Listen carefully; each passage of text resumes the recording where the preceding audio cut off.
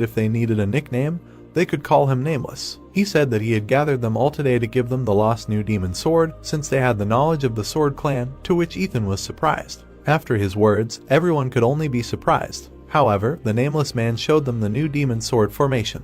It was a strength without a flaw, even compared to the heavenly demon sword technique. They could not help but admit that it was the new demon sword. Ethan asked how he knew this technique, to which the Nameless man replied that he could not tell. The man frowned and asked why he wanted to pass it on to them, to which the Nameless man replied that he only thought it was right to pass it on to those who had the knowledge of the sword demon, adding that he was following the sword demon's will. Darcy yelled that it was unfair, because Ken and William had disappointed the sword demon and were exiled for it, so their clans did not deserve it. Both men got furious, asking if she dared to insult the great ancestors and if she wanted to fight. The girl got furious and told them not to make her laugh, asking if she was wrong about something. The Nameless man told them to stop. He pulled out his blade, making everyone nervous. The man took a stance and said that this was not all of the sword demon's legacy that he was going to pass on. He began to make powerful attacks, shocking everyone. Ethan was shocked and wondered what the hell this technique was. The Nameless man said that this technique was called the 24 Demon Sword, adding that it was the last technique left by the sword demon. He looked at everyone and continued that today he would pass on the new demon sword to them, and 3 years later, to the one who mastered it better, he would pass on the 24 Demon Sword. Darcy said that she had been training tirelessly to prevent them from inheriting the last teachings of the sword demon, adding that she thought that only she had perfectly mastered the technique, but no. The Demon Sword and Darkness clans were developing no worse. 3 years later, she met them again at the Five Wisdoms Cliff. They appeared, having perfectly mastered the new demon sword. At this time, the hero listened with his arms crossed. The elder continued that, of course, the Nameless one could not find out who was clearly superior to someone, so he extended the term for 2 years. And he promised to pass on the 24 Demon Sword to the one who eliminated the weak points of the new demon sword. She secluded herself and made up for the shortcomings of the technique, putting her life on the line.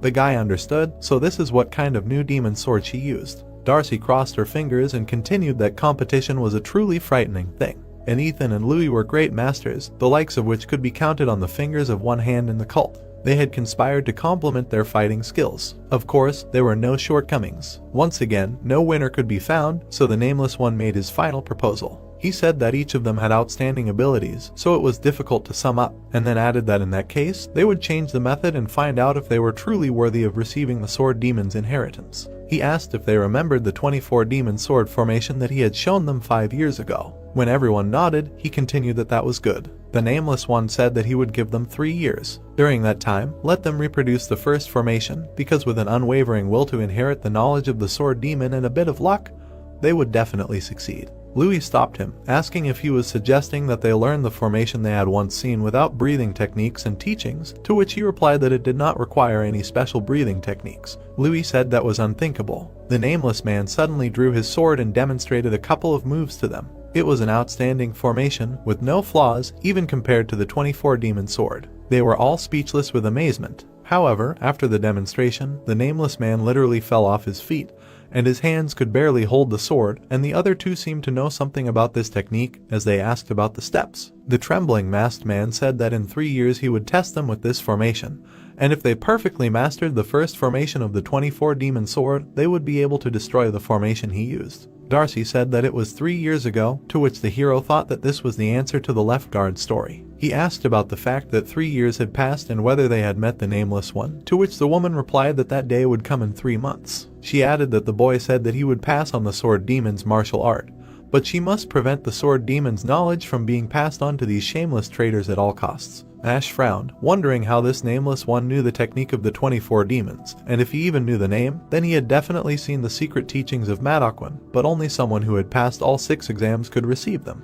He thoughtfully realized that, however, he had heard that there had been no such student in the past 70 years, so who was this Nameless one, and what kind of formation was this that could counter the sword of the 24 demons? The boy asked Darcy if she by any chance remembered the formation that the Nameless one had shown her 3 years ago, to which she replied that of course she remembered. He asked if they could visit the secluded training hall together for a while. The elder looked at him in surprise. The secluded training hall appeared. Ash swung his sword, thinking of a technique that could be destroyed by the first formation of the 24 Demon Sword technique, and if his guess was correct, it was the Heavenly Demon Sword technique, the first formation. He launched an attack using this technique. The woman covered her face with her hand, shocked to think that this was impossible. It was exactly the same as what the nameless man had shown 3 years ago. She asked how the boy knew this technique, since his performance was even more natural, and the sequence of steps was softer. The hero thought that he was right, and then wondered if the nameless man knew the first formation of the heavenly demon sword technique. He had heard that the ancestor had single-handedly copied the sword scars left on the sapphire tombstones, organized the formation, and kept it as a secret teaching, leaving it in the Lord's residence. So the nameless man was a lord. No, then that didn't explain his knowledge of the 24 demon sword. To master this technique, which only exists within the walls of Madaquin, one must complete all 6 stages. The current lord was in his 50s, so there was no way he could be the one who had passed all the exams 70 years ago. Ash thought that although the Nameless had mastered the technique of the heavenly demon sword, it was far from perfect, after which he decided that one way or another he must meet him in person. Footsteps were heard and Ash returned with Darcy, to which he was greeted. The woman said that she had an announcement. Josh looked at her with interest. The woman said that from now on she would be helping the young master, being by his side. Travis asked in shock if she really would be doing it personally. She continued that the young master must take the place of the heir at all costs, at least for her sake, but there were too many enemies. After which she added that the young master was strong, but their opponents were the great clans, and anything could happen. Travis thoughtfully replied that she was right. Josh frowned, wondering what this feeling was and why he felt so tight in his chest. He apologized, saying that of course the 10th Elder's decision would be good for the young master, but leaving the manor would not arouse unnecessary suspicion. Darcy rubbed her chin, saying that it was quite logical and that she had not thought of it at all. Travis suddenly laughed. He patted Josh on the shoulder, saying that there was no need to worry about it, surprising him. The boy smiled and asked the leader why they didn't do it this way. The floating demon clan's manor came into view. Ronald greeted them, smiling and asking if the young master had succeeded in his plan.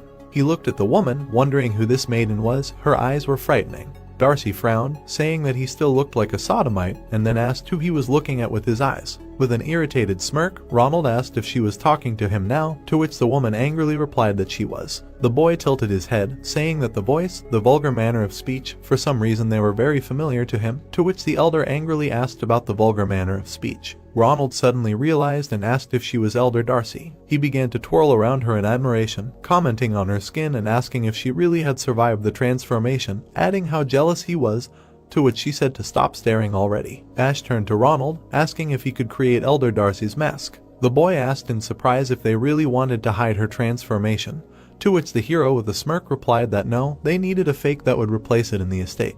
Ronald punched his palm, smiling, saying that then the elder would stay by his side and protect the young master, then said that he didn't know who came up with it, but it was a brilliant plan. Josh looked at Travis darkly, to which Travis thought that something was tingling in his back. Having received the order, Ronald immediately returned to his workshop, starting to make a mask. At the same time, Ash, who had not rested even once since leaving Madaquin, decided to take a day to recover. Travis and Mike decided to use this time to visit their parents. Josh also decided to visit home. The Demon Palm clan worried about her younger brother, and so the day flew by. Kate was on one knee and asked the leader to forgive him for causing him trouble. Ash said that he was glad to see him, asking if he had recovered yet, to which he replied that yes, everything had healed, and nothing was hindering his movements anymore, but his partner would not be able to move for a couple more days. The boy ran up, apologizing and saying that he was the reason they were hurt for nothing, to which Keith told him not to say that, as his words were upsetting him. The others arrived, and Mike happily announced that his number 1 servant, Mike, had returned. The hero asked if his parents were okay, to which he replied that yes, they were happy and healthy. Ash asked Josh if his brother was okay, to which he replied that yes, he was a little worried about his grandfather's absence, but luckily everything was fine. The boy replied with a smile that he was glad, which caused a blush to appear on Josh's face. The hero turned around and said that since everyone who could was gathered, he would tell them about their future plans, to which he was told to give orders. He began to explain that first they needed to divide the responsibilities. Travis, Mike, and Josh would secretly meet with the clans of their people who remained in Madaquin.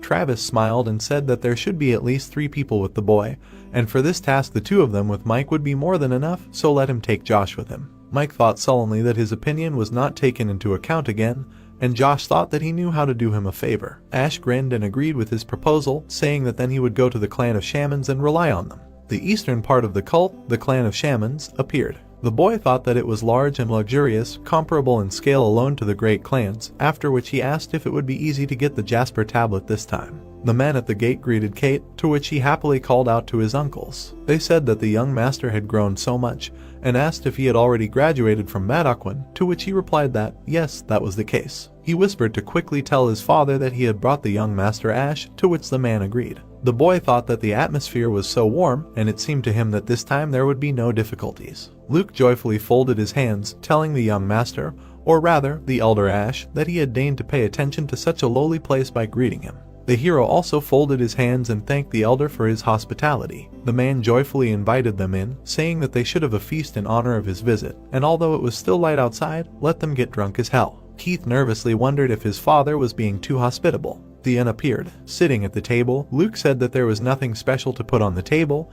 but let them help themselves. He happily stated that he still couldn't stop marveling at how he had shown his godly power in the fight with the elder, to which the boy thought how burdensome it was. Ash frowned and told Elder Luke that he had come to ask him for something today. The man smiled and told him to just ask and he would help in any way he could if it was within his power. The boy stood up from the table, then folded his hands and asked him to be his witness in choosing an heir to the Lord's place. Luke was shocked and said that the future heir did not have to be so polite.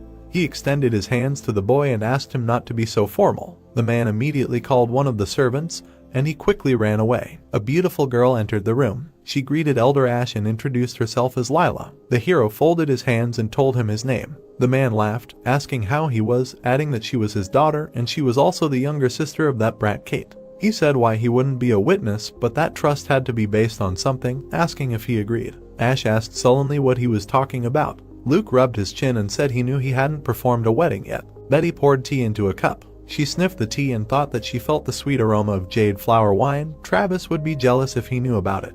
The girl entered the room. Betty was suddenly surprised. The girl greeted Ash with a smile on her face and noted that her name was Lila. Luke laughed and said that she was his daughter and also the younger sister of that brat Mike. Sipping her tea, Betty wondered why Mike's sister was invited there. Luke noted with a smile on his face that, however, this trust must have some basis. Holding his chin, he said that he knew that the main character had not yet celebrated a wedding, although it was not the best option, but she could be taken as a wife. Betty choked on her tea. She was terribly scared. Ash said with a serious look that Luke's words confused him a little. Luke pointed at Layla and suggested that the protagonist did not like her. Ash replied that this was not the problem. Luke asked with a slight smile on his face if there was any particular problem. Frowning, the protagonist thought that he did not understand why there was such hospitality, and Luke had planned it all from the very beginning. Turning his gaze to Layla, Luke emphasized the fact that he needed to become related to him by any means possible. He imagined Ash, whose clothes were stained with blood. Luke reasoned that having seen his victory over William, he was sure that he would be the first candidate for the successor of the cult in 500 years who would not bend under the influence of the great clans and would be able to fight back against them. Although their clan had risen to the rank of one of the most powerful,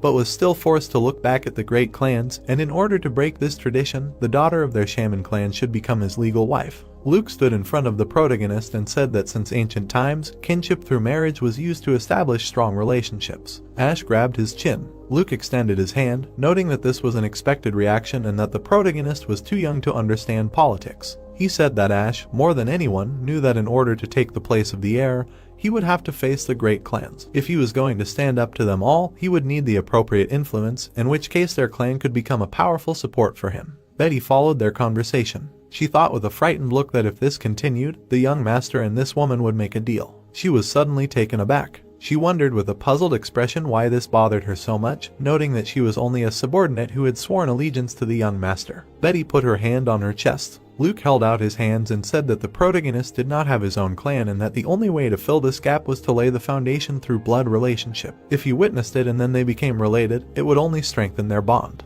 Luke started laughing and asked if there was a better way for Ash to move on. The protagonist replied that his words made sense. Luke was taken aback by this. Betty was shocked. She imagined herself sitting on a chair and asked if the young master had decided to get married. Betty looked down and noticed that her chest hurt. She liked the master and she only realized it now. She looked away. Looking at Leela, Betty noted that she was beautiful and the young master would definitely like her. She held her face and thought that she had been wearing a mask all this time, pretending to be a man. It was unlikely that the young master saw a woman in him. Satisfied, Luke exclaimed that this was an excellent choice and since they would become related in the future, all the modest merits of their clan would go to them. Ash assumed that there was a misunderstanding.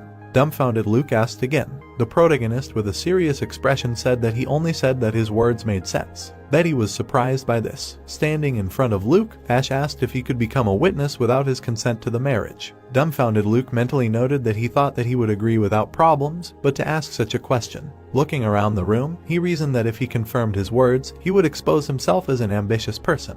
He asked if he would become a witness and would he miss the chance to insist on the wedding and whether it was not better to show willpower for the sake of a bright future. Frowning, Luke came to the conclusion that Ash was not afraid even of the great clans and he would incur his contempt, and this would entail huge losses. Mike stood up from the table and asked if he could intervene. A smile appeared on Luke's face and he declared that he was his only hope. Mike said with a satisfied look that ever since they passed the 6th exam, the 9th Elder had shown him sincere favor.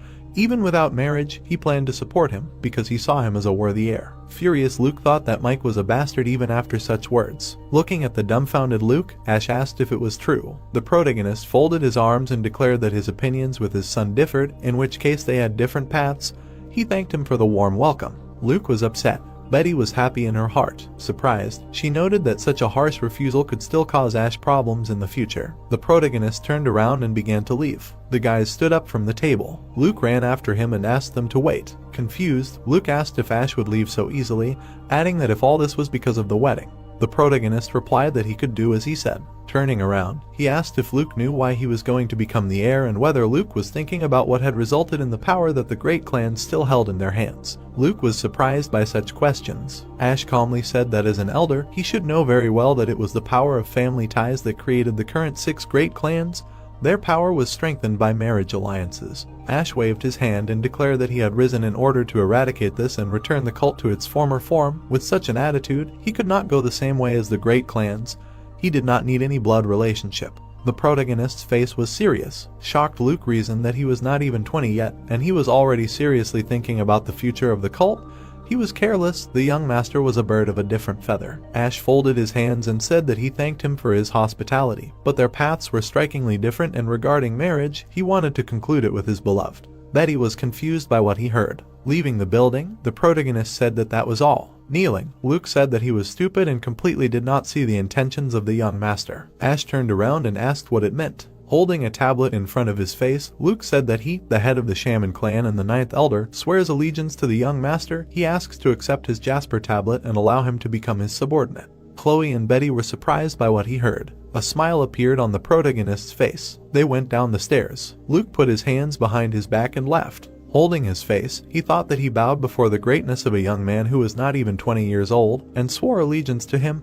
It remains to hope that his premonition did not deceive him. Standing next to his daughter, he noted that it was a shame to let such a person go. Layla, with a smirk on her face, said that no tree could withstand a dozen blows. He looked at her and said that he relied on her. Sighing, Layla thought that nothing could outshine her appearance, but he did not even look at her. Nothing. She would make herself noticed. The sun was setting behind the horizon. Betty carried the blades in her hands. She looked at Ash's back. She smiled happily. Betty remembered how the main character folded his hands and noted that he wanted to marry his beloved. He turned his gaze to Betty. Hugging the swords, she thought that she could be wrong, but Ash seemed to look at her. She went down the steps. The plot takes us to the outskirts of Madoquin. The sunlight enveloped the buildings. Ben sat at the table opposite the protagonist. His face was surprised. Sitting in front of Ash, he asked if he was interested in something. The protagonist asked to tell him who passed the 6 stages 70 years ago. Taken aback, Ben said that he wanted to know the reason. Chloe said with a serious look that she would explain everything herself. Ben's voice was heard on the street. He asked if it was true. Stunned, Ben wondered if this nameless man had even mastered the Sky Demon sword technique. He grabbed his chin. The protagonist asked what was going on. Ben told him that the one who passed all the exams 70 years ago was a great lord. Surprised, Ash asked about his grandfather. The man was enveloped in red and dark streams of mana. The story told us that Ash's grandfather and the great lord of the Mark cult. He was called the best martial artist among several generations of lords in the past 500 years. He achieved greatness by expanding the influence of the heavenly demon cult all the way to Zhejiang province, and his many military achievements in battles with the Muram community and occult schools. The dumbfounded protagonist thought about what he heard, that his grandfather had disappeared without a trace over 200 years ago. He wondered who the nameless one really was in that case. Ben folded his arms and mentally noted that he had mastered 2 unique sword techniques that were kept only in the Lord's Manor and the Madoquin dungeon, both of which could only be learned by having access to the Lord's Manor and passing all the exams. Strong gusts of wind blew across the square. then looked out the window. Ash frowned slightly and noted that this was 2 weeks earlier than expected. The plot takes us to the eastern gate of the cult. People were carrying a cart. Joyful people shouted that the Lord had returned. They raised their hands and cried out that they wished glory to the cult. Ben folded his arms and declared that now the real war would begin. Ash looked at the Lord. He frowned. The protagonist saw his teacher riding a horse. Looking at Hank, Ash asked if he had injured his right eye, adding that his face was pale. The dumbfounded protagonist asked if something had happened on this expedition. Looking at the other people, Ash reported that the first 3 elders looked fine, but the lower ones were covered in wounds, the 5th had lost an arm, and 1 elder was completely missing. Betty was suddenly taken aback. Dumbfounded, Betty asked if it was Grandpa. The old man raised his hand. Betty exhaled and noted that he had grown a little thin, but overall, he seemed fine. Ben watched the events and thought that the 7th elder from the Clear Saber clan was nowhere to be seen. They would soon find out what had happened. Ethan looked around and wondered why his sister and the disciples of the Dark Clan were missing. He was surprised and thought that he did not know the reason, but he could not shake off the bad feeling. The dumbfounded stranger asked what it was. The people were carrying a flag. The villagers looked at the people and asked why the Muram community was there and didn't they send messengers last time. The angry spectators asked them to get lost. The man frowned at this. Surprised, Ash asked if this was the Muram community. Holding a fan in front of his face, Ronald said that things were taking an interesting turn. The protagonist looked at him and asked if he knew what was going on. Ronald replied that the information was being carefully hidden, so he couldn't say for sure, but Ronald seriously suggested that perhaps this was a chance for the cult to form an alliance with the Muram community. Dumbfounded, Ash asked about the alliance with the Muram. We are transported to the main temple of the cult. Sunlight enveloped the building. People were sitting on chairs in the room. The warrior entered the building and said that the 9 elders had arrived. Luke began greeting the people. Hannah sighed and said that 3 elders were late. Carl remarked that the head of the Poison clan must be uneasy and needed to understand his situation. The boy stood still and shouted that the 10th, 11th, and 12th elders had arrived.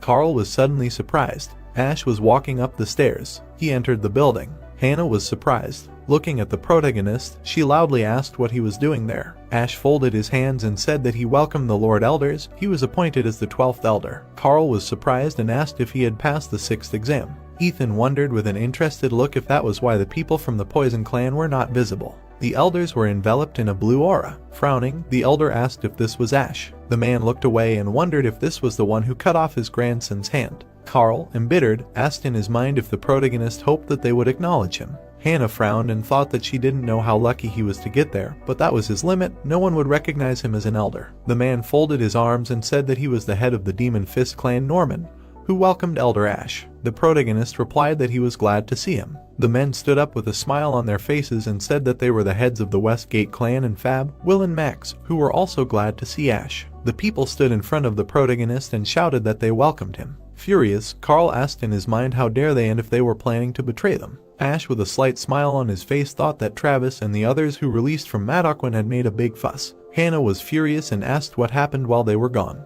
Furious, Ethan thought that no one knew that a pathetic flea that they could crush at any moment would become such a threat. They looked at Ash. The Lord entered the room. He suddenly stopped. Solomon sat on the throne. A cry was heard in the hall that long live the Celestial Demon Cult, and the insignificant followers of the Celestial Demon Cult respectfully request an audience with the Great Lord. Solomon raised his hand. Sam extended his hand and ordered him to sit down. The protagonist sat down on the chair. He was suddenly surprised. He saw that the Lord's breathing was uneven. Looking at Solomon, Ash assumed that he had internal injuries. The protagonist stared at him and thought that judging by the healthy color of his skin, his condition was better than the other elders. He turned his gaze to Hank. Hank was dumbfounded and wondered how this boy. A blue aura enveloped Ash. Hank thought that he did not believe his eyes. Even the way he held himself said that his level had already surpassed him. Hank smirked and noted that now he could not call him a youth. Ash was taken aback. He saw a powerful aura from the Lord. The protagonist calmly noted that his gaze was sharp as a razor, although he did not show it, but the Lord seemed to be quite shocked. Sam kept his hands behind his back and said that they were moving on to the meeting. First, the 9th elder would report on how things were in the cult in the absence of the Lord.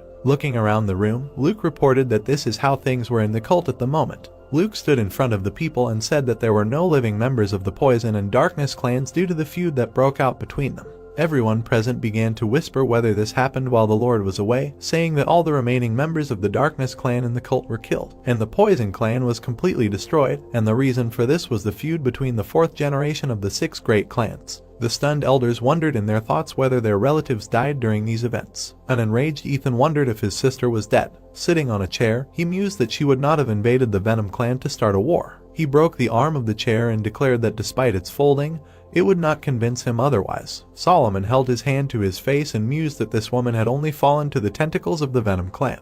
Ben, with a slight smile on his face, thought that the young master's plan had sparkled with new colors. Ben looked at the angry elders and noted that now they would not be able to live as before. Luke folded his arms and closed his eyes and said that based on the rules of the cult and Madokwan, they made Elder Ash the new 12th elder after he passed the 6th stage. It had to be postponed due to their absence, but now they asked for his appointment to be officially confirmed. An enraged Hannah cried out that she objected, adding that they were not there for the appointment ceremony and it would be better to discuss this matter later. Solomon asked the protagonist to come forward with a serious expression. Ash started to walk towards him. He came forward and folded his arms. Sitting on the throne, the Lord declared that in the name of the 23rd Lord of the Great Heavenly Demon Cult, he appointed him as the 12th elder of the cult. He must be loyal to the cult and dedicate his life to it. The dumbfounded boys wondered what this meant. Solomon introduced young Ash and emphasized the fact that some pathetic boy from the bottom had climbed to such heights and this was something incredible. The Lord said that since he had officially become an elder, he would listen to him one request. The protagonist stood in front of him and said that in that case, he calmly asked to allow him to take the place of the heir of the cult. Frowning, the Lord asked again. The boys came forward. They looked at Solomon and asked to allow Ash to take the place of the heir. Carl, dumbfounded, mentally noted that it was all over and that he had been aiming for this from the very beginning. Looking at the boys, Carl asked if the protagonist had convinced the most obstinate and intractable elders in the entire cult. Hank smiled and noted that his student was amazing, and in such a situation they did not even have grounds to object, and if they thoughtlessly began to plot, they would only lose authority. Ben listened to them silently and thought that all that was left was to get permission from the Lord so that the situation would take the worst possible outcome for them. Solomon, with an interested look, asked if the 3 witnesses recognized the 12th elder as the heir. The boys knelt down and cried out that they recognized that young Master Ash deserved the right to take the place of the heir. The Lord looked at them silently. He noticed red gusts of energy and said that he officially recognized Ash. Ethan was furious and thought that they were asking for permission as if they had been waiting for this moment. He was shaking with anger and noted that he knew the protagonist. Ben pulled the blade to his throat. Standing in front of him, Ben asked him to curb his lust for murder and this impudent act in the presence of a great lord. Ethan gritted his teeth. He began to scream that they thought that he did not know their cunning plan. Ash watched him. He smiled. Enraged, Ethan called him a bastard. A powerful aura began to emanate from the Lord. Ethan began to calm down. He knelt down and reported that this insignificant servant had committed a terrible rudeness. He bowed his head and asked him to forgive him for his arrogance. Sitting on the throne, Solomon ordered everyone to return to their places. Ben sheathed his sword. He began to walk away. Ethan suddenly turned around. He jumped up and flew behind Ben. Frowning, Ben looked back. Ethan was flying towards the protagonist. There were traces of blood on his face. Ethan frowned and thought that he would get to the truth and tear him to pieces. Ethan suddenly shuddered. He looked back. Ash, with a smirk on his face, mentally told him that he was thinking correctly and it was he who killed them all. Ethan's eyes turned red with anger. He flew at the protagonist. Ben jumped to help and asked him to stop. Ethan's palm was enveloped in bright mana. He hit Ben in the stomach. Ben flew to the side. He began to cough up blood. He created a whirlwind in front of Ash. Solomon was surprised by what was happening.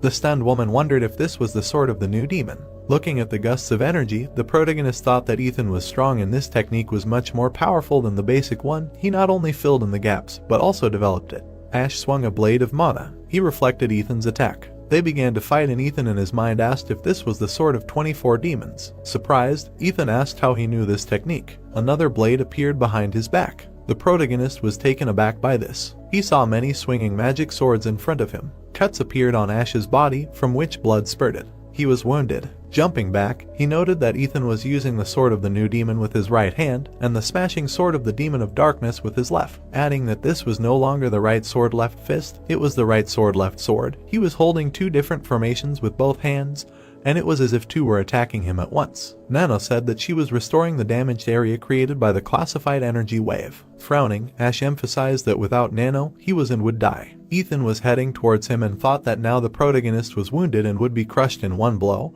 He did not know how he managed to master the technique of the sword in 24 demons. He swung his sword. He was heading towards Ash and wished him death. The dumbfounded woman thought that even the young master couldn't block it. Frowning, the protagonist thought that since the sword of 24 demons couldn't handle it. Ethan was shocked. Ash began to swing his saber. The dumbfounded Ronald noted that this was the same technique as then. He blocked Ethan's attacks. Dumbfounded, he thought that Ash was hitting blind spots that even the left sword couldn't cover with the right sword. The blow hit him. The protagonist's eyes were glowing blue. He swung his saber. Ash seriously noted that this was the last formation of the unrivaled sword spirit. He didn't know its exact name, but it looked just like it.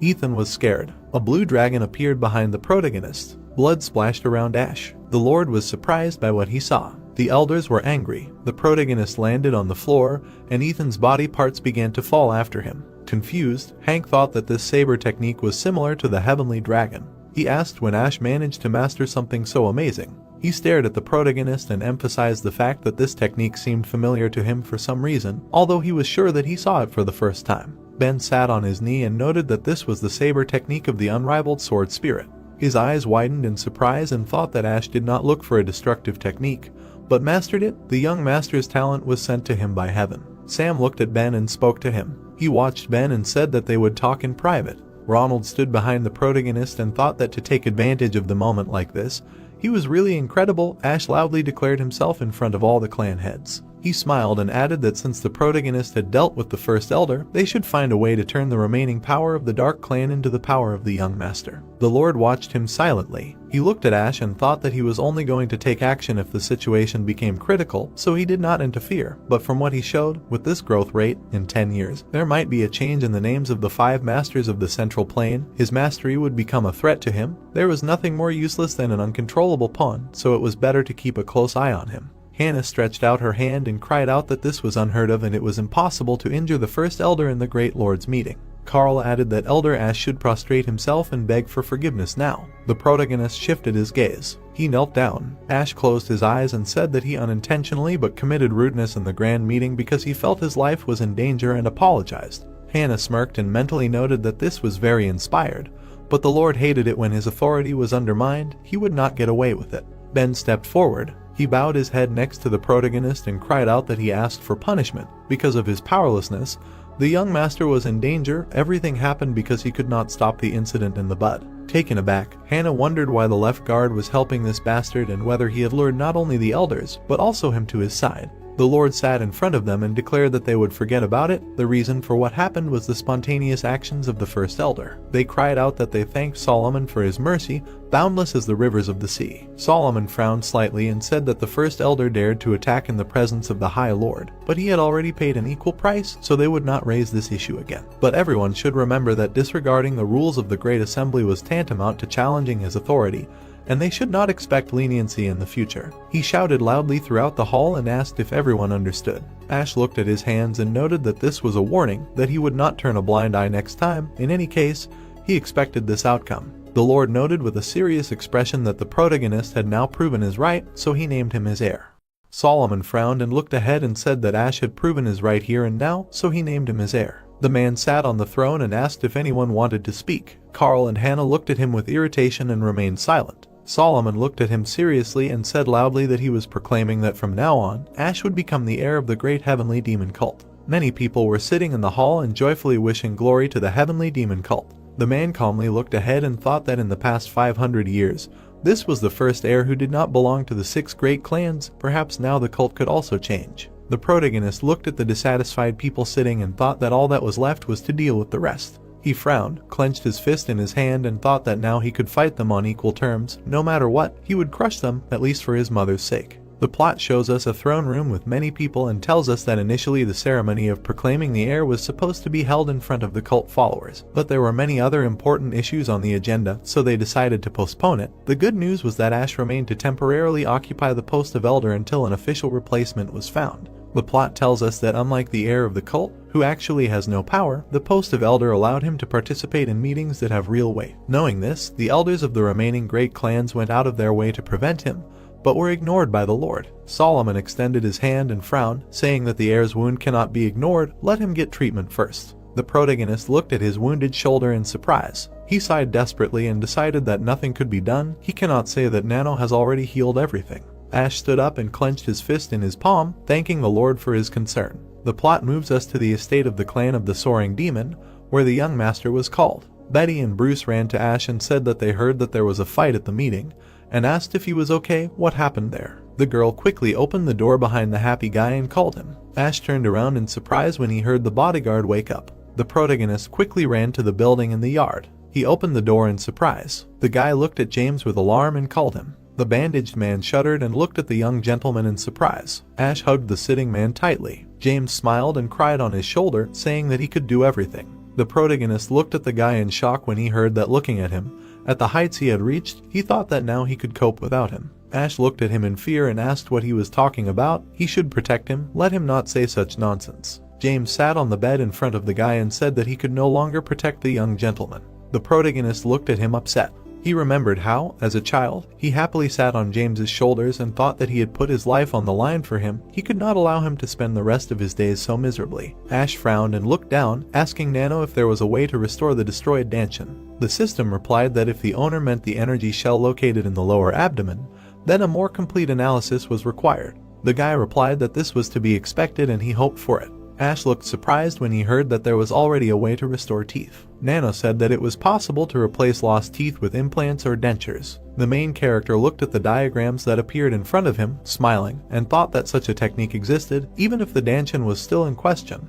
But with this he would be able to return his teeth. The guy decided that when he had time, he needed to ask Master Dexter and Dr. Klaus for a favor. Ash sat smiling on a chair next to the man's bed and said that he had news that he would like to share with him first. He frowned and said that he had finally won the war for the place of the heir. James looked at him in surprise and asked what he was talking about. The protagonist smiled and said that he had won the war for the place of the heir and was officially declared the heir today. The bodyguard began to tremble and said in surprise that the young master was the heir. How did this happen? Ash looked at him in panic and shook his body, asking what was wrong with the suffocating man. Nano said that this was a loss of consciousness due to a reduction in blood supply to the brain. It occurs with severe shock. Ash looked at the sleeping James and thought that a person could even faint from surprise. You need to be careful until he gets stronger. 2 hours later, Ronald was smiling, holding a fan, standing with other men and once again congratulating the guy on becoming the heir. The protagonist's team looked at him in shock. The guys screamed in surprise. Ronald asked embarrassedly, did they really not know yet?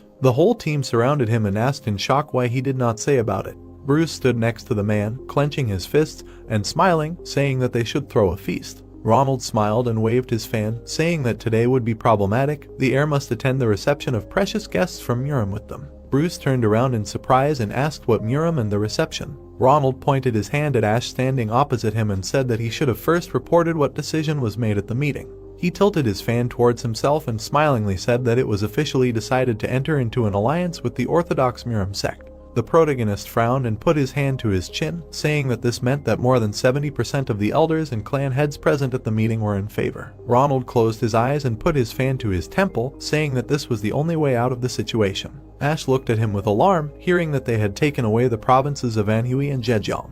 The protagonist extended his hand and asked if this was really an alliance of occult clans, and Ronald objected. The guy frowned in shock and looked at him and said that this was not a cult, like the Celestial Demon cult, and not even an alliance, but some kind of school. Ronald imagined a settlement near the river and said that this was the domain of the Celestial Demon cult, Zhejiang province, divided into 9 branches. Introducing mountains and a man who had turned away, he said that there was an Anhui province, on the territory of which there were 15 schools headed by the Namgung family. The family of the warrior sword Namgung's son, who is one of the 17 pillars of the Muram sect. The man presented a map with the provinces and said that since ancient times these 2 territories bordered the territories of the 3 rulers of Muram, where skirmishes most often take place, and therefore great attention is paid to security. Ronald recalled a man pulling the dead boy's hair and said that not long ago, however, 3 branches of the Heavenly Demon cult in Zhejiang province were attacked simultaneously. He imagined many fleeing warriors and said that the cult decided that it might be an attack by the Muram sect and sent messengers to the 2 branches near Jiangxi and the remaining 5 branches in Zhejiang as reinforcements.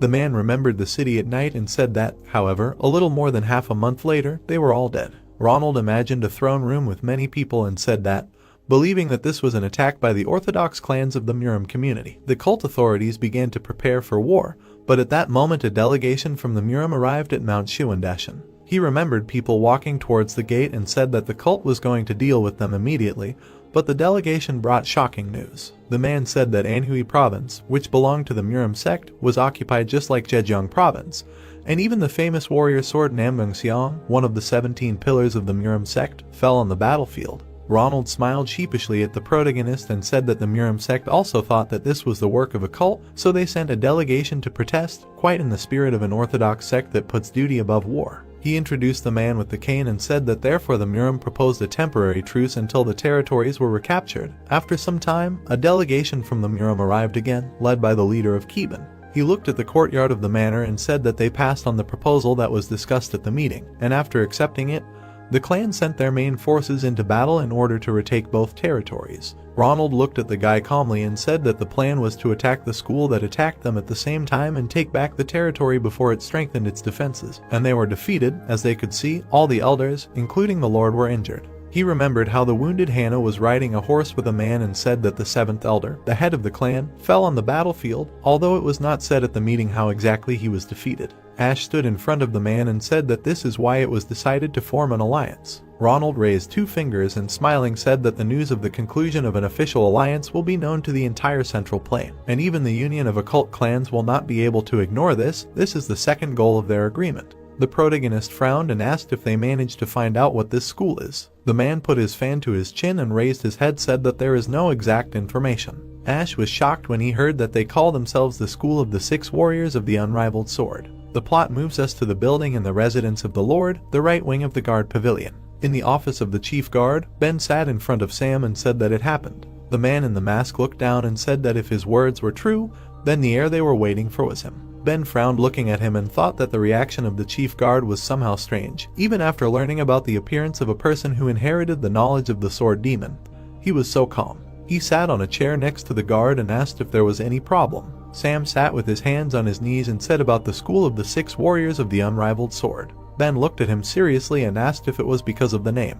The guard calmly looked ahead and said that it was not advertised at the meeting, but the one who cut off the hand of Elder Hannah and deprived the right guard of an eye was the master of this school. Sam remembered how many people were walking among the mountains and said that when they reached Zhejiang province, they kept all their movements secret, but they suddenly ambushed them as if they were just waiting for their arrival. He imagined how they fought with the warriors and said that although they were strong and outnumbered, as the main force of the cult, they were able to react immediately. The man remembered how 3 men smiled creepily and said that soon 3 unrivaled masters appeared who used a sword, fists, and steel claws. Somehow they looked like the leaders of the school. The guardian imagined the 3 men fighting fiercely against their opponents, saying that they had dealt too easily with masters of the troop leader and clan level, so the elders had been forced to fight them personally, but even they could barely fight on equal terms, attacking 2 at a time. Sam remembered the man smiling as he stabbed his opponent and said that the temporary precarious balance had collapsed with the death of the 7th elder. He imagined Hannah screaming from the blow and said that with the loss of the 5th elder's arm, he and the Lord had eventually had to intervene. Sam stood in the office, facing the man, saying that the one he had fought was a master of the sword, and that facing him had made him realize something. The man bared his shoulder and said that fencing, hand-to-hand combat, steel claws, movements that strained the body to the limit, all of his techniques came from the same martial art. Sam stood, baring his back, covered in many scars. Ben looked at him in shock and thought that he was not pierced by a sword, but as if he was chopped. Besides, these scars are similar to the saber technique of the unrivaled sword spirit. The guard looked away at the man and said that even with his kingdom, he could not avoid all of his blows. If he used a saber in the formation instead of a sword, the same fate as the 1st elder awaited him. The plot moves us to the banquet hall in the courtyard near the main pavilion of the cult. Under the canopy, guests were sitting with Solomon at the head. The protagonist turned away and frowned, deciding that he did not like this place. Ronald sat at the table next to Darcy, hiding behind a fan and asking if he did not think that such a dull official uniform did not create an atmosphere of celebration at all. The subordinate reported that the jewels had arrived. The 6th of the 17 pillars of the Murim sect and the head of the Huashan school, Isaac, entered the pavilion. Next, the 7th of the 17 pillars of the Murim sect, the head of the Moyong family, Duncan, entered with a grin. Many people entered the pavilion. Duncan put his hand on his cheek and whispered something to Julie. The girl entered with her hands clasped on her waist along with the guards. She clenched her fist in her palm and said that as a representative of the Murim sect, she welcomed the lord of the heavenly demon cult. The men in the hall closed their eyes and clenched their fists in their hands. Solomon sat on the throne and said that as a lord, he was also glad to welcome the dear guests from the Murim sect. The 2 guys frowned and looked at him. Duncan raised one eyebrow and looked at the man in surprise. Solomon knitted his brows and said with displeasure that the representative of the Muram sect was hiding his face. This was disrespect. The girl took the cloth of her hat in her hands and apologized, saying that she was nervous from meeting him and made a mistake. Julie took off her hat. She calmly looked forward. Julie stood in front of Solomon and looked at him. Many guys looked at her in surprise. Casper grinned and thought about how everyone was staring with their mouths open. This is what the first beauty of the Central Plain means, demonic fools. The guys in the crowd looked at the girl and whispered that if there were beauties of ancient China, even they would hardly boast such an appearance. She could safely be called the most beautiful woman in the world. The man clapped his hands. The people in the crowd turned away in embarrassment, covering their faces, and decided that they were staring too much. Julie clenched her fist in her palm and closed her eyes and said that she was the second military advisor of the Muram sect, greeting the Lord and asking him to show good nature and forgive her ignorance. Solomon stood up, folding his hands, and said that the head of the sect had sent a valuable guest. He welcomed her once again to the heavenly demon cult. Isaac clenched his fist in his palm and closed his eyes and laughed, saying that a little more and all the prepared food would cool down. They were so hungry waiting for the banquet. Solomon sat standing near the table in the pavilion and said that the head Isaac was right. Let them quickly see out the dear guests. Luke and Darcy stood up and folded their hands and introduced themselves as elders of the great heavenly demon cult. Ronald stood in front of the men and laughing said that he was the 11th elder of the great heavenly demon cult. Isaac touched his beard and thought that he had already heard about all of them. Ash clenched his fist in his hand and said with a smile that he was the heir of the great heavenly demon cult and the acting 12th elder, greeting the honored guests from the Muram sect. Duncan sat next to his son and thought about what he had heard, that the heir of the cult had not yet been chosen, but it seemed that this was not the case. Isaac looked away and thought about how he looked so young, but he was also the elder. He did not see the poison Lord William and the smiting sword of the demon of darkness Ethan. Duncan frowned and looked ahead and thought about how the demon cult was a demon cult. Even he could not appreciate the power of this heir, although he looked no more than 20. Casper was angry and clenched his teeth, thinking about how there was a monster like him here too. The man in the hat looked at the pavilion and thought about how the elder was not enough. He looked thoughtfully from under his hat. The man looked at the protagonist and the guys sitting next to him and decided that this one would do. He hit the teapot with a plate. Julie looked down calmly. The girl quickly got up from the table. She approached the surprised Ash and Darcy. She smiled and asked if she could disturb Darcy. The woman looked at her in surprise next to the smiling Ronald. The men from the sect looked at what was happening in surprise. Julie smiled sweetly and sat between Darcy and the protagonist. Ash frowned and looked at her and thought that she was as if intoxicated. She could not neutralize it with Nigong. The girl turned her head and sweetly called the heir. She quickly approached the embarrassed Ash's face and said that she wanted to see him. Casper frowned in shock and clenched his teeth, wondering what she was doing at all. Julie touched the guy's hand. The protagonist looked at her in shock and pulled his hand away. Julie smiled and moved closer to him. Ash raised one eyebrow and decided that it was difficult. He looked warily at the smiling girl. The man in the hat, smiling, hit the teapot with a plate again and decided that the time had come. The girl quickly waved her hand. The protagonist, shocked, dodged the blow. Ash raised one eyebrow and looked at the girl, deciding that it was difficult. He looked seriously at Julie and told Nano that it did not look like the military advisor was drunk. What was happening to her? The system launched an analysis of facial expressions. Nano examined the girl's eyes and reported that the pupils were narrowed. Abnormal eye movement was recorded, presumably a state of hypnosis. The girl quickly waved her hand and the system said that it was downloading the corresponding information into the user's brain.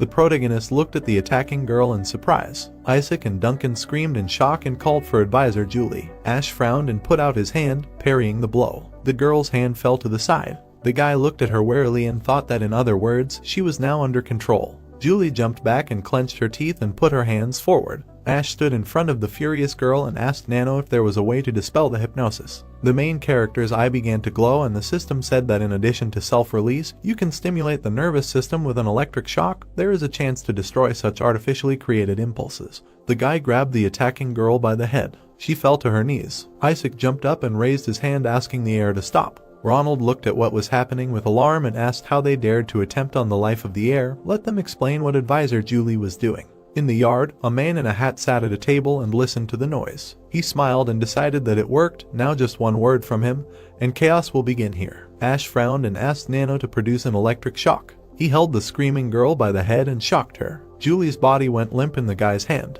Carl walked towards the guy, anxiously asking what he was doing. The man was watching Ash from the street, thinking that he had made the situation worse, and that he didn't even need to intervene. Julie opened her eyes in confusion. The girl was lying on the floor, looking at the protagonist in surprise. She looked around in surprise, asking what had happened and whether she had drunk too much. The man in the hat grinned at the girl, thinking that the suggestion had been dispelled. He looked away warily, hearing through her throat that now was not the time to hesitate and that she should move on to the backup plan. Casper helped Julie up, holding her hand. The man hit the teapot with a plate. The guy jerked and looked down angrily, calling for the air. He ran at the protagonist in a rage, holding out his hand, and asked how he dared to touch Lady Julie since he would kill him with his own hands. Casper frowned and swung his hand furiously. Ronald grabbed the surprised boy's hand with a smile. He picked up his fan and, closing his eyes, said with a smile that the young gentleman had not taken them seriously at all. Enraged, Casper screamed loudly to be let go. Darcy frowned and tisked and hit the guy on the back. Casper fell face down on the floor. Ash looked at him worriedly and thought about how he was fine just now and suddenly changed. This means that the hypnotist is somewhere nearby. He looked to the side warily and told Nano that he wouldn't have pulled this off alone. Let him activate the Chonum listening module.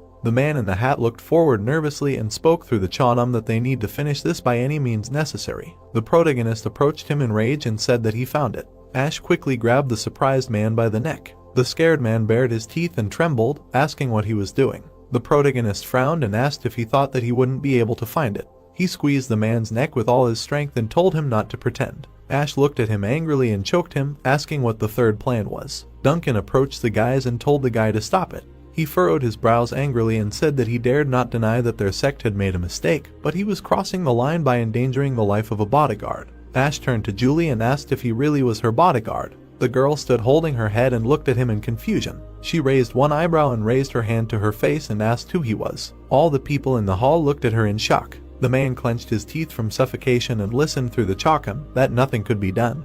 He would have to use the third plan. While the master was looking for the remains of the sword demon, they would help him by sowing chaos. The protagonist looked at him in shock and thought about the remains of the sword. The man clapped his hands. The people in the crowd shuddered. The people around began to fight, calling each other hypocritical sectarian fools and filthy demonic spawn. Ash looked down in surprise and wondered how so many people had managed to be hypnotized. Maybe it was because of the clap. He remembered the man clapping his hands and thought about that moment. Looking at the fighting guys, he thought about how it was possible to influence such a crowd with just that. Obviously there was something else. The man put his hand to his mouth and shouted loudly that demons were attacking them. They must fight back. The people from the sect and the cult looked at each other angrily and shouted that this was a vile trap of the sectarians. Ronald and Luke stood ready to fight in front of the sect representatives in the pavilion. The protagonist jumped out in front of them, holding out his hand, and shouted for everyone to stop. Ash frowned and said that they were all hypnotized. Isaac looked at him and asked what he meant by that. The guy frowned and turned to the man and said that the recent strange actions of advisor Julie were an evil trap to pit the cult and Miram against each other. Isaac looked at him worriedly and asked what they should do. The protagonist extended his hand and looked around and told the elders and guests to make sure that those who were not under hypnosis did not get involved in the fight.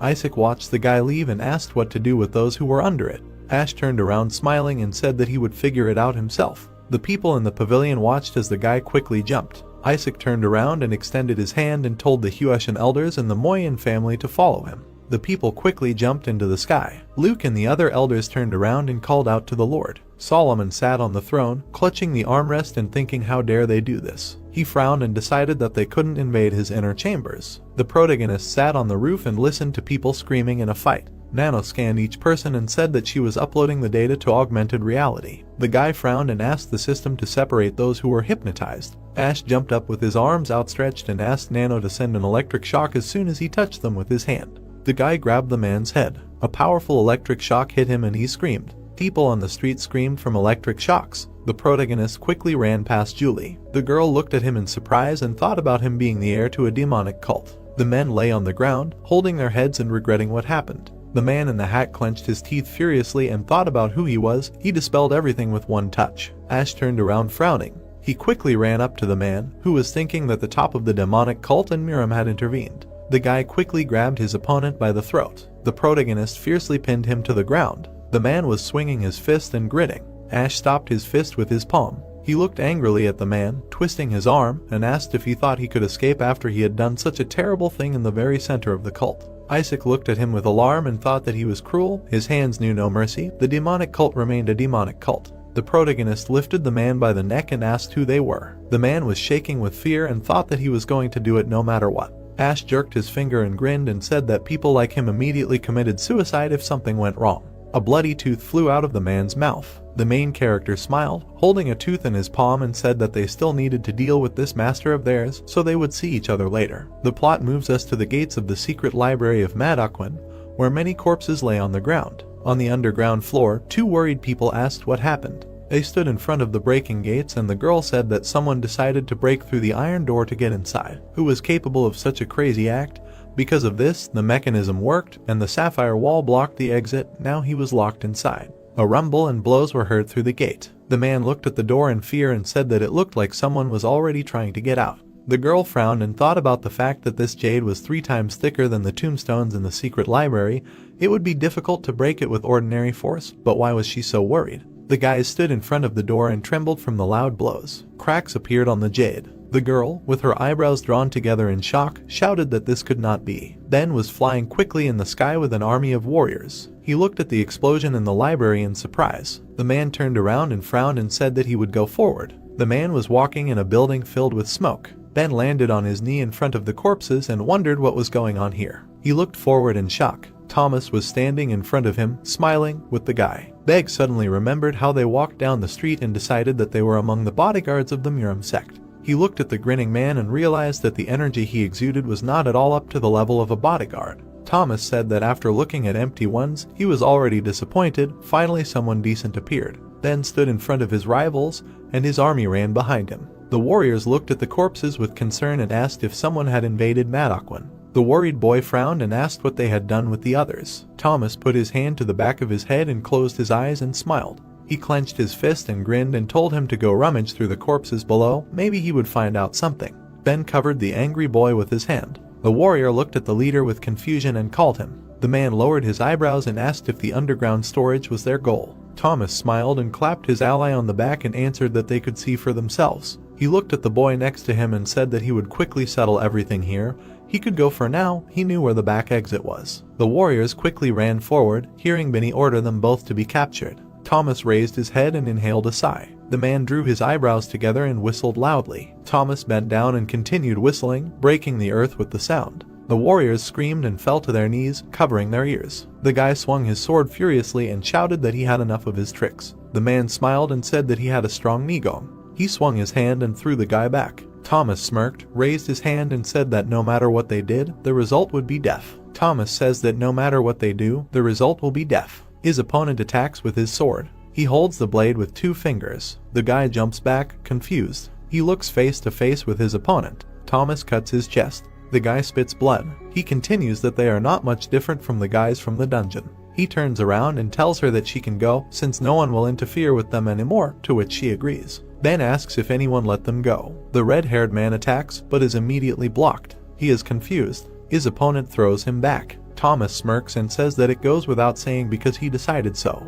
Ben reasons that he is very fast and asks himself what kind of movement it was, because even on a MiG it is no longer possible to relax. Thomas says that he is upset that he turned out to be a dud and asks if this is all that the cult is capable of, the skills of whose members are overgrown with rumors. The red-haired man asks who they are. The brunette attacks, saying that he is too curious for someone who is about to die. Ben parries the attack. He swings his fire sword. Thomas asks if this is all he can do. Ben grins, realizing that his opponent is too superior to him in every way. He swings, thinking that he can't just defend himself. He delivers a spinning blow. Thomas is glad that he has finally become more serious. Their blades merge in battle. Ben looks ahead in horror. He doesn't understand how he hit from there and where his fist fighting style came from. Several fists are aimed at him. Ben receives multiple blows to the chest. Thomas prepares to deliver the finishing blow. He watches as the red-haired man flies into the haze. He gets to his feet and coughs up blood. Ben says that he is from the school of warriors of the unrivaled ball. Thomas asks why he decided so. The red-haired man explains that he used his fists, but they looked more like a saber. The brunette answers that this is interesting and says that it is correct and gives his full name and says that he is the head of the school of the saber fist belonging to the school of 6 warriors.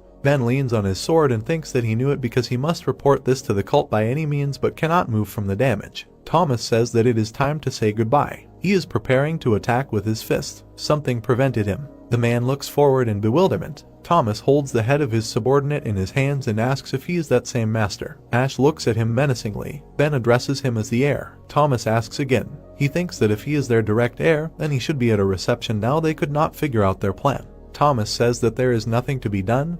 He will have to kill him and leave. Ash silently prepares to strike back. He delivers a slashing blow. The brunette smirks and thinks that he managed to reflect his attack. Ash's opponent attacks. Ash looks straight at the fist, thinking about the method of nailing a flower to a tree. He continues that if he retreats now, the left guard will die and he needs to take the full force of the blow. Ash deflects the blow with his sword. Thomas jumps back, asking if he just retreated, but on the contrary, he pushed him back with his attack. Nano says that he is restoring the organs damaged by the leaked energy. Thomas smiles and thinks that he knew that the blow did not hit him. Ash asks if the left guard is okay, to which he replies that he is fine. It seems he can move. The guy continues that he should go and call the Lord and the other elders because they should be at the entrance to Madakwin. Ash looks at Thomas and says that he is taking this on himself and urges him to go quickly, to which the brunette asks who gave permission. The guy asks him to hold on for a bit. Thomas looks angrily, asking if he thought that he would not catch him. Thomas prepares to hit. Ash stands right in front of him.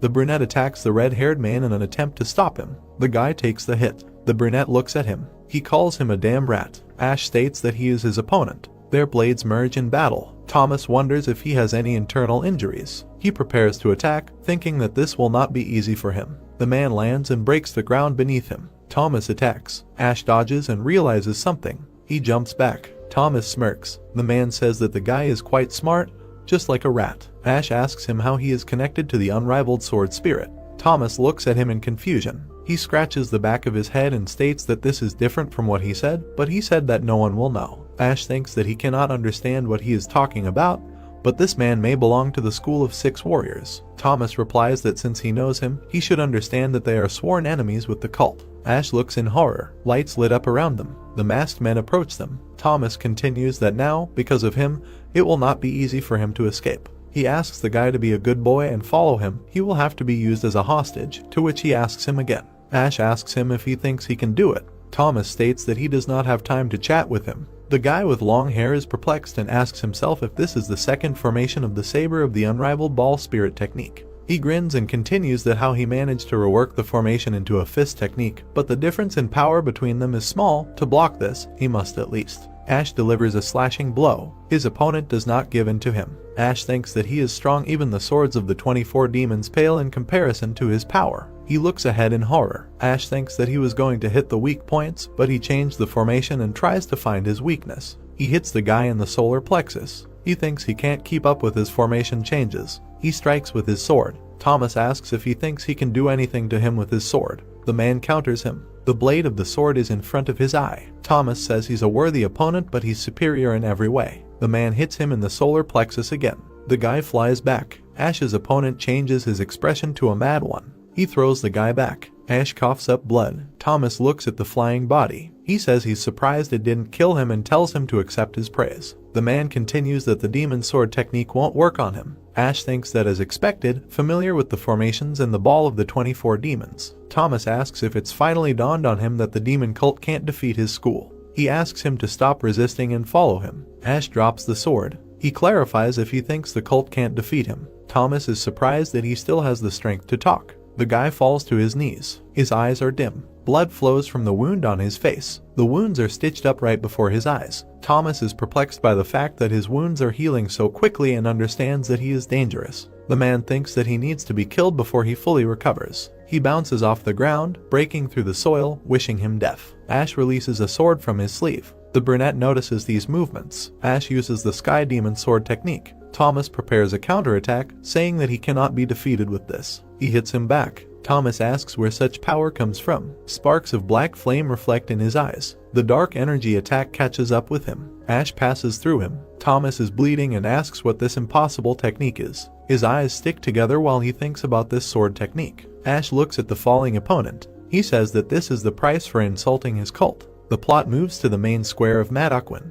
Norman looks ahead angrily. He sees a red-haired man in front of him. The man asks him where the enemy is, then wipes his mouth, saying that now a fighter from the school of 6 warriors is fighting the air and they are in front of the library. He falls, saying that they need to hurry, while the servant runs to help him. The masked man says that it looks like the red-haired man has lost consciousness from internal injuries. He turns to Norman. He asks him to wait, to which he asks what this means. Norman angrily asks who he dared to block the road. The masked man bows and says that he will go there first. He thinks that the Lord should take care of his health because he has not yet fully healed, probably after the fight with him. The Lord agrees reluctantly. Norman continues that the 4th and 10th elders should go with him, to which they give a positive answer. The Lord looks after them. Norman noticed something. He sees that he is holding something in his hands. The masked man aims for his goal. He lands on the roof. The masked man notices something ahead. Ash uses the black demon technique in front of him. He strikes his opponent. Thomas looks at the enemy in horror. The masked man realizes that this is a formation.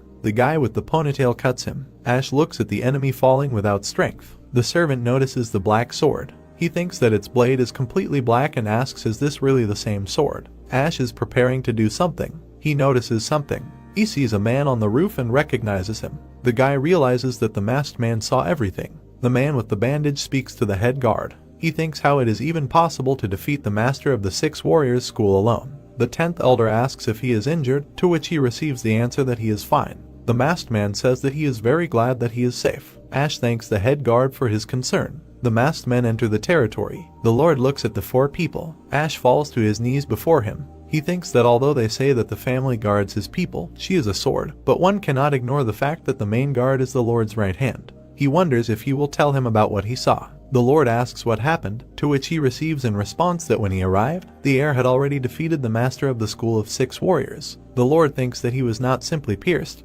because his wound is as if several formations if there are in one blow. He looks at the guy and continues to think that only what abilities he was hiding, and it is better not to relax with him. Sudik goes to the secret floor in the library. The Lord asks if this means that they are targeting this place. The head guard silently looks at him. The Lord clarifies that he asked if this was really his goal. The masked man says that it is. Norman goes down the stairs. There is some trash lying on the floor. The head guard notices it. He thinks that they really burned all the secret teachings of the demon sword. He clenches his fist and continues that not only was a similar room hidden in this place, but also the enemies knew the secret that even he knew about. The Lord is angry because he was not taken seriously. A sheet of paper is folded like a hand showing 2 fingers. Ash sits down and says that he thought that they were targeting the library because of the heir of the demon sword. They were interested in the scars that the unrivaled spirit of the sword left behind. He remembers that if you think about it, he was familiar with the ball of 24 demons and asks why there are traces of snot for those who call themselves his descendants. The guy asks who they are, something like that, maybe the school of 6 warriors of the unrivaled ball. The plot says that after the entire cult of the heavenly demon plunged into chaos, it was necessary to spend the whole night to remove the corpses of the dead warriors and capture the enemies who had penetrated the territory of the cult. In the search for which all forces were thrown, but except for 4 people, no more traces of presence could be found. The plot goes to the banquet square of the cult. The man says that he does not know how long they will have to stay here, to which the second replies that for the sake of the union they need to prove their innocence and asks to be patient a little more. The girl says that they told everything they knew, now the control panel must make a decision, whatever it may be, and she hopes that the elder will find all the strength to endure this. The man with the colored beard agrees, as does the second. The girl thinks that only now all the memories have become clear and she could not imagine that she would be used in such a way. She continues that after being defeated in the battle, she went south to unite with the 2 pillars located in the province of Jinxi, when suddenly she was attacked by unknown persons. She adds that when she came to, she discovered that she had already joined the column of the sector, and until the hypnosis was dispelled, she perceived the enemies as her bodyguards. She also says that for the sake of the union, her movements were classified and they were known only to those who were present at the meeting, which suggests that. The girl says that there is a high probability that a spy has sneaked among the 17 pillars. Julie thinks that they should return with a successfully formed union, but because of the attack on the heir, they will not be let go so easily. Geralt examines the man. The man tells him that there are no deviations here. The old man thinks that upon learning that they were hypnotized, he believed that they had physical changes, but apart from the slow pulse, there are no problems. The man turns to him, to which he asks how things are. He says that they checked all the food and drink in the reception hall and did not find any drugs or poisons, to which he replies that everything is as he expected. The old man thinks that Ash assumed that a drug was used to induce hypnosis in a person, but it seems that this was an erroneous judgment. The servants greet the heir. The old man greets him, to which he says that he tried well. Ash asks if there has been any progress. Geralt says that, as he ordered, they checked all the hypnotized people and the food in the hall, but nothing indicates the mentioned drugs. The guy clarifies whether the food is clean, to which he receives a positive answer. Ash thinks that if hypnosis were really possible only by clapping, everyone in the hall should have fallen into a trance. The guy asks if he can personally verify this, to which the old man replies that it is all the same as he wishes. Geralt thinks that Oleg's whole crowd did not work all night long but still did not find anything and notes the stubbornness of the heir. He thinks that he told him that they did not find anything, however. He remembers the man in the hat next to the jug. The guy does not understand how sound can put him into a trance. Ash realizes something, because in order to eat, you need to touch the dishes with your lips. He asks the Nano to check if the cutlery is covered with some substance, to which he receives orders to analyze the composition. He must touch the dishes with his fingers. The guy does not understand what she is doing and why he needs glasses and chopsticks. Ash puts his hand on the plate. He rolls it along the table, and does it again. Ash turns around. He asks the people if they remember where they sat at yesterday's reception, to which they answer positively. He says that he asks them to take their places from yesterday, except for those whose tables have become unusable. The guy is perplexed by what he is going to do. Geralt notes that the people from the Miram who were hypnotized sat exactly where the heir turned over the glasses. Ash asks the healer to sniff the part that touches his mouth. The old man says he will listen. Geralt sniffs the cutlery. He looks ahead in horror. The old man concludes that it is the smell of sleeping poppy. He realizes that the selective glasses were smeared with poison. He looks at the guy and does not understand how he guessed this. The plot moves to the cult of the heavenly demon. More specifically, now there will be a story in the Lord's estate. Someone enters the room. Norman is wiped by servants. They help him put on a robe. The servants bow and say that his treatment is complete, to which he says that they have worked hard. According to the plot, we move to the dungeon of the estate. The Lord touches the parchment. The silhouette of a man appears. Norman thinks that the aura seemed to come from this man's saber. He touches his solar plexus. Norman realizes that he appeared a moment before he was about to kill the master, as he had wounded him if his majesty were beyond any fantasy. The man tells him that it was not him. The Lord grins because someone made him disgrace himself like that. He asks who is behind the door. Norman says that he will now go up to the office. Lord where the chief guardian says that the report is finished, and he asks how they dealt with this. He says that the Jasper vessels were secretly removed from the reception were destroyed in the gorge of the hill. The Lord clarifies that they will not find them for them, to which he receives in response that the vessels were washed with water, then broken and thrown into the water of the gorge, and therefore this will not happen. Norman replies that excellent work, and due to the fact that he was the first to discover the vessels with the drug, they will gain an advantage in this alliance. He asks if the healer is still conducting other investigations, to which he receives a positive answer. The brunette continues that since even the heir was drawn into the investigation in front of the woman, she cannot challenge the decision, and he gives the order to recall everyone or Korea and take the people of the Miram sect into custody. Someone says that the demonic healer is asking for an audience with him. The Lord says that this is just in time, asking to enter. The old man says that he greets the great Lord. The Lord asks him to rise and asks how his investigation went. The old man says that they found out the reason for the people's insanity. Norman is horrified. The old man hands him a bag. Norman is perplexed what the cup has to do with it. Geralt says that a large amount of a medicinal substance was found on the beads, which includes a sleeping poppy that causes hallucinations. The mask wearer understands that this is a curse, saying that in the hustle and bustle he only managed to replace the Jasper vessels, who knew that they would find the cup. The Lord thinks that the healer should be warned in advance because it was their mistake to leave the investigation without an embrace. He asks who discovered it, to which he receives in response that the case was solved thanks to the inside of the heir. Norman is perplexed. Geralt says that the one who took the substance falls into a special state, knowledgeable in the art of hypnosis, can quite easily put this person into a trance. He frowns and says that he has doubts about something, specifically the amount of this substance in the glasses. The old man says that in order to hypnotize a person, much more of the sleeping pill mac is needed, but it was not found in the alcohol inside the vessels because of this. The heir assumed that the vessels could have been replaced and decided to check the remains of alcohol in the residence, while the Lord interrupts him and calls the chief guard. The masked man accepts the order. Norman says that since they have learned the cause of the incident, they should simply release the guests from custody and hand over something to the heir. He clarifies that he should order him to stop his investigation, to which he receives a positive answer. The old man understands that the Lord has something to hide. He was going to report that a spy could have gotten mixed up with the inspectors, but it seems there is no need for that. The plot moves to the kitchen at the courtyard. Ash asks again if Norman ordered to stop the investigation, to which he confirms this fact. The mask wearer says that in truth the vessels were hidden on the orders of the Lord. Ash thinks that he planned to take advantage of the situation. Of course, he is skilled in tricks, even used him and Madokwan as bait. The guy asks if he knew about it from the very beginning.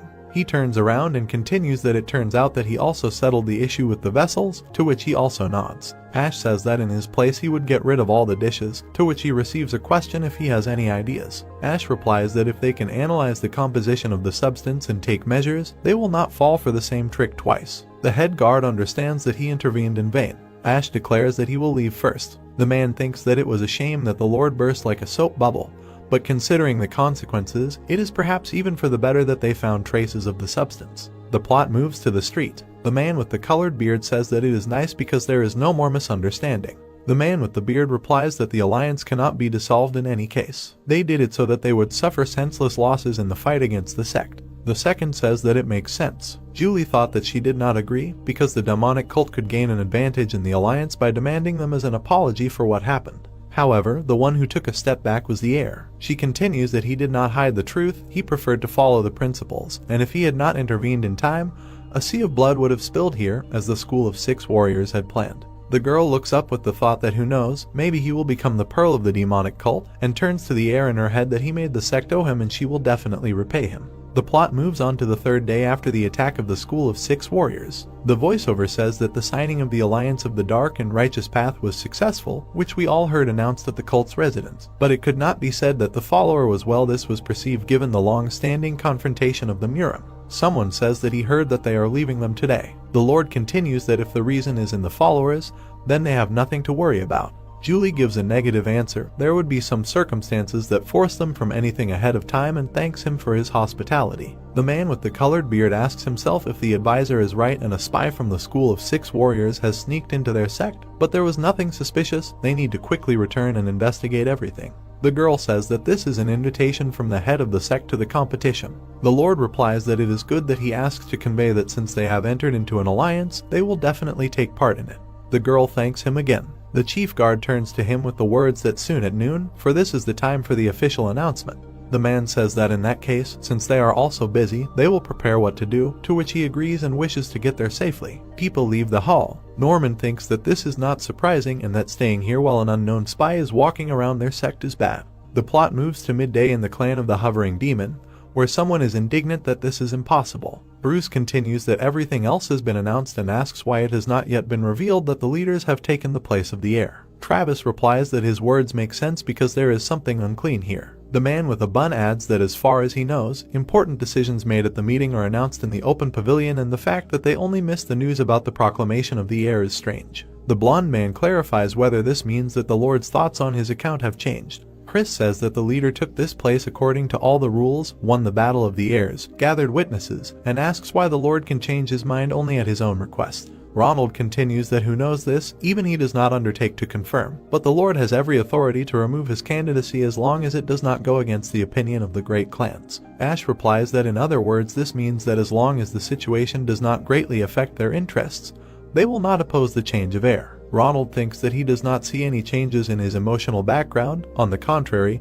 he is very calm as if this is not someone else's business. The blonde clarifies that he wanted to say this later, but thinks that now is the most appropriate moment. He continues that all this time they have been trying to lure the remnants of the Clan of Darkness to their side, to which he replies that he knows this. And he says that however, last night when he again went to negotiate in the entire estate of the main darkness there was not a soul. Ash thinks and clarifies whether the remaining clans have begun to act. Ronald does not give a clear answer. He says that the stirring began in the residence of the Lord, to which he asks again that he is going to take care of the wars in submission to the Lord. He continues that the remaining forces of the main darkness were equally distributed between the clan of the sword and the clan of the blade. The man with the beam is indignant, saying that it turns out that the Lord himself increased the powers of the main swords of the blade, and is this not an obvious attempt to limit the heir? Ash gives a negative answer because this is to maintain the overall balance. The man with the beam is perplexed. He continues that by increasing the power of two planes and limiting it, he restored the balance. The lack of an announcement of the appointment of the heir suggests that the remaining four clans still have a chance. Ash says that to summarize, this means that.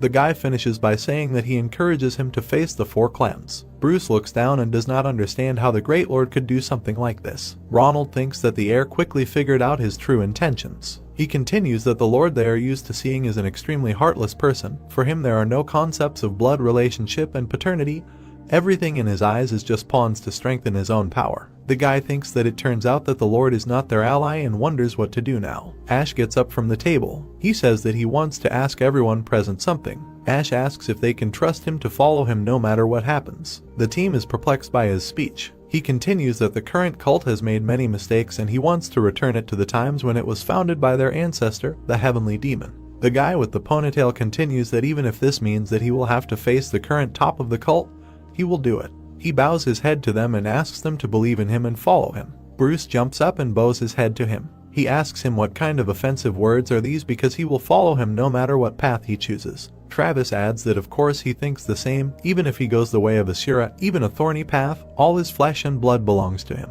Everyone in chorus says that no matter what happens, but swears that they will follow their leader. Ash looks at the team with confidence. Ronald because he is going to do now, whether to fight with the great clans in their current state, to which someone gives a positive answer, because one way or another they will have to abandon all their plans. The blonde smiles and asks if he has an idea. Ash replies that since he is going to establish a balance, then he must, on the contrary, break it. Betty looks puzzled. Ronald asks if he is not going to increase his power and go to the clan of the demonic palm, to which he receives a positive answer. The blonde says that in this case, they will not go with the elders to meet with the head of the clan of the Sword of Dreams, and both elders are comrades in Madokwin and close friends. Ash suggests that he, the elder and Betty go there together and asks if he and the others can engage in recruiting medium clans. Bruce jumps up and says that he will go with him, to which Ash does not allow him. He thinks that he will not be able to convince him. The man with the ponytail gives in and agrees to go with them. Travis offers to take Chris with him. He asks if they can handle it together, to which the brunette answers positively. Travis offers to help him properly.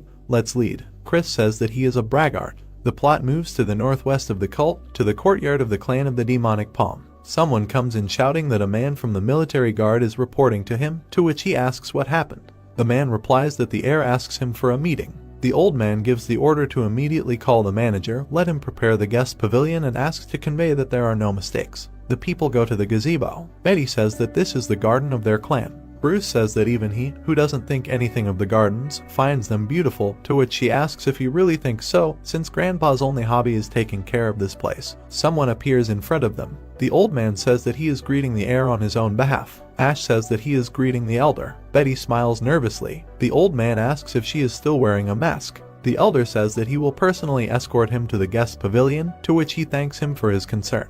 The servant runs up to what he asks what this time. The servant announces that the third and fourth elders respectively are at the main gate, as well as the young master, and they are asking to meet with him immediately. Ash simply does not think about them and does as he thinks necessary. The old man thanks him for his words. He orders them to be taken to another pavilion. He should at least escort the heir, to which the servant accepts the order. The people are sitting in the gazebo. The guy with the ponytail said that it was very beautiful here and he didn't lie at all when I told him about his deep knowledge of gardening, to which he replies that it was just a daily pastime and there was nothing to praise him for. The elder says that dinner is ready and offers to share a conversation over a meal, to which he thanks him for the town halls. Bruce is happy to see the food. He understands that something happens in every visit of the elder, although this time everything should go smoothly, and he remembers that he heard that the chief has a granddaughter and Betty said that he has a twin, must be a younger sister. The guy asks himself, does the chief, like the shaman clan, also get caught in the matchmaking of his child? The old man asks what he wants to talk about, while the servant says that he cannot do this now because the chief is receiving other guests, and he replies that he was told everything, that now it is urgent.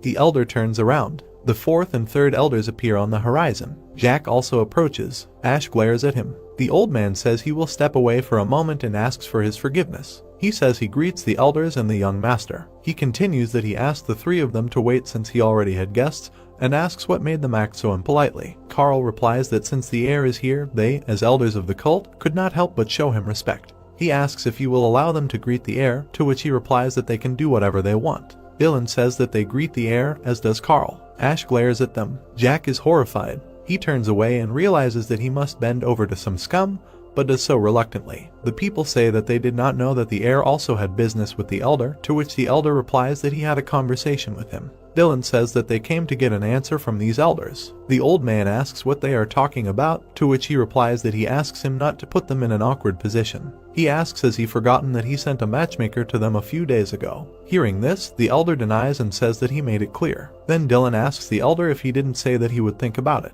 Pointing at Jack, he notes that the young master personally came to meet his granddaughter. After this, the old man thought about it, because in such cases you can't give a categorical refusal, so he said that he would think about it, and this is how they took it. Suddenly, a young man intervened in the conversation, who addressed the elder, and the elder asked what he wanted.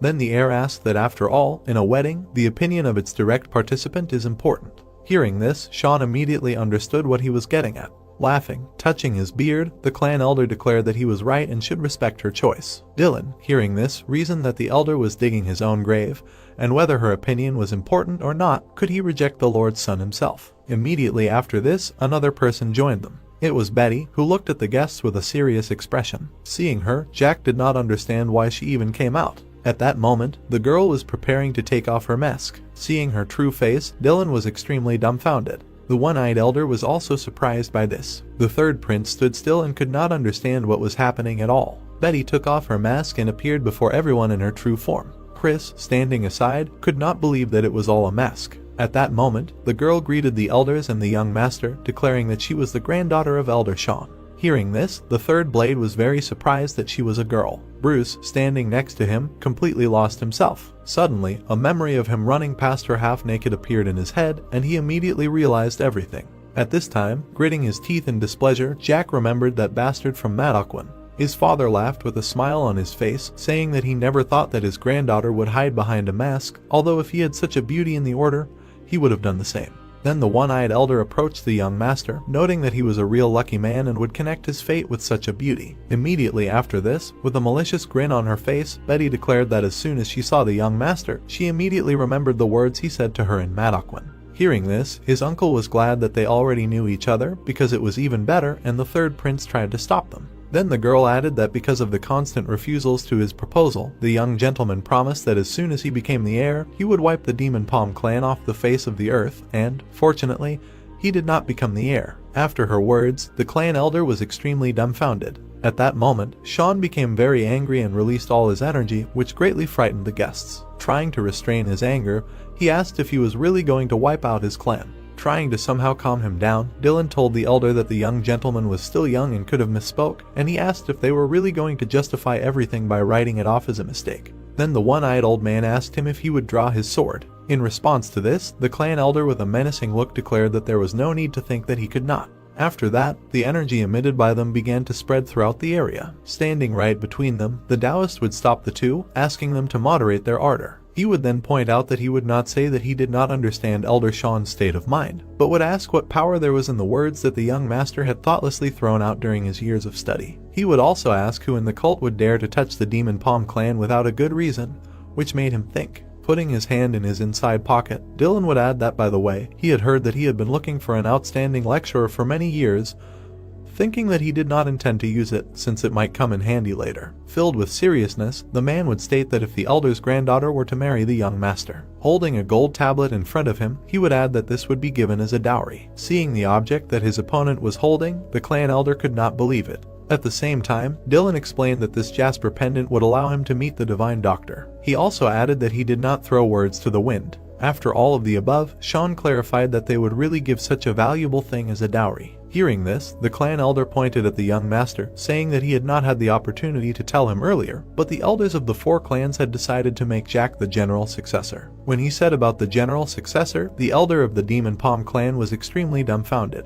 Diving into his consciousness, he thought that the remaining 4 clans supported Jack's candidacy for the place of the heir. Having imagined the 2 guys, Sean understood that his granddaughter had already sworn allegiance. At the same time, the thought arose in his head that with this pendant he would be able to cure another relative of his, who was born retarded. Then the realization of the complexity of the current situation came to him. At this time, Dylan was thinking that Ash wanted to receive the elder's loyalty for free, but they brought what he wanted, so the winner was already predetermined. Immediately after that, he asked Sean if he would allow his granddaughter to marry the young Master Jack, and he could not even find the right answer. Suddenly, for everyone, Betty grabbed the hand of the protagonist standing next to her. With great embarrassment, she declared that she already belonged to the heir. Hearing this, everyone present there was extremely surprised. Blushing with embarrassment, the boy was also very dumbfounded. Watching everything from the side, Bruce did not understand when the leader had time at all, and Chris noted that he was not very frisky. Then the girl mentally conveyed to the young master that he should forgive her, because this was the only thing that did not come to mind.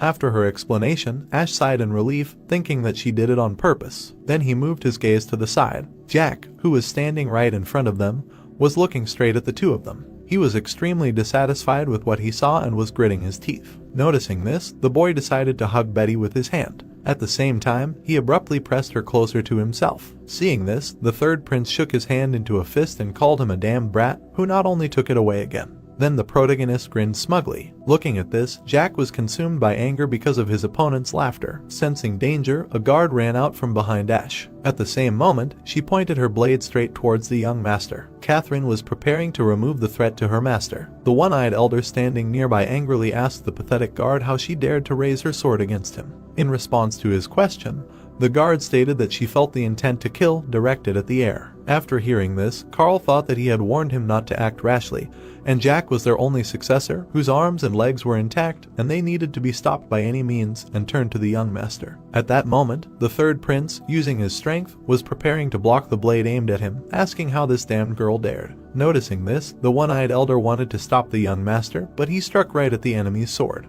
At that moment, he was extremely dumbfounded and did not understand why his blade did not even move. Catherine, with a cold-blooded look, continued to stand straight in place, and the third prince could not understand who she was at all. Ever since Ash took the position of heir, killed Alberto and the master of the 6 unrivaled swordsman school, the remaining 4 great clans felt a strong threat from him, and then the Lord gave them a reason to hope that the title of heir could be passed on to another at any time.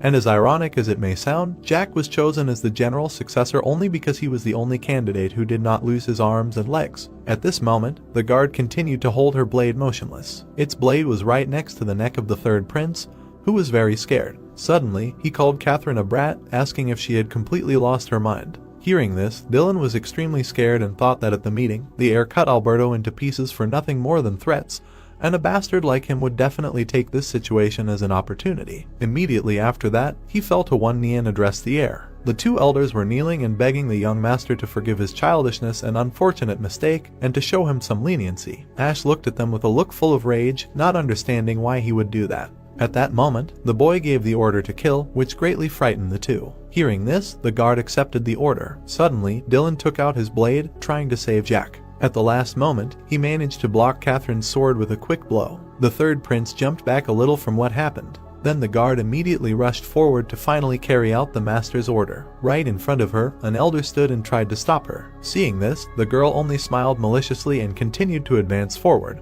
Completely unafraid of her opponent, Catherine struck. Then the 2 clashed in a fierce battle, striking with their swords. Dylan was having a very hard time in this sword fight. As he continued to fight, he wondered what kind of fighting skill she had and that she was just a bodyguard and who she was. Suddenly, he heard the voice of his heir telling him to stop, and he immediately turned around in great surprise. Jack was trembling in fear as the blade of the sword was near his neck. While the elder was fighting the guard, the boy approached the third prince and threatened to kill him.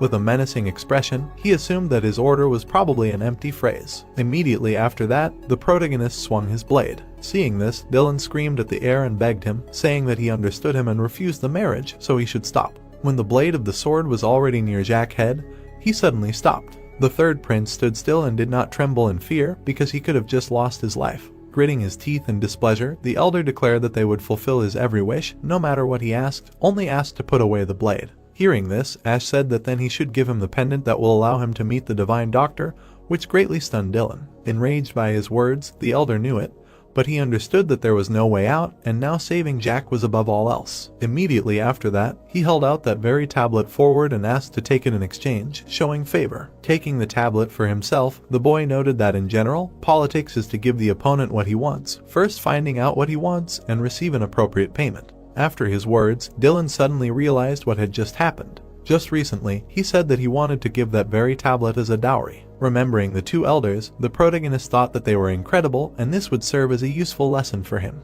Looking at them, he understood that wasn't the essence of politics to give the opponent what he wanted after finding out what he wanted and to receive a corresponding payment.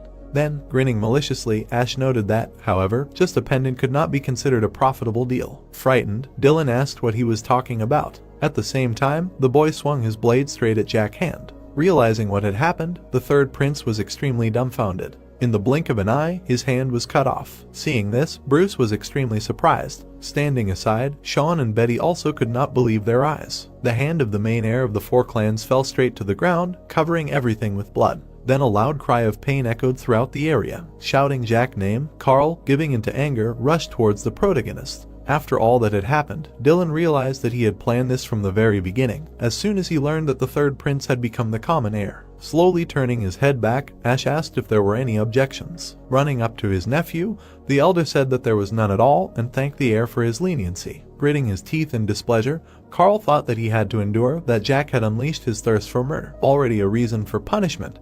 But he had saved his life, and if he continued to stand his ground, he would have to put his own on the line as well. Then the one-eyed man and the elder noticed that the young master was not feeling well and asked to be allowed to leave him. Leaving after the humiliation they had received, they understood that this was not the end, they would still meet the heir. Immediately after that, the boy asked for forgiveness for sprinkling the estate with blood and hoped that this would help him, holding out that very tablet towards Sean. Accepting it, he expressed his gratitude with all his soul to the heir for his boundless, like rivers and seas, mercy, and the protagonist said that he should not say so, because he had not even met the doctor yet, and the latter noted that he was the benefactor of their clan, and asked how this old man could express his gratitude to him. With a kind smile on his face, Ash declared that he did not need anything, and asked him to rise. Looking at him with a look full of gratitude, the old man could not understand what kind of great man this was, and soft good nature emanated from him, and it was hard to believe that he cut off the young master's hand with such cold-bloodedness. Turning his head back and looking at his granddaughter, he understood that her eyes were as insightful as his, and she found such an incredible husband. Then, unexpectedly for the boy, Sean declared that he, as the head of the Demon Palm clan and the 8th elder, swears on this very spot. After which he bowed and added that their clan would support the heir until the last drop of life was exhausted in his body, and hoped that he would accept his loyalty. Bowing in return, the protagonist noted that he would like to ask him about this especially strongly. Then the narrative of the story is transferred some time later to the gazebo on the estate. Suddenly attracting attention, Sean addressed the heir, and he immediately began to listen to him. Unexpectedly for everyone, he asked when they were planning to hold a wedding with his granddaughter, and Ash, not expecting this, spat water out of his mouth while Betty tried to stop her grandfather. Wiping water from his face, Bruce clarified that they were really getting married, and congratulated the leader, and he thought about how he should explain himself now. In the end, Ash and Betty had to spend a lot of time to resolve this misunderstanding, and after learning the truth, Sean could not hide his annoyance, but do not rush to disappoint.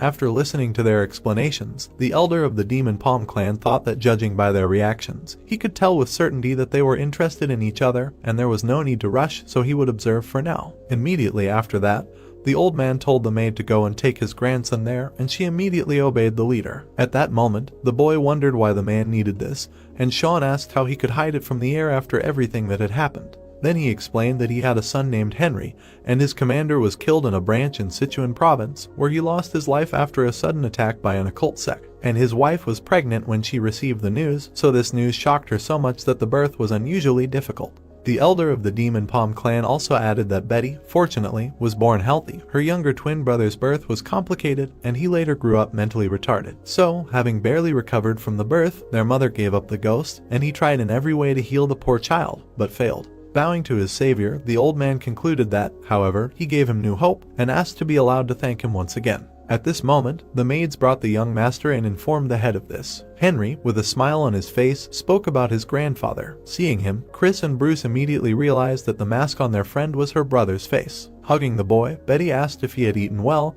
and he was only happy about the appearance of his sister. Looking at this, Sean told his grandson to stop fawning on his sister and greet the heir, because he helped him a lot. Listening to his grandfather's words, Henry greeted the protagonist. Ash paused for a moment after hearing his words, after which he asked the elder if he would allow him to examine his grandson, and he was surprised but gave his permission. Seeing the boy approaching him, the boy asked what all this was for. Putting his hand on his head, the protagonist explained that it might hurt a little, but Henry continued to not understand anything. Suddenly, Ash began to pour his kai into him, and he, experiencing severe pain, began to scream. Seeing what was happening, Sean was extremely scared and asked the heir what he was doing. Henry greeted his family's guest. Looking at the unfortunate boy, Ash reasoned that hoping for a divine doctor was understandable, and asked Nano if there was by any chance a way to cure him, and she immediately began to examine the data. After some time, the system announced that a total of 24,201,023 cases were found that were similar to the patient's symptoms, and for a more accurate check, it was necessary to touch his head, and the boy who heard this was extremely dumbfounded by the number. At the same time, he turned to Sean, who was sitting next to him, asking if he would allow him to examine his grandson, and he was surprised, but gave his permission.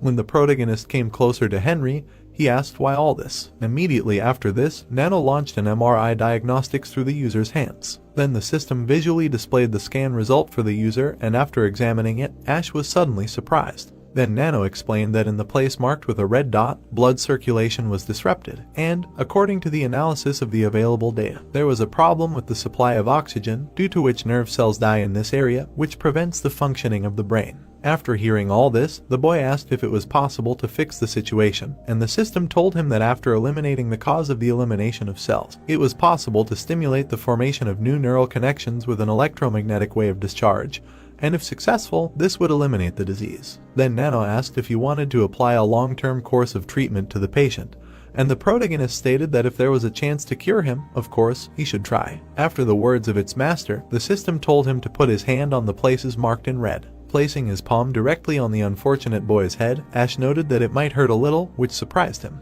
At the same moment, the boy began to pour his energy directly into Henry's body. Sean, who saw this, was extremely dumbfounded and did not understand what the air was doing. Being exposed to prolonged exposure to electromagnetic radiation, the sick boy screamed loudly in pain and he coughed up blood. The elder of the Demon Palm clan, who was watching all this, tried to stop the air. Suddenly, a guard stood right in front of him, blocking his path. Noticing this, the old man told Catherine to get out of the way, and she asked to believe the air, to which he asked what she was talking about, because his child was dying now. At that moment, the protagonist was finishing his treatment, and Henry was falling right to the ground. At the last moment, his grandfather managed to grab him, who suddenly jumped up to him. Not understanding anything and very scared, Sean asked the air what all this meant. Suddenly, the sick boy grabbed him right by the arm. Feeling this, the elder asked his grandson if he was okay, and he turned to his grandfather. Trembling and bleeding, Henry noticed that his head hurt. After his words, the old man got scared and asked how this was possible. Looking at his grandson, he could not believe that his gaze had become meaningful. Immediately after this, Sean hugged the sick boy tightly,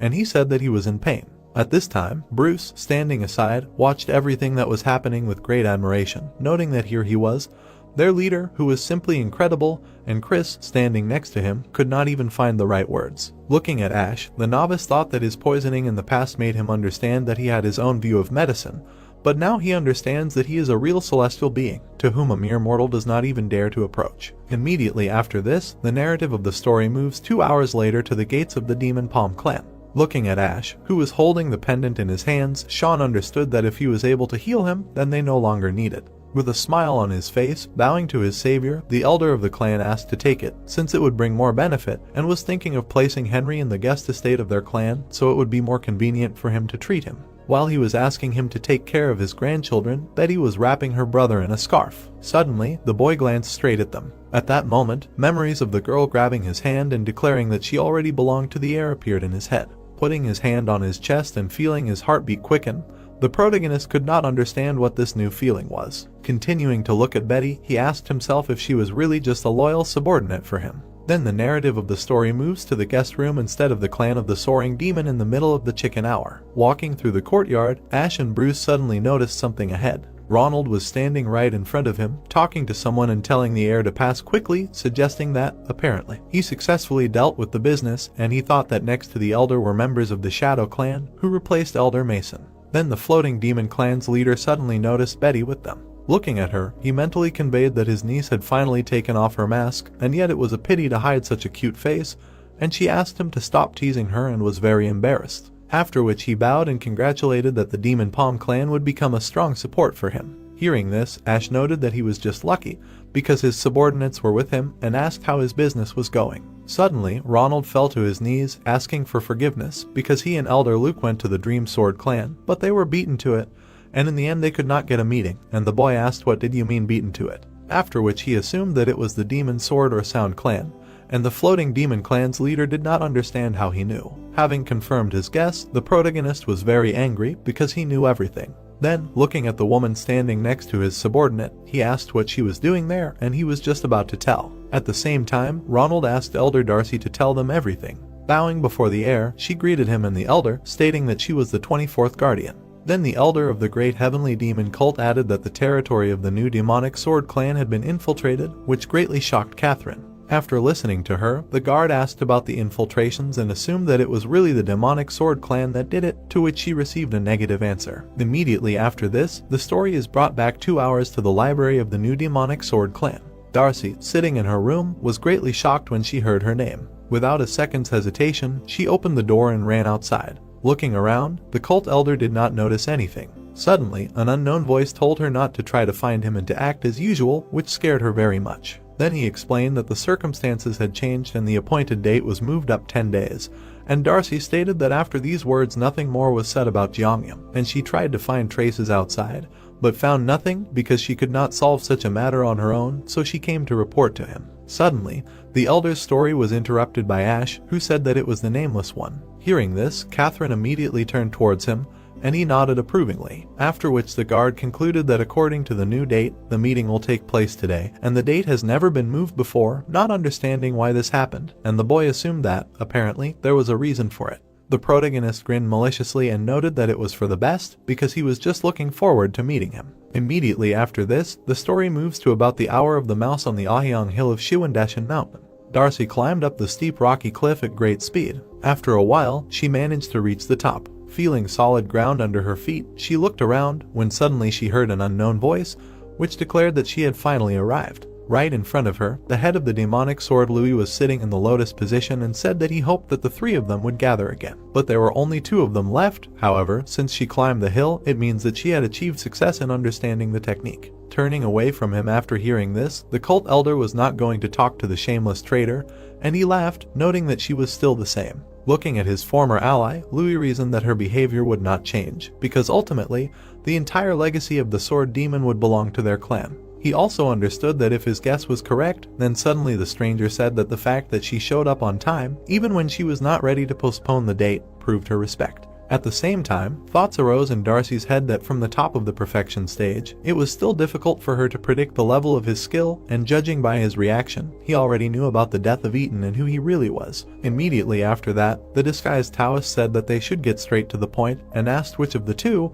when suddenly Louis fell to his knees and bowed to him. Seeing this, the stranger asked what this meant. At the same time, he declared that the head of the Demon Sword clan and the second elder greeted the former lord. Thinking back to 3 years ago, Louis thought that this technique was very similar to the heavenly demon sword technique that the lord used. With a sly grin on his face, he noted that the only one who had free access to the cult and knew all of its secrets was the previous lord. Hearing his words, the stranger explained to him that he had misunderstood something. Suddenly, the disguised Taoist sensed something. Immediately after that, he asked which of them, and the head of the Demon Sword clan, surprised by this fact, did not understand what he was talking about. Then the stranger asked which of them broke the agreement. Then he made a cut of Kai right in front of himself, and his subordinates could not believe what was happening. The attack of the disguised Taoist destroyed the trees that were near them. Seeing who was hiding among them, Louis was extremely dumbfounded. The man jumped back from the blow received. It was Ash, the fact that everyone was extremely surprised by his appearance. With a smile on his face, the boy thought he had completely hidden his presence, but he was discovered. At the same time, the head of the Demon Sword clan turned to Elder Darcy, stating that this was her doing, and she noted that she was uncertain and did not understand what he was talking about. Then Louis turned to the past lord, concluding that it was not him at all. Bowing to your lord, the second elder noted that he strictly followed his word, so he asked him to pass on the knowledge of the Sword clan, and he explained that it was too late.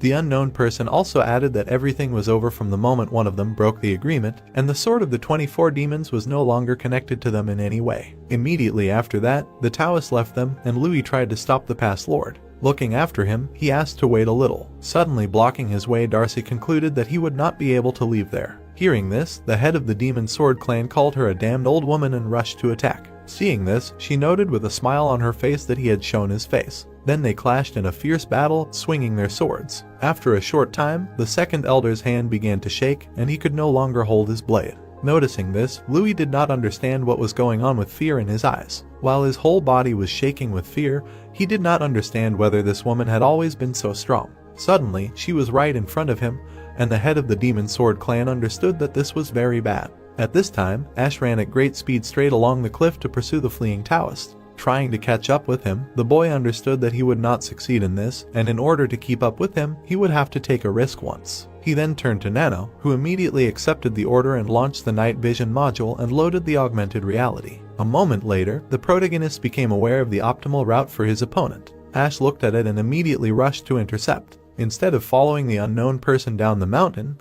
the boy decided to simply jump off it. The hiding Taoist quickly ran ahead and thought that it was a shame that he could not transfer less than 24 demons, although what difference did it make if someone had already mastered another version of this technique? Suddenly, he noticed something frightening right behind him. It was the protagonist, who, having appeared behind him, was preparing to strike. Seeing this, the unknown person had to draw his blade and repel the enemy's attack. Ash put a huge amount of strength into his lunge, and therefore the ground beneath them began to break. The blow was so powerful that the Taoist's legs fell through the soil. Sharply swinging his sword, he threw his opponent back. The boy flew through several trees, destroying each of them. Eventually, one of the trees managed to stop him. Having received such damage, the protagonist was breathing heavily, trying to recover. At the same time, the system was restoring torn muscles and crushed bones, and Ash noted that he should not do this anymore. Looking at his opponent, who was freeing his legs from the ground, he reasoned that the power was as if he fell on him with a hammer, and suddenly an idea came to him.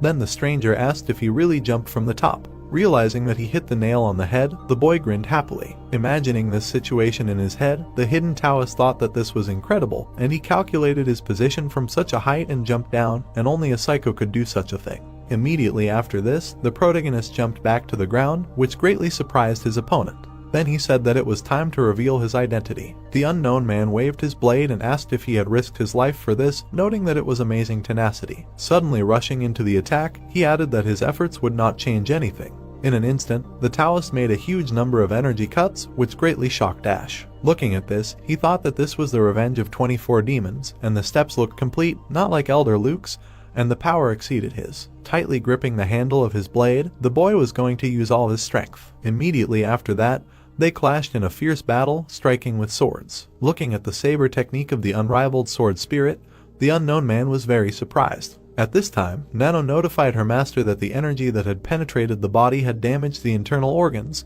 and began to recover. Continuing to observe his opponent, the Taoist thought that his attack power was lower than his, and the recent fall should have caused a lot of damage. So even if the unrivaled sword spirit technique was more powerful than the 24 demon sword, the winner would not be determined soon. Realizing all this, the unknown person dodged the protagonist's strike. Deftly jumping to the side, he managed to dodge several more times. In the end, he adopted the tactic of retreating. Understanding his intentions, Ash realized that he could not let him lick. Then he began to approach his opponent with great speed. Swinging the blade from side to side, the boy used his unrivaled sword spirit skill, forcing the unknown person to retreat. Suddenly, the Taoist let go of the hilt of his sword. Immediately after that, he began to control it using his Kai. In an instant, a huge number of energy cuts were sent towards the protagonist. Looking at the sword harnessed by Kai, Ash was extremely dumbfounded and scared. At the last moment, he dodged the opponent's strike. He reasoned that this sword technique would also be half as weak if all the principles of breathing were not observed. And, undoubtedly,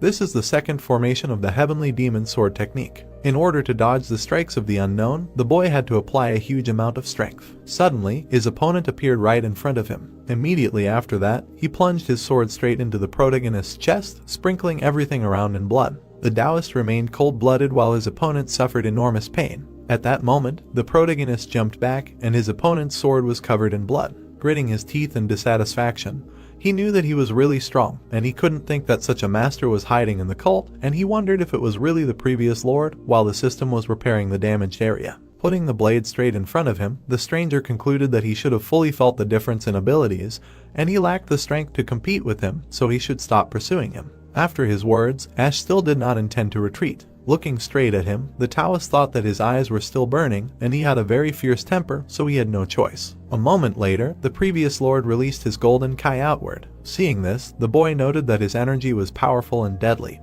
and he assumed that he was warning that this time it would not be limited to his shoulder. At the same time, the stranger launched his sword forward at an incredible speed. Using Kai, he was able to control the movement of his blade. After finishing his preparations, the Taoist knew that he would never be able to block this formation. He then used his secret blade control technique, the secret formation, and aimed it straight at the protagonist. Noticing this, Ash exhaled and gathered all his strength. Immediately after, he rushed forward at great speed. Using his sword, the boy tried to block the opponent's blows. Unable to cope with each of them, he received several wounds from the unknown person's blade. Continuing his battle, the protagonist thought that, of course, the fourth formation has a well-deserved glory. It could not go on like this. As the Taoist pointed his sword forward, Ash realized that this time he was finished. Realizing the hopelessness of his situation, he was going to use his trump card. At that moment, the boy summoned the secret demonic blade. In an instant, it gathered into one hole and was ready to use. Seeing this, his opponent was extremely dumbfounded.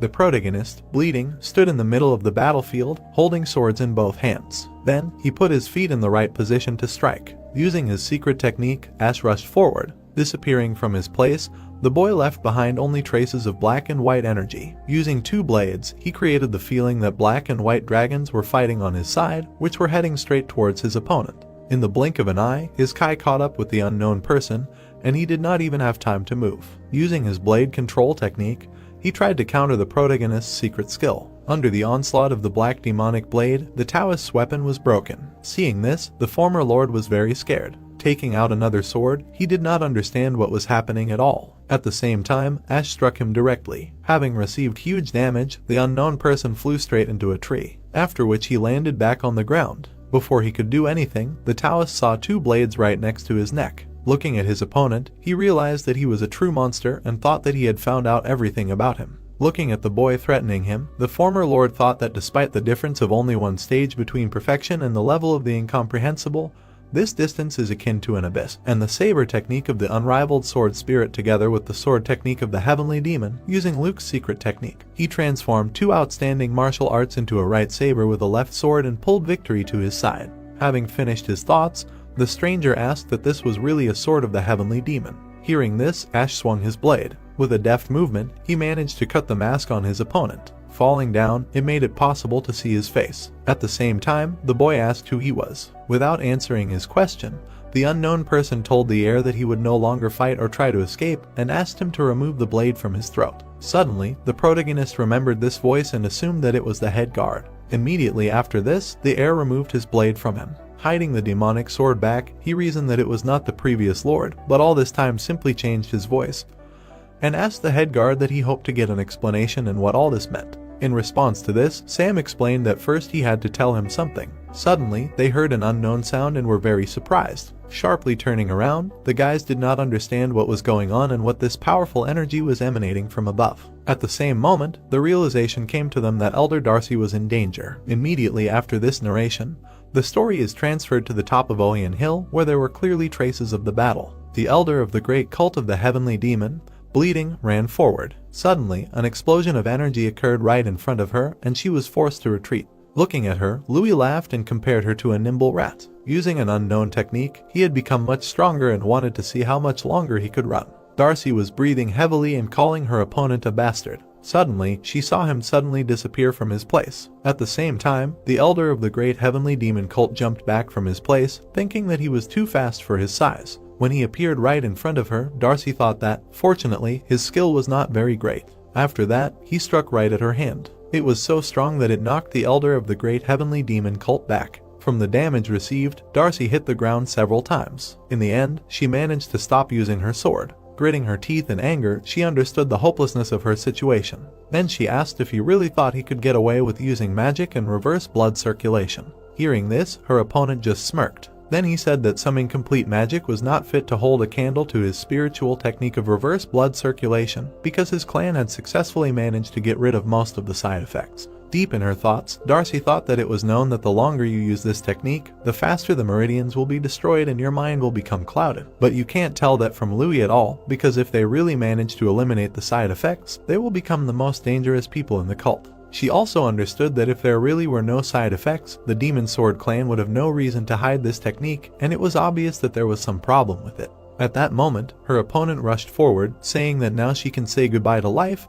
and wished for death. Claiming that this was an unheard of audacity, the elder of the great heavenly demon cult decided to attack back. A moment later, her blade reached its target and was reflected by a strong energy. Looking straight ahead, Darcy was very scared. The blade of her sword just shattered into pieces, and she could not believe it. Laughing at his former ally, Louis said that her blow was even ticklish, and asked if she was finally done with her efforts. Realizing the hopelessness of your situation, Darcy could not even answer. Preparing to strike, the head of the demonic sword clan promised to finish her in one blow. The elder of the cult closed her eyes in despair. A moment later, a loud explosion was heard on the top of the mountain. Darcy opened her eyes, not understanding what happened. Ash stood right in front of her, blocking the enemy's blow with his blade. Trembling from the weight, he noted that, fortunately, he was not late. Louis, very angry at his appearance, could not believe that he was bothering him again. In response, the boy declared that he was talking complete nonsense, and with a serious face, and parried his blow. Very angry, the clan leader called him proud and asked if he really thought he could stand up to the current him. Immediately after that, he released all the energy accumulated inside.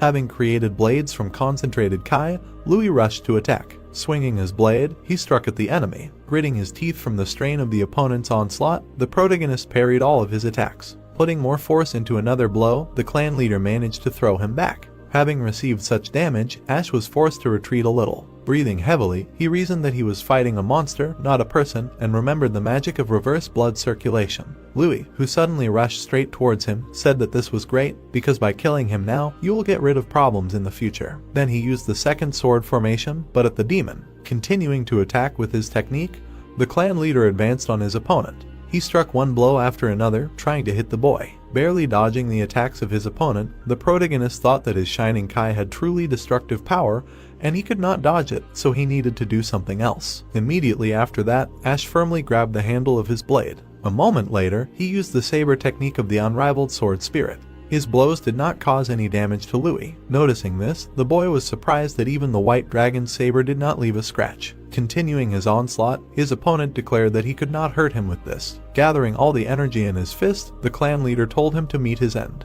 Looking at the fist filled with Kai heading towards him, the protagonist was very scared. At that moment, the head guard ran straight to the top of the mountain. Suddenly, he saw something terrible in front of him. His master was thrown by Louis right onto the stone. Having received such damage, Ash flew into it with great force. Watching everything that was happening, everyone could not understand what was wrong with his appearance because he looked like a monster. And did the second elder use reverse blood circulation magic?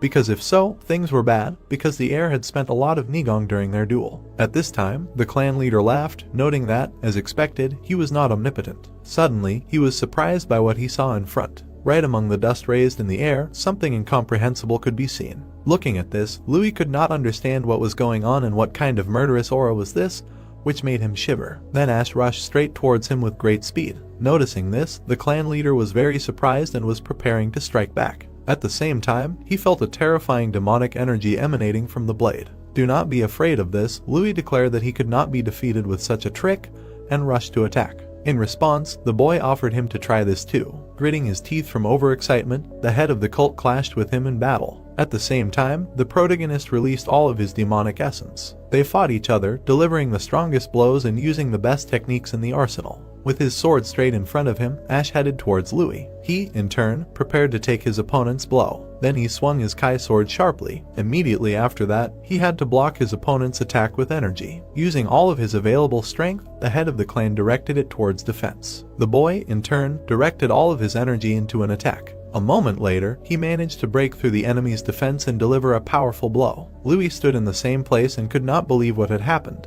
At this time, the protagonist swung his blade, sprinkling everything around him in blood, after which he fell straight to the ground, exhausted. The clan leader raised his trembling hand and bled to death. He could not understand anything. He wanted to know how this was possible, but death overtook him faster. Then Louis' lifeless body fell straight to the ground. Having spent all his energy, Ash held on with all his strength. He tried to restore his breathing to stabilize his condition. After a while, the boy stood up and sighed in relief, turning around. Suddenly, he remembered the head guard and immediately looked at him. Sam fell to his knees at that moment. Bowing to the floor to his master, he said that the head guard of the great heavenly demon cult requested an audience with the heavenly demon of the present time. Hearing this, Ash asked what the head guard was talking about, and the wounded Darcy standing next to him was surprised that he was the one. Continuing to bow, Sam declared that everything was as he heard, and expressed his respects to the current heavenly demon. Hearing all this, the cult elder reasoned that it couldn't be that he was the one who had been gathering them all this time, and asked the head guard what he meant by this. Then, a sudden realization came to her. Then, she looked at the heir standing next to her. Her attention was drawn to the inscription on his blade. Surprised by what she saw, Darcy declared that it was the sword of a heavenly demon. Then, she fell into a stupor, trying to comprehend what had just happened. A moment later, the cult elder fell to the ground and bowed, saying that the 10th elder of the great heavenly demon cult requested an audience with the heavenly demon. Hearing this, the boy did not understand what was wrong with them. Satisfying his curiosity, Darcy explained that he was a true heavenly demon, and he did not understand what she was talking about. After a short pause, she explained that in the northern part of the residence there was a family temple, which contained the memorial tablets of the past lords, and an altar with the tablet of the founder, which kept his last will. Then the elder of the cult explained that on that altar there was an epitaph that the ancestor of the heavenly demon left before his ascension. It said that let the one who finds the true sword of the heavenly demon receive his title, and the covenant of the heavenly demon, immortalized on his altar, cannot be opposed even by the Lord himself. Darcy also added that, however, among the previous lords, no one had investigated the title of the heavenly demon for several generations, and even the current lord only received an imitation of the sword and the heavenly demon, which is already known to all the elders. After listening to her, the protagonist concluded that it was strange, because if only the Lord knew the real sword or the fake one, he could easily deceive everyone, even without regard for the covenant of the heavenly demon, and asked how the elders knew the truth and why they turned a blind eye to it. In response to his question, the cult elder explained that she did not know how this became known, but the elders were silent about it because of an unspoken rule that their ancestors adopted, and it is believed that the real sword of the heavenly demon was stolen 500 years ago during the incident with the unrivaled sword demon. Then she added that this was a shameful moment for the cult, so all the elders, including the Lord, decided to hide this fact, and Ash mused that in fact, it was originally hidden in the cave, and all this time, most likely, a fake was passed on. Sam would suddenly intervene in their conversation, saying that the elder was right, but there was something in her story that needed to be corrected. Then he would state that the reason the Lord did not mention the sword of the heavenly demon was because of the guardians of the covenant of the heavenly demon. Immediately after that, the chief guardian would say that since ancient times, they had been helping the Lord and making sure that he did not break the covenant. And in order to ensure the continuity of the martial art bestowed personally by the heavenly demon, the guardians are supposed to master a power not inferior to the Lord's abilities, but since they were always by his side like a shadow, the rest of the cult followers do not know about them. After finishing his words, he would hold out the tablet of the chief guardian in front of him. Seeing this, Ash suddenly realized something. At that moment, Sam turned over the tablet on which the covenant of the heavenly demon was written. Then he explained that he was the keeper of the covenant of the heavenly demon, and this duty of all the chief guards was kept a great secret. The chief guard also noted that this tablet was made personally by the ancestor of the heavenly demon, which greatly surprised his lord. After listening to him, the boy said that even if he was the keeper of the covenant of the heavenly demon, even if these duties were bestowed on him by the order itself, has there never been a time when the Lord felt a threat in their face? Satisfying his curiosity, Sam explained that this was impossible, because the heavenly demon imposed restrictions on the guardians, and we are talking about poisonous goo. Then he explained that poisonous goo is a parasitic insect. It, in turn, is controlled by an insect called goo of the order, and as soon as Nigong is introduced into it, the poisonous goo explodes and spreads poison throughout the body, killing the host. With his hand on his heart, the head guard explained that his dantian and heart already had poisonous goo placed in them, and only their clan knew how to use the goo command to control this insect. So they handed it to the new lord as a sign of loyalty, and because of this measure, if he harmed the lord, he would die immediately. Hearing this, Ash thought that he would never have thought that such a secret existed, and it was a strange relationship for the lord and head guard to support each other with poisonous goo and the covenants of the heavenly demon. At that moment, Sam said that the ancestor of the heavenly demon said that he had sealed the sword in the demon cult. He also said that he had proclaimed that only the worthy would receive it, and their guardian clan had waited for hundreds of years, but it was never found. Moreover, there was no one who had mastered the technique of the heavenly demon sword on their own. Raising his head, the chief guardian declared that they, the Covenant Guardian clan, recognized only the heavenly demon as their true master, after which, he asked for the Kai of the heavenly demon to be bestowed upon him, and the boy asked what it was. Releasing an aura from his demon blade, he assumed that this was it, to which he received a positive answer. Bowing to his new master, Sam explained that the goo of the order was only a temporary restriction, and since there was still no successor to inherit the Kai of the heavenly demon, the true master of the poisonous goo was and remains the heavenly demon, so he asked to free him from the insect with the Kai of the heavenly sword and accept him as his subordinate. After listening to him, the protagonist released the demonic energy of the blade outward. Then he pointed the blade towards the main guard and released the demonic Kai. The dark energy immediately penetrated the body of his subordinate. At the same time, Sam felt a strong pain throughout his body. Ash, in turn, continued to direct the demonic energy of the blade into him. In an instant, the dark Kai reached the poisonous insect that wrapped itself around the heart of the main guard. Feeling this, the poisonous goo accepted the energy of the new master. At the same time, Sam realized everything. Bowing to his lord, he declared that the keeper of the covenant of the heavenly demon and the head guard swears allegiance to the current heavenly demon. Hearing this, the boy thought with a smile on his face that the head guard swore allegiance to him, and now the entire power of the guardian family is on his side. Darcy, who was standing next to him, told him that the oath of allegiance was good, but they still had an unresolved issue, and he simply listened to her silently. After a short pause, he agreed with this, saying that now is indeed the right time to tell everything. Immediately after that, he said that 25 years ago, the previous lord suddenly left his post, and as soon as he abdicated power, he immediately plunged into secluded training. After 5 years, he returned, and with such an increased power that it could not be compared with his previous strength. After that, the head guard would claim that he had seen the previous lord the night before his disappearance, and the cult elder would ask why he had kept quiet about it until now. Explaining the whole situation, Sam would say that he had ordered him to keep his mouth shut, but even if it weren't for that, he still wouldn't know where he had gone. Suddenly, the story would shift to 20 years ago in the head guard's home, where the previous lord said that no one, including the lord, should know about what he was about to say, and he would listen and obey his master. He would then say that he was sure that he knew that there were a true demon and less than 24 demons hidden in the underground vault of the Madoquen library,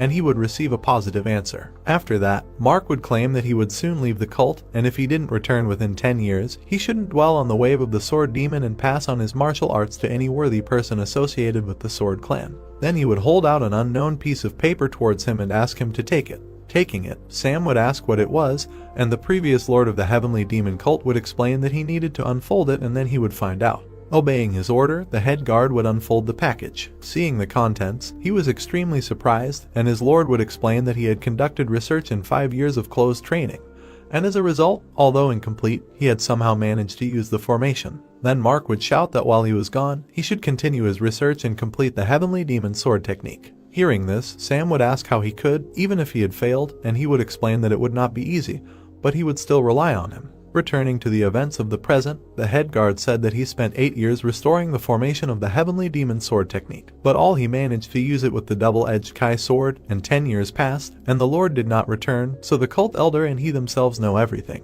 After listening to his subordinate, Ash could not understand why the previous lord did not pass on the heavenly demon sword technique personally to the lord. Sam also could not understand this, but even at that time, the previous lord did not really like the current one, which greatly surprised the boy. Confirming his words, Darcy said that she also heard about this, and many people said that the previous lord wanted to make someone from the Brook clan his heir. She also added that the removed lord, a native of the Demon Sword clan, killed most of the candidates after his graduation from Madoquen. He even cut off his own brother's hand, which is why he was called cruel and cold-blooded. But despite this, the lord unexpectedly handed over his power to him, which gave rise to many disputes. At the same time, the head guard said that there was one more thing, and the previous lord warned him at the end, and the protagonist asked about what. At that time, Sam stated that if he really did not return in 10 years, then the cult was in great danger. Sam frowned and told Ash that it was prophesied that if the previous lord really did not return in 10 years, then the cult was in great danger. The protagonist was shocked by this. He could not believe that his grandfather already knew about the existence of the school of the 6 warriors of the unrivaled sword.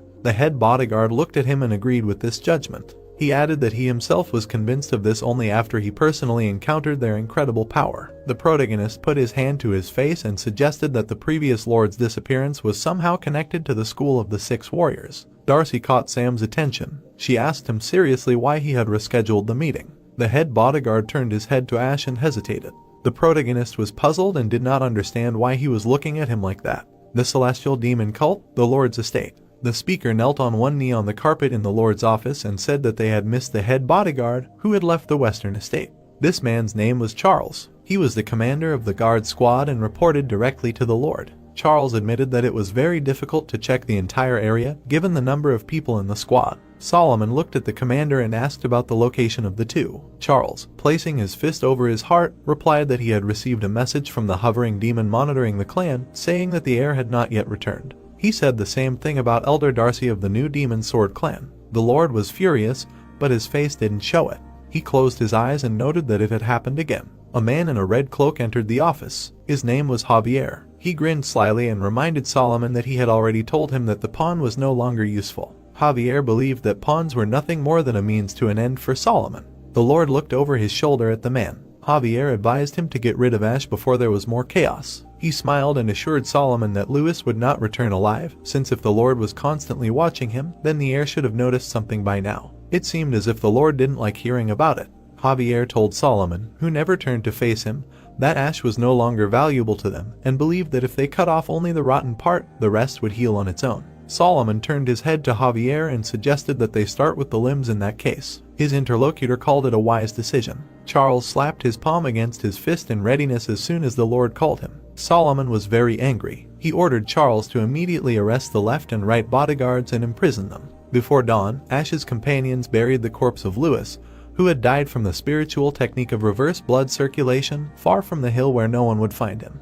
Thanks to the breathing technique, the protagonist quickly regained his inner strength, but he had to stand guard while Sam and Darcy healed the internal injuries. He eventually returned to the cult in the middle of the hour of the snake. The protagonist realized something. He looked at the guards at the gate and noticed that something was wrong. It seemed to him that they were more wary than yesterday. Then Ash showed one of them a special pass. The guards saluted him and greeted him as the heir to the cult of the heavenly demon. But then they looked at each other. The protagonist took notice and gave the order to Nano to turn on the listening module. The mechanism accepted the request. The heavenly demon entered the city. Catherine walked behind him. Nano overheard the guards relaying the message about the heir's return to the Lord's estate. Ash, not pretending to know everything, continued moving. He knew that his every move had been watched from the Lord's estate lately, and he assumed that that thing the head bodyguard had spoken of had begun. Meanwhile, the head bodyguard himself was walking with an escort led by Charles. The commander informed the Lord through the door that he had brought the arrested head bodyguard. Solomon ordered him to be let in. Sam knelt down on one knee and bowed.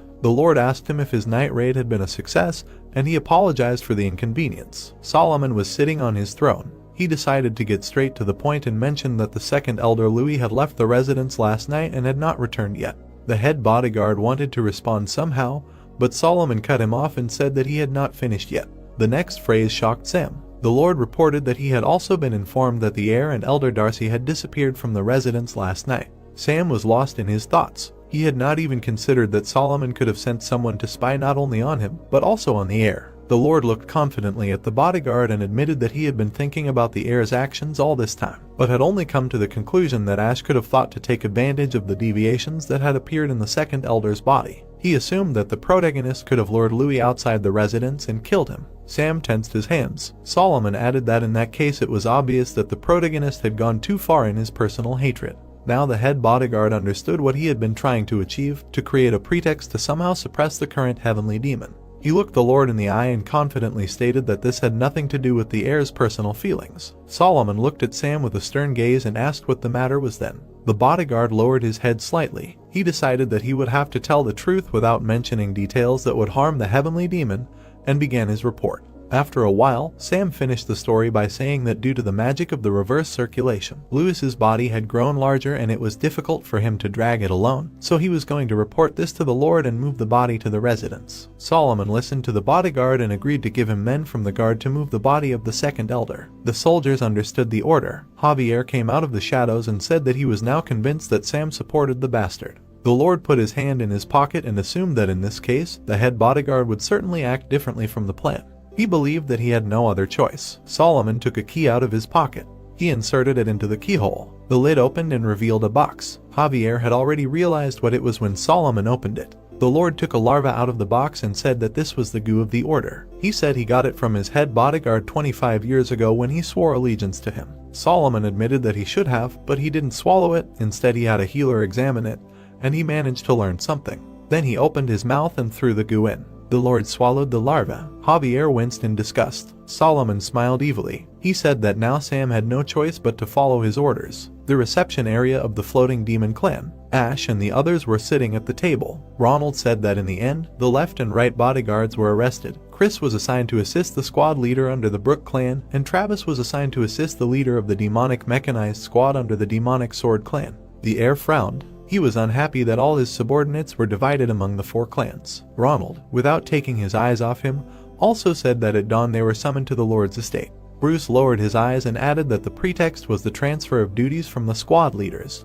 He jumped up and happily noticed that at least he had been able to avoid this. Ronald thought that Bruce had simply been forgotten. He picked up his fan and noticed that it was not only the 2 bodyguards and the squad leaders. The clan leader said that Elder Luca had received an order to pay an inspection visit to the Hunan branch, and Master Shan had been assigned to prepare for the war with the 6 Warriors School and build a defensive line in the northeastern part of the Jiangxi branch. Catherine frowned. She was sure that there would be an order for her too. Ronald looked at her and agreed, considering that the guards from the Lord's estate were looking for her. He noticed that since Catherine had entered the residence without a mask, the cult probably assumed that she had not returned. Bruce shouted, expressing his displeasure at the Lord's actions since it deprived Ash of his freedom of action. He was, however, happy that he and Elder Ronald were not busy with anything. The clan leader, however, did not think that this was something to be happy about. He looked at the air and thought that this should not affect him. Ash suddenly flinched. Catherine and Ronald turned sharply and stared at the door. Bruce became agitated, not understanding why they were reacting like this or what was going on. The clan leader cursed and said that they needed to act quickly. Many people had gathered in front of their gates. It was already too late. One of the members of the floating demon clan burst into the office where Ash and his companions were sitting and addressed his leader. Ronald noticed him and asked what was the matter. The messenger was going to deliver bad news. The clan leader was shocked by the report. He was told that the leader of the Immortal Sword Squad and an envoy from the lore residence had just arrived at the gates of the estate. Ronald especially did not expect to hear about the Immortal Sword Squad. The protagonist frowned and asked if there was anything special about him for the clan leader to react like that. Ronald was nervous. He said that it was one of the 2 Dark Sword squads that the Immortal Sword clan controlled. The leader explained that the Immortal Sword clan and the Battle Sword clan together were called the Hidden Power of the Demonic Sword clan and originated from the Dark Sword clans of the same name. He added that, however, 3 years ago, due to the orchestration of an incident involving a prisoner using reverse blood circulation magic during an exam, the clan was completely destroyed as punishment. As a result, the Immortal Sword clan was the only one left of the 2 Shadow Sword clans. Ronald looked down. He didn't expect their enemies to make their move so soon.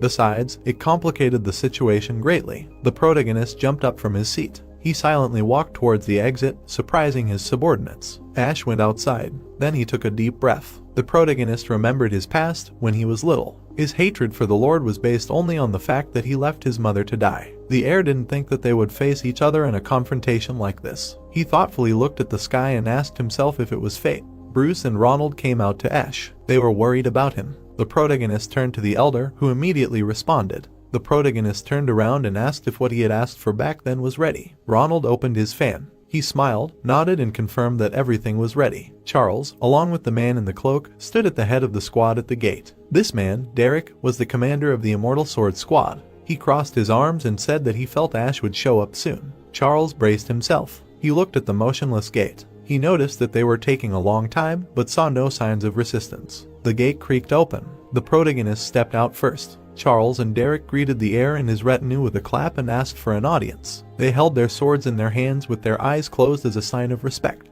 The protagonist clapped back to the 2 of them. Ronald, who was behind him, admitted that he did not understand why so many warriors had surrounded their floating demon clan estate. Derek spread his hands and apologized to the elder if he had imagined it that way. He asked for their understanding and assured them that the Immortal Sword Squad was not there to harm his clan. Charles pulled out a scroll and informed the protagonist that this was Solomon's order. Ash, following custom, fell to his knees, crossed his arms, and said that he, the heir, accepted the order of the respected lord. Charles unrolled the canvas. He read with satisfaction from the writing that an urgent report had arrived, stating that the main forces of the 6 Warriors School were moving south of Zhejiang province towards northern Fujian.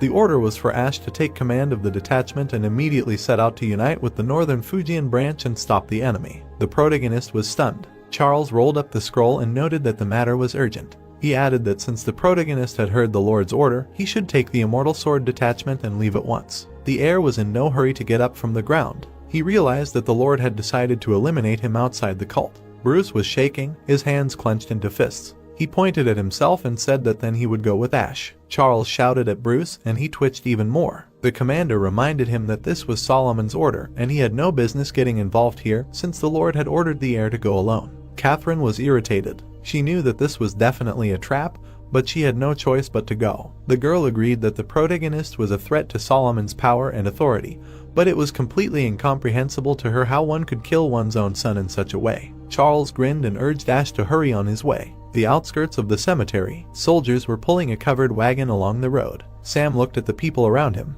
The main bodyguard was wary. He noticed that while he was going to get the corpse, the atmosphere here had become somehow strange. Sam could feel the tension among the servants and guards in the courtyard. One of the soldiers informed him that the body would need to be shown to the Lord, so they would clean it first. The bodyguard was fine with it. The cart turned, and Sam was surprised. A hand appeared in front of him, and he did not have time to stop the soldiers who were taking the body to the crematorium. The hand belonged to Charles, who said that this was the Lord's order and urged the head bodyguard not to approach the body again. He smiled slyly and noted that this was not what Sam should worry about now, since Solomon had ordered him to be escorted to the main hall as soon as he returned. The bodyguard came close to Charles and said that the main hall was only open during meetings. Then he understood everything.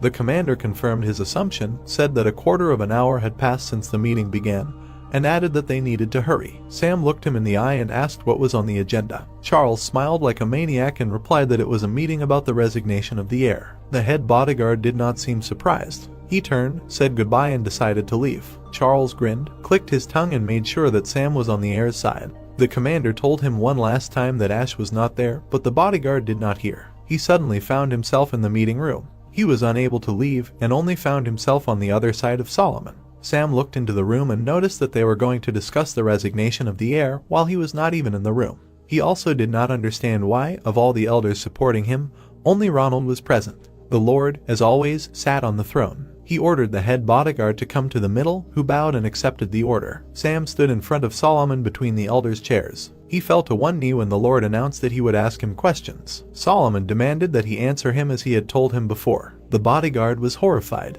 The Lord wanted him to admit that he personally witnessed the heir Ash suddenly attack and kill the second elder Louis. Sam raised his head, trying to object, but Solomon interrupted him. The man on the throne was emitting a powerful energy. The Lord ordered him to answer as he commanded. He glared at the head bodyguard and stated that otherwise the poisonous goo in his body would explode. Solomon frowned and said that he was asking for the last time if it was true that the heir had killed the second elder. He sat on the throne and waited for the answer he needed. But Sam calmly replied that Ash did not attack the second elder. The Lord was furious. The bodyguard looked up and continued his speech. However, Solomon was no longer listening to him. He decided that he had no choice and turned to what was inside him. The Lord called to the goo larva, but Sam continued to testify that the protagonist did not kill Louis out of personal desire. Solomon became nervous. He did not understand why there was no reaction. The bodyguard looked him in the eye, about to tell him what the second elder had used. The Lord suddenly jumped from his seat. He swung at Sam, intending to kill him. His hand cut through the air, but did not reach the target and met with an obstacle. Ronald confronted Solomon with a smile. The Lord was in shock. The head bodyguard did not even flinch. He shouted to the entire hall that the second elder had used reverse blood circulation magic and was stopped by the heir when he went berserk. Solomon gritted his teeth and raged that the elder dared to stop him. The Lord threw his opponent away. Ronald admitted that he was not Ronald. Solomon was shocked. His opponent touched his face with his hand. The Lord could not believe his eyes. He saw Ash in front of him in person. The elders were even more shocked when they saw the heir. The Lord's mind was clouded. He did not understand how this was possible and believed that the protagonist simply could not be here. The heir smiled. He grinned and proudly declared that he had come to inherit the title of Lord. At sunset, a noise was heard somewhere in the mountains. It was the hooves of horses. Ronald, wearing the mask of Ash, led the cavalry of the immortal sword. One of the riders led his horse to the commander's horse and reported that they had gone 75 kilometers from the cult. Derek thought that this should be enough. He nodded, looking at the cavalryman next to him. The cavalryman nodded in response. Steel rang and Ronald turned around. He saw a smiling Derek, who was holding a sword in his hand. The leader of the floating demon clan stopped his horse and asked what they were going to do and what all this meant. The commander pointed his weapon at the air and declared that this place would be his grave. His recent interlocutor enveloped his sword in energy, sped up on his horse and shouted at his opponent to die. As the blade flew towards Ronald's neck, he managed to admit that he was already tired of waiting for them to finally begin. He easily dodged the attack aimed at him. Ronald made a counterattack and the head flew off his shoulders. The soldier's body remained on the horse, and the head fell to the ground with a crash. Derek was nervous, but he had enough courage to notice that the heir was going to resist. Ronald touched his neck and said that he was very sorry. The commander watched and could not believe it. The elder took off his mask and declared that he was not the heir at all. He slapped his face and noticed that both masks were almost torn off. Derek was shocked. He clenched his teeth in anger and assumed that Ronald had been on the heir's side from the beginning. The clan leader winked at him, holding his sword in his hand, and praised his quick thinking. The commander of the Immortal Sword placed his horse opposite Ronald's and asked how he dared to disobey the Lord's orders. The elder did not understand what he was being accused of, as he remembered that Solomon had ordered them to march, not to die. Derek, without turning around, ordered his cavalry to immediately seize the rebel and deliver him to the cult, to which he heard a simultaneous agreement. Ronald put his sword on his shoulder and smiled. He admitted that there were many enemies, but he did not believe that they seriously hoped to capture him if he seriously decided to escape. Derek smiled nastily and declared that they were prepared to fight the perfect master. Suddenly, all the riders twitched in their saddles. The elder frowned. He admitted that he had not expected this at all. Meanwhile, after Sam's speech, a hubbub arose in the assembly hall. The people present were shocked and whispered among themselves, not understanding what was going on. They could not definitively determine whether it was Ash or not, because his voice sounded exactly like Elder Ronald's. The protagonist cleared his throat. Nano reported that the user's original voice had been restored. Solomon was panicking. He glared at the protagonist, thinking that he had mastered some kind of sorcery. The Lord yelled at the air and called the fact that he dared to disobey his decree and secretly appear in the main hall insolence. He accused Ash of actually planning to start a rebellion. The protagonist frowned and said that he wanted to ask one question before that. He was curious as to why Solomon was going to charge him with the murder of the second elder and drive the heir away from his place. The Lord smirked when he heard his question. Sam, who was kneeling behind Ash, flinched when Solomon ordered him to immediately arrest the heir who disobeyed his order. The bodyguard bowed his head and said that he could not do that. The Lord narrowed his eyes and then shouted, drawing the attention of the crowd to the fact that Sam, the head bodyguard, did not obey the Lord, but the heir. He said that after this, the people should not believe his words. The people were scared and did not understand what was happening. Solomon frowned and said with a smile that he was fully convinced of Sam's loyalty in protecting Ash. He snapped his fingers and added that there was a price to pay for mistakes made. 5 figures landed on the carpet next to the Lord. These 5, expressionless, sat on one knee, slightly raising their heads. Solomon ordered the soldiers standing behind him to immediately arrest the heir and the head bodyguard, and they obeyed without hesitation. The warriors slowly surrounded the protagonist. There was a noise in the street and everyone turned to look at the door. Someone was shouting for them to stop immediately. The sounds of beatings and calls to get out of the way could be heard from behind the door to the hall. All eyes were on the entrance. Those being beaten finally realized that they were not dealing with servants, but it was too late. The doors came off their hinges with a bang. The dust had not yet settled and Darcy walked in. She looked up, smiled, and apologized for joining so late. The woman justified herself by saying that she had been delayed because of collecting important evidence. She made a pass with her hand. Darcy used Kai to transfer the charred body and place it on the carpet. The people looked at the dead Louis and saw that this was undoubtedly reverse circulation magic. This meant that the second elder had somehow mastered it and that the head bodyguard had told the truth. Solomon clenched his teeth in rage. He mentally scolded Louis for his uselessness. The Lord couldn't believe that Darcy had robbed them, even though he had given orders to keep everyone out of the crematorium. First, they grabbed one of Solomon's subordinates. He was hit in the stomach, then flew into the crowd. The soldiers in black drew their swords. They didn't understand what was happening, as they were sure that they had dispersed all of the heir's subordinates. The Lord broke out in a cold sweat. He didn't even know who his opponents were. Ash closed his eyes and grinned, mentally praising Bruce for his timing. Solomon's soldiers were nervous and practically begged the girl in front of them not to approach. She was part of the heir's power, the existence of which the Lord couldn't have known. However, with the arrest of the left bodyguard, many rebelled. Amanda, the fourth of Ash's 6 blades, took a fighting stance and declared that no one would pass by her. The protagonist was pleased that his subordinates, who were in other places, had come. East side of the cult, the surrounding area within 55 kilometers. The blade cut through the soldier affected by the magic of the reverse circulation. Ronald ran through the warriors of the Immortal Sword, getting rid of them along the way. He crossed the forest at speed, but there was a pursuit behind him. The elder looked back at the approaching Derek. He was tired and breathing heavily. The leader of the soaring demon clan looked at his pursuers and panicked. He knew that against an entire army that used the magic of the reverse circulation, even he could not stand up. Derek also used this magic. He chuckled, noticing that Ronald was already out of breath, and said that trying to escape was useless. The elder jumped out of the forest. He stopped, numb with surprise. Ahead of him was an ambush of cavalry with red banners. The commander who led the enemy army proudly sat in the saddle. The banners bore the names of the clans, the blade, and the sound. Ronald was stunned when he read them. He sighed heavily and admitted that he had not expected this. The elder smiled desperately and said to the heir that it seemed like this was the end for him. He was glad that he had been of some use to Ash, so he laughed weakly. Derek came out of the bushes with his soldiers, smirked at Ronald, and declared that this would be the end of it.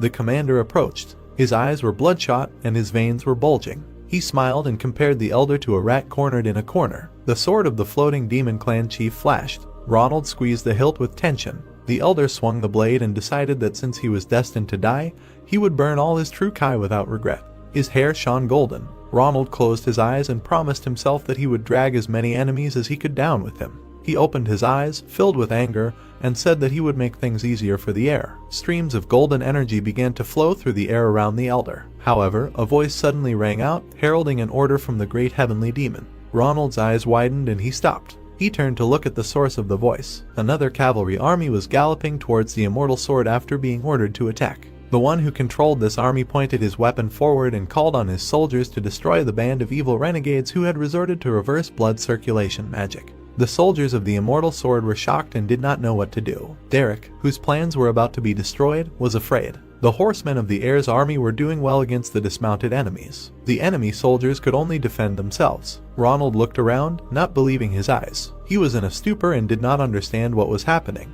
At the same time, in the main hall of the cult, those present came closer to Louis's corpse to get a better look at it. Solomon was furious. He finally realized that the heir had decided to deal with him. Ash smiled and replied that he had already said that he was here not only to clear his name, but also to inherit the title of Lord. Solomon gritted his teeth from such impudence. He pointed at the protagonist and, in the name of the Lord, ordered all the elders and clan heads present in the hall to immediately seize this rebel. Solomon's personal soldiers attacked the protagonist from all sides. However, they were stopped by an unexpected force. Another person entered the scene. The warrior in black tensed up and trembled with fear. Two elders, Dylan and Carl, approached Ash from the right and left. 4 hours ago at the gates of the Blade clan, there were also quite a few soldiers gathered in the square near their estate. Ash stood opposite Dylan in the main office. The elder was silent. The heir also said nothing. He looked around and noticed that as soon as Dylan transmitted the signal, the clan immediately threw half of its power into surrounding this place. Ash was tense. He looked at the elder and admitted that the defense was organized perfectly. The protagonist slightly lowered his gaze. He knew that the branch in the east of Guangdong province was subordinate to the Blade clan,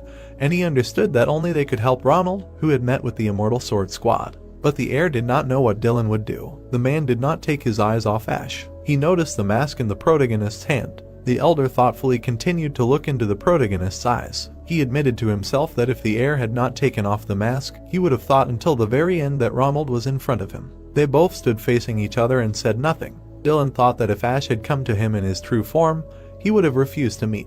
He appreciated the idea. The elder put his hand to his beard and thought about it.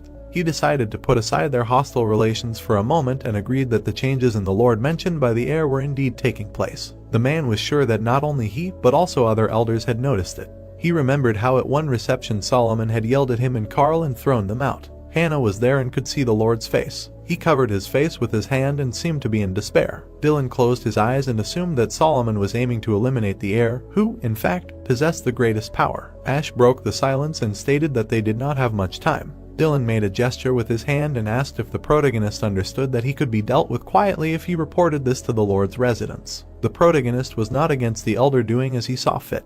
Dylan lowered his head slightly. He admitted that the more he got to know Ash, the harder it was for him not to acknowledge his tenacity and greatness. The elder asked the heir if he knew why the 6 great clans, although considered the foundation of the cult, obeyed the orders of the Lord's family. The protagonist remained silent. Dylan explained that the cult worshipped a demonic god and fire, and the Lord was a guide, a connecting link, and the current Lord's family was chosen to fulfill this role. He concluded that for this reason, Ash's proposal was essentially a request to collapse the heavens. The elder put his hand forward and said that engaging in battle with Solomon without cause and reason was the same as losing the footing under his feet. The heir guessed that Dylan believed that he would not be able to finish what he started. The man closed his eyes and said honestly that this was true. He admitted that even if they put aside their feud for a while, they would not dare to blindly follow him. Ash did not let him finish and asked if that would be enough. Dylan raised an eyebrow when suddenly something hissed. The sound grew louder and the elder's shocked expression changed. He shouted through the door to stop when the soldiers outside, realizing that something was wrong, warned that they were coming in.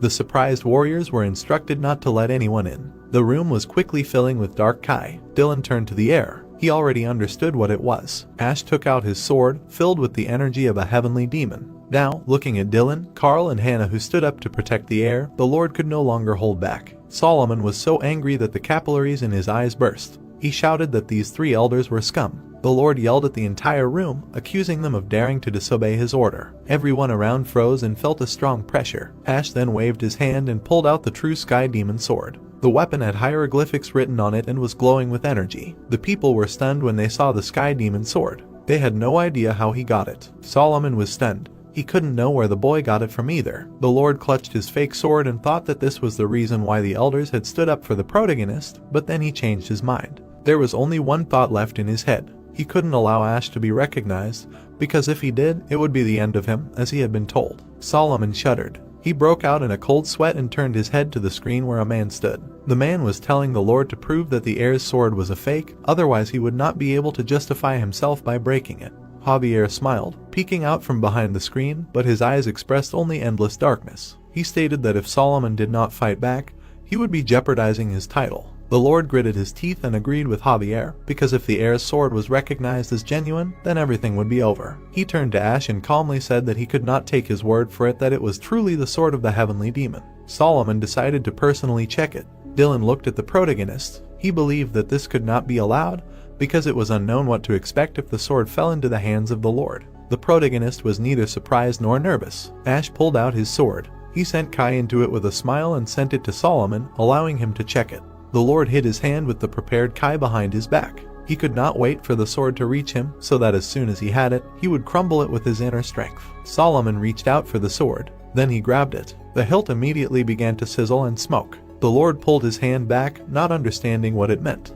He looked at his palm, the skin on which was melted. Solomon was angry, accusing Ash of enchanting his sword. He aimed at the sword to break it, shouting curses. Suddenly, dark Kai poured out of the blade and turned into a demon, which was ready to eat Solomon. The Lord panicked. The vision disappeared, and he staggered back, stunned. Solomon did not take his eyes off the sword. He did not understand what it was. His only guess was that it was a black dragon, but he did not believe it. The Lord came to the conclusion that it was an illusion created by the sword. Ash smirked. The clan leaders and the others saw the proof and were convinced that it was indeed the Sky Demon sword, the sword of their ancestor, a legendary treasure made from the bone and blood of a black dragon that chose its owner. Sam raised his head. The moment had come. The head bodyguard rose from the carpet. He stood up to his full height, raised his hands above his head and shouted at all the followers of the great Sky Demon cult to obey. The crowd saw the Sky Demon testament in his hands, which was another surprise for them. They all fell to the floor in a second, bowing to the ground. Solomon gritted his teeth and could no longer hide his anger, which was now directed at Sam. The head bodyguard addressed the people and declared that he, the keeper of the Sky Demon testament, conveyed the will of the Sky Demon. Then he paid even more tribute to the cult. Solomon despaired and only silently begged for it to stop, while everyone in the meeting hall praised the cult of the Sky Demon. Sam pointed to Ash, who was kneeling on one knee, and said that by passing the test he left behind, the heir had received the sword of the Sky Demon. For this reason, Sam, the Sky Demon, passed on his name to the protagonist. Solomon's mind was clouded. He thought he heard voices in his head asking him, the older brother, to protect him from the spawn of his second wife. He continued to beg for it to stop. The protagonist took the sword in both hands and said that he, a direct descendant of the cult of the Sky Demon, was ready to fulfill the covenant of the great Sky Demon. Solomon's eyes darted around, going crazy. The voice warned him that it had a way to defeat them all. The man closed his eyes. He opened them in fear and clenched his teeth. The voice concluded that Solomon had lost to pathetic pawns. He had a vision of his younger brother, smiling like a clown from a horror movie. Drops of water were dripping off him. He was upset that his older brother could not protect him again. Solomon turned around and was indignant that his younger brother dared to humiliate him. Dylan and Carl looked at him in shock. There was no one behind Solomon. Ash watched this carefully, remembering the recent past. The protagonist was talking to Sam. He asked the head bodyguard why he had moved the meeting time. Sam frowned and was about to confess something. One day, the head bodyguard followed the Lord into the basement. He told how Solomon began to distrust him, and that this began after he learned about the underground storage in the main building. Since then, Sam had difficulty keeping his movements a secret, so he moved the date. He made a gesture with his hand and said that this was not the only change in the Lord, as he was now noticeably different from how he used to be. The head bodyguard added that, of course, Solomon had always been quite cold-blooded, but he did not think that he could be called completely heartless. Ash folded his arms over his chest and, having listened to this, sighed. Sam confidently continued to speak, although he knew that his words were difficult to believe. He said that the Lord had a problem for some time now. The bodyguard corrected himself and decided to call it a change rather. The protagonist frowned and asked for clarification. Darcy wondered if Solomon had health problems. Sam became slightly nervous. He admitted that the Lord was always talking to a person who was not there. Darcy wanted to know who. Her mouth opened wide in surprise, hearing that it was Mr. Javier. The elder spread her arms and loudly asked the bodyguard what he meant by this. She thought that the fact that Solomon was talking to Javier of the Demon Sword clan was nonsense. Darcy knew very well that Javier was killed by Despot Seth in a war with the Pagan Alliance. Despot Seth was still recognized as an authority in the Pagan clan, and 30 years ago, he was one of the 5 great masters of Murim. 15 years ago, when the previous Lord Mark went missing, he was the one who invaded the cult's territory and started a bloody war. This was the famous Battle of Gizu Temple Valley, in which Lord Solomon revived the 5 great masters. Ash tensed up, as he did not expect the Lord to talk to a dead man. The head bodyguard assumed that he was hallucinating. He frowned and said that after returning from Zhejiang, Solomon often had conversations while staring at a blank wall or a dark corner. At first, such conversations did not last long and caused only slight concerns in Sam. He looked at the air and added that there was something that was tormenting the Lord's mind. The protagonist wanted to know what it was. Sam turned to the corpse of Lewis, which answered the question. Dylan, surprised, asked the Lord who he was talking to now. Solomon turned his head towards him, indignant at such an address. The elder raised his head and rephrased, saying that the Lord's humble servants did not understand who he was talking to. Solomon pointed his finger at the empty space and declared that the leader of the squad, Javier, was standing right in front of him. He did not understand the meaning of this question. Dylan and Carl opened their mouths in surprise. Javier laughed and admitted that it was quite funny. His older brother got angry and shouted at him that if he did something like that again, he would not be forgiven. Solomon kicked Javier out and said that he did not deserve to be in the main hall. Sam fell to one knee and told the Lord that there was no one in that direction. The head bodyguard continued speaking, for which he received a blow to the neck with a sword. He told Solomon that Lord Javier had long since fallen in battle and asked to at least now allow the healer to treat him. Sam did not flinch. The weapon left a small cut on his neck. Solomon went crazy. He took all this as an idea to make him look crazy and raise a rebellion. The Lord, who was losing his position, pulled the sword from its sheath. With an expression of hatred on his face, he held the weapon out in front of him and declared that he would personally restore order to the cult. Sam jumped up to stop the Lord, but felt the weight of a hand on his shoulder. He turned around and looked at the protagonist, who was shaking his head as a sign that he should not do this. The head bodyguard continued to watch Solomon. He suspected that his guess would be correct, but he thought he should have realized this when he returned from Zhejiang province. When Sam came down from his peak after the duel with the supposed head of the 6 Warriors School, the Lord's condition was already pitiful, but it was not just internal injuries that were to blame. The bodyguard was sure that it was the after effects of using the magic of reverse circulation.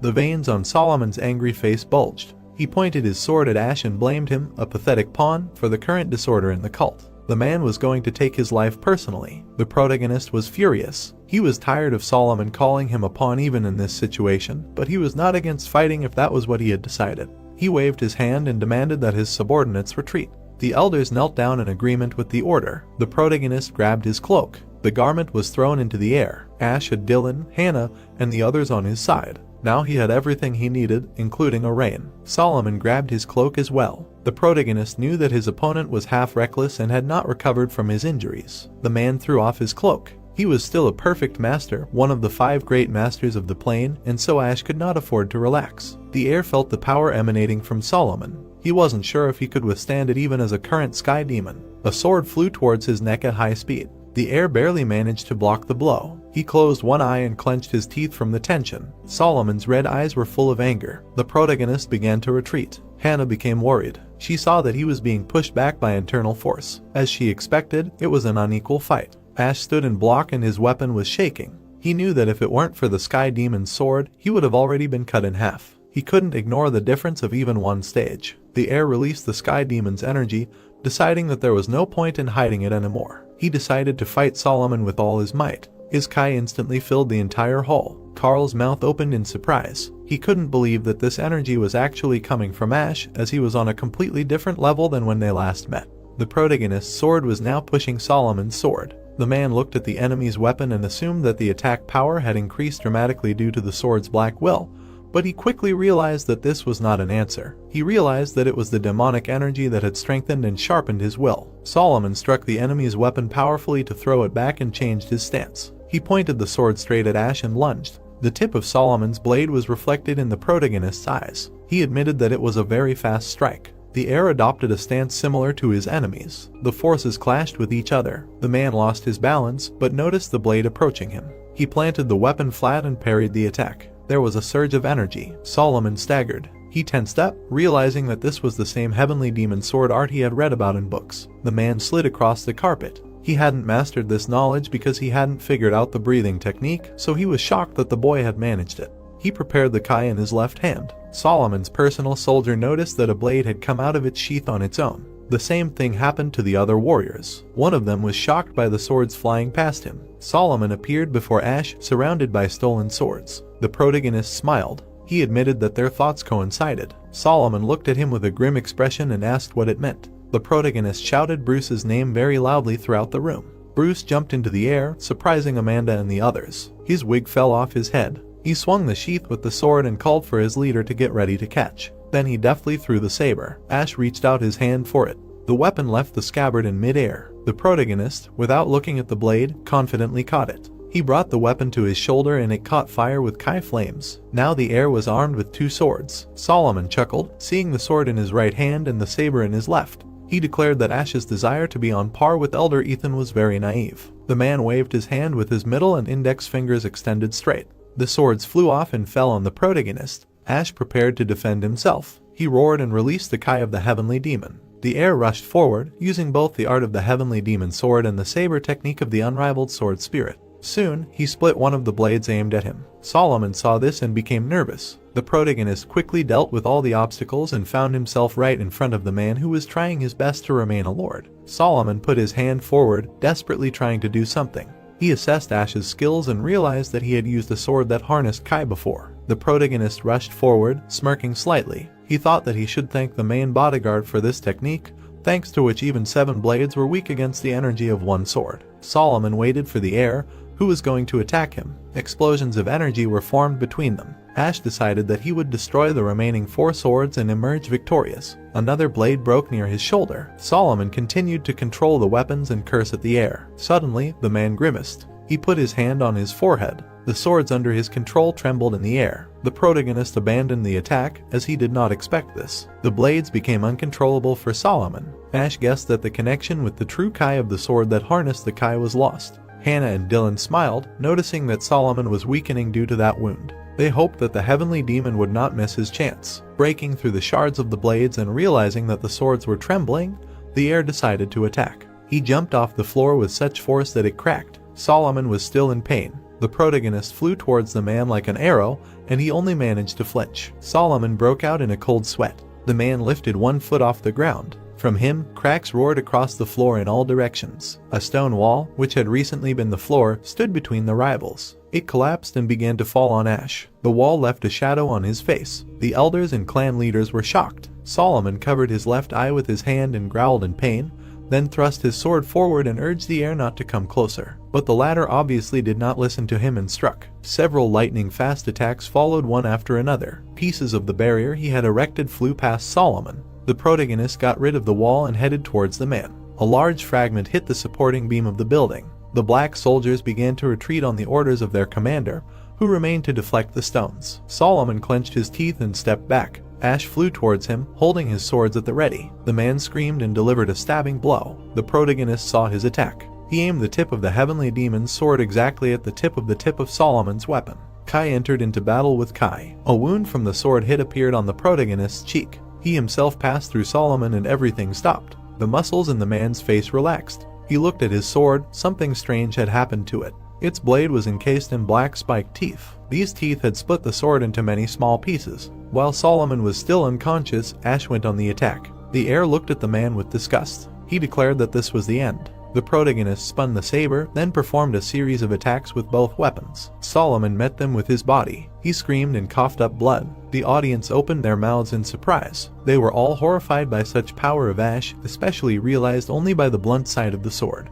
The hilt of Solomon's weapon clanged from hitting the ground. The protagonist was surrounded by light and dark energies. Behind him, the loser fell to his knees. The man coughed up more blood. It poured out on the floor like a waterfall. The meeting room became very quiet. No one could utter a word. One man standing behind him knew that at this rate Solomon might die. He gritted his teeth in frustration, because the now former lord still had unfinished business. Ash cast a sullen look at Solomon. He relaxed his brows. In front of him was a man who was bleeding and breathing heavily, and who no longer looked as majestic as a lord should. The clan leaders began to talk among themselves about the fact that the Sky Demon had won. They understood that such an outcome was possible, but they still could not accept what had happened. Solomon, with disheveled hair, did not believe that he had lost. He looked up. A voice in his head asked if he would meekly hand over victory to the boy who had started the rebellion. The man covered his face with his hand again. His teeth were bloody. The voice asked if he would simply leave the great clans alone, guilty of the death of his beloved mother and wife. Solomon stood up, swaying.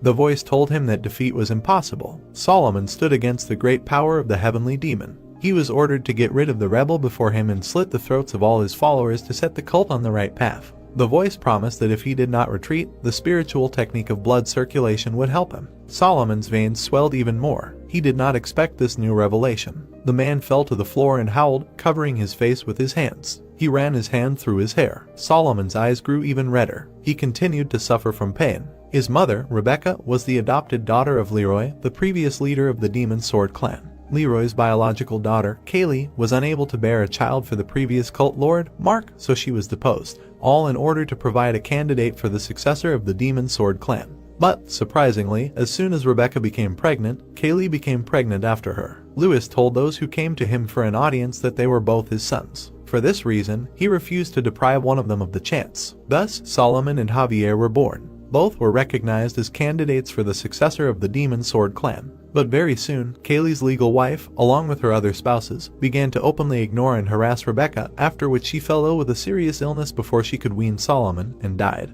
Kaylee, Javier's mother, treated Rebecca's son as lousy as she did herself. She was indignant when Solomon called her aunt and demanded to be called Madam Kaylee. Her son did not understand such an attitude. Solomon, sitting on a log, nodded in understanding when Kaylee stated that his only role in the clan was to help Javier ascend to the throne. On the street, where no one could see, Javier apologized to his older brother for his mother's words. Solomon was resting under a tree after training. His younger brother promised to definitely become the heir and to make sure that such a thing would not happen again. Solomon picked up the training sword and thanked him for at least the words. Javier assured him that he really meant a lot to him. The only joy in Solomon's life, growing up in humiliation, was Javier, who treated him like a brother. But the first, second, and other princes continued to mock him. They called him a worthless person for thinking that he could rise to the same level as them. The princes believed that if he was lucky enough to be born from a second wife in one of the great clans, then he should go and serve his lord. Even after entering the academy, the contempt from the other 5 great clans towards Solomon did not disappear. The future lord was irritated.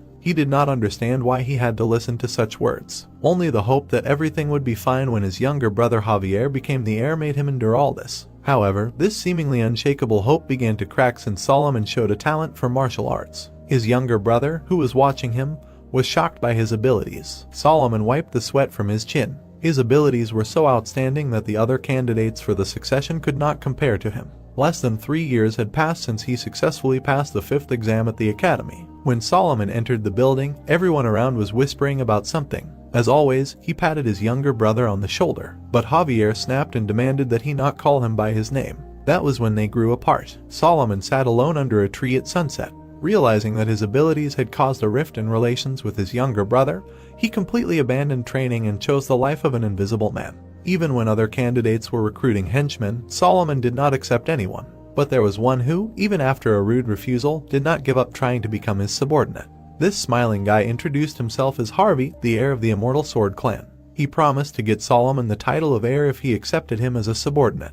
Knowing that the Immortal Sword clan was subordinate to the Demon Sword clan, Solomon sent him to Javier. But Harvey pursued him to the last. Thus, 4 years at the academy came to an end. Harvey greeted Solomon and advised him to immediately eliminate the other candidates as soon as his studies were completed.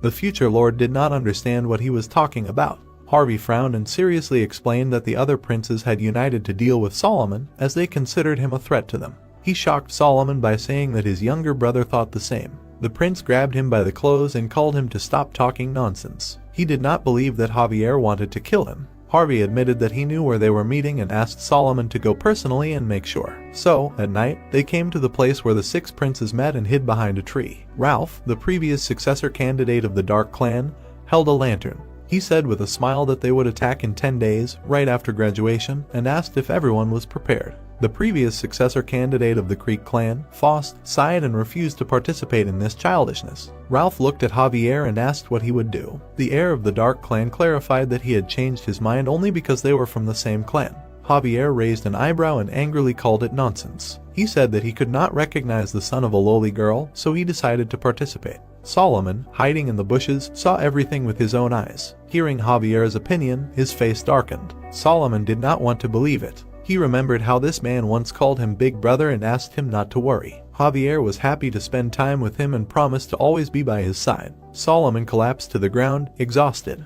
He put his head in his hands and thought of Javier, the only one he trusted and considered a brother. Harvey frowned and asked if he now understood that he had to eliminate the princes first, because that was the only way he could live. Solomon asked his interlocutor to answer just one question. He squeezed a lock of hair and asked Harvey why he had told him this, and reminded him that the Immortal Sword clan obeyed the Demon Sword. Solomon was shocked when Harvey admitted that they shared the same blood. His interlocutor, with a serious expression, explained that Solomon's mother, Rebecca, had been his eldest aunt before she was forcibly adopted by Elder Leroy. He added that her name was different. Harvey explained that his aunt had been separated from the man to whom she was already engaged. Just because she was ordered to give birth to a future successor candidate, she was adopted by the Demon Sword clan and died after living a hard life. Harvey asked Solomon if he could imagine how much pain and regret everyone in the Immortal Sword clan had suffered because of this. The future lord scraped off a layer of dirt with his fingers from nervous tension. Solomon gritted his teeth and trembled with anger. He thought he had received mercy from them,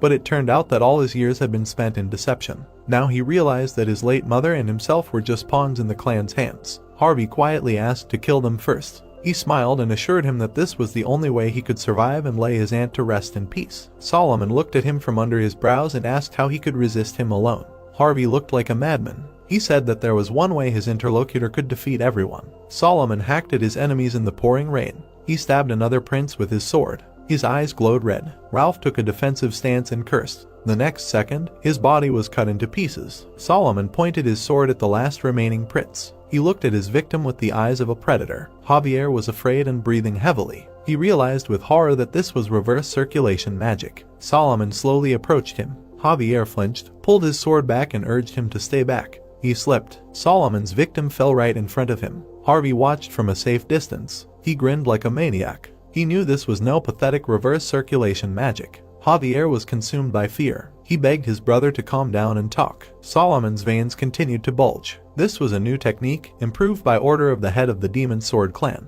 It does not deprive one of one's sanity and has fewer side effects. The future lord stood in the rain, covered in the blood of his victims. He used the spiritual technique of reverse blood circulation. Javier was shaking, his eyes fixed on Solomon. He bowed low and began to beg his brother to spare him. Javier admitted that he was wrong and reminded him that they were brothers. He hit his forehead on the ground and promised that he would never tell anyone about what happened today, desperately begging him to fulfill his request. Solomon looked at him with a clouded gaze. Harvey shouted at him from the forest that the last prince must not be left alive and that he must kill him, otherwise in the future he would regret not having done it. Javier cried and continued to beg his brother to spare him. Harvey convinced Solomon that he should not hesitate. Javier appealed to his brother's feelings. He looked up with his forehead broken from hitting the ground. Lightning struck. Solomon raised his sword to strike. Javier shouted one last time. The future lord hesitated.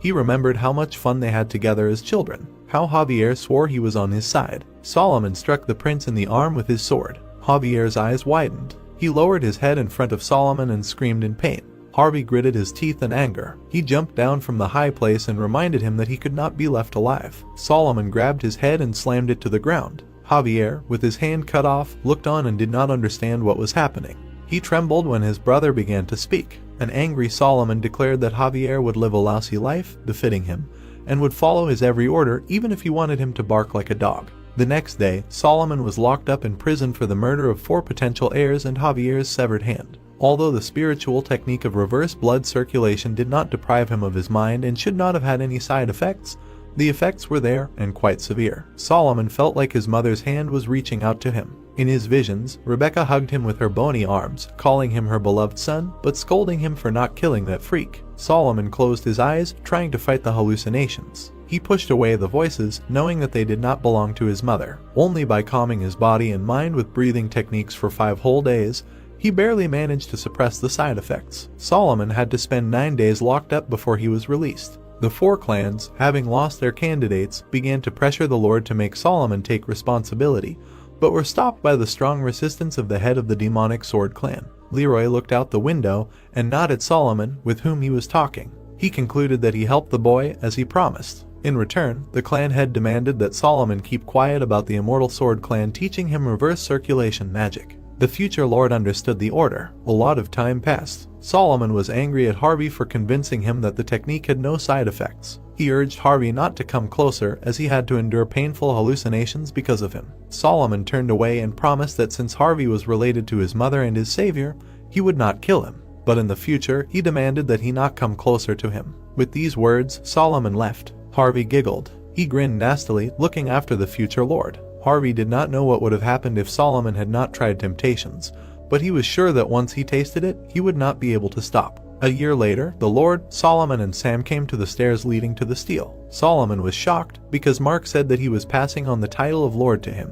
The guy looked at the Lord's back in confusion and asked why Faust was not chosen. Mark replied that this child was weak and would not stand up to the approaching danger. He turned around and, in front of the steal, declared that the position of Lord was not just power, but also duty and responsibility. Mark warned that from now on, Solomon would be responsible for the fate of 100,000 followers. The Lord wished for the heir to calm the anger in his heart and devote himself entirely to the future of the cult. Solomon slapped his palm hard against his fist. He raised his head and loudly swore an oath to the Lord in front of the altar of the great ancestor of the heavenly demon that he would devote his entire life to the cult of the heavenly demon. After this, Solomon officially inherited the title of Lord. He tried to suppress his anger for the sake of the promise he made to the previous Lord Mark, but the sediment that had accumulated over many years could not be so easily removed. For this reason, Solomon was unable to develop feelings for the wives he married according to tradition. He became serious and decided that he must become stronger since his main bodyguard would not be able to protect him forever. Having inherited the title of Lord so unexpectedly, Solomon was inferior in combat skills to the other elders. Therefore, he devoted all his free time from administrative affairs to cultivating martial arts. Among these events, he had one joy. A girl was examining Solomon's clothes from behind. The Lord turned to her. She was embarrassed and noticed that he was not dirty today. Solomon turned back and his ears turned red. He explained that it was inconvenient to change clothes every time, so he simply took off his outerwear during training. This girl was happy and thanked the Lord for worrying about her. Solomon, creaking the floor, hurried away, claiming that such a thing did not happen. The maid was taken aback by Solomon's behavior. At first, she seemed just nice to the Lord, so they sometimes struck up a small dialogue. The girl laughed. Soon Solomon fell in love with Nora, who always gave him a smile. Her mere word made Solomon's heart tremble, and every gesture was capable of making him smile. For the Lord, she was like sunlight. A couple of months later, Nora shocked Solomon by telling him that she was pregnant with his child. The maid bowed, cried, and asked to be excused, as it was against the laws of the cult. She promised that she would leave the residence, and the Lord would not hear from her again. Solomon pulled her back and looked into her eyes. He did not like this idea. He wanted Nora to stay with him. The Lord swore that he would protect her and the child. After this, Solomon announced at a great meeting that Nora was pregnant with his child, and arranged a wedding, to which the heads of the clans expressed their disagreement with unprecedented force. It was only after the previous lord, who had resigned his powers, came out of seclusion and personally reconciled everyone.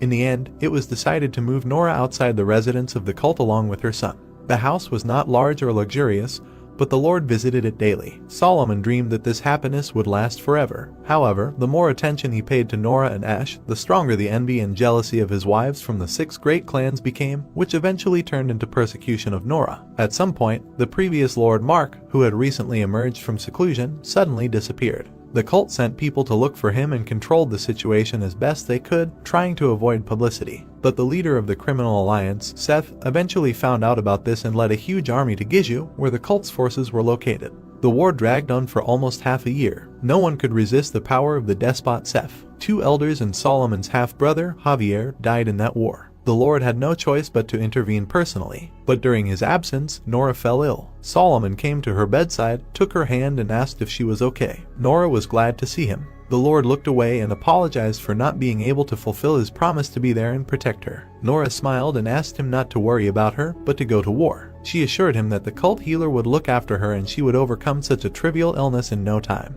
Then the Lord was told that it was time to move out. Solomon looked at Nora again and promised to return soon. He did not know them. The woman, pale and emaciated, smiled and said that she would wait for her. This was the last time the Lord saw the only person he loved. Rays from the blows appeared. Suddenly, a devastating explosion thundered. Solomon clenched his teeth tightly and wheezed. The man looked at him and laughed. Suddenly, he stretched out his palm forward. He was rapidly approaching the guy. Blood was coming out of the guy's mouth. Seth smirked and asked that this weakling was also called a lord, saying that compared to Mark, he was just a pathetic boy. He stretched his arms out to the sides and shouted that thanks to him, he would rewrite the history of Muram for future generations. He would become the master who defeated the demonic cult. They would call him Lord Seth. The boy's eyes widened and he thought, no, not at all, if he lost. An image of a woman appeared. He tensed his hand and added that he tried his best to avoid this. Suddenly, the boy rose up. The man looked at him in surprise. Solomon suddenly rushed towards him. He stretched out his hand forward. After a change occurred in Solomon, he rushed into battle like a maddened predator, unexpectedly unleashing an unchanging snake force on Seth, who could only retreat, putting Seth to flight. Solomon, following the previous lord, received the right to be called one of the 5 great masters. However, upon his return to the cult, what awaited him was the news of his wife's death. The demonic healer had labeled the cause of the surd as violent mycotoxin poisoning, and in his rage, Solomon had turned the entire cult upside down, but he still had not been able to find the culprit. And what had driven him even deeper into despair were the after effects of the spiritual technique of reverse blood circulation. Even during his wife's funeral, he had been locked in a secluded training room, struggling with hallucinations and a terrible headache caused by the side effects. The man had screamed loudly. Looking up, he had said that he had returned too late. He was too late. He had continued to sob and be angry with himself until all the walls of the room were stained with blood. The only thing that had helped him to somehow hold on, despite the all-consuming despair, was fear, the fear of losing his child as well. The man was sitting on the floor. Only with the onset of winter was he able to find the strength to come out of seclusion. That Solomon was very different from the previous one. He had become cynical, and his previously impassive face had completely frozen. Looking straight ahead, the man thought, who the hell? The only thing that still bothered him a little was Ash. He understood that by leaving his wives without attention, he was thereby endangering the life of the child, and Solomon thought that he was sure that the culprit was one of the 6 great clans. Looking to the side, he said that she had arranged everything so that this child could not master martial arts. Kneeling, Sam replied that it was true. Madame Nora personally swore in front of the wives of the 6 great clans that the boy would not cultivate Nigong. Standing in front of him, Solomon said that it turned out that the life of this child was already in danger, to which he was answered that yes, according to the conclusion of the doctor, the young master also inhaled mycotoxin fumes. Clenching his fist, the man thought about how while he was on the battlefield, she made such sacrifices to protect the child. Frowning, he added that he would order him to do now. If he had his way, he would tear them all to shreds right now. That day Solomon firmly decided he would carry out a coup in the cult, and the 6 great clans would never be able to become its foundation again. Gritting his teeth, the man thought that he could hate his father. He wanted to raise little Ash in safety, shielded from everyone, but he knew that if he did so, the search for the culprit of Nora's death would become even more difficult, even though his heart was breaking with pain. But in order to protect Ash, he had to use him as bait. He was not going to allow a repeat of what happened to Nora. 10 years had passed since then. The entrance ceremony of Madokwan appeared. The man took a step forward. That day, he could not hide the excitement in his soul. He resolutely forbade himself to look in his direction, afraid that it would soften his heart. Stretching out his hand forward, Solomon said that in this place they train, hone their skills and establish connections with comrades. Let them become the power of the cult. The man looked straight ahead, but at the entrance ceremony, this was inevitable. Solomon looked to the side. He recognized him at first sight. Looking at the face that reminded him so much of Nora, he felt a sting in his nose, but he could only dispassionately turn away, otherwise his feelings would inappropriately overwhelm him. Looking to the side, the man asked that the right guard was showing interest in the child, to which he replied that it was true. Looking straight ahead, he added that he should tell the left guard to keep an eye on him. He did not want to see his son fail the second stage. The man behind him said that he would then order the guards to return to their positions. About 2 months passed, and on the eve of the 3rd stage, the Demon Sword Clan finally took the bait. It was revealed that the Great Battle Sword Clan, one of the 2 Dark Sword clans, was conducting experiments on prisoners, thereby violating the ban on researching reverse circulation magic. Solomon ordered the right guard to arrest the entire clan, and anyone who resisted was to be killed on the spot. 3 years later, the situation escalated with an unknown school attacking Zhejiang. In order to repel them, Solomon formed an alliance with the righteous Muram sect. The man rushed forward and thought that he needed to resolve the issue before the child left Madokwan. He hurried as best he could, fearing that this still local war could become the largest in the last 15 years. He was afraid that the past would repeat itself. He was afraid that he would not be able to protect again. The masters of the School of Six Warriors turned out to be stronger and much more dangerous than anyone they had ever encountered. And when the elders lost control of the situation, and the Lord and the main guard had to intervene personally, he appeared. In front of his boundless power, Solomon again felt like a boy who could not break through to the level of an incomprehensible master. And only 10 formations later, he lost the initiative and was forced to go on the defensive. Looking straight ahead, the man said what it meant: it was not him. Having uttered these incomprehensible words, he dealt Solomon a decisive blow. At that moment, the faces of Nora and his son flashed before his eyes. An image of a mother with a child appeared, and he thought that no, if he died here. The protagonist stood still, and he added that his son would be alone again, this child. The protagonist stood in the darkness. The thought appeared that at least he could not leave him alone. The man folded his arms and turned to the Lord. Looking straight ahead, he said that he had been hallucinating for a while after using a special martial art. In the future, he recommends him to refrain from it if he uses it again. He cannot guarantee that everything will be limited to just visions, but there is no other way. The man looked away in surprise. The man's eyes turned red. The thought appeared that he could not die here. In the end, Solomon used the spiritual technique of reverse blood circulation again, and his memories were cut off. The Lord opened his eyes slightly. The man turned to him. Suddenly, he opened his eyes in surprise. Sitting down in front of him, Sam asked if he was okay, to which he asked what the chief guard was, and he replied that yes, it seemed the enemies had retreated. Putting his hand to his face, Solomon wondered what was going on. How was he? He didn't remember anything. Suddenly, someone took his hand. The guy grinned, looking at him. Looking to the side, he said that well, he was overtired again, to which he turned to him, and he added that what if he couldn't stand on his feet anymore. Grinning, the guy said that the only one who could raise the cult from its knees was him. Brother, I mean the Lord, so let him not drive himself. Memories surfaced in the man's head. He held the girl's hand. It seemed that she would wait for them. Solomon's eyes widened, thinking that he was right. Looking down, he added that it was his duty. Looking forward, the Lord thought that he would restore balance to the cult. Raising his hands, the man shouted that yes, he was just a pawn. He had to restore balance in the cult. The man looked at her in surprise and asked why his eyes were bloodshot, and the woman asked if he was really using reverse blood circulation magic. The man grinned and thought that the provocation had worked well on him. Go ahead, let him get rid of the heir and the heads of the great clans, and his role would be fulfilled, although no, it would be better if he drowned in blood here from his madness. The ground began to crack. Suddenly it broke under the man. The floor began to collapse rapidly. Cracks appeared on the columns. A rift appeared under the man and he shouted that he should be careful. The man tensed his hand. Blue rays flew around him. The man's eyes glowed red. Suddenly he shouted furiously. The stones flew up. Suddenly they began to fall. Looking up, the man shouted for them to be careful. The hero extended his hand to the side and said to show the probable places of falling fragments, to which Nano replied that he was calculating trajectories, projecting the result. Rocks were flying at people. Suddenly the hero rushed forward. He dealt many blows to the rocks. The protagonist landed on the ground. Rushing forward, he heard that thank you, to which he replied that they should immediately go to a safe place. The man looked to the side and shouted that no traitor would escape death. Suddenly he hit the floor. Ash raised his head in surprise. Rocks were falling near him. Suddenly he grabbed the man by the head. He looked at him in surprise. Frowning, the protagonist said to begin, to which Nano replied that it was accepted. Blue lightning appeared around them. Holding the man by the head, the hero thought that with his right hand he would shock the Bai Hui point. Extending his hand forward, he added that with his left hand he would pour Nigong into the Yutang point. The man's mouth dropped open in pain. Ash looked at him furiously. Then he stepped on the floor. The man fell to the ground. People looked at him in surprise. The man's eyes widened. People's eyes widened. Looking at the corpse, the protagonist thought that scanning the corpse with an MRI yesterday had come in very handy. He looked down. Looking straight ahead, the guy said that although he had never openly shown it before, the Lord had protected him from the shadows many times. The protagonist looked down and thought that it was still hard to believe. They did not consider him a bargaining chip, a pawn, but, on the contrary, protected him in every possible way.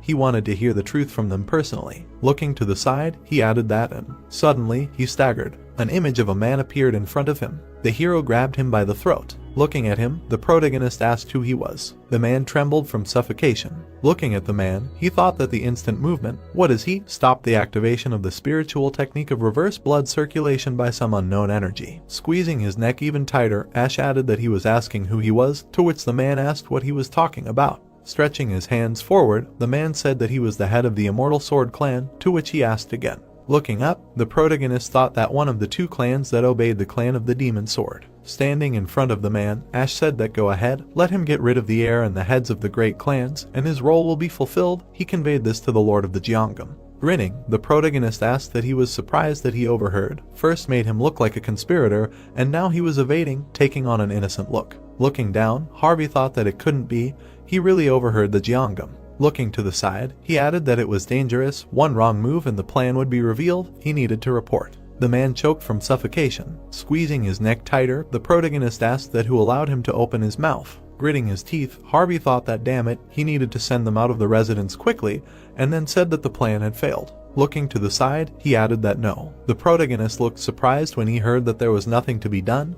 Let him take the heir with him to the grave, and they would clean up here and retreat. The men were fighting in the street. One of them swung his sword. He clenched his teeth furiously, the thought that there was no way out. The protagonist swung his hand. Looking at the man, he said that he had already seen it, this would not work on him. He touched his hand to his head. A beam of light from the blow appeared. A shock wave appeared around them. The man swung his fist furiously. Looking to the side, the protagonist thought that he had blocked the Bai Hui and Yu Tang points, but he was still able to move. The shock wave rushed forward. The man opened his eyes wide. The protagonist began to run forward. The ground beneath his feet was crumbling. The man clenched his fists furiously. Looking at him, Ash thought that he was different. He was definitely using reverse blood circulation magic.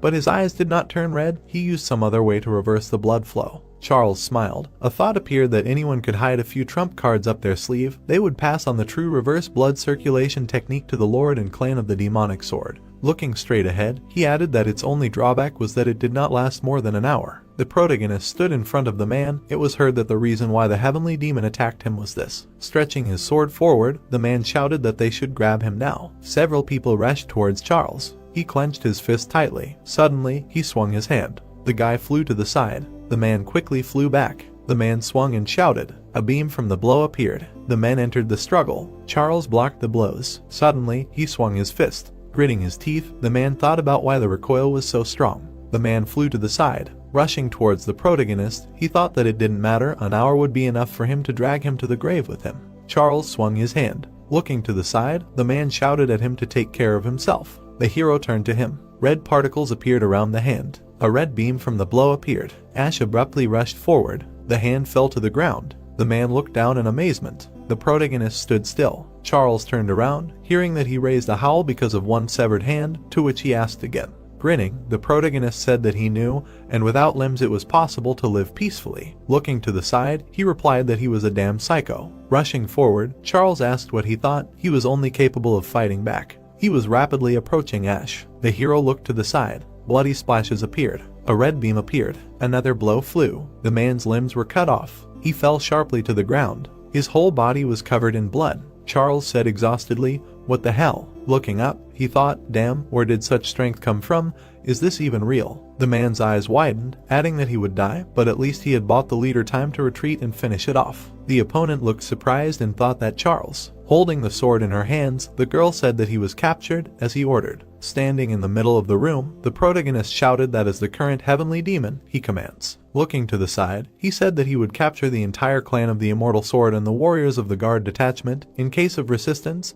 he allows them to kill each and every one. Hearing the order, the people obeyed. Suddenly, they jumped up. The men flew forward rapidly. They ran out of the palace. A swing from the blow was seen. Particles flew around the weapon. The leader held his weapon out in front of him and said that he recommended that they not put up any useless resistance. The men put their hands behind their heads and said, "Damn, who knew that the leaders would be so easily suppressed? What should they do now?" Then they looked at each other. Dylan looked straight ahead and said that they were also involved in this. The man looked at the swing in surprise. He gritted his teeth and swung. He blocked Dylan's blow. The man looked to the side and said that he would take this one on himself. Quickly, let them deal with the Lord. The boy rushed forward. Rushing towards Sam, he thought that he needed to break through the main guard and kill the Lord at all costs while he was defenseless. The boy swung at the main guard. Sam raised his hand up. A blue beam appeared. The boy looked forward in surprise. Gritting his teeth, he thought that the sword was harnessed by Kai. Suddenly, it flew into the wall. Looking away, the guard asked that he was some kind of joke to him.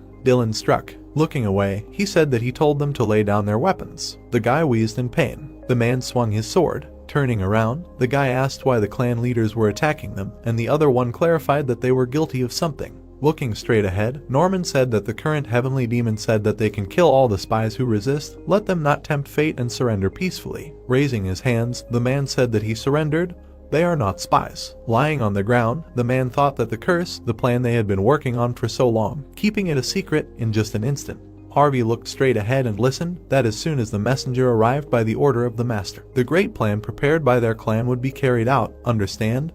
There was an idea that this man had finally appeared in his generation, but damn. Gritting his teeth, he added that the plan they had been working on for 3 generations was destroyed. The protagonist stood next to him. He looked away, hearing what must have been, decided that he had won an absolute victory. The man shouted loudly that although in the end he could not deal with him and the leaders, but at least he would definitely send the guards to the next world. Lying on the floor, he added that who, in his opinion, was guarding the left and right guards in the prison. He had just sent a signal to his people.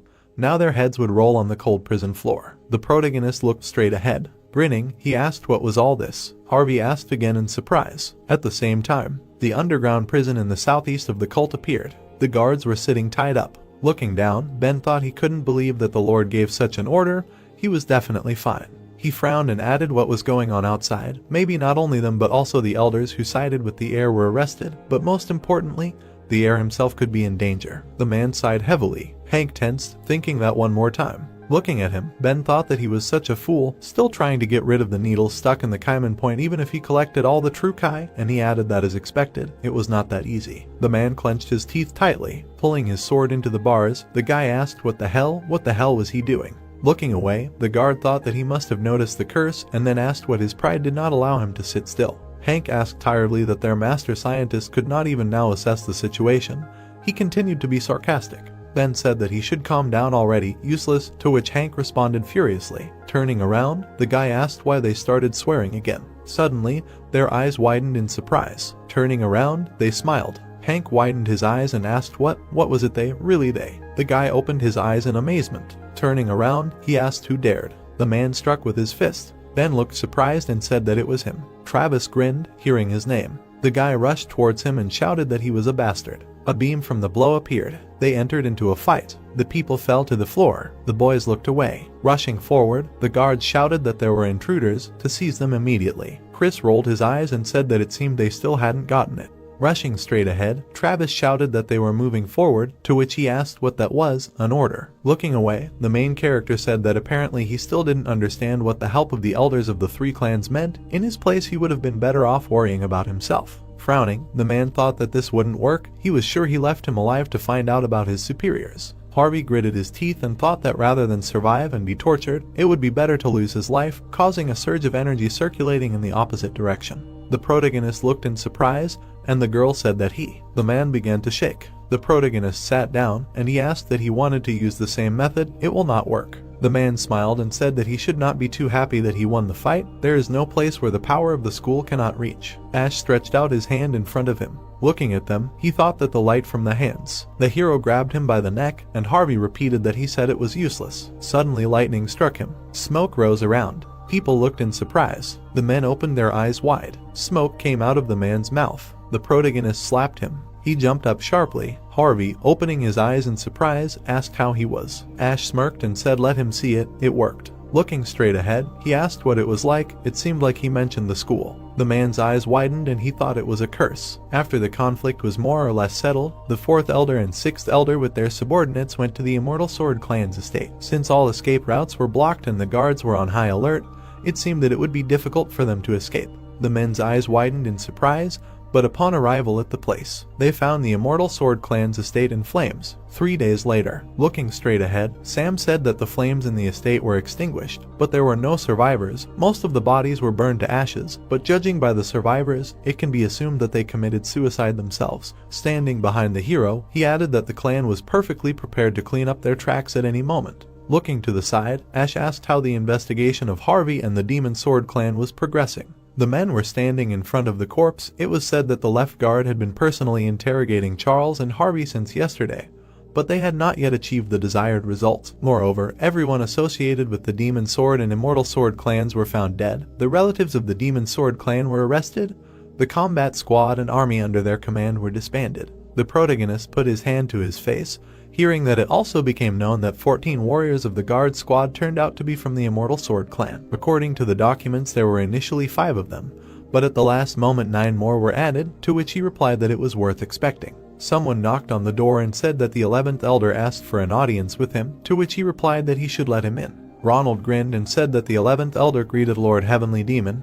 He came to him to report. Approaching him, the hero asked that he had already returned to work, to which he replied that he was working so hard for the good of the cult, how could he relax, and Sam thought that he had changed his mask. Gritting his teeth, Ash asked that his work was related to the pursuit. Looking at him, Ronald replied that 3 days ago, after the battle with the Immortal Sword squad, during the removal of the bodies, it was discovered that 3 or 4 bodies were missing, including the squad leader. In connection with this, he sent a reconnaissance squad and, using connections in the underground, searched Fujian and Jiangxi. Standing in front of the hero, he added that today a message arrived from the north of Fujian, to which he asked if there was anything interesting. The guy lowered his head and said that yes, they had found their tracks, requested support from the local authorities, and set off in pursuit, but they had managed to escape. He had no excuse. Ash turned around and said that everything was fine, nothing could be done, they would talk about something else, to which Ronald replied that he was grateful for his leniency. The protagonist looked at the map. Pointing at it, he said that the village of Yuman was in northern Fujian.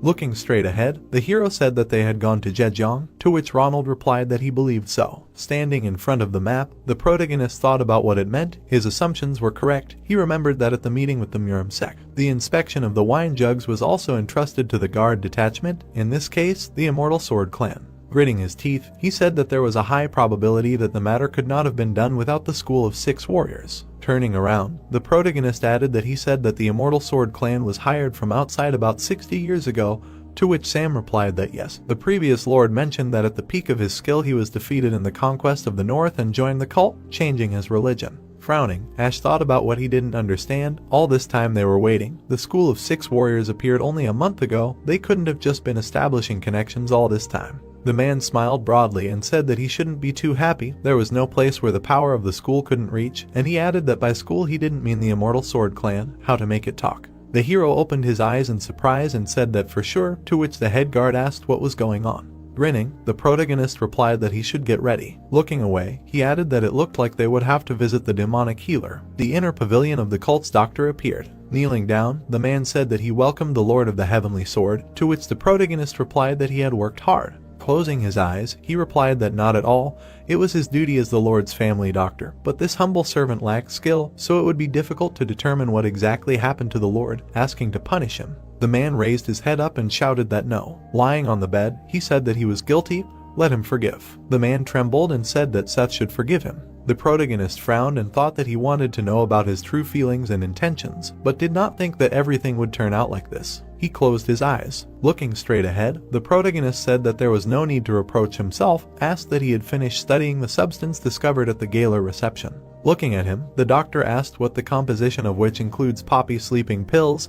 The research is finished, but why does he need it? Ash grinned slightly. A huge hall appeared. The hero walked straight. It was heard that the current heavenly demon had arrived. The people in the hall shouted that they were greeting the current heavenly demon. The protagonist lowered his head. A throne appeared, and he thought that another chair was next to the Lord's seat. Looking to the side, Dylan thought that the other day, due to circumstances, they had to recognize him as a heavenly demon and join forces with him. But now that the situation was resolved, he would not think that they had provided help selflessly. No matter what happened, he would achieve maximum benefit from what was happening. The protagonist smiled. He touched the armrest. The man looked surprised. The protagonist sat down in the chair. Rising abruptly, Lynn said that but the next seat. Suddenly the chair began to crack. It suddenly broke apart. Ash smiled broadly and said that there was no seat next to him. The man looked straight ahead. Sitting on the chairs, people wondered if he had really poured inner strength into him by touching the chair. What a stubborn man. Dylan, standing in front of them, thought that he would endure it for now. The re-election of the elders was more important now, and then said that they would then proceed to the great meeting, the first on the agenda, and someone said that he would ask the third elder to sit down in his seat for a while. Looking straight ahead, Sam said that before moving on to the meeting's issues, they would first discuss the points regarding the inauguration of the current heavenly demon. The man asked in surprise what he meant, and another asked again, the inauguration. The woman looked away and shouted that she was protesting. This had not been announced in advance, and Carl said that it was true. How could he arbitrarily appoint a topic for discussion that was not on the agenda? Dylan extended his hand to the side and said that it would be better to discuss the succession of the heavenly demon after the current lord awakened.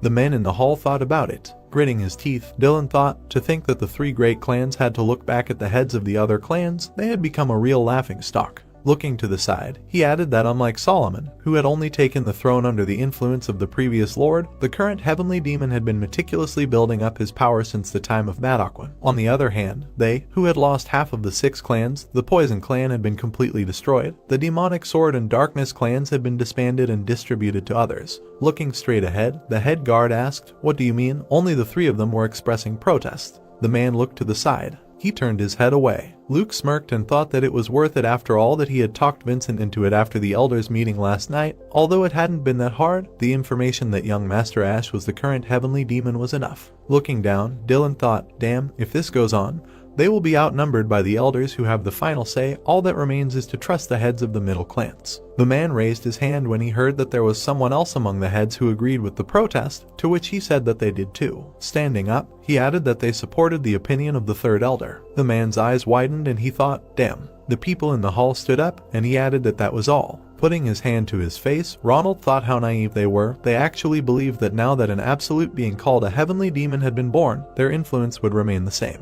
Dylan gritted his teeth and thought that there was no choice. Falling to one knee, he shouted that but the cult had a legal order, since they knew that the Lord had suffered from the enemy's machinations because of a spy. He believed that it would be right to wait for him to awaken and pass on the title while abiding by the rules. Putting his hand to his face, the man thought that he could not get rid of the Lord. There was nothing good in continuing the strife within the cult. The hero looked straight ahead, and he added that the current heavenly demon must be extremely annoyed. Standing up, Luke shouted that the demonic healer reported that there was no progress in treating the Lord. They should also understand what this meant. But now they simply cannot leave the head seat empty when the school of 6 warriors could invade their lands at any moment. Looking to the side, the man said that then his opinion is even more correct. If the demonic healer does not work, then it is necessary to call the Divine One. He will raise the Lord to his feet, and then they will maintain order. Then he added that the head of the cult is still the Lord. If he is going to ignore the order of abdication of power, he does not see the point in the meeting. Luke's eyes widened in amazement, and he thought that even in the current situation they were not going to give up their entrenched rights. It seemed to him that they were trying to stall for time to regain control of the fighting power of the 3 clans. Standing in the middle of the hall, the man said that they should allow him to take his leave. He would not participate in the meeting until the current lord got back on his feet.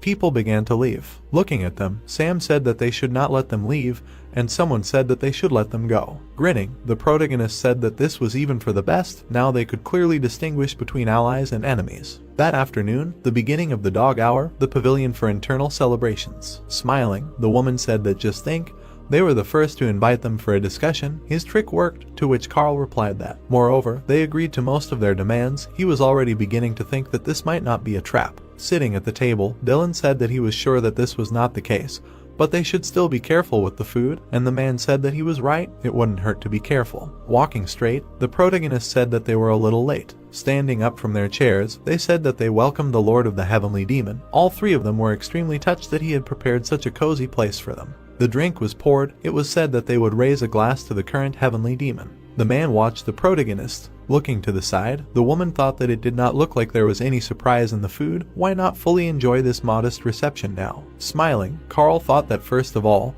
they needed the third elder to get the empty seat of the first, and to achieve this by any means, so that half of the military and political power would be in their hands. Looking straight ahead, Dylan thought that on the contrary, it was even better that they had divided the rights of the 6 between 3, and the title of Lord, monopolized for a long 100 years by the clans of the Demonic Sword and Darkness, could pass to their descendants. People brought food. Looking at it, the man thought that it seemed that he was worried about their strength, judging by the exquisite dishes. The men were carrying a cow. The cook held a knife in his hands. He cut the animal. Pieces of meat appeared. Grinning, Carl said that they had butchered it in front of their eyes and sent it straight to the grill, already anticipating how it would taste. Looking at the hero, the man laughed and said that it would be better if he did not condemn them to a painful wait.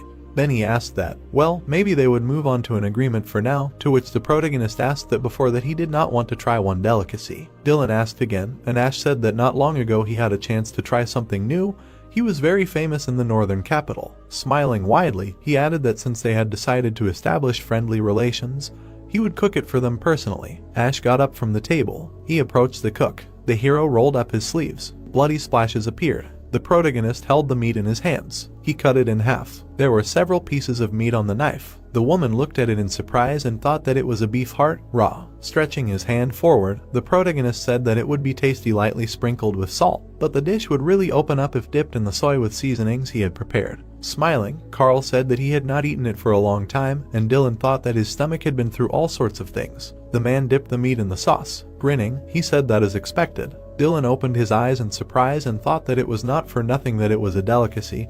He expected the taste to be disgusting, but it was quite good. Hannah put her hand to her face. The thought appeared that she could see she did not like it. Closing his eyes, the hero said that now that the delicacy had been tasted. The man grinned, hearing that they would talk about the so-called agreement, to which he responded approvingly. Looking to the side, Carl thought that finally, he did not know how much he would be able to bargain for, but he needed to get as much as possible. Grinning, Ash said that first he would tell them his demands. Dylan looked at him in surprise and asked what demands, what was he talking about? Looking straight ahead, the protagonist asked that negotiations do not exist to coordinate the desires of both parties. Looking at him, the man replied that fine, then let him talk. The protagonist closed his eyes and said that first, the 6 great clans, existing like an unbreakable tradition, must disappear. Raising his hand, the man asked what he was talking about. Ash frowned and said that his demands were not over yet. The man narrowed his eyes and said okay, let him continue. Looking at him, the protagonist said that secondly, the basic principle of obtaining the position of elder will be changed. According to the traditional respect for strength, the order of elders will be determined by the level of martial arts. Hannah asked again in surprise. Looking straight ahead, the protagonist continued that thirdly, all clans in the cult will be prohibited from having any kind of combat organization except for one squad. All other forces at their disposal will be transformed into cult squads. The man suddenly slammed the table. Dylan rushed forward. The head guard held his sword in front of him. His eyes widened. He asked what the hell he was doing. Sighing, the protagonist replied that he was putting forward conditions for friendly negotiations. The man shouted angrily that he thought this was friendly, but he was practically ordering them to become enemies. In the ceremony area, it was heard that it was precisely to avoid this that he had complied with their demand to hold the meeting in the open, and ordered all the guards to retreat, taking only the servants and the head guard with them. Hannah shouted angrily that he thought this was acceptable. Wouldn't the conditions he had put forward take away all the power of their clans? Looking at the hero, Dylan said that their entire fighting force was currently waiting outside, asking what he knew about this, to which he replied that they themselves had put forward such a condition before holding negotiations. Stretching out his hand, the elder said that their strength was 1/5 of the cult's strength. He believed that if they were deprived of it, he would be able to hold back the onslaught of the Miram sect and the criminal alliance, including the School of the 6 Warriors. The guard's eyes lit up and he asked that he dared to threaten the heavenly demon.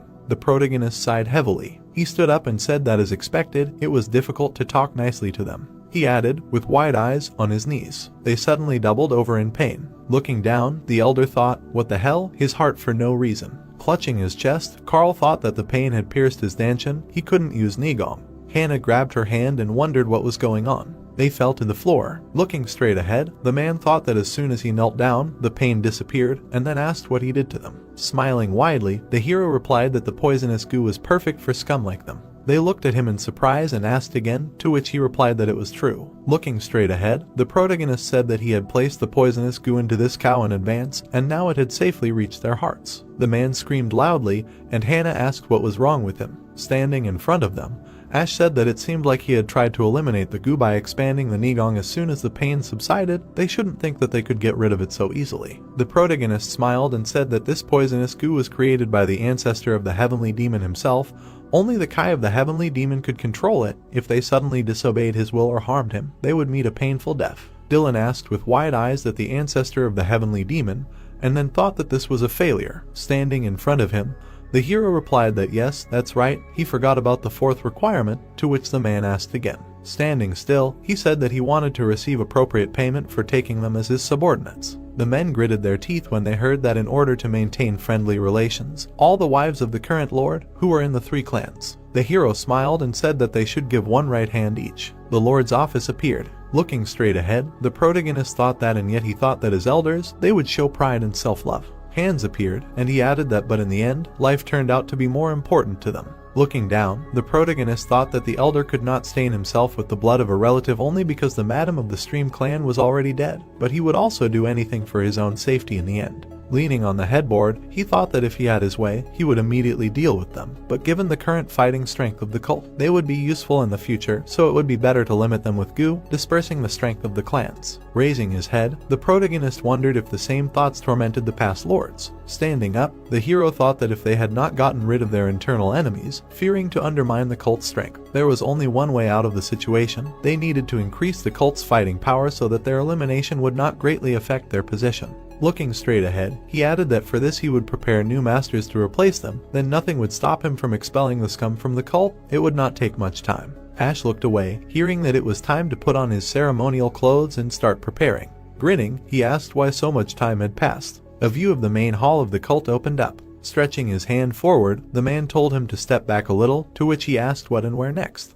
The man shouted loudly that they also wanted to take a close look at the new sky of their cult, to which he was told that they understood his feelings, but for safety reasons they asked him to keep his distance. The guy hit several times. Among the crowd, it was heard that it seemed like the inauguration was finally beginning. Travis grinned and said that he still couldn't believe that the leader was about to take the place of the Lord. It was so exciting. Looking straight ahead, Chris said that he was right, and it seemed like only yesterday they were worried about the fight for the place of the heir in Madaquan. The girl said that, by the way, it was a shame for Bruce. He wanted to see everything up close more than anyone else. The girl opened her eyes in surprise and added that he had been so happy when the ceremony was scheduled, but when it turned out that he would have to watch from afar, he immediately wilted. Closing his eyes, Chris said that, well, nothing could be done, since only masters of a rank not lower than the squad leader could not be present on the platform. To which Travis replied that Bruce was burning with such a desire, it turned out to be a shame. They turned their heads, hearing that the inauguration was beginning, everyone to remain silent. A man stood with a torch. They heard who was there, some familiar silhouette. The guy suddenly froze. He turned his head to the side. Chris widened his eyes and asked what Bruce was doing. Looking straight ahead, he added that they were worried about him for nothing, to which Travis added that he didn't have to say anything. Loud sounds were heard. Sam was carrying out a sign. Among the crowd, it was heard that long live the cult of the heavenly demon, Glory. Raising his hands, the head guard shouted that the followers of the great cult of the heavenly demon, let them heed the covenant of the heavenly demon.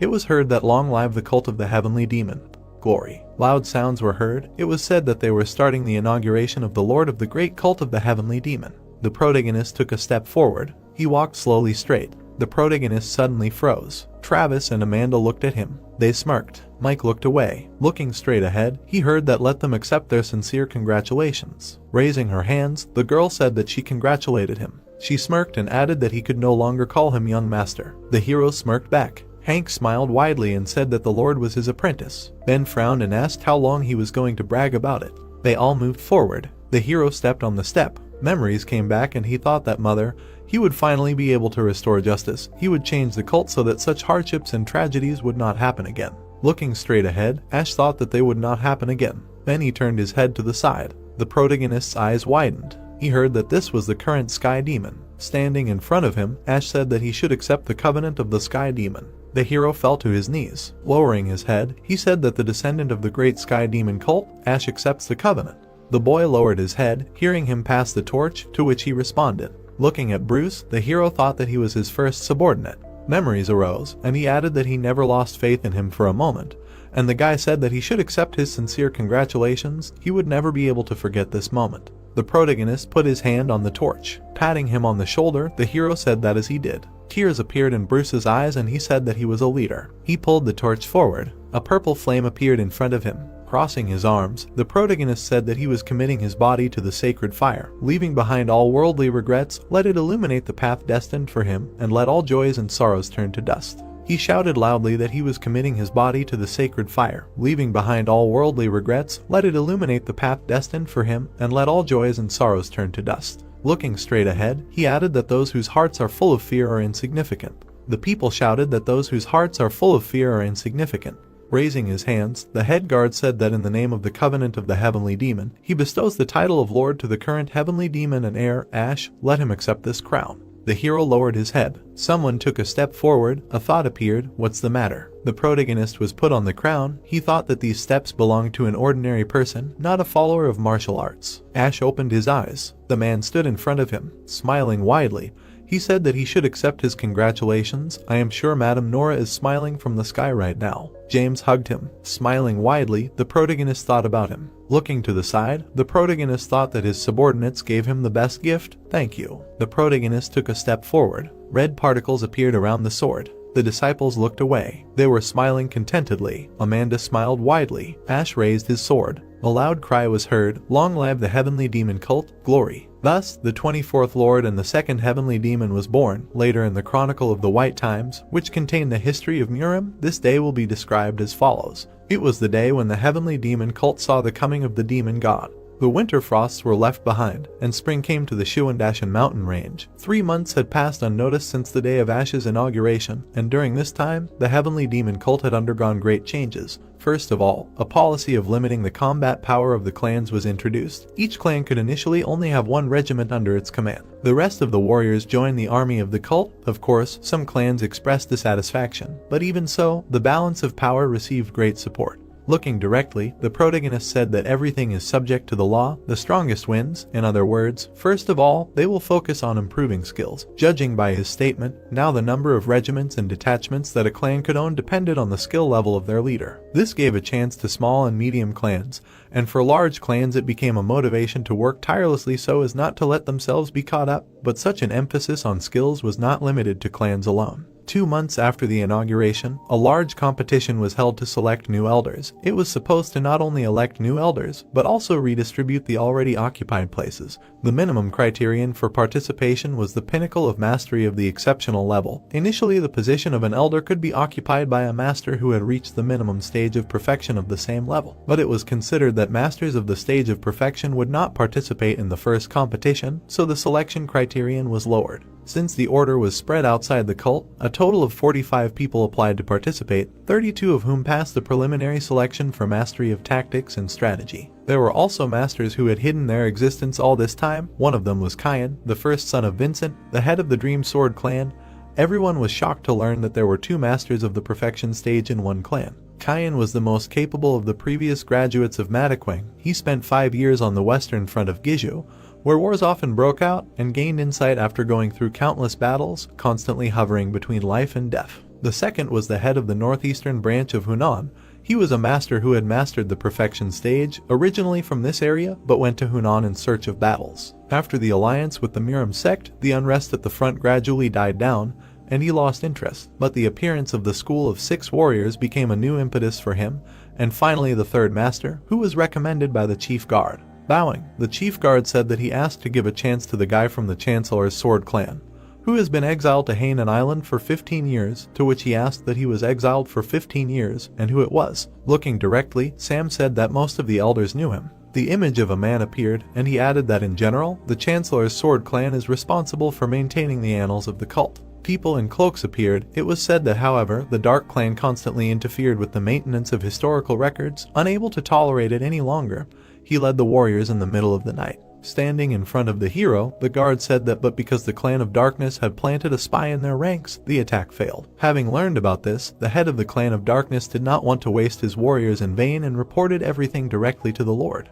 People were kneeling. It was heard that as the one responsible for writing history, he was deeply devoted to the cult and surrendered to the warriors from the pavilion of guards without resistance. Looking straight, Sam said that the 6 great clans insisted on beheading him, but the previous lord deliberately sent him into exile on the island, planning to use him against the 6 great clans in the future. Stretching his hand to the side, the protagonist said that good, let him immediately order the pavilion of guards to pass on a message. In the name of the Lord he allows his exile to be cancelled, to which the guard responded approvingly. So Leo, who had been waiting for the Lord's order, returned home after 15 years. The waves of the Yangtze River rolled over each other, just like the back wave of the Yangtze River pushed back the front wave. With the birth of the 2nd generation heavenly demon, a new era was approaching the cult, so with an emphasis on natural selection, the elders competition was held, which led to a huge change in the ranking. Blade Clan Chief Dylan was deeply confident that he had gotten rid of the competition with the disappearance of the Darkness and Demonic Sword clans, but he was eliminated in the 2nd decisive battle and could not seize the title of the strongest. Darcy, who had mastered the 24 Demon Sword, won and took the place of the first Elder Leo of the Chancellor's Sword clan. The fighting skills honed during 15 years of exile raised him to the top of the perfection stage. A lot of nameplates appeared, and the one who stood up as the 12th elder, although he had not reached the stage of perfection, but showed the best result, a guy from the Nine Doors clan. Such a huge change occurred for the first time in almost 500 years. And at the great meeting, Ash put forward a stunning proposal, namely, to review the list of elders every 5 years through a competition. This was to force the elders who had already secured their positions to continue to hone their skills, and also give all the other clans a chance to take the leadership position. Not only the elders were subjected to a system of competition, the guard pavilion was increased in size and divided among Ash's 6 blades, which forced them to compete with each other. The warriors of the 6 Blades regiment were mainly composed of Ash's subordinates whom he took from Matokuan, but the position of the head of the guard pavilion, with the consent of the 6 Blades, was given to Adam, a former martial arts instructor in Matokuan.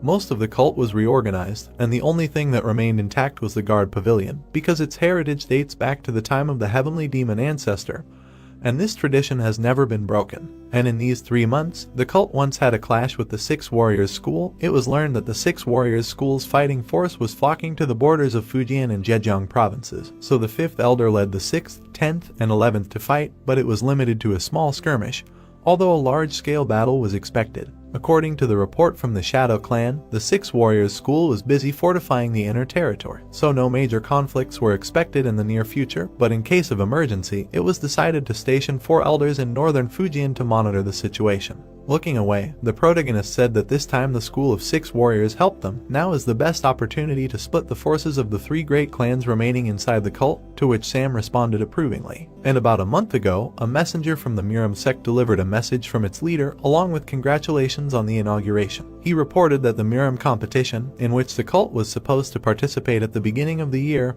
was postponed. Standing in front of the protagonist, Ronald said that at present the Miram sect is blocking the leak of information as much as possible, but it seems that a spy from the school of 6 warriors has also infiltrated their territory. Looking at him, Ash said that he would have to suffer a lot, to which he was told that the Miram sect is an association of many schools, so it will not be easy to figure him out. Among other things, Ash ordered the demonic doctor to recreate the drug used by the spies of the 6 warriors school, intending to loosen the tongues of Harvey and Charles, but it took a long time to get the sleeping Poppy, so the idea had to be postponed. Also, for more than a month, countless doctors, including the demonic doctor, were treating the past lord, but Solomon was still in a coma. In the end, Ash decided to resort to the last resort, the divine doctor. Sitting next to the hero, Sam said that they investigated and found out where to go with the pendant of the divine doctor. But this place turned out to be an abandoned sword valley in Hubei province, which is the domain of the Wuding school and the Chegal family. Putting his hand to his face, the protagonist said that the situation is difficult, although they have formed an alliance with the righteous Miram sect. But considering that the divine doctor can cure any disease, I am sure that even in the Miram sect there are many who will target this pendant. Looking at him, the guard asked what about secretly sending a small group of elite warriors, to which he asked again. Looking directly, Sam said that unknown outside the cult, it was decided to organize a special reconnaissance squad consisting of the 2nd Elder Darcy and Amanda with Chris from the 6 Blades. In particular, Darcy had previously used the aging mask, so she was perfect for this role, and as their guides they decided to use the members of the Shadow Clan, who were sent from time to time to spy on the righteous schools. Returning to the present, the training area of the Lord's Palace appeared. The guy swung his sword sharply. Betty landed on the ground. She swung her hand sharply. Looking to the side, she thought that it can't be too fast. He definitely does not use even half of his Nigong. Watching the battle, Sam thought that the heavenly demon became even faster, only. The protagonist grinned, wondering what kind of strange stepping technique this was. Looking straight ahead, the guard thought that at first it seemed quite simple, but the Nigong involved, as well as the Wind God's mastery, made it impossible to predict his movements, and it must be difficult for them to even follow him. Clenching his fist, the guy thought that he would have to wait for the right moment. He was sure that he would somehow manage to attack him. Then he opened his eyes wide. Having struck, he added that it was now. A punch flew at him. Travis screamed in pain. A beam from the blow appeared. The protagonist flew up. The guy flew into the wall. Looking to the side, the girl thought about what had happened, although he said that he would not show his true abilities, but his strength, which was growing day by day, was terrifying. Ash ran forward, and she added that the young master was using this skill. It was completely different from the basic skill. On the contrary, it was more like the art of hand-to-hand combat. Particles flew around the protagonist, and he thought that he was getting better at controlling the power. The hero extended his hand. Nano said that the combat skill, which is a synthesis of boxing, the skill of the god of wind and taekwondo, was mastered by 75%, to which he thought that it was useful that he instructed Nano to learn the technique of reverse blood circulation and implement it into the body. Clenching his fist, he added that while fighting a strong opponent, he clearly realized that he lacked a lot to become even stronger.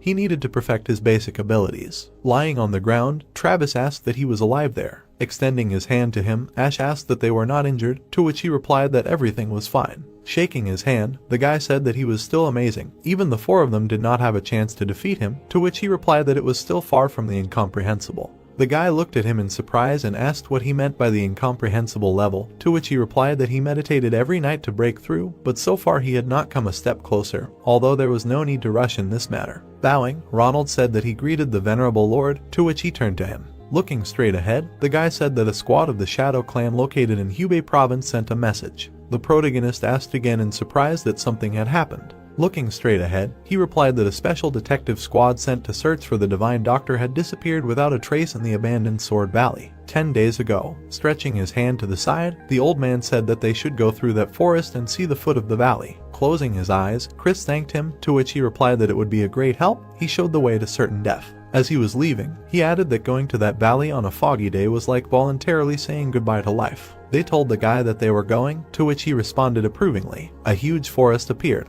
There was a sign hanging on a tree. Looking to the side, the girl thought that the deeper they went into the forest, the stronger the resonating sound was felt, like the response of a sword. Maybe they would follow it. Looking to the side, she said that from now on she would go ahead, to which she was told that she would do as she said. They walked straight through the forest. Suddenly, she opened her eyes in surprise. Amanda and Chris opened their eyes in surprise. The girl frowned. Suddenly, she grabbed the sword. They looked up in surprise. About 20 days later, the Yellow River. The girl opened her eyes in surprise and said, "Wow, how huge," and Bruce asked what this was.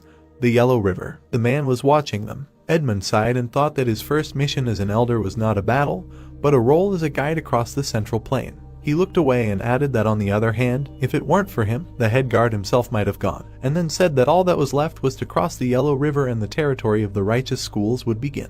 The hero looked away, hearing that thanks to the mask, it was unlikely that anyone would recognize him, but even so, the danger was considerable, so he should remain on guard. Looking at the river, the man said that and as he went down, he would immediately see the crossing. It was better to hurry, the place was always crowded with people. Sitting in the boat, Bruce said that this was his first time on a boat, to which Betty replied that, frankly, she did too. She looked away and said that it was a shame. The entire regiment of 6 Blades wanted to go with them so much, to which the guy said that nothing could be done. After all, this was a secret sortie. Looking up, he added that especially Travis, such a mountain would definitely catch the eye, and she answered that that was true. Looking straight ahead, the girl said that by the way, Travis was beside himself with excitement, asked that he was really so worried about Chris. Smirking, Bruce asked why Captain Betty didn't know anything yet. Looking at him, she asked what she didn't know, to which Bruce replied that she would understand everything later, and the man thought that he was the epitome of simplicity. Covering one eye, Edmund thought that, and yet, no matter how much he looked, he never ceased to be surprised. Bruce was the adjutant of the head of the security pavilion himself. The guy smiled. A thought appeared that one way or another, his rank was higher than the rank of captain of the 6 Blades regiment. A person at the top of the level of the great master cannot be called a weakling, but it is difficult to believe that he is from the personal staff of the Lord, advocating for division by strength. He folded his arms and added that it was still worth recognizing at least his devotion, happily accompanying the Lord for 10 days without resting for a second. The girl turned her head. A thought appeared that Captain Betty, although her face was now hidden by a mask, but such beauties are still hard to find. Besides, she has outstanding combat skills, ranking second among the Blades. Looking to the side, the man thought that although the most amazing, of course, is the Lord. The protagonist raised his hand up, and he added that the second heavenly demon in the entire history of the cult cannot believe that in his young years he has already destroyed half of the 6 great clans, and saved the cult from imminent danger twice. Edmund grinned and thought that but what he is sure of is that his combat skills are above him. He hopes that this time he will have a chance to see what the Lord is really worth. After crossing the river, Ash's squad entered the lands of Hubei and drove their horses without rest for 5 days. Fortunately, thanks to Edmund, who in the past played the role of the head of the northeastern branch of Hunan, the road was uneventful. The outskirts of the abandoned Sword Valley in northwest Hubei. Looking up, the man said that it would soon rain. Grinning, Bruce said that there was an inn ahead. Looking at the protagonist, the man said that he thought it was worth resting here today, and tomorrow they would move out right at dawn.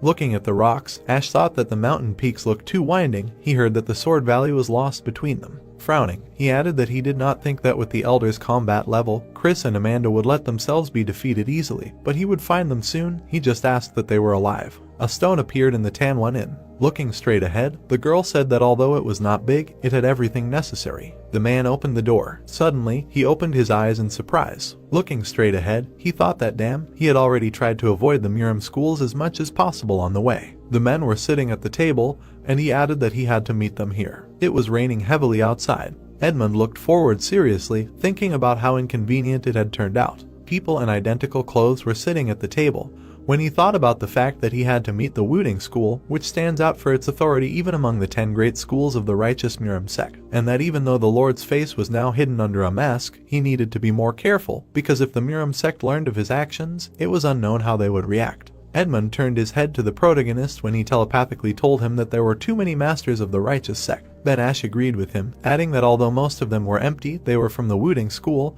and then asked about what they would do. The protagonist looked at the rain outside the window and realized that exploring the valley in such weather was not the best idea, and that it was better not to make unnecessary noise in someone else's territory. Ash looked at the elder and said that they would not attract attention to themselves, then he nodded. A guy entered the room and said that it was pouring. Bruce looked ahead worriedly, then he was asked not to show it. Edmund turned his head to the side. The guy approached their table. Sweat appeared on Betty and Bruce's faces, then the elder thought that it seemed like they were scared. The protagonist folded his hands in front of him as Edmund thought about how he had heard that the Lord was an outstanding craftsman, but he was so calm that it was impossible to guess his thoughts and about what fearlessness meant. An old man approached them and asked if they were just going to eat. The old man exhaled smoke and asked what to do when he was asked if there were any free rooms. Dark silhouettes were visible at the tables. When the old man was asked if there were none, he replied that they should look at how many guests had taken shelter from the weather, and they would understand everything themselves. The old man took his pipe out of his mouth and said that there was one free room if they did not mind squeezing together. Edmund raised his hand to his chin,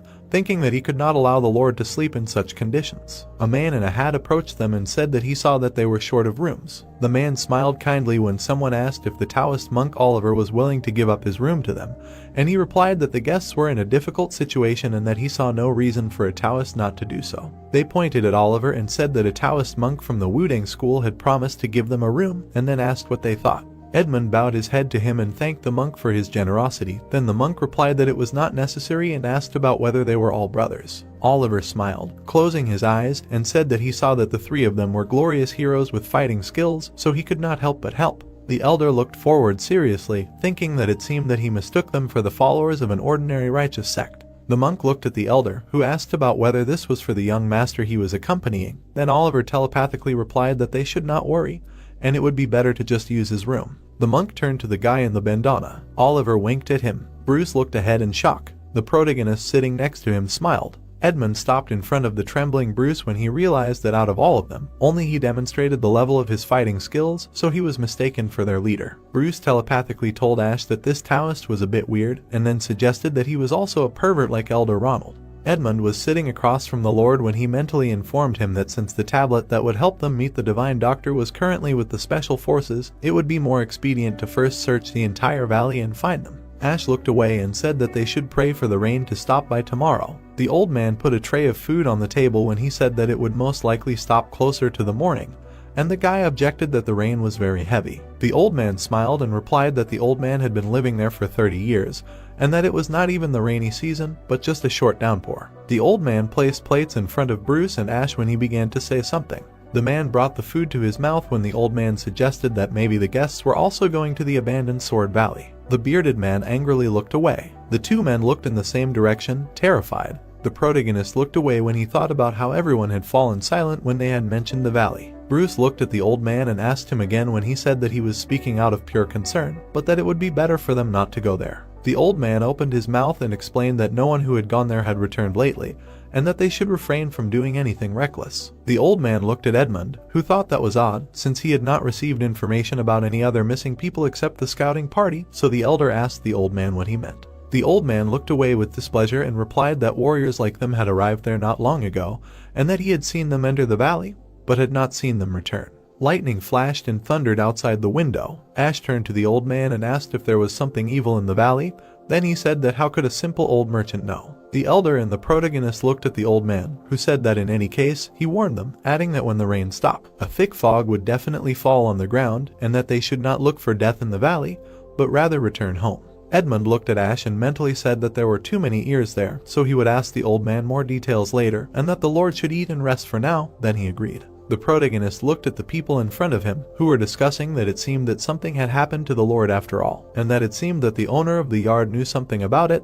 Then they were asked to refrain from hasty conclusions. There were people sitting at the tables at the inn, discussing how there was no doubt that something had happened in the abandoned Sword Valley, and that it was too early to say anything, and the assistant chief would not give up so easily and continue searching as he had planned. Ash brought his noodles to his mouth when someone thought that it was strange, and that maybe it was because that thing was missing, to which he was told that he had been there before, but no one had said that they had died without it. The four of them sat at the table, while the others talked about how something might have happened to the divine doctor and how they didn't know who was protecting him. The protagonist looked back and thought that it seemed like they were referring to the sign by that thing, when someone had telepathically said that there were too many people there, and that if the rain stopped at dawn, they should head out right away. Ash imagined the high mountains, thinking that there was undoubtedly a divine doctor in the abandoned Sword Valley, but it was unknown under what circumstances the elder and the scouting party had disappeared. Raindrops were pounding the roof of the house as he wondered what had happened in the valley. The protagonist was sitting in front of Edmund, as he said that he was worried about them too,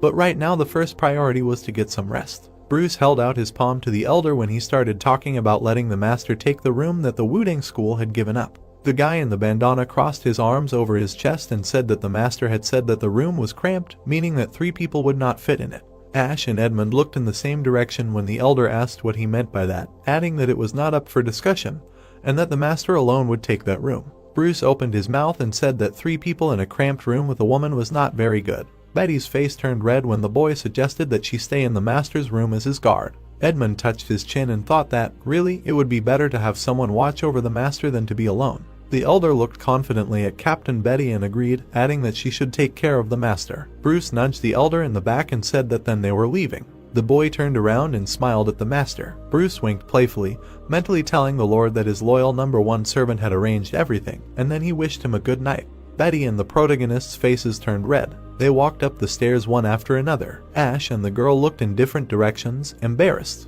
Betty opened her mouth wide, thinking that they had lived in the same dorm in Madoquin, so why was her heart beating so fast, and that maybe she should recite a Buddhist mantra to calm down.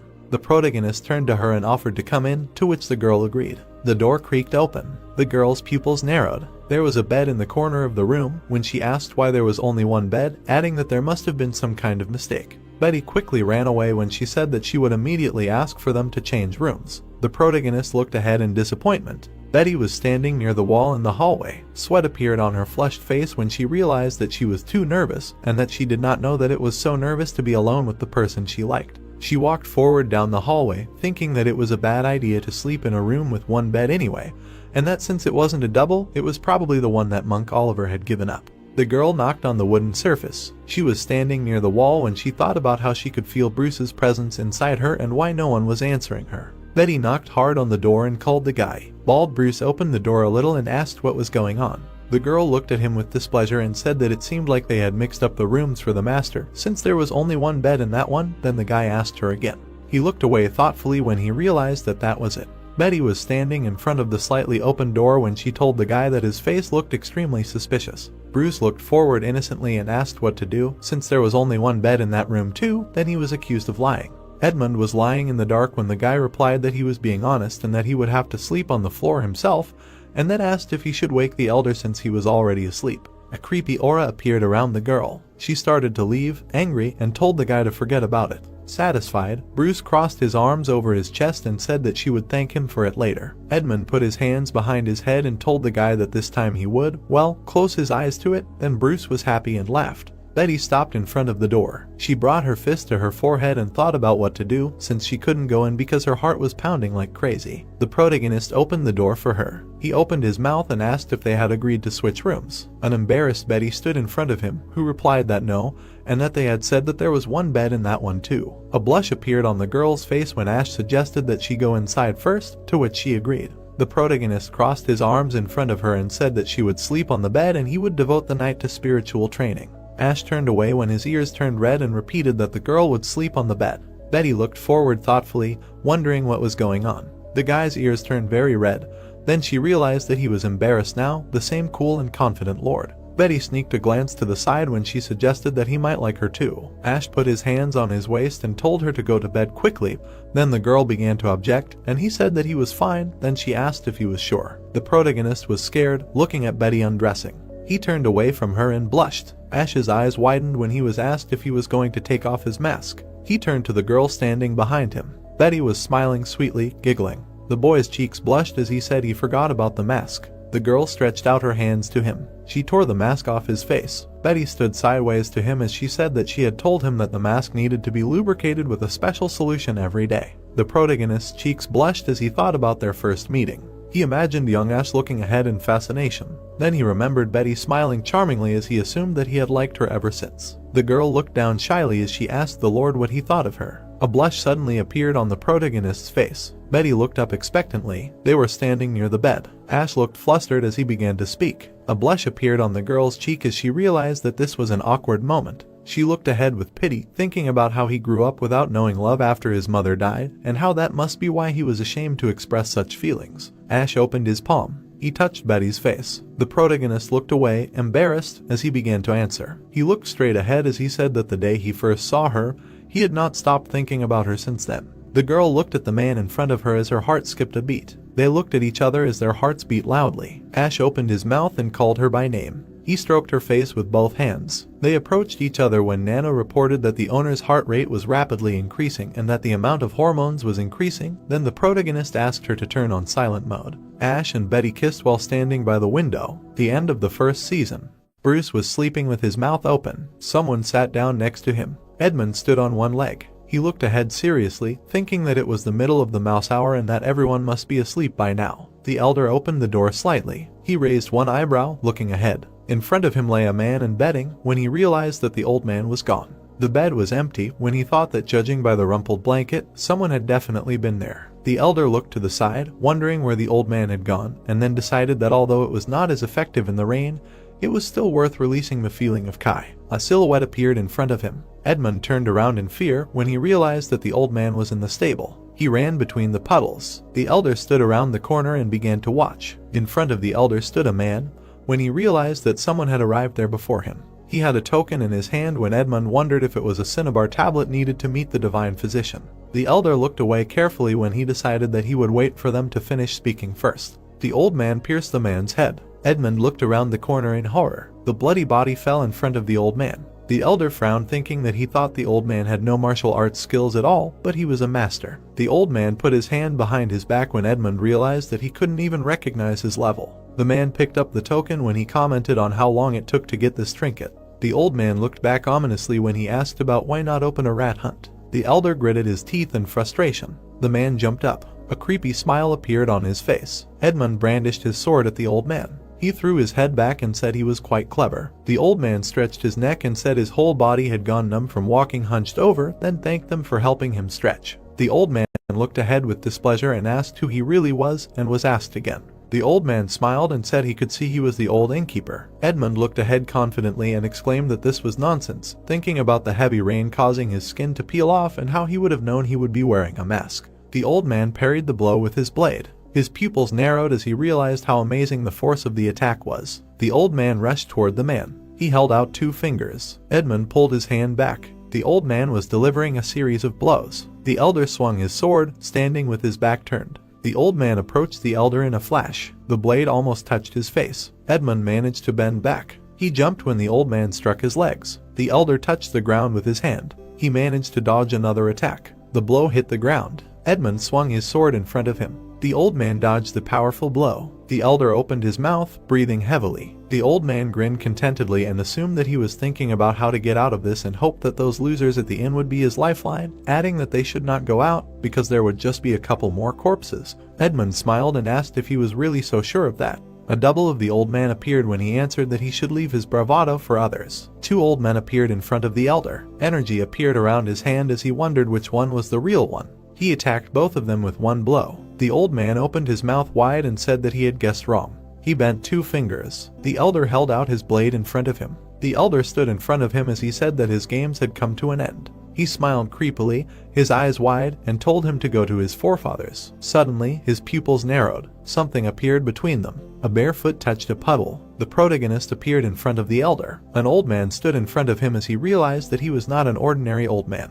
The elder remembered the broken wall as he realized that he had struck the wall of the inn with a kai saber to wake up the master, adding that he mistook him for a youth, and he skillfully hid his strength. Ash opened his mouth wide and asked who he was. The old man looked at the inn. He turned around when he reported that the man had managed to save his own skin. The men saw the old man run away. Ash swung his sword and asked where he had run off to. The blow almost touched the old man's back. The old man deftly dodged. Edmund, who was standing behind the protagonist, said that there was no point in pursuing him. Ash turned to the elder. He looked away angrily, wondering who the old man was. The protagonist frowned and looked ahead when he thought that, judging by the fact that they had not guessed anything, he was at least the same level as him or even higher. The guy poked his fingers into his shoulder. Ash was held by Edmund, who thanked the master when he said that he had stopped the bleeding and that they should quickly go inside where he would be treated. Someone stopped in front of them. Oliver looked at the man and asked him what had happened, calling him a venerable Taoist, to which he was told that he had been attacked. The elder opened his eyes and explained that he came to check on the horses, and the innkeeper killed a man. Then they asked him again.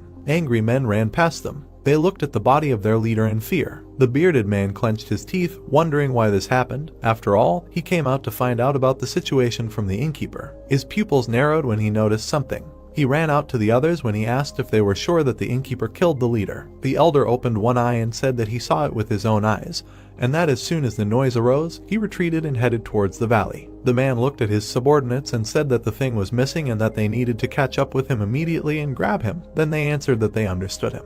The dark silhouettes ran away from the building. Oliver looked at the body and asked how it happened, while he was thinking about how the old man he had known for years suddenly turned out to be a warrior and killed the lodger, and how he himself was going to extract information from him at dawn, meaning they almost became corpses. Ash looked at the monk and said that his comrade was bleeding heavily and that they would go inside. The man looked askance. He turned slightly to Oliver and asked if he had seen, to which he replied in the affirmative. The edge of the protagonist's mask had come unstuck from the skin, when they realized that it was a mask and that it seemed to have gotten wet from such a heavy rain. Then someone asked about whether it was possible that they had eliminated the old man and killed the Taoist. There was a pool of blood under the body, when the monk replied that it did not look like it, and that there was a mark from a sword on the deceased's forehead. The men were holding blades, when he added that the two were using sabers. Oliver looked ahead thoughtfully. There were gray clouds in the sky when he said that a storm was approaching the abandoned Sword Valley again. There was a large stone near the building at dawn the next day. Ash looked at the door, thinking that it seemed like the Wuding Taoists had left the inn early in the morning, and that it must be because of what happened yesterday.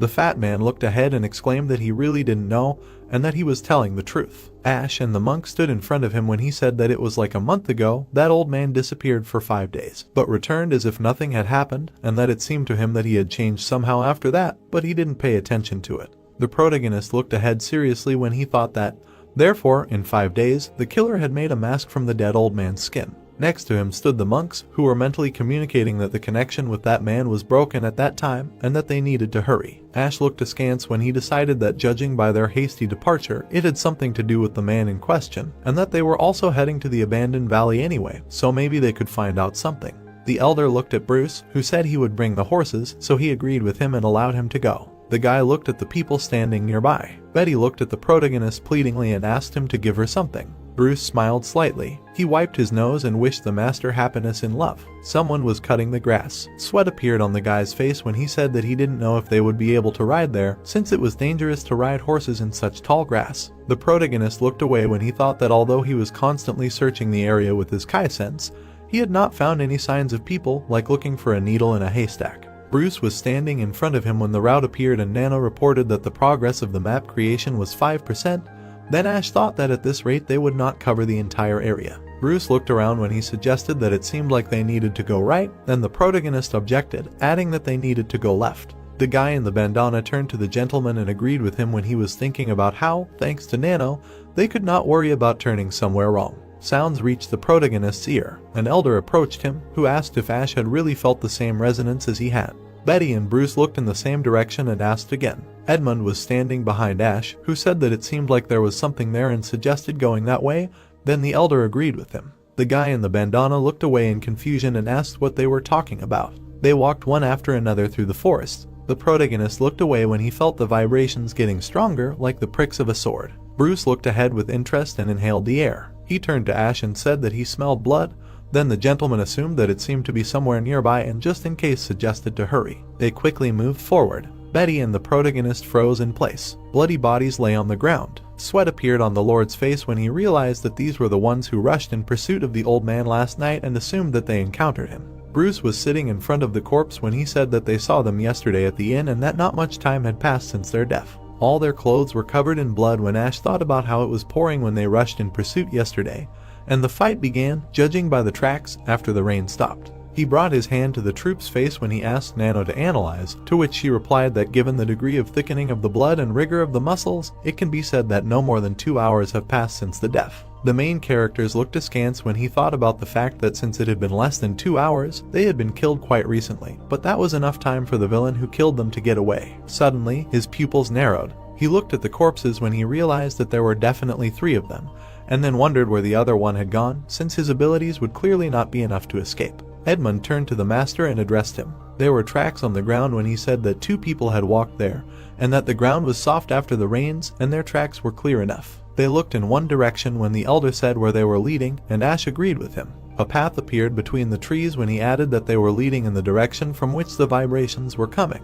The men confidently looked forward when Ash said that they would follow them first, to which Edmund agreed. There were scratches on the ground when 15 minutes later he thought that this was bad and that the ground had changed to rocky ground, so the tracks were no longer visible and it would be difficult to follow their path. Bruce stood next to Betty, who said that she never thought that something like this was hiding there. A stone mountain towered in front of them when someone suggested that this was a rock. Ash looked ahead carefully when he realized that the source of the vibrations was there. There were marks on the rocky surface. The men looked up in surprise when the elder said that this could not be. There was a hieroglyph carved into the rock when Ash cursed. Bruce looked at the men worriedly and exclaimed. He opened his mouth wide behind Ash and asked the master not to come closer because there was a cliff ahead. They were standing near the edge of the cliff when someone exclaimed that it was very deep. Betty and Bruce looked ahead questioningly when the guy said that they should be careful or this would end badly. There was a hieroglyph drawn on the rock surface when someone thought about how the longer they looked, the more they would tremble, and that the hieroglyph carved into it meant a sword, as if it was declaring that it was the strongest sword in the world. The protagonist thought about the hieroglyph's writing when he realized that the handwriting seemed quite familiar to him. Betty stood next to him in shock, asking the master to look there. There was something stuck into the rock cliff when she exclaimed that there was something sticking out under the hieroglyph. Rusty swords were sticking out of the cliff. Ash looked ahead worriedly. Streams of energy appeared in front of the cliff when he thought that he finally understood what was emitting these vibrations, and that the resonance was being generated by the swords, which were affected by the energy emanating from the hieroglyph carved into the cliff. The protagonist stood in front of the rock, thinking that it was obvious at a glance that the hieroglyph had been carved for a long time, but somehow it still retained the remains of Kai, and that even from the top of a perfect master, he could not determine the level of its creator. He looked at the elder, who mentally addressed him. Edmund turned his head in his direction and said that he felt someone's presence nearby.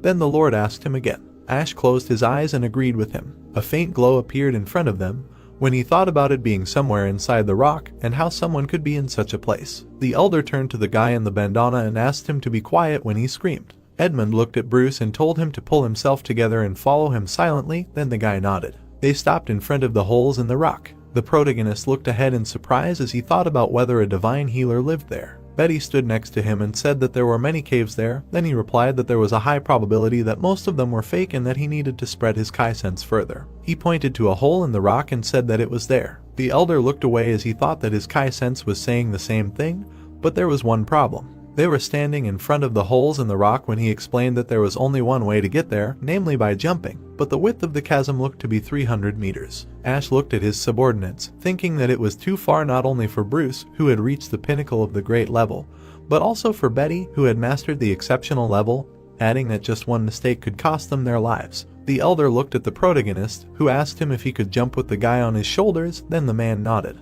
Ash looked at Betty and asked if she could jump over this gap. The girl touched her chin when she decided that it was quite feasible. A blush appeared on the protagonist's face when he told her that if she doubted, he could carry her. Betty, blushing, opened her mouth wide and agreed to this, stuttering. Ash picked up the girl in his arms. She looked down embarrassedly when he asked her to hold on tightly, to which she agreed. The protagonist ran up to the edge of the cliff. He pushed off the ground and jumped into the abyss. The girl's cheeks turned red. Ash landed holding her in his arms. Bruce looked at Edmund with a smile and asked to allow him to disturb him. The guy looked at the elder's back and asked that he would carry him without his arms, to which the man replied that he did not want to hug the guy and asked him to climb on. Bruce sat on his back and asked him to excuse him. His teeth were exposed by the strong wind and he screamed. They hung in the air, bouncing off the edge of the cliff. The elder landed with the boy on his back. Bruce shook when he said that he almost dropped his liver. The boy fell to the ground when Edmund straightened up. The elder looked intently ahead when he thought about what that smell was and that it smelled disgusting, like something was burning. Someone touched the ground with their fingers. The protagonist frowned when he asked Nano if she knew what it was, then the nano machine started the analysis.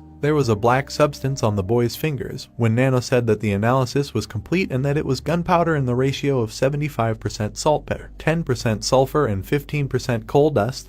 Then Ash asked if this was the powder that explodes, to which the nano machine answered in the affirmative. The protagonist looked ahead in fear as he thought about where gunpowder came from in this cave and how he felt uneasy for some reason. He stood in front of the cave entrance, thinking about how he definitely felt traces of a presence inside and how even from there, albeit faintly, he could see flickering flames. Edmund appeared behind him, asking what they would do, so Ash told them to wait there for now. The protagonist's eyes lit up when he asked Nano to turn on night vision, then she reported that the user's eyes had night vision activated. There was someone at the end of the cave. When Ash thought about seeing someone in the distance and asked Nano to zoom in, then the nano machine reported that it was increasing his vision. The man was tied up with a rope when Ash realized that he was the same comrade of the two who died in the forest. The man had a stick in his teeth when the protagonist assumed it was a torch. Sweat appeared on his face when he realized something. His pupils narrowed when something flashed. Ash opened his mouth wide and told everyone to go back. Bruce and Betty looked in the same direction questioningly. They were thrown back by the shock wave. They flew towards the edge of the cliff. A powerful explosion occurred in front of them. The girl looked ahead in fear. A burning body fell into the abyss when a shrill scream was heard. A burning torch was found in the man's teeth. Ash looked ahead worriedly. The torch fell from the mouth of the tied man. The fire on its end began to burn brighter. A powerful flame flared up when the torch landed. The pupils of the protagonist narrowed. He turned and opened his mouth wide, ordering everyone to back away when he realized that Betty and the others were in danger. Streams of energy appeared around his palm. Fire appeared around Ash. His comrades were thrown back by the shock wave. They were thrown to the edge of the cliff. A blinding explosion occurred. The girl looked ahead in horror. She slowed down, bracing her feet on the ground. Betty rushed towards the cliff. She looked down into the abyss in fear. Blazing flames were visible below. The fire enveloped the guy's body when a loud scream was heard. The main character's subordinates ran to the edge of the cliff, calling for their master. Tears flowed from the girl's eyes when she screamed. Edmund looked at her in surprise. He grabbed her with his arms and asked what she was doing. Betty closed her eyes and told him to let her go right now. The elder hit her in the face. He grabbed her by the collar and told her to come to her senses. Edmund opened his mouth wide and exclaimed that jumping down from there would be like dying for the company, and then asked if she really wanted to spit on the sacrifice of the Lord who tried to save her. The girl continued to cry, calling for her Lord. She fell to her knees in front of the man. Betty began to tremble, wondering why this happened now when they barely realized their feelings. Bruce was sobbing next to her, calling for his Lord. The elder clenched his teeth in anger when he thought about how he should jump after him, but he could not recklessly risk the life given to him by the Lord, and this was very sad. The bushes behind them rustled when someone said that he did not expect such a turn of events. The man took a step forward and added that he did not think that someone so unusual would fall into his trap. Edmund looked forward in fury and asked if it was really him. The old man smiled contentedly and replied that if that guy were with them, he would have found himself in a difficult situation, but he kindly jumped off the cliff, for which he was very grateful. The girl clenched her teeth, indignant. She looked away angrily and turned to the old man. The old man grinned with interest when he said that he seemed like a man, but shed tears like a girl, adding that he had a lot of determination. His streams of energy reached the girl. The old man looked ahead ominously and said that her determination would soon leave her. The elderly man rushed towards them. The charred body fell down. Black smoke emanated from the guy when he made a sound. There were severe burns on his body when Nano said that she was starting the recovery process after the burns he received. New skin appeared at the site of the injuries when Ash thought that thanks to Nano, the wounds were healing and the pain was quickly receding.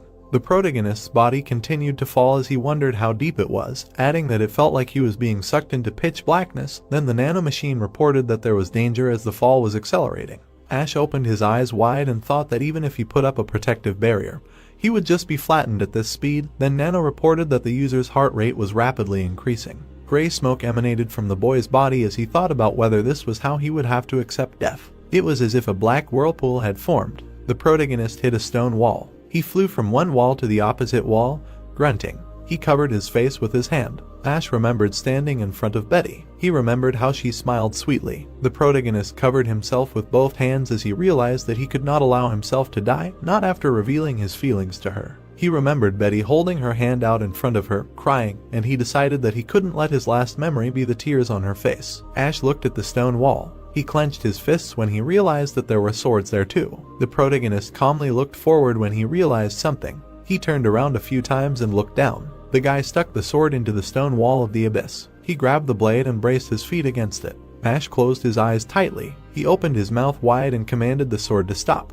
The blade of the blade got stuck in the stone wall. The protagonist hung holding the sword when he said that it stopped. Then Nano informed him that he had a dislocated shoulder and cracks in the bone, as well as a broken third rib on the right side, and added that the damaged areas were being repaired. He noticed the bottom of the crevice and realized that from this height, he could easily go down with the help of King Gong. Ash pulled the sword out of the stone wall. He landed at the bottom of the ravine. The protagonist closed his eyes as he said that martial arts did not make him omnipotent, and that depending on the situation, he might die stupidly someday. Ash looked up at the walls of the ravine as he thought about how to somehow climb back up the cliff first. His eye glowed green as he told Nano to turn on night vision, and she then informed him that the user's eyes had night vision activated.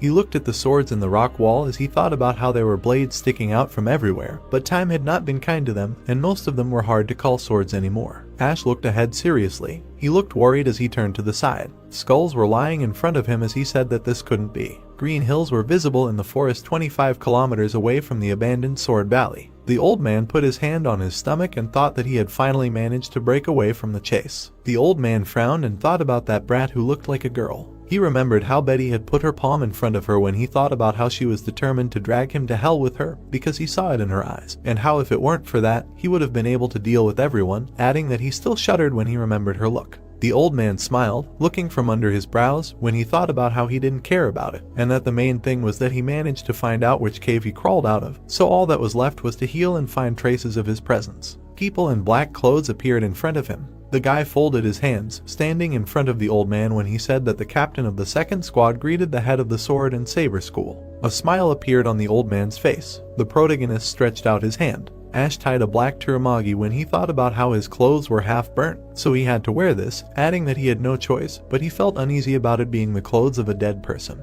There were arm bones next to the skull when the protagonist thought about what was bothering him, how all these people died in the first place. He stood near the wall, looking at the remains, thinking about how they looked like they died at different times, and about how there were many abandoned swords. Ash looked up at the blades stuck in the stone when he thought about how even if he forgot about the whirlwind blowing somewhere in the middle for now, it was impossible to climb up from there, and then wondered if that was the reason he had never heard of this crevice. He passed by the remains when he guessed that there might be some way up, and then added that he should look around anyway. His leg froze in place. There were marks on the wall in front of him, and the protagonist assumed that they were marks from a sword and a saber, and then asked about how there would be marks of a battle in such a place. Ash looked up in surprise when he thought about how he was thrown there by the blast wave, but someone deliberately used this place as a battlefield. His pupils narrowed greatly when he realized something. He was standing in front of a stone wall when he realized that these marks were left by the Sky Demon sword technique. The protagonist looked up, thinking about how the marks matched except for a few movements, and then wondered if it was possible that it was carved there before the sapphire tombstones. He remembered the character carved into the stone surface when he realized that it was no coincidence that the writing of the character meaning sword seemed so familiar to him.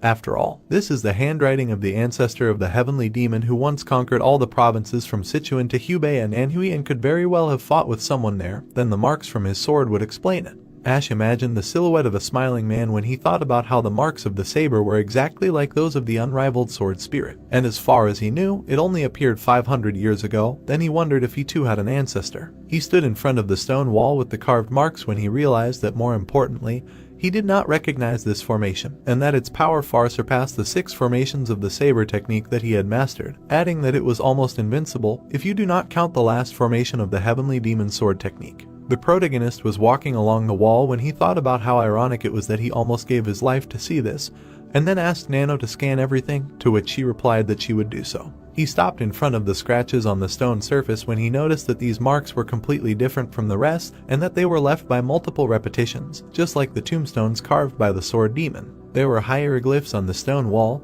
and the boy wondered why the word impossible was carved under the sword marks. Ash frowned, looking ahead when he asked Nano if she saved all the sword marks here, to which she replied that the scan was complete, and he asked her to reproduce them in an augmented reality. A male silhouette appeared in front of him as the nano machine announced that it was implanting augmented reality into the user's vision. Streams of energy could be seen as Nano said that she was dividing the scanned movements into steps. The male silhouette moved his hand to the side. The protagonist looked ahead in confusion when Nano reported that the sequence of steps had been successfully converted into a formation. Sweat appeared near the boy's eyes when he realized that, like the unrivaled sword spirit saber technique, this was a sword technique supplemented with steps that were beyond human capabilities. He imagined a man with red eyes when he guessed that the ancestor heavenly demon was trying to combine his heavenly demon sword technique and the unrivaled sword spirit saber technique. Among the rocks, a ravine could be seen in the abandoned Sword Valley. The lights were on in the houses in the Divine Healer's hideout. There were guards standing in front of the doors when someone was ordered to lie still. Someone was holding the elder's head when he asked him why he was acting like a child.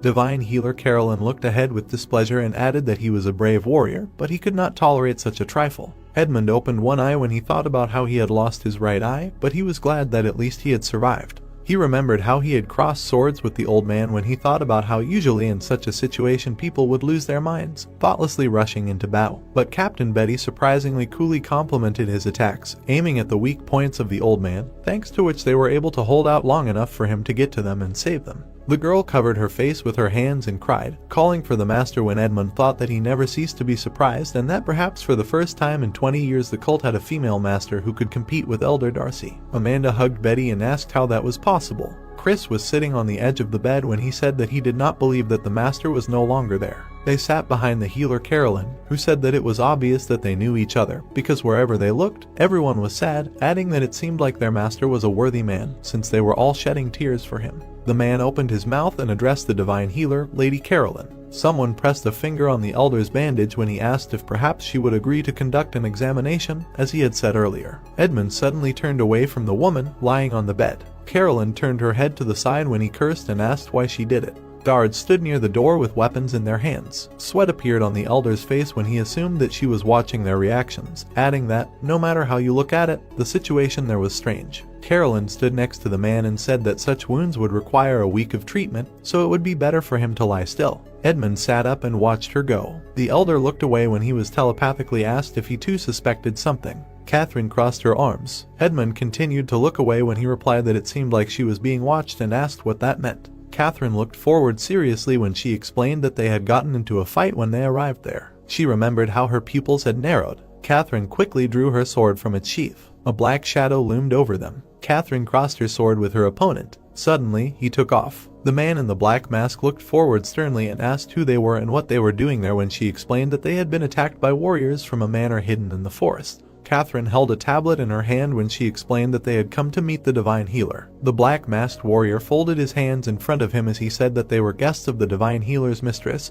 and then apologized for their rudeness. More warriors rushed out of the forest as Catherine explained that the tablet had helped resolve the conflict peacefully, but then the innkeeper suddenly appeared with 3 warriors and attacked them. The cloaked girl looked ahead with concern as she reported that the 3 with him were exceptional masters and had dealt with the Shadow Clan members in the blink of an eye. One warrior rushed forward with a smile as Catherine explained that 2 warriors from the manor had also died. The old man looked ahead with confidence as the elder added that he was terrifyingly strong, so much so that even she could barely fight back, much less attack back. A stream of energy appeared between the old man and the girl, and she then added that it was only when he appeared that the old man retreated under his onslaught and fled. Catherine looked ahead with determination when Edmund asked about how he had helped them too, and if there was any guess as to who it was. The elder looked at her side with concern and replied that perhaps she knew the name, then Catherine replied that she had often heard of him. The girl introduced a man with a long beard when she added that this was the elder of the Wuding School, one of the 9 great schools of Murim, the Great Sword George. Dark silhouettes were visible on the tops of the rocks when it was explained that in the vastness of Murim, the strongest people were known as the 5 Great Masters, under whose command were the 9 warriors of Murim, who were prophesied to become the absolute power of the next era,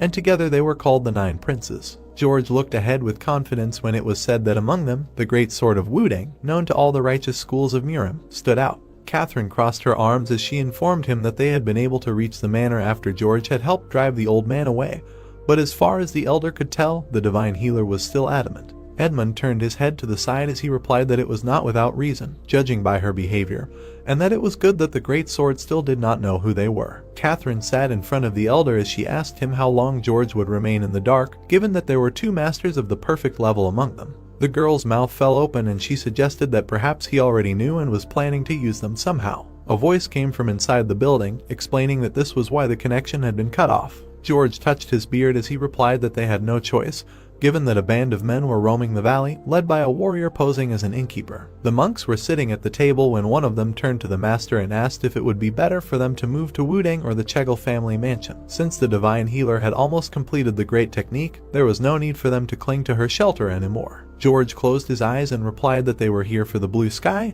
However, they also had something to protect, but now that they knew where they were, it was only a matter of time before they broke through the sapphire wall and the hidden formation, so the monk was right that they should change their location. Oliver looked away and asked about why they helped them, since those people were definitely part of a criminal alliance or following the demonic path. The other monk looked at Oliver seriously and said that he was right and that although he was not visible now, there was a man wearing a mask among them, so it was somehow suspicious, adding that moreover, they were also there for the divine healer. The monks looked at the man with admiration, who said that they should dominate the barbarians using them. George folded his hands in front of him as he explained that they would use them as a shield to fight them off, and they would take the divine healer and return to Mount Wudang. It was dark at the bottom of the crevice. Loud sounds came from the darkness. Streams of black energy appeared. The protagonist gritted his teeth in fatigue. A vortex of streams of dark energy appeared around him. Ash looked tired as he realized that he had been there for 4 hours. He frowned angrily when he thought about how it wasn't that easy, because up until now he had only been learning techniques that had already been completed by someone, so his skills didn't go any further. The protagonist stood in front of a stone wall with marks when he realized that at the same time, the ancestor heavenly demon not only learned the saber technique of the unrivaled sword spirit, but also tried to interpret it anew, although he failed. The male figure extended his hand in front of him when Ash thought about how he was sure that it was only due to the physical limitations of the body, and that the saber technique could only be completed by going beyond the limits of a human. He imagined the dark figure in front of the long-haired man when he thought about how even with an ideal physique for martial arts, a person would not be able to do anything if he hit his limit, no matter what anyone said. The hieroglyphs carved on the stone surface meant the word impossible. Sweat trickled down the protagonist's face as he realized that he was different, as he had a way to surpass the human limit, so he could even master the formation that the ancestor had created as an experiment without any problem. He gripped the hilt of his sword as he decided that he could do it. The protagonist stared at the blade in his hand with tension as he thought about how since the ancestor had failed to complete what he had planned, he himself would have to combine the 2 techniques using the one he had created as a starting point, and how that was the difficulty as all the steps in the basic technique of the heavenly demon sword were in perfect harmony, but he would essentially have to break it and then rebuild it, creating a completely new formation. Ash put the sword aside as he realized that he needed more practice. The protagonist was enveloped in red energy when it was explained that although he was able to easily analyze the sword marks and simulate the formation thanks to Nano, he clearly saw his limit when he came into contact with it.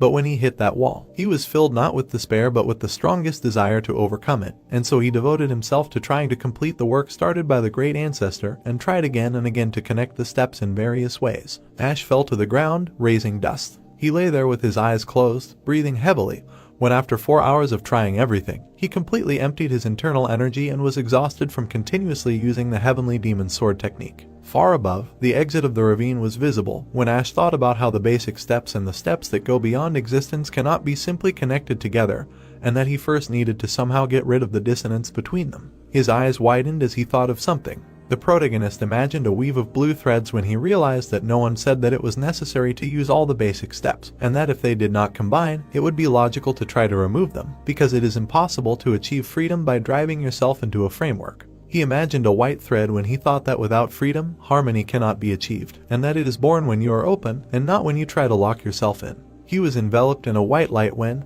at the moment of realizing this, something incredible happened to him, something he could not even imagine. A bright light illuminated the remains when Ash realized that being a perfect master means achieving insight in the process of combining existing basic knowledge, and that a master who has learned the level of perfection completely masters control over his natural Kai.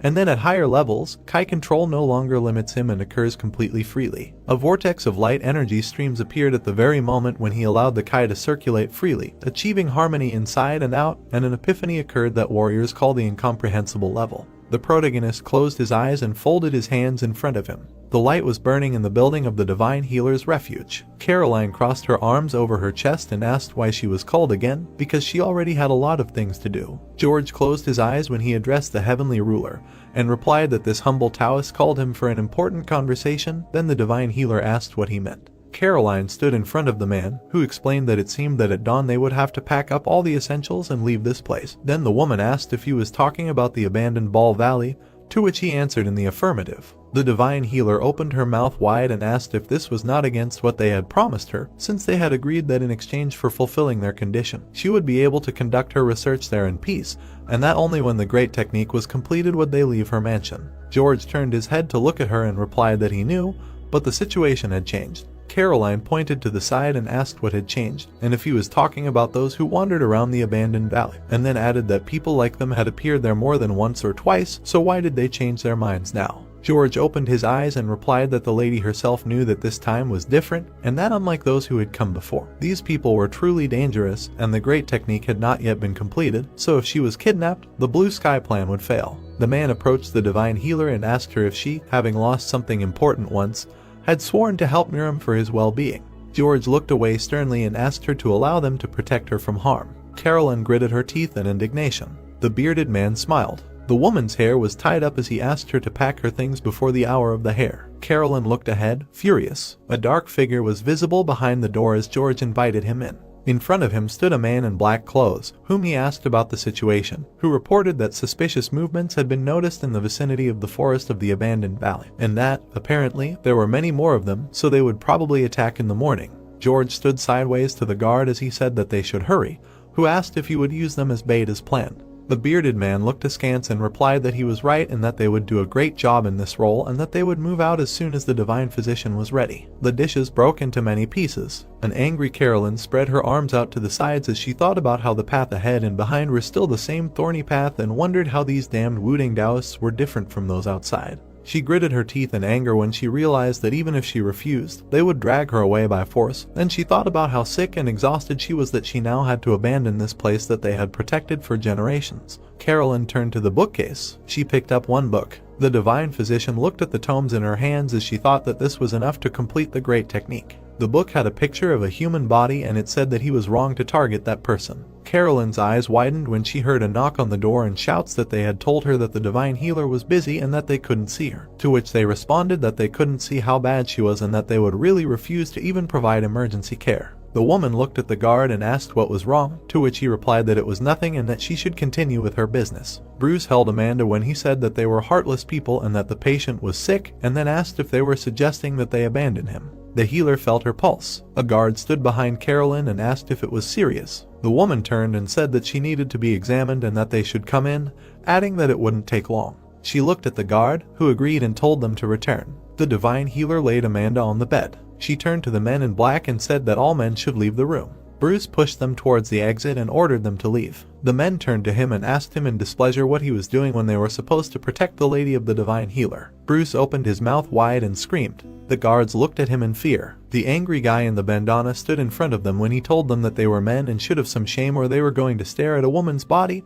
Then the guards asked what he was talking about and what was wrong with him. Caroline looked away menacingly and asked if they were really going to stand there like idiots. The guards looked in one direction, confused. They slammed the door. Bruce smiled, looking back. Ash opened his mouth and exhaled. He looked at the clenched fist and thought that the internal energy had almost all its limitations removed, and that once the natural Kai was run through the meridians, the internal energy circulation speed had reached a level that was incomparable to the previous one, although he still had not been able to stabilize the formation. The protagonist stood at the bottom of the crater when he summed up that he had raised his attack power by 2 or even 3 times, and would still be able to use techniques more skillfully than when he was at the perfect level. Ash looked away with satisfaction when he thought that it was a real gift from fate that he had broken through to the incomprehensible master at such a convenient time. He looked straight ahead with concern when he said that now was not the time for this. The protagonist jumped out of the crater when he thought that he had already been delayed too long while figuring out the technique. Ash frowned when he thought that he was sure that Betty and the others thought that he had died, so he needed to hurry. He stopped in front of a rock wall when he realized that the problem was still there and wondered how he was going to climb up the steep cliff. There were swords stuck into the rock wall. Ash smiled, looking up as he said that there was no need to look for another way. The blade broke under his foot. The protagonist fell into the abyss and screamed. He pulled the sword out of its sheath. Ash hung, holding the blade with both hands. He looked down tensely and exhaled as he cursed, thinking that he thought that if he created supports for himself with the sword harnessed by Kai, he would be able to climb up without problems. A wind picked up in front of the rock wall when Ash realized that he had not thought about the wind at all, adding that he was afraid that even the head guard, a master of King Gong, would fall from there with all his agility. The protagonist put his hand out to the side when he decided that there was nothing he could do about it and that he would have to use a much less graceful method. A stream of dark energy appeared. Ash held a blade in each hand as he thought that although it would take some time, it was the only way he would be guaranteed to get out of there unharmed. George turned to the guard and asked how it went, to which he replied that it seemed like the divine healer was ready to leave. The warrior in black looked at the bearded man, who asked if they were still asleep, to which he replied that he had assigned 5 guards to them at once, so there was nothing to worry about. However, if the leader was worried, he could go and check. George smiled and looked away as he asked the warrior to go get the guards and the divine healer and bring them to the secret tunnel while he went to get the students of their school. The guard, holding the sword in front of him, replied that he obeyed. The man imagined the silhouettes of people running as he thought about how they would be far away by the time they figured it out. Then he imagined the silhouette with a blade in his hand as he thought about how if they destroyed the sapphire wall and the hidden formation sealing the place before they left, the enemies outside would immediately rush in. George looked creepy from under his brows as he concluded that this was the perfect strategy. The guard approached the stairs. The man looked up and realized something was wrong. The roof of the building was empty as he thought about how he couldn't see the guards who should be on the roof. He opened the door to the room a crack. Sweat broke out on his face as he realized everyone was passed out and that was a good thing, then wondered where the guys from the roof had gone. The guard's pupils suddenly narrowed. He threw the doors open. There were shivering warriors lying in the beds when he realized that they were the guards watching over the place. The man walked up to the beds when he realized that everyone lying there were their guards. He started to walk down the stairs when he wondered if the sleeping potion added to the guest's brew had not worked. He passed by the warriors when he told them to follow him one by one. A kick from his foot shattered the door into splinters. The guards ran up to the warriors lying on the floor. The boy turned to the man and told him that they were dead, and the man asked him again. He gritted his teeth in anger. The head guard pointed to the side when he said that the divine healer had disappeared and that she needed to be found immediately. The warriors stood behind him with swords in their hands when he exclaimed that he would go to the Lord Great Swordsman and they needed to go and search every corner there. The entrance to the cave was visible near the secret tunnel to the divine healer's lair. The men's faces turned red. The monk was pulling the lever with both hands when he exclaimed that they wouldn't open, and then cursed. A guard ran up to Elder George and addressed him. He was standing behind the man when he opened his mouth wide and said that the divine healer and the 6 masters who were with her in the infirmary had disappeared, and that he had ordered a search of the entire estate. The ground cracked under the man's feet. George opened his mouth wide and exclaimed that they had already destroyed the secret tunnel and escaped, and the guard was saying something about a search. The elder took out his blade when the guard asked if the divine healer had betrayed them. The monks looked at the elder in fear, who ordered them to retreat. A light aura surrounded his sword blade as he said that the mechanism control lever was broken, so they would have to force their way through. They looked up as everything shook. Behind George, a monk stood and turned to the elder and said that they had used gunpowder, and the bearded man told him not to worry, because just like there were several hidden formations and a sapphire wall on the other side of the tunnel, so they would also need time. They both looked back as someone exclaimed that there were enemies and that they had broken through, adding that the enemy was attacking. The elder frowned in indignation. George gritted his teeth in rage as he thought about how this was his plan to pit the enemies against each other, and then wondered how that old woman Caroline dared to stab him in the back. The people walked one after another. Bruce turned around smiling as he said that judging by the noise behind him, those guys had broken into the estate, and the elder said that that was good. The guy in the bandana looked at Amanda as someone said that thanks to the great acting of Bruce's adjutant and the captain, they were able to safely bring out the Lady Divine Healer, adding that it was excellent work. Carolyn shook as a girl behind her pushed a guy away. The woman looked at Chris, who was carrying her, and said that he looked like a man, but very frail, and the guy thought that this mountain of muscle weighed a ton. He remembered Carolyn standing in front of him and saying that he would be carrying her, and he asked her again, and she wondered if he was really asking an old woman to walk. Catherine walked in front of them as she said that there was no time for chatter and that they needed to hurry. Her pupils narrowed as she noticed something. At the end of the cave was a huge stone boulder. Caroline looked at Catherine and said that the exit was blocked by a boulder and that she just needed to move it. The girl touched the stone. Her palm was enveloped in white energy. The stone boulder flew away, freeing the exit. Catherine looked ahead in shock when someone exclaimed that here they are. Warriors in black robes stood in front of the entrance to the cave. Edmund was standing next to the girl when he said that he saw at least 20 people, to which she replied that she would go ahead and everyone else should stay behind her. She reacted lightning fast. crimson blood spurted after the attack. The head of the masked warrior flew off the body. The girl clutched the sword in her hand. Catherine's eyes glowed as she moved. The girl turned to the warrior behind her. The masked man looked ahead tensely. Catherine gritted her teeth in anger and cursed. The warrior helped his comrade dodge the blow. The girl turned her head to the side. Suddenly, her pupils narrowed. A stream of white energy rushed forward. The girl reflected it, holding her sword in front of her. Another stream of light energy appeared. Catherine swung her blade, reflecting it. She frowned when she recognized the aura. Dark shadows appeared. From the other side, they rushed from their place. Catherine and the other masters were surrounded by warriors in black as someone said that everything was as they expected. The old man looked pleased as he explained that in a place like this, multiple entrances and exits were to be expected. Betty stood in front of Caroline as the old man asked if they had a divine healer with them, adding that he didn't think it would be an old woman. The girl gritted her teeth in anger. The elders looked in one direction with concern as Edmund said that things were bad. The boy with the sword in his hand smirked as the man explained that as if an old man with an unknown level of skill weren't enough. There was a boy next to him who had an extraordinary aura, adding that he was at least in the beginning stages of a perfect master. The old man swung his blade. A boy appeared behind him as the old man ordered the captain of the second squad to deal with the others and take the divine healer, while he himself would take care of the two. The old man touched the blade with 2 fingers. He rushed towards Catherine when he suggested to begin. The girl looked slightly scared when she cursed. They swung their swords, finding themselves next to each other. Catherine opened her mouth wide and ordered to protect the lady of the divine healer by all means. Betty, Bruce, and Amanda stood around Caroline. The woman pulled Chris by the hair and ordered him to go that way. Edmund appeared behind the girl when she told him that she would take the old man on herself, and he should deal with the warrior without a mask, to which he agreed.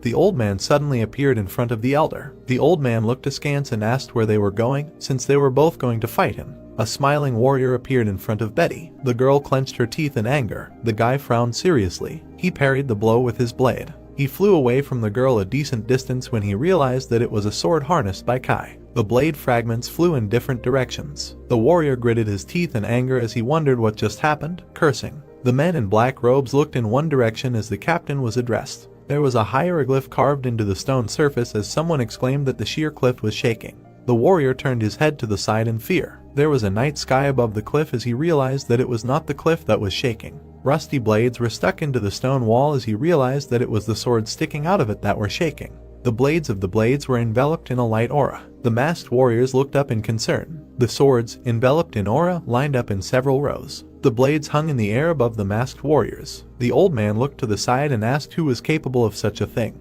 Amanda and Bruce looked in the same direction in surprise. Betty turned around, looking back with hope. A dark silhouette was reflected in her eyes. The girl opened her mouth, looking up in amazement. Long hair fluttered in the wind. The main character appeared in black clothes. His eyes were red when he smiled. A little earlier, Ash was climbing the cliff. Looking down, he thought that it was much quieter here, and finally managed to overcome the section blown by the wind. The guy's pupils narrowed in shock. He realized that he felt the presence of many people above. Noticing the jumping silhouette, the hero realized that this aura was familiar to him. Suddenly, he saw that it was Josh. Ash looked at the hand with the sword, thinking that at this rate he would get there too late, so in that case, he stood on the hovering sword with the help of his abilities. Straightening up, the guy realized that he was doing well. With rapid speed, he headed to the top of the cliff. Josh looked up in shock. In front of him, on the sword, stood the hero. A man with red eyes and a smile on his face appeared to him. Josh closed his eyes. He opened them again. A gloomy Ash appeared in front of him with swords around him when he called out to the Lord. Tears rolled down Josh's cheeks, and he thought with a joyful smile that he had survived. Crying Mike called out to the Lord, and Amanda said with admiration that he was alive. Darcy wondered in shock if the Lord had really broken through to the level of the incomprehensible master. Edmund thought in shock that only a day had passed, and he seemed to have become a different person, deciding that it was incredible, after which he asked if maybe he had been chosen by the demonic god himself. The old man wondered in surprise if this was the boy who had fallen off the cliff back then. He remembered the explosion, thought that it should have definitely killed him, after which he asked if he had really survived and if that was even possible. The old man thought that this feeling, he was not just lucky to be alive. His aura was on a completely different level than back then. Seeing the hero surrounded by swords, the old man thought that when they first met, he thought that he was at the pinnacle of perfection, but now he was undoubtedly at an incomprehensible level. He frowned in shock, wondering if there was some incredible power hidden at the bottom of the ravine, and then gave up on this thought because as far as he knew, the divine healer already had it. All the masked people were trembling, and the man thought that they needed to do something urgently. Looking at the frowning guy, he said with a chuckle that he never thought he would be able to survive, congratulating him on breaking through to a new level. The man with a nervous smile told him to stop with his tricks and go down, asking why not get to know each other better, or, in his opinion, he did not know that he would not be able to control all these swords at the same time anyway. The old man frowned and mentally called the hero a fool, thinking about him using cheap tricks on a master of the same level as him, adding that even that asshole who had been practicing King Gong all his life calmly admitted that his limit was 12 blades, so the kid was definitely bluffing. Ash looked at the man with a serious expression, asking if this looked like a trick. The old man asked him with an evil grin, then what was this if not a cheap trick? The boy called Nano, to which it processed the user's request and launched the remote control system for 128 swords, then calculated the spiral trajectory, unlocking the target. The hero thought about what was starting. He stood on the sword, while many other swords moved to attack. The old man and his fighters looked at this in shock. Blood splashed and the man looked forward with a blank look. Swords flew at the old man.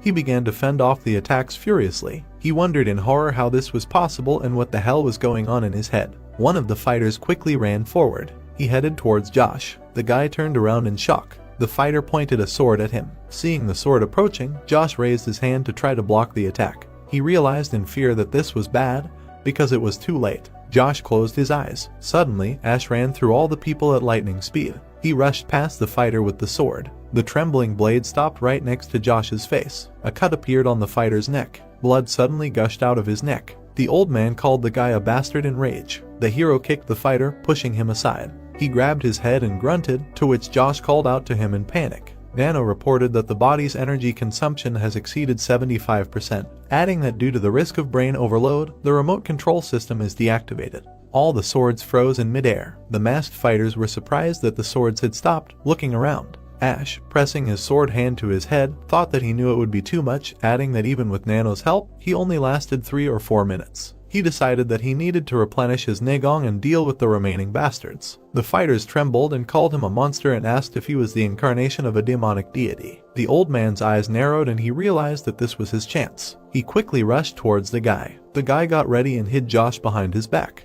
The hero took out his blade and he and the old man clashed swords. The wind from their clash was heard everywhere. Chris asked in shock if this was really from just the clash of swords. The old man with a trembling hand with the sword thought that the guy had used up all his Negong. The hero swung his sword. The old man managed to block the attack. The man shouted to his men to grab the divine healer immediately, to which they agreed. They jumped at the healer. Suddenly, a blow was heard. Darcy struck all the enemies with quick movements of her weapon. The old man cursed nervously and thought that everything had gone to hell because of this monster. He looked at the gloomy hero and thought that he looked about 20, but he could already be safely put on par with the 5 great masters, after which he wondered who the hell he was. The man assessed the battlefield, realizing that, despite the fact that he was exhausted, they were already inferior in numbers, after which he decided that the situation was not going well for them. While repelling the attack, the old man thought that he should have gotten rid of the hero when he exhausted his Negong, and then realized that he had no choice but to hit him with his most deadly formation and escape. Suddenly, he tensed his sword.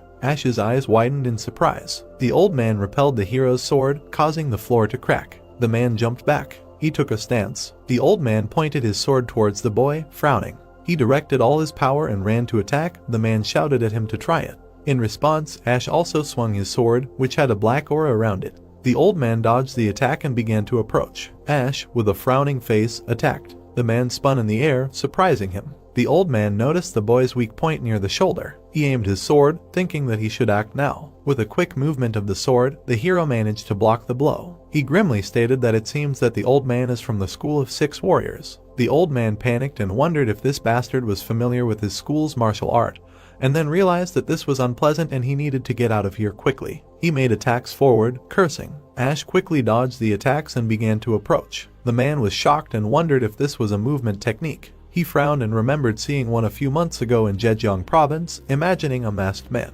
The old man asked the guy if he was the masked demonic follower, to which he was surprised. The hero frowned, thinking that if he thought about it. He remembered the head guard saying that in Zhejiang, he had fought a warrior who used the unrivaled sword spirit sword style in battle. The man thought in rage that if he really was that guy from the cult, then he had to get rid of him even at the cost of his life for the sake of his school's great plan. The old man stopped with his foot. He approached and swung at the boy. There was a blow, which sent a gust of wind. The old man thought with an evil grin that this was the formation that almost took his life, so he would not escape this time. There was a whirlwind. The dragon appeared, and Ash made a powerful attack that cut through the rocks. The man in shock wondered how this was possible. The boy moved towards him with lightning speed. There was a powerful blow. Ash began making powerful attacks, to which the old man in shock tried to fight back. Beads of sweat were running down his face. The man in fear noticed that his sword began to crack. There was a noise. His sword suddenly broke into pieces. The hero finished the attack with a gloomy look. Suddenly, there was a powerful explosion. The rocks broke into pieces, from which Josh covered himself with his hand. Josh and Mike in a panic called out to the master. Everything around was covered in dust. There was a splash of blood. Blood gushed out from the old man's chest and he coughed. The trembling man asked how he knew the master's saber technique. He fell to the ground unconscious. Looking at the bloody old man, the hero thought that he had controlled his power so as not to kill him, because there was so much information to hear, it would be bad if he died now. A voice was heard calling the master. Darcy called out to him and sank to the floor in front of him, asking him to send punishment to this servant.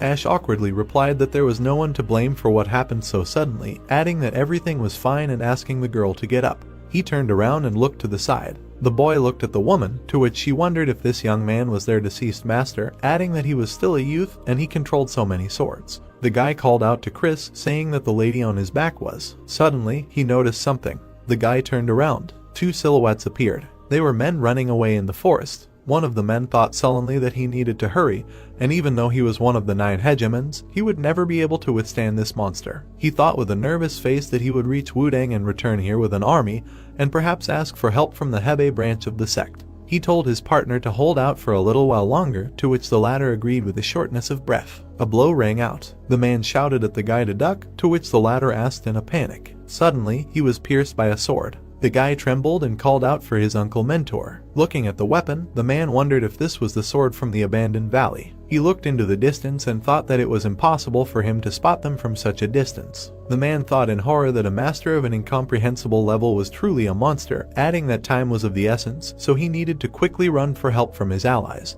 He put his hand under the guy's clothes. The man took the book, noticing that it was cut and covered in blood. The man covered his partner's eyes. With one powerful jump, he began to run away. He thought gloomily that he would throw all his strength into somehow getting out of here, and then return here with an army of allies. Ash pointed his fingers forward. Suddenly, he began to fall and Edmund caught him, calling out to him. The guy tiredly said that he had exhausted all his nigam, his legs could no longer hold him, and then asked Darcy to go to the place where he had thrown the sword, to which the girl agreed. She began to quickly run away. Running to the place, the girl noticed the guy's corpse. She noticed his wound and was surprised that the hero had hit the target even in such dense undergrowth, realizing that the Lord's sense of Kai was much wider and more accurate. She noticed that there were traces of another person here, assuming that it must be him. Darcy thought gloomily that if it was the one she thought of, she should immediately follow him, because if they missed him, it could turn into great danger for the cult. Mike was throwing bodies into a pile. He tensely stated that one of them was heavy, to which Chris told him not to forget to erase all traces of earth, after which he replied that, of course. Throwing a dead body, he asked why they should burn only those who were here, adding that there were also many corpses near the estate.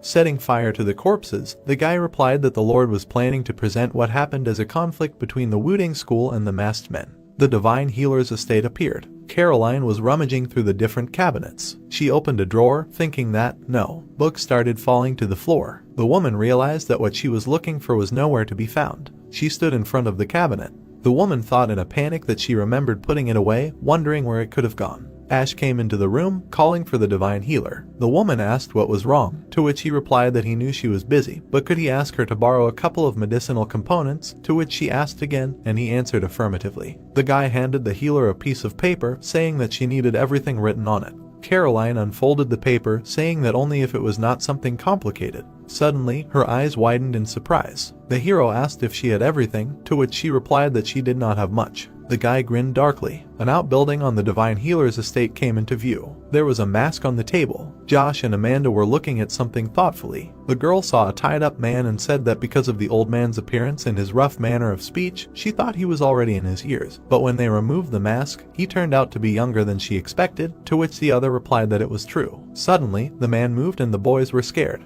Josh asked if he had just moved, to which Amanda said yes, although she thought he would not come to his senses for a long time. The man opened his eyes, hearing talk of keeping an eye on him while they went to fetch the Lord. He looked at his feet, wondering if he was alive. He thought gloomily that his wounds were treated, so they left him alive on purpose, and then wondered if they were planning to extract information from him. The man frowned, wondering if these fools thought it would be that easy to get him to talk. He looked down in surprise. The man noticed that these bastards had blocked the circulation so he couldn't detonate the Nigong. The door opened. Ash walked in with a teapot in his hand. He pulled out a chair opposite the man. The hero sat down on the chair. The boy abruptly removed the gag from the man's mouth. The man angrily asked how the demon cult's chained dog knew the master's saber technique. The hero smirked. He said with an evil grin that he had only two comments. First, he was not the cult's chained dog. The man tried to say that it was nonsense, but the man suddenly covered his mouth with his hand and told him to clarify once and for all. He gloomily stated that he was not a chained dog, he was the sky and the master of the great heavenly demon cult. The man asked in shock about the sky of the heavenly demon cult and the master, asking if he was the lord of the demon cult. The hero put his hand to the man's stomach, saying that, secondly. The guy with an angry expression said that no one gave him the right to ask questions. The man screamed when he used force. He foamed at the mouth, calling him a bastard and asking him to kill him instead. Ash squeezed his hand and a glow appeared near it. The man screamed furiously, his chest seemed to be cracking. When the boy pulled his hand away, the man lowered his head. There was a quick movement. Ash slapped him. The man's mouth started bleeding from the blow. The man realized that he couldn't feel. He thought in surprise that he couldn't feel his Nigong. He looked forward in fear. The hero was smiling with his hands clasped together. The man asked breathlessly if he had just hinted at the consequences, to which he replied that he was thinking clearly. The man thought in fear that recently one of the school's leaders, a master of illusions, had infiltrated a demonic cult undercover, after which contact with them was lost, and then wondered if he had been robbed and killed. He narrowed his eyes and thought that, however, suddenly, the man began to laugh, surprising the hero. He said with a fierce grin that he was worried about this monstrous fighting power, but in vain, asking if a slowpoke like him was really a demon cult lord, and wondered if he thought the school had not prepared measures for such a case. Ash grabbed him by the jaw sharply and forced him to open his mouth. The guy with a dark look said that he should tell him. He picked up the teapot. The hero with a sinister smile brought the teapot and asked if he thought he had not thought of it. The guy began to pour the liquid into the man's mouth. Coughing began to resound throughout the room. Ash looked at the coughing man. The man grinned, saying that he said it was useless, calling him a stupid, stubborn person, and then said that even if he managed to uncover the method of preparing that drug, they had already developed immunity. Before he could finish speaking, everything began to blur before his eyes and he asked what was going on. He asked, frowning, what the hero had mixed into the recipe. Ritalin, a type of psychotropic drug that stimulates nerve cells, the main component of which is methylphenidate. It is mainly used in medicine, but sometimes replaces truth serum in the military. With the help of Nano, having acquired knowledge of the drug of the future, Ash was able to combine it with a drug that induces a trance. He grabbed the man's head with an evil grin, asking what was said about his immunity. With a blurry look, the man answered that it could not be. He pressed his lips until they bled, thinking that it was dangerous because his body was getting heavier and he was starting to want to talk. The guy clapped his hands. He asked with a grin if they thought that he could not do the same as they did.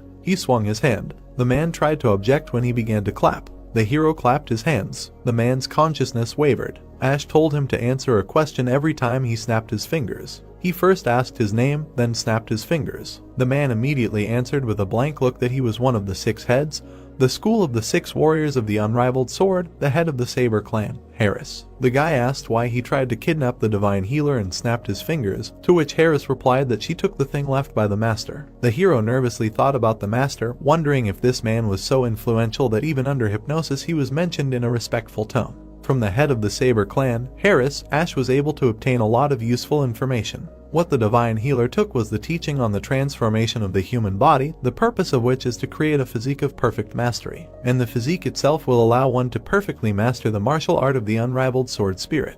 The hero also learned that the unrivaled sword spirit saber technique he had been mastering for months was called the unrivaled sword spirit martial art. Under Ritalin, Harris said that the unrivaled sword spirit martial art could not be mastered through normal means, adding that one must use the great technique to bring to the limit those parts of the body that a person is unable to temper. The hero thoughtfully put his hand to his chin and said that this was strange, asking why they suddenly needed this teaching, and how they knew that it was from a divine physician. The man with a blank look replied that he was a spy sent into the Blue Sky Society, a secret organization of the righteous Miram sect, adding that he learned that their plan was to use the great technique of the divine physician to cultivate warriors who surpassed human capabilities, and that this was called the physique of perfect mastery. The hero smirked, saying that was why they were targeting the divine healer, then snapped his fingers and, saying that he had satisfied his curiosity, asked him to tell him about the school of the 6 warriors. An unknown man entered the room while strange sounds were heard. Someone's footsteps were heard in the corridor. A candle was burning while the sounds in the background continued.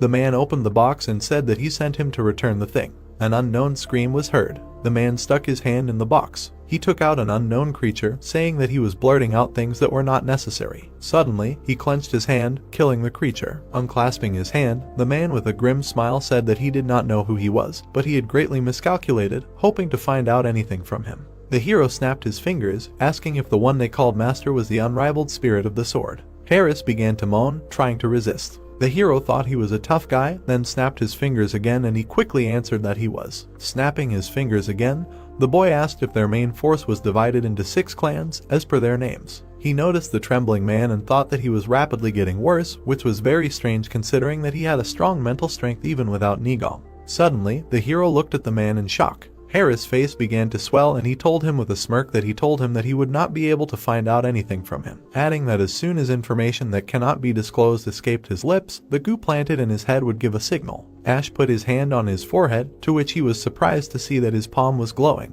The boy frowned and ordered Nano to deploy the augmented reality and scan the swollen areas and show them to him. Nano began to scan the brain using MRI. The scan confirmed that the insect placed in the head was growing in size. The guy thought about it. Harris, with a swollen head, said that, ultimately, he would not be able to achieve anything. The hero pressed his hands to the man's forehead and a light was heard, causing him to scream. Smoke came out of his mouth and he grunted unconsciously. Nano reported that an electric shock immobilized the insect, which pleased the guy. He said that he was removing the insect, after which he asked Nano to ensure him so that he did not damage the brain, to which Nano agreed. A scream was heard asking to wait. The woman began to shout at the guys to stop, to which they were surprised. Edmund asked what was going on and whether she still had not found that thing, to which she panicked and said that the infirmary was empty, asking if they had seen a book with unusual sheets lying somewhere on the street. The guys turned to each other in shock. Caroline fell to her knees, asking in horror how this could happen. Footsteps were heard. Edmund turned around. The others also turned around, surprised. Edmund stood in front of everyone, saying that it seemed like they had an intruder, then told the lady to wait aside and not say anything.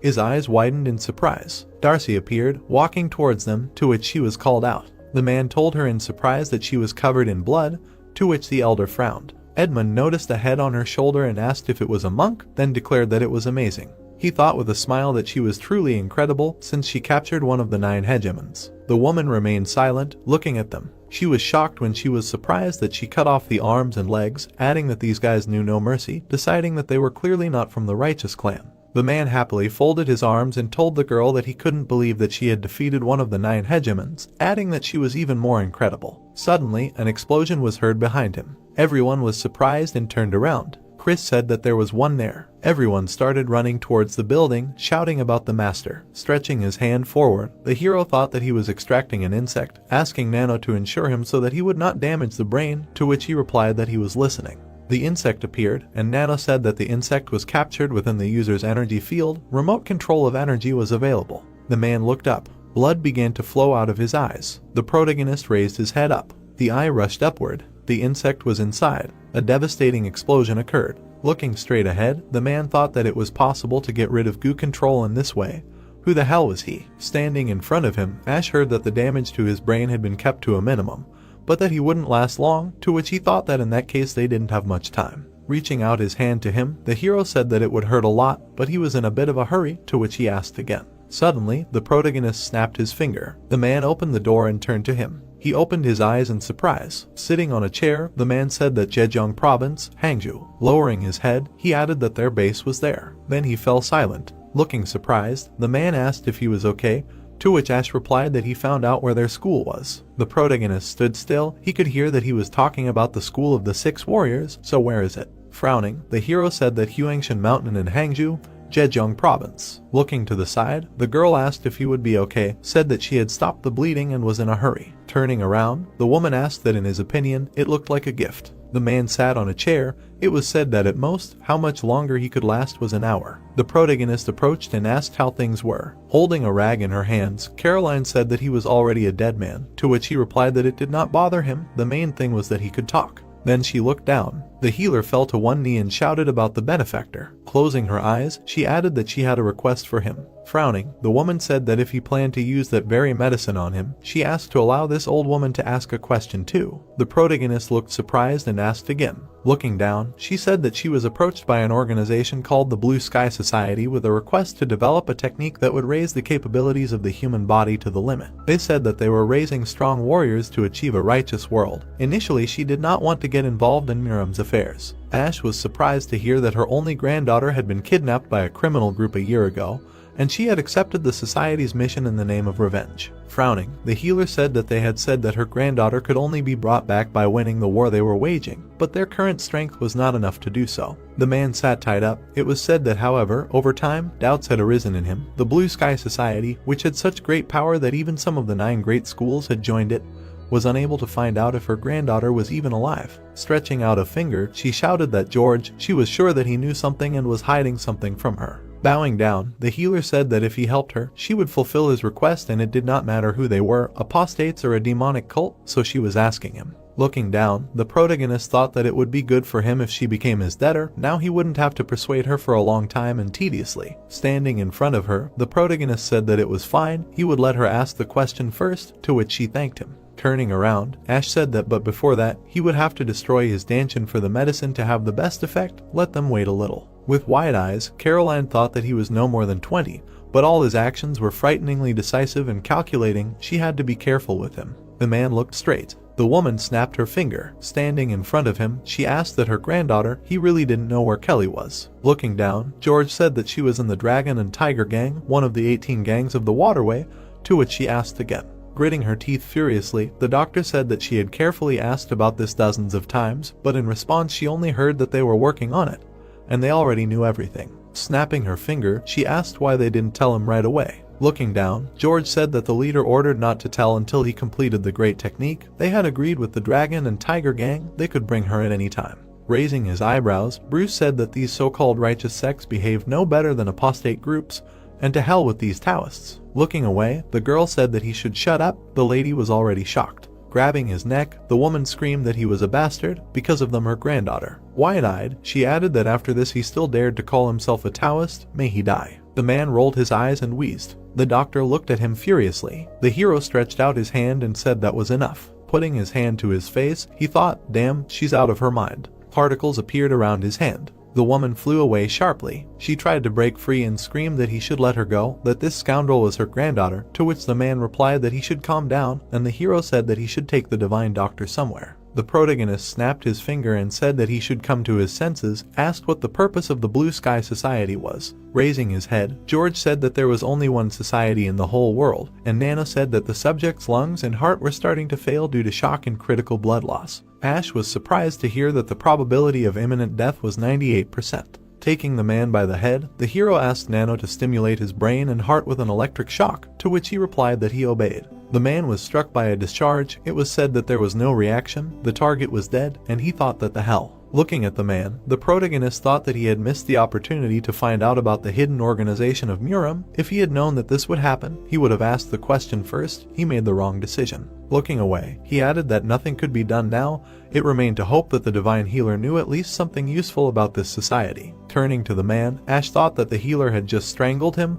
This was a strange feeling. The healer stood next to the man. A thought appeared that whether it was the famous school, George, or the healer, ultimately all people were the same. He always thought that there was a significant difference between them and them, but apparently it was a delusion. The girl turned to the hero. Reaching her hand up, she said that here. The protagonist looked at the object and heard what he had not had a chance to say before, but before she grabbed it, George tried to burn it. Putting his hand to his face, Edmund asked that perhaps it was what the lady was looking for. What an unusual material. Holding the paper in his hands, Ash thought that it really was thicker and smoother than the paper they were used to. What was it? He knew what the pages were made of, to which Nano replied that he was conducting an analysis. The hero looked in surprise. Hearing that the program was locked, it was impossible to determine the material of the pages and their age. Ash's eyes widened, thinking that it had been a long time since he had heard Nano say that the information was sealed. Looking at the inscriptions, he added that he could translate what was written there. The symbols on the last page were similar to their hieroglyphs, but they were unfamiliar to him, to which Nano replied that these were simplified hieroglyphs. Looking down, the hero thought that simplified, to which Nano replied that they come from basic traditional hieroglyphs but have a different outline, to which he asked what the principle of their creation was, and he added that the program was blocked, it cannot process the request. Looking down, the protagonist thought that then he would be able to decipher at least this line, to which Nano said that it was possible. It translates simplified hieroglyphs. He was wrong, deciding to target him. The founder of the demonic cult rightfully deserved this title. His causeless greed ruined everything. It would be better if he acted in accordance with the original plan. That's all he asked. What to understand this? Wide-eyed, the hero thought that as he heard, the divine healer is looking for teachings that can create a physique of perfect mastery. But this looks more like someone's diary.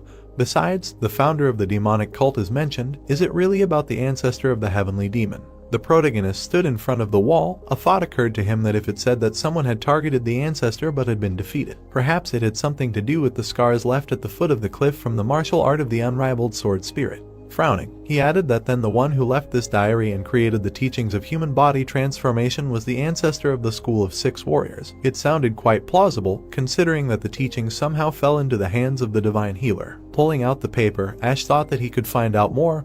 What was written next would not burn, and then said that he did not need the book, he could return it to the divine healer. As he left, he added that it was time for them to prepare for departure. People were leaving the palace. Closing her eyes, the healer said that her thoughtless actions caused them inconvenience. Looking away, the hero replied that he should not worry about it. Falling to her knees, the woman said that he should forgive her for her impudence, but she had a request. Looking down, she added that her granddaughter was in the hands of pirates who were committing atrocities on the Yellow River. Yes, a year had already passed, but how could she, her grandmother, leave her in trouble? Looking straight ahead, the protagonist heard herself asking to help a feeble old woman save her blood relatives. Then he closed his eyes and said that it was unfortunate. Standing in front of her, the hero added that he did not think he could help. Looking away, the man said that they had already lingered here too long. If the pirates of the waterway showed up, they would be in great danger, to which the girl replied that she understood his situation, but they could not risk their business for this. Leaving, he said that they were moving out. A sharp swing was heard. The healer fell to the floor. She said that if he saved her granddaughter, she would serve him faithfully for the rest of her life. The boy and the man looked at her in surprise. Ash grinned, thinking that the divine healer would swear allegiance, a rather lucrative offer for the cult.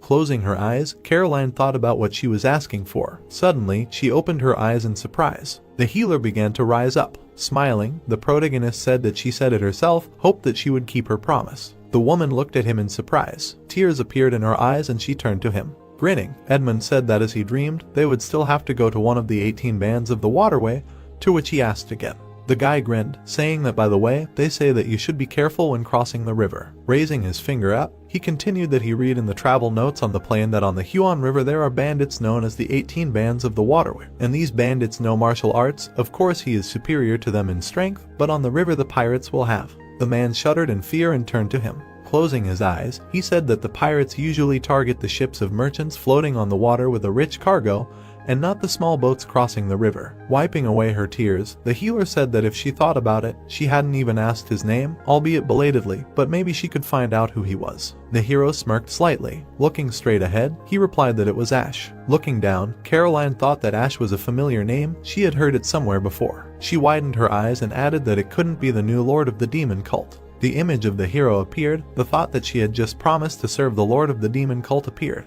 The horses ran forward rapidly. Looking at the man, the protagonist asked what he knew where the Dragon and Tiger gang was based, to which Edmund replied that he apologized, but he did not have such information. Frowning, Ash thought about what to do and how to do it. They couldn't search all 18 pirate gangs. Smirking, the man said that he shouldn't worry. Looking straight ahead, he continued that he did not know, but was acquainted with someone who, on the contrary, was well informed about the pirates of the waterway. The people rushed forward. Looking straight ahead, the man said that there were only 8 lie left of the abandoned Sword Valley. Suddenly, he opened his eyes in surprise. The man stopped abruptly. The boy asked in surprise what had happened, to which he replied that he smelled a faint scent of blood. Leaves were flying in the air. It was said that they would pass on the other side. The man looked forward in surprise. Looking at the tracks, he asked what the hell. A tree stump appeared. It seemed that judging by the kai emitted by the scars, at least masters of the perfect level had fought here recently. Standing behind the man, the boy said that they should take a look at it. A hole appeared. It was said that something was buried here.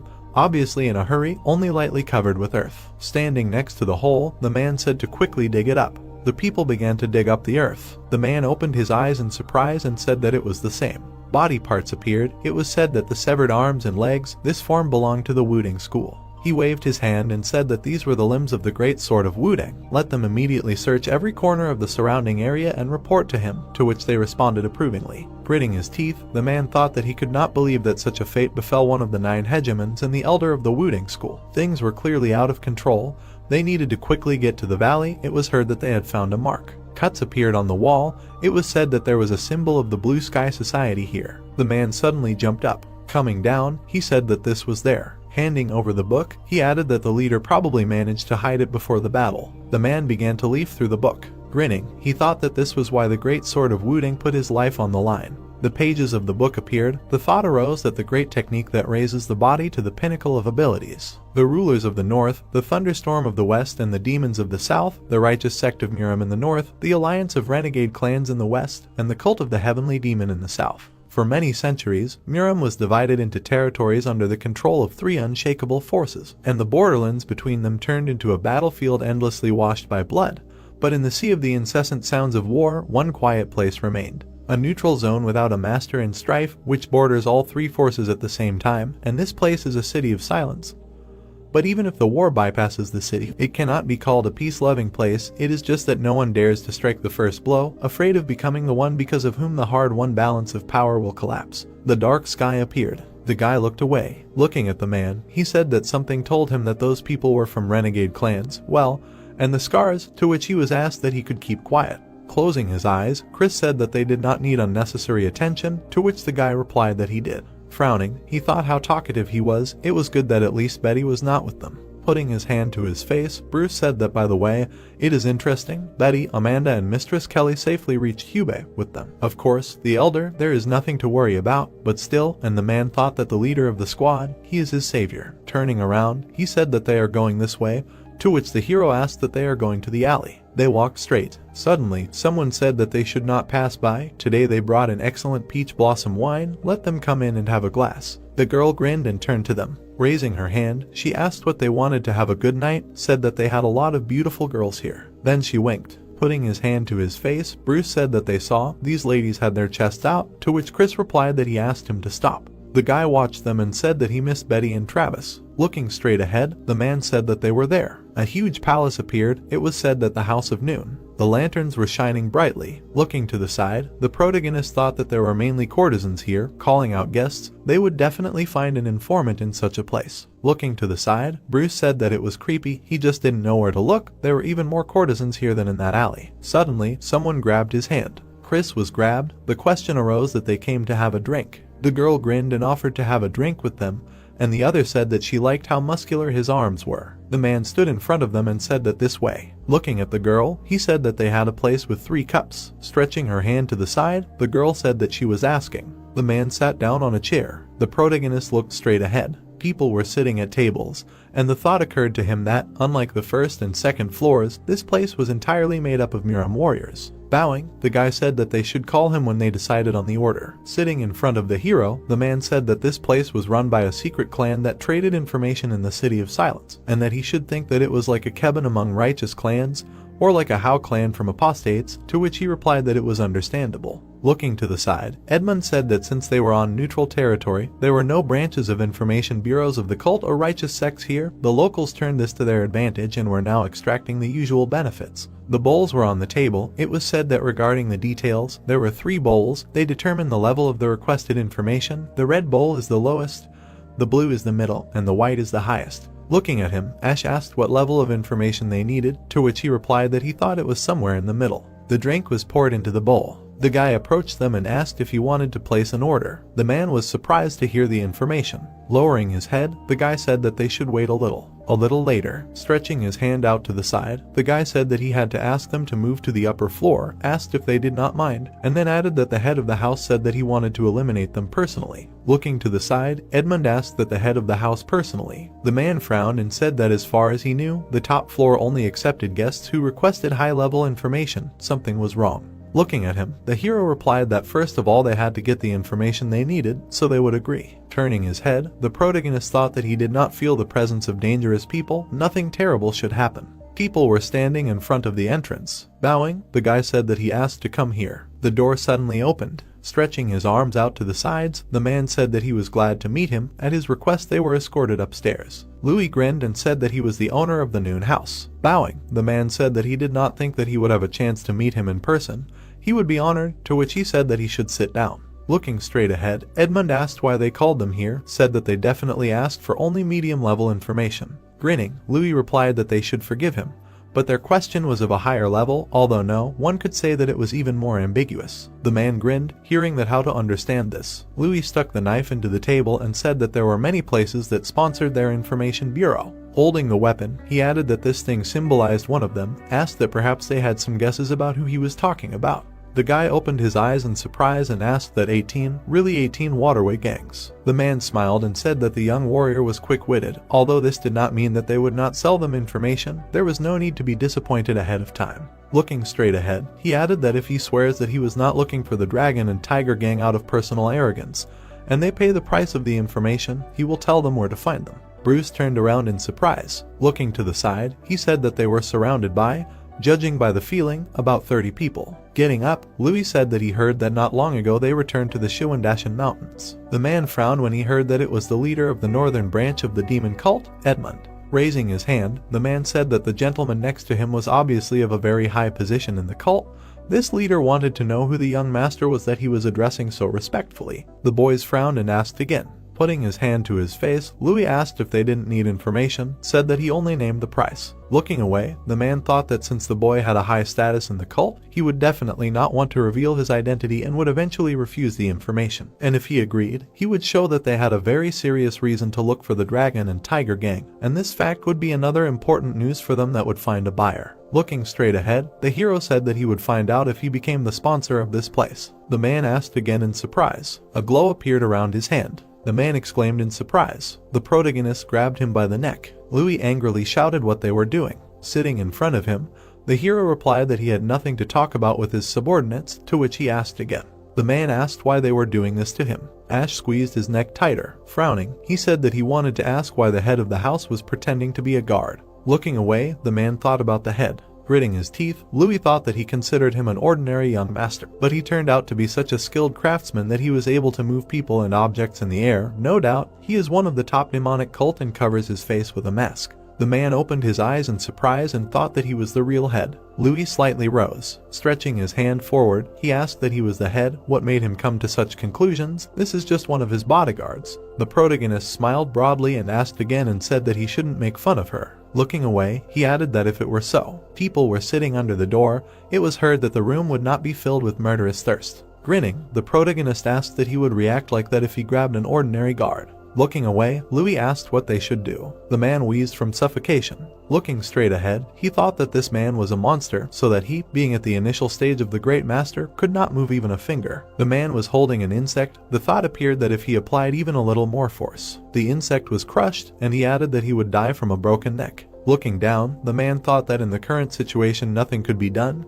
He needed to somehow apologize and send him away. Suddenly he said that please. There was a voice behind the door asking for something. The boy repeated it in surprise. His eyes widened and he said it was a signal from the leader. Suddenly, there was a barge in the door. Louis held out his hand and shouted no. People ran into the room. The boy was approaching Edmund. He swung his weapon furiously. The man raised his finger. The boy's eyes widened and he thought it was just his finger. Looking away, the man thought they were second-rank masters at most, small fry. A blow landed on the boy's face. A blow landed on the other. Enemies were approaching Bruce. He turned around abruptly. He was skillfully striking them. The boy exclaimed in surprise. The man held out his sword and shouted for them all to attack at once. Many people rushed towards him. They jumped on him abruptly. Bruce looked up. He abruptly raised his leg. The boy was running forward. Chris was rapidly gaining speed. The boy was skillfully striking. Suddenly he looked to the side. Chris deftly dodged the blow. He kicked the man. The men fell to the floor. Looking down, the guy thought it was nothing. The men looked at the sword in surprise. The guy said, wide-eyed, that was it. Bruce swung the sword. The men looked at him in surprise. The man widened his eyes and asked what the sword was shining about. Smiling widely, Bruce asked, well, what, should they continue, said that he was the weakest in their company. The man raised his eyebrows. Scars appeared on the stone, and the thought arose that the sword marks left by the ancestor on the rock had helped the gentleman make a breakthrough. Swinging his hand, Bruce added that this meant that he had now risen to a higher level. A glow appeared in his body. His eyes lit up and he thought that maybe he, too, was very strong. The man looked at his hands. Raising their hands up, the people said that they surrendered. The protagonist grinned. He abruptly lowered the man. The man grabbed his neck and wheezed. Crouching in front of the hero, he said that let them forgive him for hiding his true identity from the guests. His name is Alvin, and he is the true master of the House of Noon. Leaning towards the floor, the man said that he should accept his sincere apologies. Looking down, Ash asked what he said, that the 18 gangs of the waterway sponsor him, so it would not be a mistake to call him their subordinates. Surprised, his eyes widened. The man said that everything was wrong, they rather have an agreement for the sake of common benefit, and about the sponsorship. Chris abruptly hit him with his head. Looking at him, the guy said that he should not dare to dodge the master, to which he replied that it was good. Sitting at the table, the hero asked what he would ask directly where the dragon and tiger gang was. Lowering his head, Alvin replied that while talking about this, someone turned to him. Looking to the side, the protagonist heard that maybe they would send them away first. They were waiting in a separate room now. Otherwise it could end badly. No way, and then, he thinks, they would just go and listen. These guys are creepy, but at least they were talking. Frowning, he thought that a separate room, there was someone in the building they were afraid of. Lowering his head, the man asked that he couldn't retreat at least this time, to which he asked what he was talking about. Looking straight ahead, Alvin said that to be honest, there were 3 Yellow River Devils here now. The 3 Yellow River Devils, the top of the Northern Storm Gang, one of the 18 pirate gangs of the waterway known for their cruelty. If rumors are to be believed, they are famous for robbing ships while brutally killing men and kidnapping women. In general, they are still scoundrels. Despite the fact that the government has put a tidy sum on their heads, they calmly walk around the city as if they were at home. Looking straight ahead, the man said that this is not all, the uncle of the 3 brothers, he is the head of the Yellow River criminal group. Frowning, the protagonist thought that he had heard of him before. One of the 9 hegemons and 8 leaders of the apostate union, who is nicknamed the Invincible Master, which is surprising with all his cruel disposition. He immensely values his brothers and family. There was a case when the ship of the Northern Storm Gang, on which the 3 devils of the Yellow River were sailing, was attacked. People rushed forward. Learning about this, the head of the Yellow River criminal group. The man said something in his ear. He opened his eyes in surprise. He hit the table, found the culprits, and cut everyone down to the 9th generation. Standing in front of the protagonist, the man said that he had heard that as long as he existed, the government would turn a blind eye to the pirates' atrocities. Looking at him, Ash replied that they had powerful cover from the rear. Then, looking at the hero, the man said that the Northern Storm Gang was the one sponsoring them. The room heard that they were protecting them in exchange for information, but that was all. Even among his subordinates there were spies sent by the 3 devils of the Yellow River. Looking down, the man said that as soon as they got the answers to their questions from them, this case would be closed for them. But for them, the stakes were much more serious. The lives of their families and the fate of the entire secret clan were at stake. Ash looked ahead. Falling to the floor, the man shouted that he offered his deepest apologies, but he could not sell the information they needed. Smiling, he added that he asked to understand their situation. The thought appeared that even if they occupied high positions in the demonic cult, they would not cope with the 3 devils of the Yellow River. Looking at him, the hero replied that he did not know that everything was so serious, asked that those same 3 devils were now on the lower floor, to which Alvin replied that yes, thank you for understanding. Smiling, he said that the 3 devils were in a separate room on the 2nd stage, to which the protagonist asked what they heard. The guys responded approvingly, hearing that they should go down to the 2nd floor and bring the 3 devils of the Yellow River. Chris and Bruce abruptly rushed forward. Looking surprised, the man said that he had said that they were ready to retreat.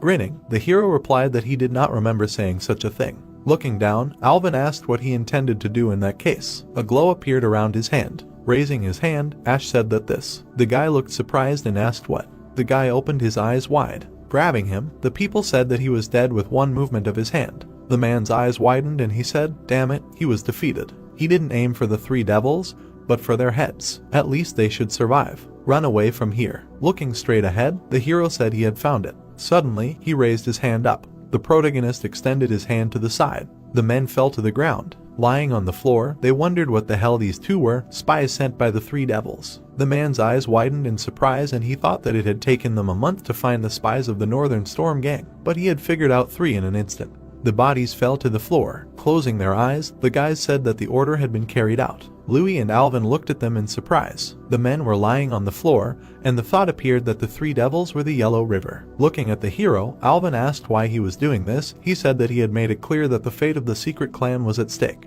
Looking to the side, the protagonist asked what kind of secret clan had to do with him. He asked again, his eyes wide with surprise. Ash smiled when he heard that this was not his personal work. Gritting his teeth, the man thought, damn, he had made a mistake. This man was one of those who would never act on someone's orders. It was dangerous. Everything the clan had achieved could go to waste. The hero leaned on the table. He approached the three demons. The protagonist waved his hand. The man furiously shouted that he was a bastard. At least he knew who he was. Let him immediately unblock the acupuncture point. Having struck him, the guy asked who he was insulting. He was so eager to go to the next world, and the man wheezed. Standing in front of them, Ash said that he did not care who they were, he would only ask one thing. The hero opened his eyes wide and said that if he didn't answer, he would cut his throat. Raising his head, the man asked whose throat he was going to cut. Apparently he didn't know who their uncle was. Looking at Alvin, the man shouted that damn it, what was he doing? He would just stand there like a pillar while these bastards were chatting. The protagonist said let him cut. The man shouted something sharply. He began to fall on his side. Blood splashes appeared. Frowning, the hero said that senseless chatter also meant death. Gritting his teeth, the man thought that this bastard wasn't joking.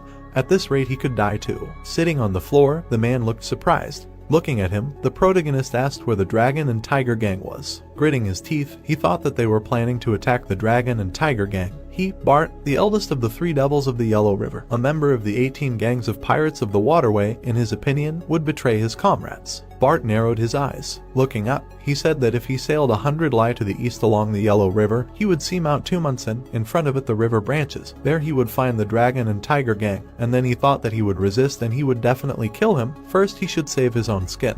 The man looked at them in surprise. Alvin watched silently. Looking to the side, the protagonist thought about what it meant. He was telling the truth. There was no need to put pressure on the secret clan anymore. Raising his head up, the demon said that now let them spare him. He told him what he wanted to know, to which the hero replied that he misunderstood something. He smirked and continued that when did he say that he would spare them? The men exclaimed in surprise. Looking down, Ash said that he would kill them all. The demons looked surprised to hear that there was. Bart screamed furiously that he was a bastard. Suddenly, his head flew off. Standing in front of the man, the protagonist said that he was the last in line. The demon trembled with fear. A severed head lay on the floor. The man's eyes widened and he thought that this was a demonic cult. He had heard that in some ways they were even more ruthless than the renegade clans, but they really were merciless. Louis gritted his teeth and thought that they had gotten the information they wanted. They had killed 3 devils, now it was their turn. Walking to the door, the hero said that they were leaving. Alvin screamed that he should wait. Why did he spare them? Turning around, the protagonist asked that wasn't he the one who told them where to look for the 3 Yellow River devils. Of course he helped, since they were in the same boat. Ash smirked when he heard that he didn't understand him, to which he replied that well,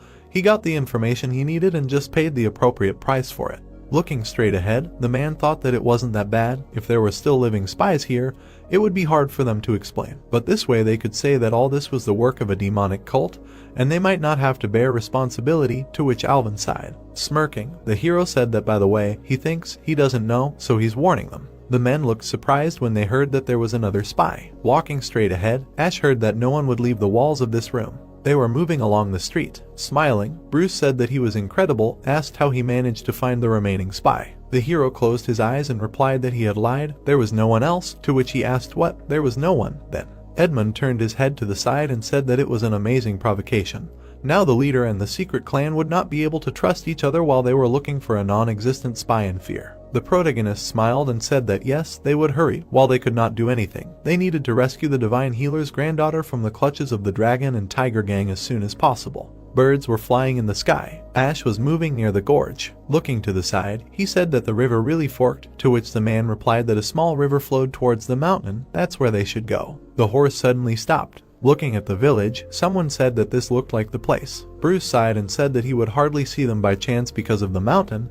It would be difficult to find them if he didn't know. Looking straight ahead, the hero said that he saw many watchtowers. Looking down, Edmund said that if they went straight ahead, they would figure them out in no time. Judging by the impeccable security, this was not some ordinary gang of robbers. The protagonist, opening his eyes in surprise, said that they should look at how huge the ship was, to which he replied that something was wrong. A ship appeared. It was said that as far as he knew, the ships of the waterway pirates, although not small, were definitely smaller than this. Usually pirates use something more maneuverable. Stretching out a finger forward, the guy said that he should look over there. People were walking with cargo, and he added that it looked like the pirates were going to load this baggage onto the ship. People were carrying boards. It was said that over there they were dismantling buildings. Putting his hand to his face, the man said that apparently the gang of the dragon and the tiger was going to relocate. Ash frowned and said that the pirates moved every few months, maybe they caught them at that moment, to which he was told that it was only to their advantage. Looking at him, Edmund said that they would wait for a good opportunity,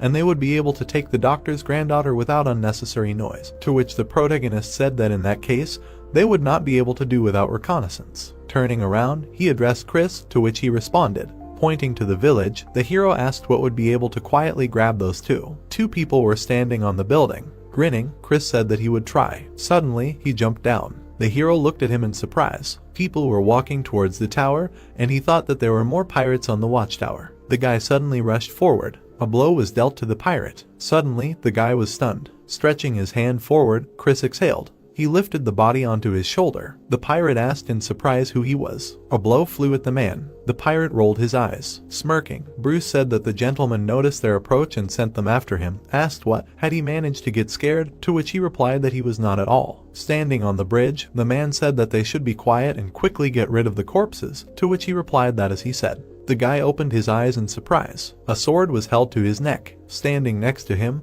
the man said that one extra sound and he was dead. If he understood, then let him nod. Frowning, he added that it looked like the dragon and tiger gang was moving today. Asked why now. The guy said in fear that it had recently become known that their lair had been exposed. Looking at him, the protagonist thought that they had arrived here immediately after they had dealt with the three devils, like. Holding the sword in his hands, the man asked where the information came from, to which he replied that he was just a simple sentry. He was not informed of such things. Looking at the pirate, he asked what then where they were keeping the granddaughter of the divine healer, to which he asked again in surprise. The guy shuddered, hearing that he should not try to dodge. Closing his eyes, he shouted that honestly, this was the first time he heard about this. Now the gang does not hold a single hostage, not to mention someone's granddaughter. Looking at him, the hero thought that it was strange. The great sword of Yuden could not lie under the influence of a drug, in that case, and then asked that he knew a woman named Kelly. Standing in front of the pirate, he added that she was large and had a mole on her nose, to which the guy asked that she was a large woman, and he meant trophies, in the sense of the woman of the right hand of the leader. Looking away, Chris asked again, to which Bruce replied that when the lady finds out, she will make such a noise. Standing still, Ash asked where she was now, to which he replied that if it was about her, then on the ship. Looking away, the pirate heard that he was talking about this large ship, to which he replied that no, the entire main force of the gang is now on the river. The hero asked again in surprise what was on the river. The ships were sailing along the river. Looking down, Ash thought, damn, that's where they are. The ships were sailing straight. Holding a torch in his hands, the guy shouted that he should press closer slowly. The ship approached, and he added that it was ready, let him tie it up. Looking at the people, the pirate shouted that they had done a good job. Tomorrow they would have to get up at dawn to transfer their belongings to the second ship, and for now they should go take a nap, to which they happily exclaimed. Standing at the edge, the man shouted for them to be quiet. The chief was sleeping. Well, enough of that. Let them put out the light and return to their cabins. Sitting in front of the guy, Edmund asked how much time had passed since they got here, to which he replied that it was about 4 hours. Looking to the side, the man said that everything around was quiet. He no longer felt traces of someone else's presence. They would get out. They looked up. Looking to the side, the man said that it seemed to have worked. There was little time. The changing of the guard at the watchtower would arrive at the beginning of the hour of the bull. They needed to hurry. The ship sailed forward. It was heard that the Lord and Bruce would try to get a boat and would be here by the beginning of the hour of the mouse, right? By that time they should rescue the granddaughter of the divine healer. Suddenly they jumped up. A yellow flag appeared. It was said that there was a distinctive flag over there. The assistant of the chief owned a cabin at the stern of the ship. They hid around the corner. Looking at Chris, the man said that there was no choice.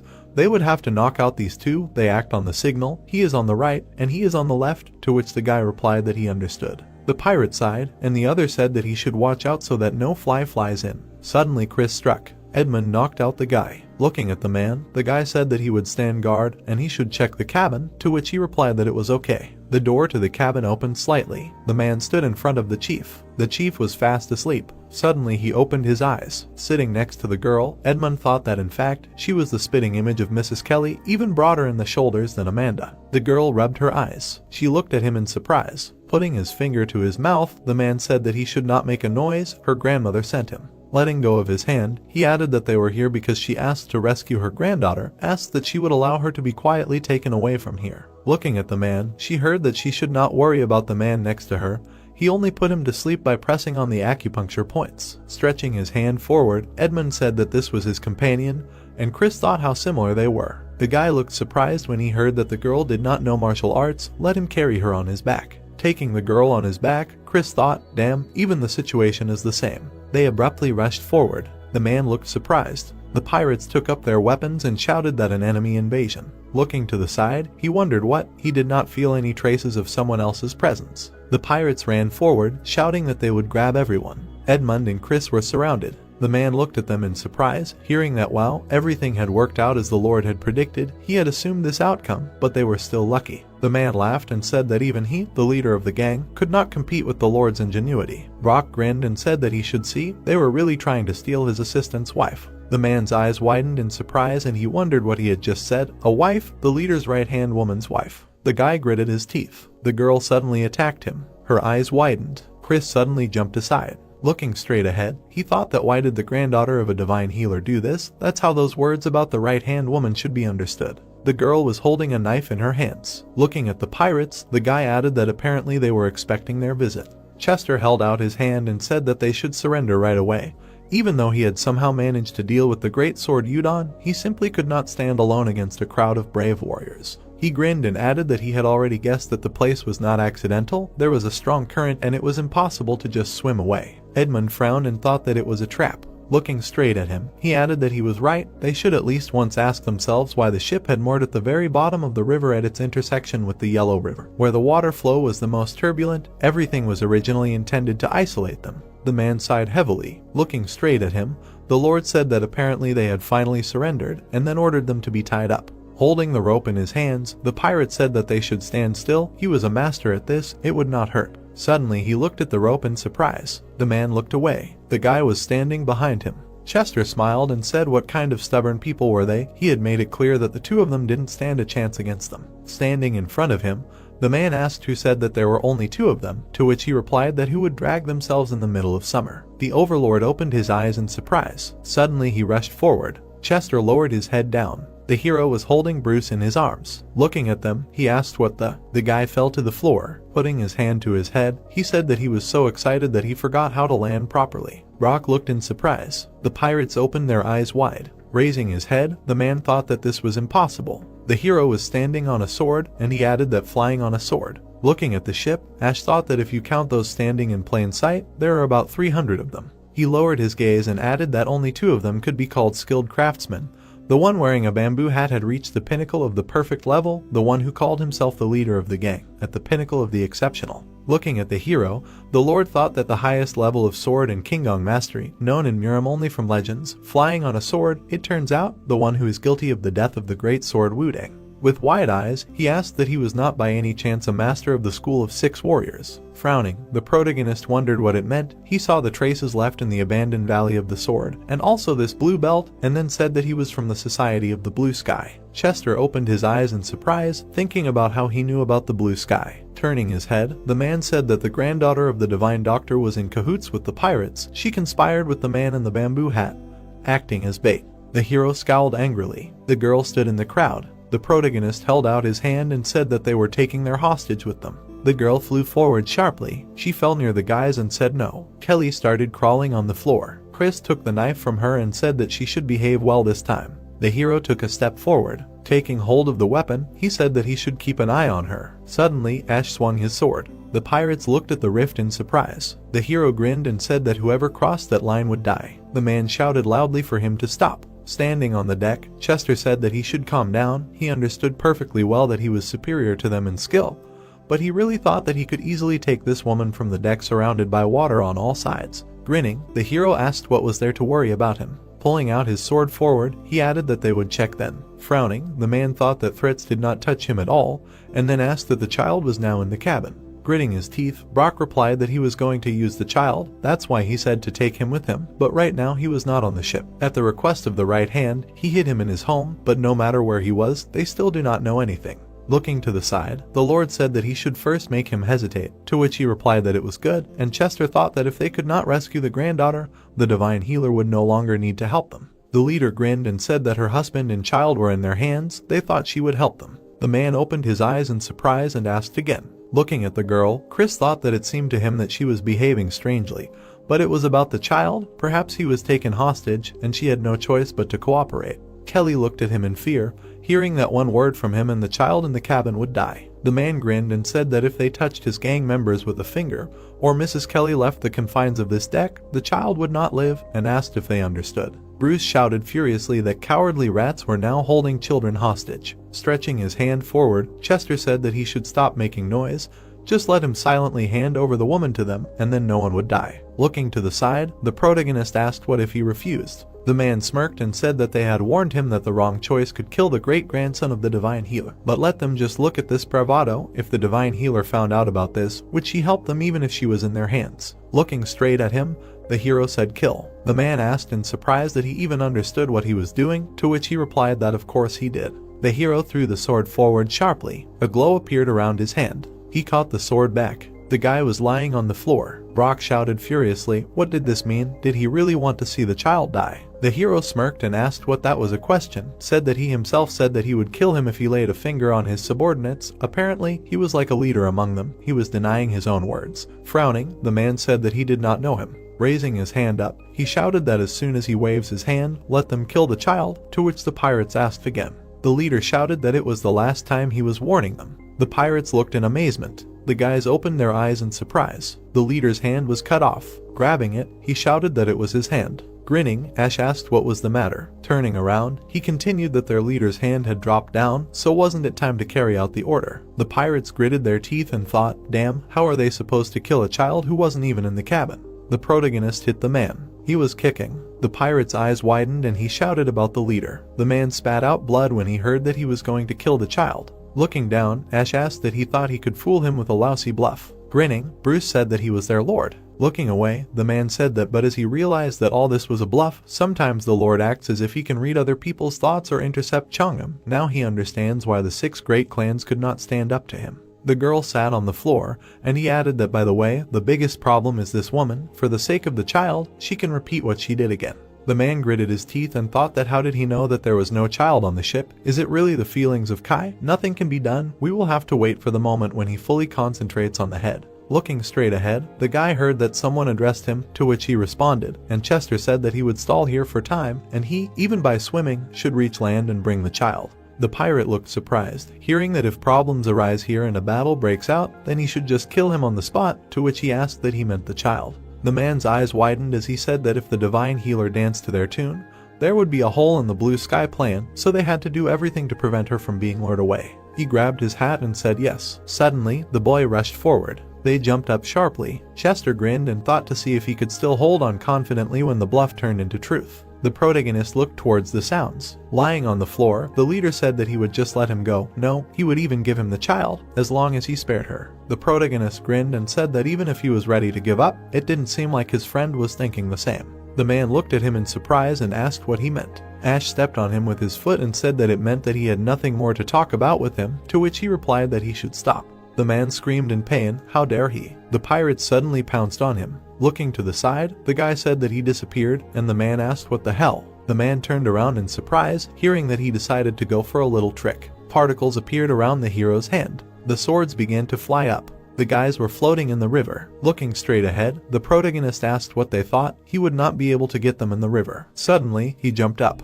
The hero stretched out his hand forward. Frowning, he looked straight ahead. A blow flew at the man. Gritting his teeth, the man thought that he parried his attack with such ease. The swords flew straight. Looking to the side, the hero asked what he was using tricks, decided that this could break his concentration. Blows flew at the guys. Turning around, the man screamed that a curse, and the other said that they were diving under the water. Suddenly they dived under the water. Under the water lay the corpses of their allies. Chester grinned and thought, well of course, even for a monster standing on the stage of an incomprehensible master, it is impossible to maintain control over the swords from such a long distance. 2 of them managed to survive, that's enough. Looking at the hero, the man said that even he can't do everything. He couldn't stop his people, and he thinks he understands where they went. Now he believes that this is not some kind of bluff. The protagonist grinned. Looking to the side, he turned to the man. Lowering his head, Edmund answered approvingly. The man looked down. He flew up on his saber. He rushed forward sharply. Gritting his teeth, the man asked what the. Edmund flew over the river. His legs were shaking. Suddenly, he jumped onto the shore. Landing, he sighed heavily. Grinning, Ash asked what to do, said that his subordinate was the first to arrive on the shore. Chester's eyes widened in surprise. He thought that it was crazy to use a saber controlled by Kai as a means of transportation,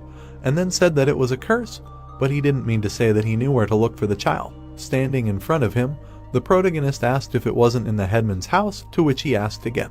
The man's eyes widened, thinking about how he knew that the headman had given him the Jeongam. It was impossible unless he had overheard the Jeongam. Looking at the hero, he added that the problem now was not the child or the divine doctor. The real threat was that monster. They had to bury it in the river by any means, or escape from here and report everything to the Blue Sky Society. The boys trembled. A thought occurred to them that perfect level master had conveniently left the ship. If they and the pirates attacked in a crowd, they might be able to resist him.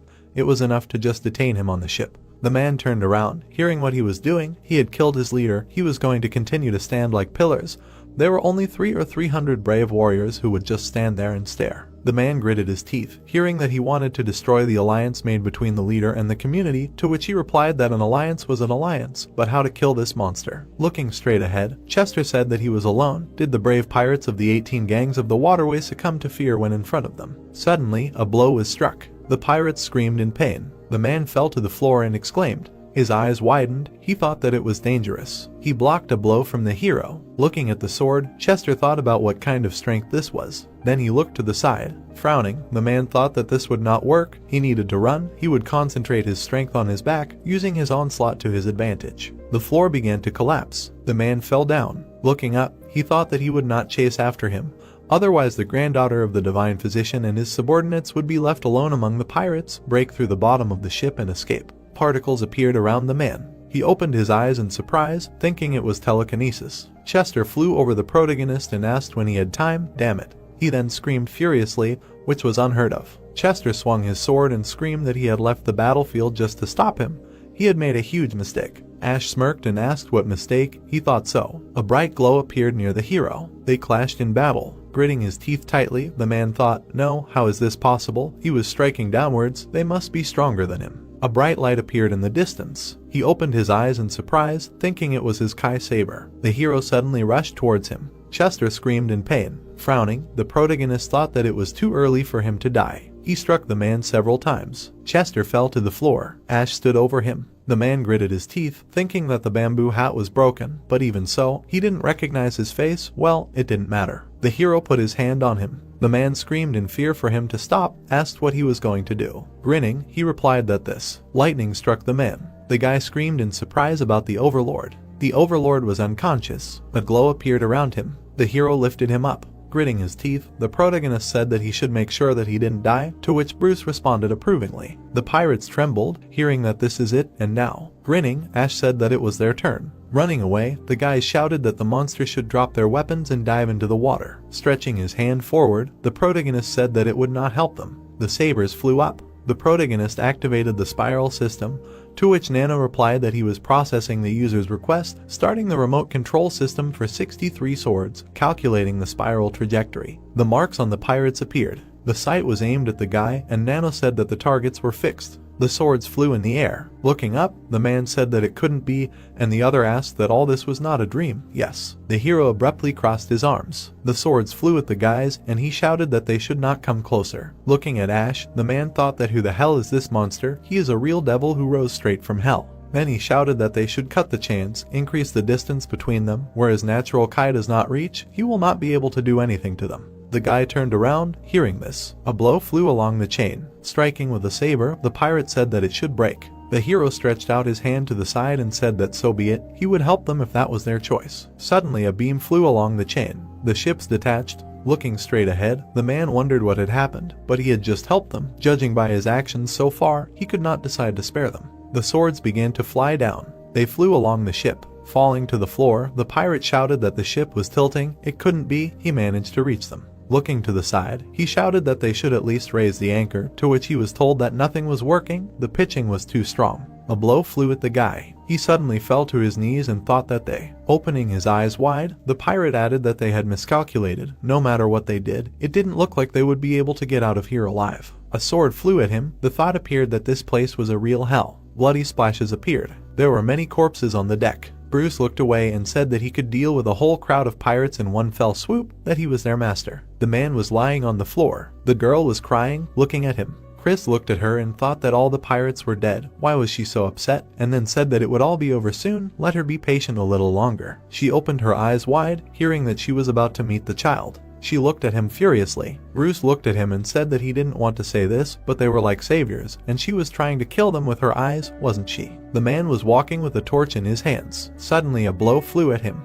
Edmund broke his neck. Carrying him into the bushes, he thought that 9 people were with him. It seemed that everyone, except for the women, children and guards, had gone sailing. Looking at the house, the man thought that this skin was there to intimidate, or something. Probably this is the hut of the head of the pirates. He went into the room. The girl looked at him in surprise. Suddenly she screamed in fear. Then she fell to the floor. Looking at her, Edmund thought that she should forgive, even for a moment, but she saw his face. He could not leave her alive. Holding the child in his arms, he said that he should forgive too. If he cried, it would complicate things. Let him sleep a little. He ran out of the house. Suddenly, he opened his eyes in surprise. The man stopped abruptly. The ships were slowly sinking. With his eyes wide open, the man thought that he had used that technique to destroy the entire fleet in such a short time. Suddenly, someone called him from the cliff. Waving his hand, Bruce said that he was coming here. Edmund and the boy walked along the path. Standing in front of the protagonist, he said that he had carried out his orders, to which he replied that he had done a great job. The man looked away in surprise. Chester was tied to a tree,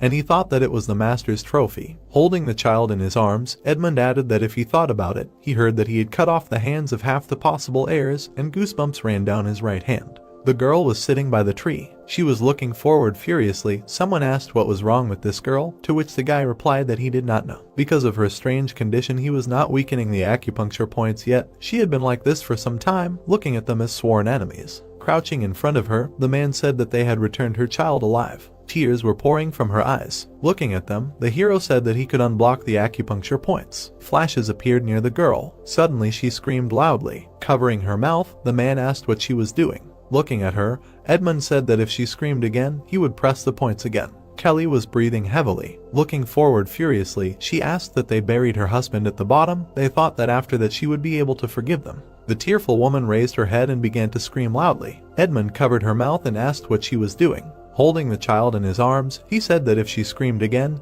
he would press the points again. He removed his hand from her mouth. Frowning, the woman said that they buried her husband at the bottom. She asked if they thought that after that she would be able to forgive them. Edmund walked away from her and asked about her husband. Taken aback, he asked if she meant the assistant chief. The enraged woman screamed that it was true. They left him to die helplessly, even knowing that he was her husband. Chris was puzzled and thought that this was unheard of. No one could have thought that these were really tears of sadness. The woman turned her gaze to Ash. A vein appeared on her forehead from anger, and she said that the main character dealt cruelly with brave warriors only because he had power. He was a true devil. Dumbfounded, Bruce wondered if this woman had gone crazy. Ash smirked and said that he was a devil. The main character began to study the woman and asked Nano how a woman who was kidnapped and held captive could stand up for pirates. Nano answered that it should be assumed that this was Stockholm Syndrome. She noted that under the influence of strong fear, the victim begins to feel compassion or sympathy for the tormentor who threatens her life. In special cases, this can develop into love. Ash frowned at what he heard. The man was tied to a tree. He closed his eyes and thought about what he heard. That after the divine healer's granddaughter got along with the right hand, she had quite friendly relations with the dragon and tiger gang. It seemed that this was true. Looking at the guys, he reasoned that they had sacrificed a lot today. But it was not in vain. They had set the divine healer's granddaughter against themselves, so now their plans, whatever they were destined to come true. A tearful Kelly said that if they had come at the request of their grandmother, then their goals were clear as day to her. They wanted the grandmother to cure someone in payment for bringing her. Sighing, Edmund asked her to calm down, adding that they had only heard that she had been kidnapped and, apparently, intimidated, hiding behind a child. She had seen the situation herself. They did not have time to sort out the details. Kelly got even angrier and said that not knowing was no excuse and they would never get what they wanted. Bruce was taken aback and asked what she was talking about. Kelly replied that she was talking about not going anywhere with them. Kneeling down, she noted that if they dragged her by force, she would talk to her grandmother and they would not get what they wanted. They would have to experience what it was like to lose the most precious thing. Moonlight enveloped the trees. Bruce noted that this was extremely unfortunate. Kelly was taken aback by this. He seriously reported that she put them on the same level as the losers from the righteous clans. The boys stood in front of her and said that even if it wasn't so, she didn't know their lord at all. Kelly, dumbfounded, asked again about the lord. The man opened his eye and thought that in all of Murim, there was only one person who used the title of lord. The protagonist stood over Kelly and asked if she thought that she was the only one there who knew what it was like to lose loved ones. He looked at her closely and noted that whether she loved her kidnapper or simply appreciated him, it didn't concern him in any way. Kelly put her hand on her chest and screamed that if they were trying to scare her in this way, it wouldn't change her mind. She would make it so that her grandmother wouldn't be able to help them. Ash clarified if she was sure that she would succeed. Grinning, the protagonist said that, as they say, the dead don't talk. Kelly was scared by what she heard, and the man closed his eyes. Ash looked at Edmund and asked what he thought. Edmund replied that it was normal for a hostage to die in the middle of a chaotic fight. Edmund turned his gaze and said that if they could at least take care of the group, it would be worth thanking them. Of course, such an outcome would sadden the divine healer, but nothing could be done. Stunned, Kelly smiled and asked if they were serious about killing her and weren't they there to save her. Ash's hand emitted blue energy and he said that they were, but only because she was the granddaughter of the divine healer, otherwise she was completely useless and now she herself had destroyed the only grain of her value. Kelly was scared. The protagonist reached out his hand to her. Kelly's head was twisted. She fell to the ground. Ash looked at the man and asked him to be glad that his child did not see his mother die. The tied-up man was in shock. He gritted his teeth and mentally noted that they were crazy and really killed the granddaughter of a divine healer. He started to try to break free. The protagonist grabbed him by the throat. Squeezing his throat, Ash asked the man if he thought he wouldn't notice since he kept his eyes closed. The man was scared. The protagonist smirked and said that now it was his turn. The plot takes us to the Dragon and Tiger Gang. The night sky enveloped the settlement. A stranger was walking down the street. He passed by a torch. On his shoulder lay the carcass of a tiger. The guy thought it was strange with a serious expression. Hugh looked away and noted that usually at this time all the pirates flocked to the base to rest. Well, that didn't concern him. Walking through the bushes, he emphasized the fact that one way or another, he only had business with her. Looking at the bush, he thought that something was wrong with it. He brought his hand to the bush. He saw a corpse lying near a tree. Looking at the corpse, Hugh wondered if its neck had been broken. He asked who had hidden the corpse there. He began to walk further and said that it was very strange. He could feel the presence of at most 50 men. Hugh threw the tiger's corpse on the ground. He knocked on the door. Frowning, Hugh noted that, as expected, there was no sense of any warriors in the assistant chief's hut either. He opened the door. Hugh began to examine the room. He banged on the wall. The man looked out of the door and asked who was pounding on the door in the middle of the night. He was frightened and wondered what brought a brave warrior to their hut. Furious, Hugh asked where Mistress Kelly was. The man pointed and said that there was a fleet moored over the hill upriver. Hugh folded his hands and thanked him. He began to walk away. The man fell to the floor. He exhaled and said that his heart was in his mouth and therefore they must move as soon as possible. Watching Hugh go, he said that there was no point in angering this boy because that monster was hiding behind him. People with hats on their heads were standing on a cliff. The plot tells us that a secret organization of righteous clans united for the sake of the blue sky above their heads. The Blue Sky Society, at the head of the society are the ruler of the society and his 5 close rulers of the sky, the ruler of the earth, the ruler of people, the ruler of yin and the ruler of yang, and the other members are warriors from the righteous clans who follow the top. The goal that unites them is to crush all those who are not subject to their justice and create a world of righteous path. Ash stood in front of the man. He looked down and noted that this is the entire structure of the Blue Sky Society. Holding his chin, Edmund said that he did not think that among the righteous clans there would be such radicals. Bruce clarified whether they were all crazy. Frowning, he added that it would be fine if it only concerned the world of righteous clans, but to exterminate everyone who had even the slightest connection to the renegade clans and their cult? This idea was on the verge of fantasy. Chris sighed and said that for their own goal they do not disdain any means and methods. No one would have thought they do not deserve to be called righteous. Ash snapped his fingers and asked if the 5 tops had their own hierarchy. The man closed his eyes and answered that this was not so. With the exception of the ruler of society, everyone was equal before each other. Looking at him, the protagonist ordered to say their names. The man began to tremble. Ash snapped his fingers again and thought that even without a dantian, he was still a master who had reached the pinnacle of the perfect level and had extremely high mental strength. He poured even more truth serum into him than into others, and he could still persist. Lowering his head, the man began to say their names. He began to twitch his head. Nano reported that the overdose of truth serum had had a detrimental effect on the brain. Ash frowned, wondering if he was still trying to resist. The dumbfounded man continued to list the names with difficulty. Nano said that his breathing was getting weaker. The protagonist sent streams of energy into him and noted that pouring power into the destroyed Danchin was as futile as filling a cracked jug with water, but he had to hold out until he at least revealed the identity of the leader. Ash snapped his fingers and asked what the name of the Lord of the Society was. The exhausted man replied that the name of the Lord of the Society was only the Lord of the Sky. He lowered his head. Edmund examined him and said that he was dead. The protagonist stood in front of Edmund and came to the conclusion that the man said only the Lord of the Sky, which meant that only he knew the name of the leader of the Blue Sky Society. Edmund replied that it looked like it and that it was useful information, but it also meant that it would be difficult to find out who was behind this person. Edmund pictured the outline of the man and mused that one of the lords was a holder of the title of the Heavenly Swordsman and was the head of the Namgung family, one of the 5 great families that ruled over the righteous Mira. Moreover, before all this business with the Blue Sky Society, he was known as the 3rd of the 17 pillars of the righteous Miram sect, and he also led the punitive force in the campaign against the demonic cult. Ash turned around and noted that it would take some work, but regardless, it was quite valuable information. Edmund stood behind them and mentally reported that he sensed the presence of a rather strong warrior, and that he was probably also from the Blue Sky. Edmund put a finger to his mouth for everyone to be quiet. Hugh rushed towards them with lightning speed. His eyes were glowing. Ash noticed him and cried out that he was approaching. Hugh hid behind the bushes. Looking at the boys, he asked if there were 6 of them. Frowning, he thought that he had only sensed 2 people. 2 were dead, he couldn't sense them, but there were 2 more. Hugh was suddenly taken aback.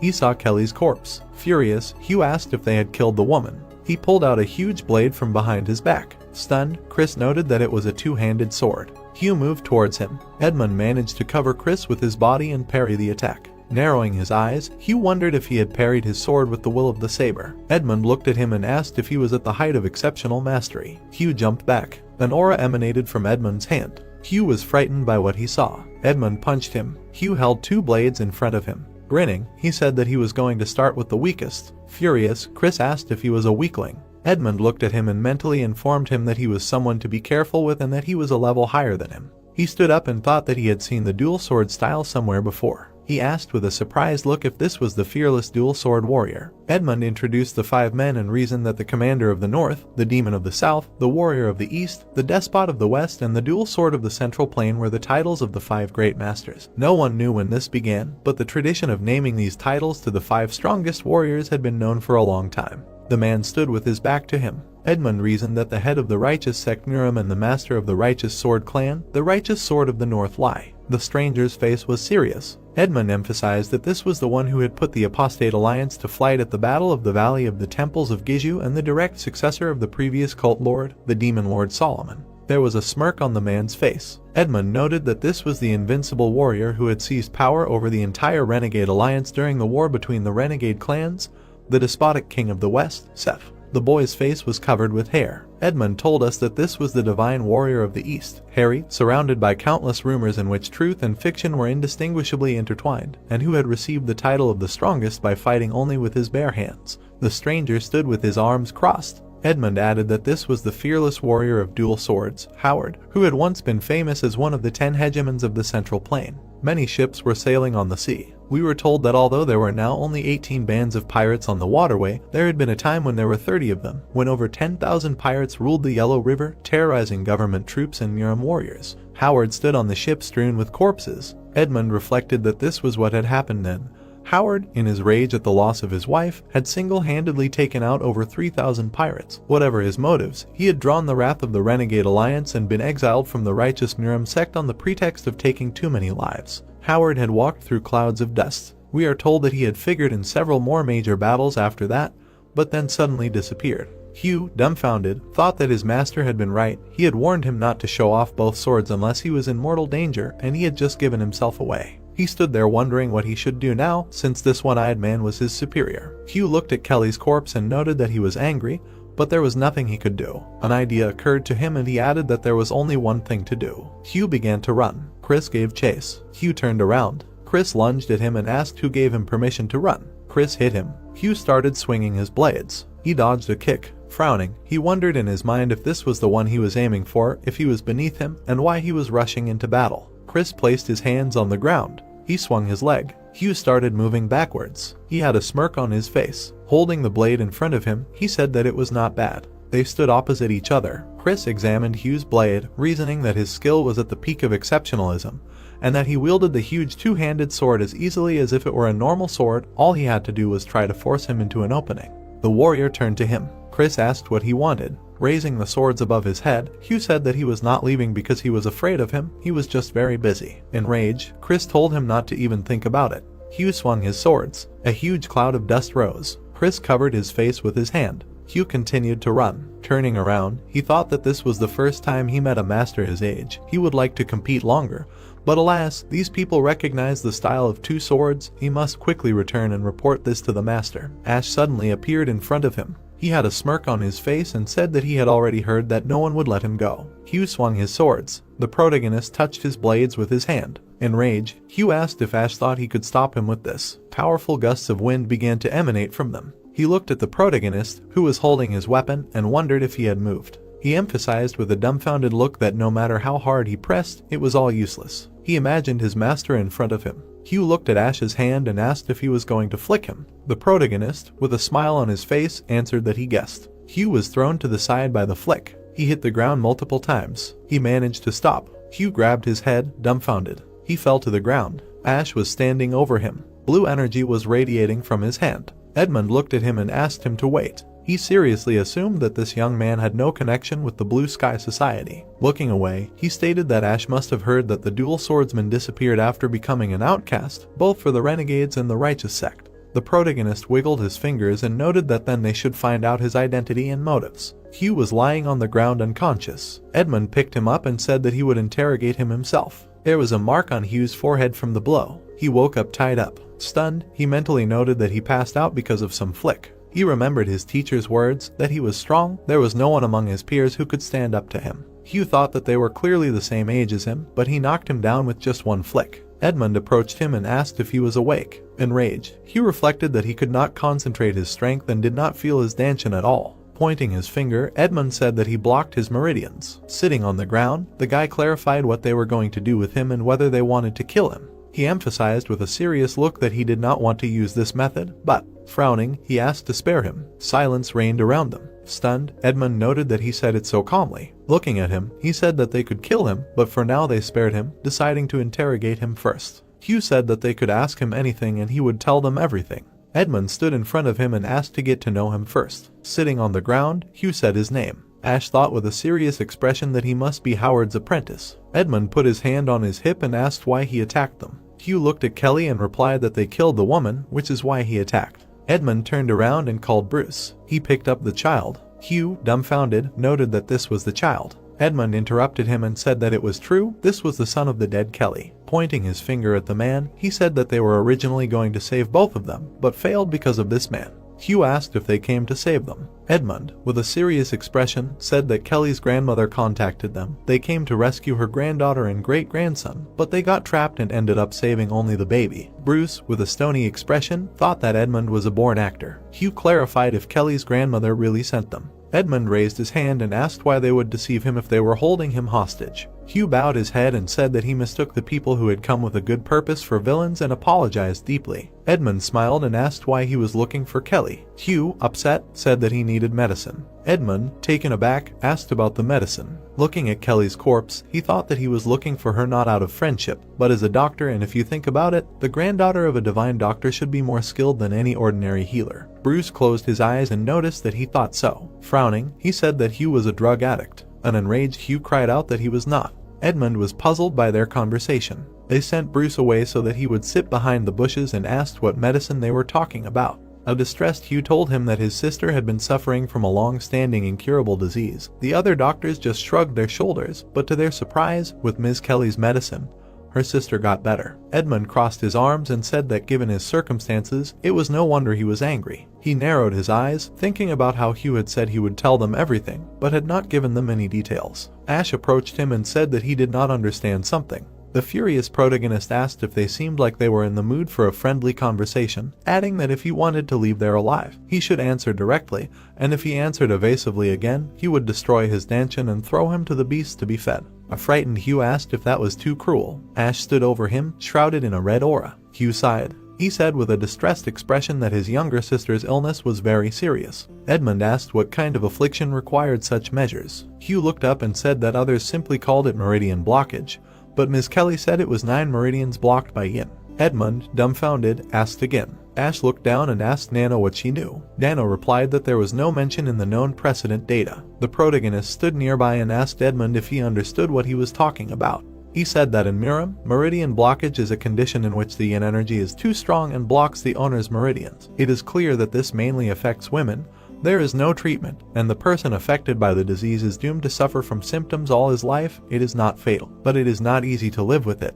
But there is also a more severe form, 9 meridians blocked by yin, a disease so rare that it is known only from legends, because the one who could be affected by it must have a nigong of practically inexhaustible yin energy, beyond human capabilities. Edmund imagined the body of a person with energy flowing through it. He added that this disease was not so simple and that it was getting worse as time went on, that with age the yin energy steadily grew stronger and at the same time the symptoms of the disease worsened. This led to the destruction of the internal balance, and eventually the body could not withstand it. The victims of this disease did not live to see 20. Edmund said with a serious expression that this was an extremely rare disease and that he only knew about it from old legends. Looking down, Hugh thought that at first each dose of the pill allowed him to hold out for 4 days, but now the effect wore off in half a day. His sister was getting worse, they had used up all the medicine, and the only person who could make more was now dead. He suddenly looked at Kelly's body. He was sitting on the ground and asked to speak. With a sad face, he asked if the one who asked to save Mrs. Kelly was also a healer. Looking at Ash smiling, Edmund said that if they succeed, he would be in their debt. The protagonist reasoned with a satisfied look that judging by the technique of the twin swords, he and his sister must definitely be somehow related to Howard. Even if they fail to take him into the cult, he will somehow help in the future. Edmund extended his hand and said that he was right. She was an even more skilled healer. It was she who taught Kelly healing. Hugh happily said that then he could ask her to heal his younger sister. They suddenly saw a powerful explosion. They were shocked by what they saw. Frowning, Hugh wondered if it had been more than 4 hours since he took the last pill. Standing behind, Edmund guessed that it was very close. The furious protagonist thought that it did not matter whether it was close or not, such a pure cold energy was released. Hugh screamed that it was his sister and she had a surge of yin energy. A dumbfounded Edmund asked again if this energy belonged to his sister. He thought with a frightened look that he had heard that the sick woman should have endless yin energy, but this was simply beyond imagination. A dumbfounded Hugh asked to untie him, adding that they would all be in danger if her acupuncture points were not blocked immediately. The protagonist waved his hand. He unblocked Hugh's body. He tore the ropes off himself. Looking back, Ash declared that he would lead them. Looking at his comrades, the protagonist said that Chris would go with him, and Edmund and Bruce should stay behind and protect the child. They jumped up from the ground. The night sky enveloped the forest area. There was a blue glow on the ground. The boys quickly ran in formation. Looking around, Chris thought that it was as if winter had suddenly come. If he hadn't used Nigong, he would have died of hypothermia. They saw a girl in front of them. Ash was surprised. A blue aura emanated from her. She stood silently in the middle of the forest. The dumbfounded protagonist thought that even the air around her was vibrating.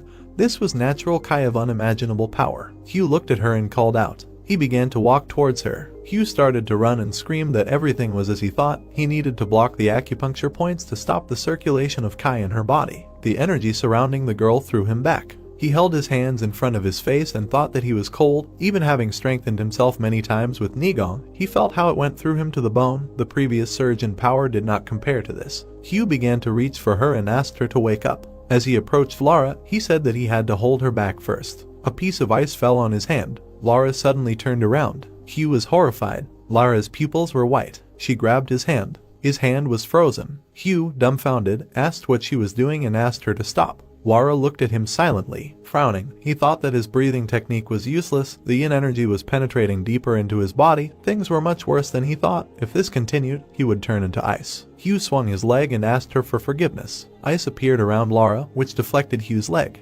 Dumbfounded, he wondered if she had gathered ice around herself to deflect his blow. Lara placed her hand on his shoulder. His shoulder was covered in ice. Looking at Lara's face, he thought that due to the surge of yin energy, she would not even recognize him. At this rate, he would die without achieving anything. Ash jumped above them. He landed on the ground. Smiling, the protagonist said that it was time for her to stop. Lara let go of Hugh. Ash held her hand. Stunned, Hugh cried out that it was dangerous and Ice Kai. Lara was surprised. The protagonist was able to calmly hold her hand. Hugh watched this and wondered if he had let the ice kai take over him and even melted it, noting that it was a powerful attack force. Frowning, Ash extended his hand, covered in energy, and said that he was asking her to stop in a nice way. Lara blocked his attack. The furious protagonist remarked that he was amazed that she had created such a strong ice shield from frost. Cracks appeared on the ice floe. The ice on Hugh's shoulder crumbled. Lara pushed Ash away. They flew apart. Hugh was being carried away by a powerful whirlwind. He was flying straight at Chris. Chris caught him.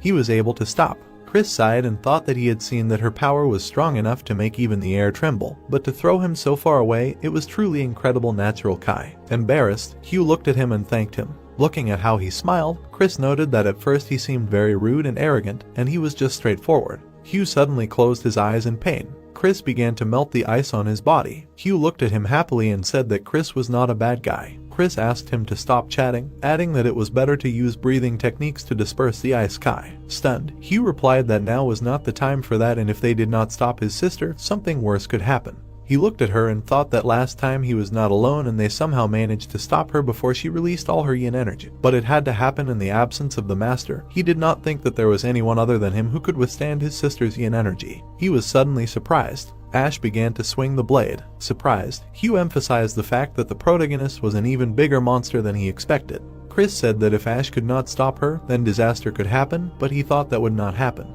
He looked at Chris's face and reasoned that this was unconditional faith. For him, Ash was the same as his master. Lara's face was serious. She created gusts of wind around herself. Holding the sword in front of him, the protagonist wondered if her Nigon was so limitless, noting that she had already released so much natural kai. But on the contrary, it was only getting stronger. It was different from the familiar energy burst that Miram warriors had honed over the years. Lara extended her hand. Ice floes began to form in the air. Ice shards flew at Ash. A smile appeared on the protagonist's face. Lara silently held her hand in front of her. Stunned, Chris screamed for Ash to be careful. She clenched her hand into a fist and sent streams of energy at him. A blue projection appeared in the protagonist's eyes. He asked Nano to analyze the trajectories of the shards. Nano replied that she was analyzing and reproducing the trajectory of the ice projectiles. Ash cut the shards with his blade. Lara continued to release ice flows at him. She sent another volley at him. The protagonist again reflected all her attacks. Hugh, dumbfounded, noted that this was amazing and did not think that Ash would go head-on.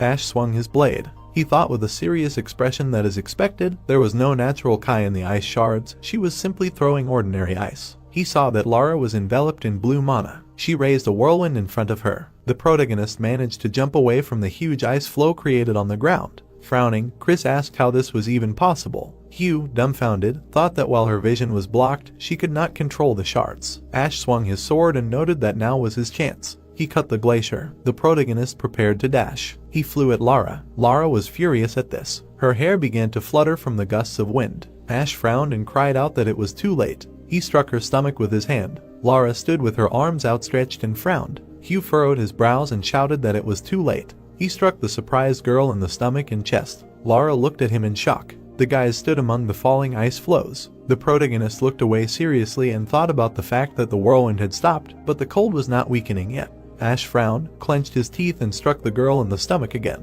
He put 2 fingers on her stomach and thought about how strong in energy she had. Even in battles with perfect masters, he did not use attacks higher than the 5th level of kai, but here even the 7th level of kai could not completely block her meridians. Lara looked at him in surprise and shuddered. The protagonist looked at her with lowered eyebrows, confused, and thought about how she was trying to move even after he had paralyzed her acupuncture points. Sparks were coming from parts of her body. Lara closed her eyes. The protagonist caught the falling girl. Ash looked at her warily and sighed and said that she was hard. 2 guys were running towards the protagonist among the ice floes. Hugh was holding his hand and smiling, telling Ash that he didn't think he would really stop his sister.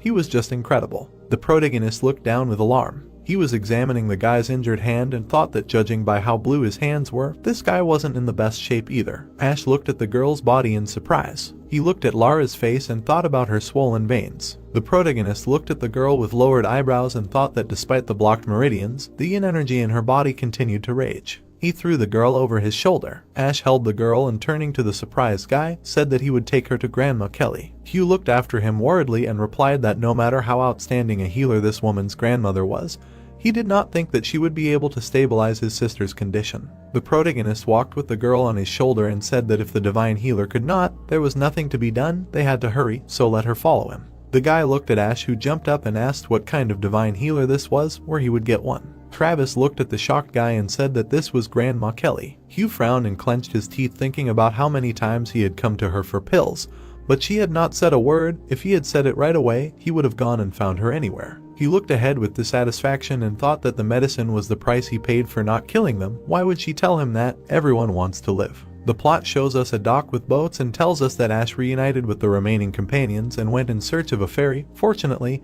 even in the middle of the night, they managed to find boats and cross the Yellow River. It shows how the protagonist and the guys ran to the gate and tells us that then followed an exhausting race against time, mercilessly spending Kingdom. By morning they were able to reach the branch of the heavenly demon cult in northern Hunan. The man fell to his knees. He sat at the head of the other people with his arms crossed and said that the humble followers welcomed the lord of the cult. Many people stood on the street in front of Ash and praised him. Laura's brother looked at him in surprise and thought that he knew he was strong. But was he really a demon cult lord? He must have gone through bone remodeling to become younger. The protagonist looked at the man and said that they were in a hurry. Let him tell her where the divine healer was. The man crossed his arms over his chest and replied that she was staying at the first guest pavilion. Ash, with the girl on his shoulder, turned to the guys and asked Elder Edmund and Chris to take the body and the child and take them to another guest pavilion. The guys walked to the pavilion gate. The man extended his hand in front of the pavilion with women at the table and said that she was here. Betty smiled happily and called for the Lord. She quickly ran to him and shouted that he was back. Ash looked at her in surprise. The girl looked at the sleeping Laura and was surprised. Betty frowned in fear and asked who this woman was. The boys were standing in the hall behind Granny. The doctor, her eyes closed, was thoughtfully feeling Laura's pulse. Bruce looked at Betty with embarrassment and said in a low voice that this was the whole story, so the Lord brought her here to cure her and make her brother his debtor. The girl smiled and asked if it was true. The Lord, she knew, was not that kind of person. She looked at the sleeping Laura and thought that this girl, white as snow, was too beautiful to be just a patient, so she was very tense at first, but now she felt calmer. The Lord was not one of those men who are greedy for female beauty. Bruce put his hand to his chin and, closing his eyes, told Betty in a low voice that the book that described her illness, 9 Meridians Blocked by Yin, said that it could be cured if she created harmony of yin and yang with the owner of no less strong yang energy. He smirked and blushed and said that this was it, the connection between a man and a woman. Ash looked away from the boys behind him with displeasure and decided that Bruce's jokes were going too far, and he couldn't even say that he heard them clearly. Caroline closed her eyes and sighed heavily. She sat in front of the bed and said that she had 9 meridians blocked by yin. She didn't think she would encounter this again. The old woman frowned and leaned towards Laura, telling her brother that she didn't know whose idea it was, but someone had made a medicine for her that stimulated the cultivation of yang energy, a temporary measure, but thanks to it they managed to prolong her life. Hugh lowered his eyebrows and remembered Ash holding his sister and saying that if he wanted her to be cured, if possible, she should refrain from unnecessary conversations. The protagonist approached his grandmother and said that she had just said that she had not thought to encounter this disease again. It turns out that she had already cured it once. Caroline silently turned away and closed her eyes. The guy spread his arms in displeasure and loudly asked what this meant, whether she wanted to say that she did not know how to cure her sister. The old woman looked away at him and sighed and asked the young warrior to learn to listen to the end when the elders speak. She lowered her head to Laura and said that she had first encountered this disease by accident when she was measuring her pulse. That was about 30 years ago. Even then she generally understood how to treat it. But this disease does not affect ordinary people, but children of martial arts masters who train Nigong. Carolyn looked at the sleeping girl and said that therefore the usual healing methods were powerless here. She saw only one way, to break through the meridians blocked by yin energy, Nigong of the opposite yang energy, and this is not so easy, at least because it is necessary to find a person whose yang energy would withstand the surge of yin energy. Hugh stood next to the old woman and asked if she had not found such a person. Carolyn introduced the head of Shale and Monk Tom, who raised his hand and said that he was one of the 5 great masters of that time. He was called the strongest master of internal martial arts, because he honed to perfection the method of strengthening muscles and tendons. As a Buddhist monk, concerned about all living things, he agreed to her request. She imagined the monk directing energy into the screaming girl's body and said that Toma's Nigong was able to withstand the surge of yin energy, and everything was going well. But the meridians of the girl suffering from the disease were not strong enough. Ultimately, she could not cope with such a powerful Nigong and died right there from a rupture of meridians. The doctor looked at Laura with alarm and said that it was not the monk's fault, but, eaten up by his conscience, he went into seclusion, and for her, she was the first patient in her entire life that she could not save.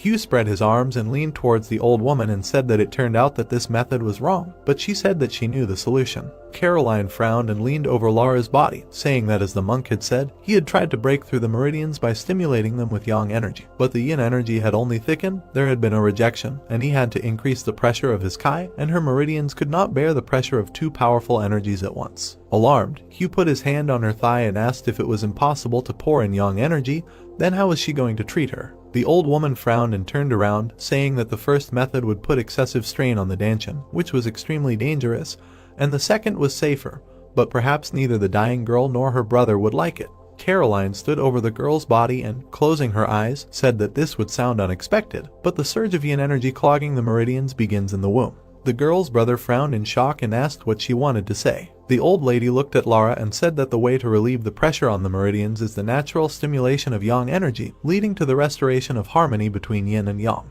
She turned to the protagonist and said that he was a person with strong yang energy, able to withstand this. Ash closed his eyes and desperately asked what other impossible method she mentioned besides this. The protagonist suddenly turned around and looked at him in surprise. He was standing in front of the pavilion entrance, emitting energy, and thought about the fact that from the main gate there was a trembling energy that he had never experienced before. He felt an overwhelming power that was incomparable to Lara's surge of energy. Betty looked at the guy in surprise and asked what was wrong with him. Ash frowned, thinking that if only he could feel it, then it was a great master of the same level or even higher than him, and told everyone to stay put. The protagonist quickly ran out of the pavilion. The guy thought about how each person has their own unique scent. He imagined the movements of energy and thought about how Kai carries a unique characteristic. A master of internal martial arts who has tempered Nigong is able to recognize it. The higher the level of mastery, the higher the radius of Kai touch and the sharper the senses, having risen to the level of the incomprehensible. With resonance with pure natural energy, the master can feel even residual traces of Kai. The plot takes us a few hours earlier in the forest. The man quickly flew past the trees. Howard flew through the forest, holding his hands behind his back, and thought that the residual trace of yin energy, stretching from Mount Huashin itself, crosses the Yellow River and leads to the southwest. He tirelessly used Kingong, but still could not catch up with the villains. The man remembered the destroyed walls and the ice and decided that judging by the traces left at the base, Lara's power was out of control. He imagined the frozen remains of the houses and thought that whoever was able to disable her and kidnap her was a high-class craftsman. He frowned and thought in anger that whoever he was, he would never forgive him. He would pay for targeting his children. Howard flew over the trees past the city and believed that the trail of yin energy led in that direction. He landed in front of the pavilion. The man looked at the building in front of him. Gritting his teeth, he angrily looked ahead and thought that this was a branch of the heavenly demon cult. Could they really be the culprits? He did not expect this. He walked into the courtyard with his hands behind his back and thought that there was no one who would scare him. Woody held out a sword in front of him and asked what brought him here. The man frowned and angrily told him to get out of the way. He swung his hand and slashed at the two guards. Howard calmly walked past the corpses forward. The warriors pulled out their swords and asked him angrily what he was doing, who he was to break in here without permission. The man put his hand out to the side and hit the warriors, telling them to get lost. Alarmed, Woody watched the warrior's body fall. He frowned and clenched his teeth, thinking about how he had killed 4 guards with a light movement of his hand. Woody put his sword forward and shouted menacingly at him to retreat immediately. Didn't he know what kind of place this was to commit tyranny here? Howard looked at him angrily and replied that he was warning them. He stood there radiating terrible energy and clenching his fists, saying that if they didn't want to end badly, they should immediately bring his children, who had been kidnapped, here. The guard held the sword and frowned, asking who he was looking for here, who he was to continue to be stubborn. The man walked forward, clenching his fists, and asking if they were really trying to dodge, then he had to find them himself. Woody pointed his sword at him in anger and ordered the warriors to attack. Many armed guys ran forward. Howard raised 2 fingers and waved them. The guys reached for the swords that flew out of their hands in surprise. They looked at the sky in shock, at the many swords flying, and thought about swords harnessed by Kai. Woody frowned in surprise and looked at the sky and decided that this was a master of an incomprehensible level. What was such an incredible master doing in the branch? The man furiously lowered his eyebrows and said that this was the last warning. He would kill everyone who tried to stop him. Let them get out of the way. Woody was overcome with anger and shouted that even if the master was an incredible master, he should not look down on them. Would the followers of the great heavenly demon cult kneel in a moment of danger? Howard raised 2 fingers and said that this was naive. He gave them a chance to survive, but they themselves rejected it.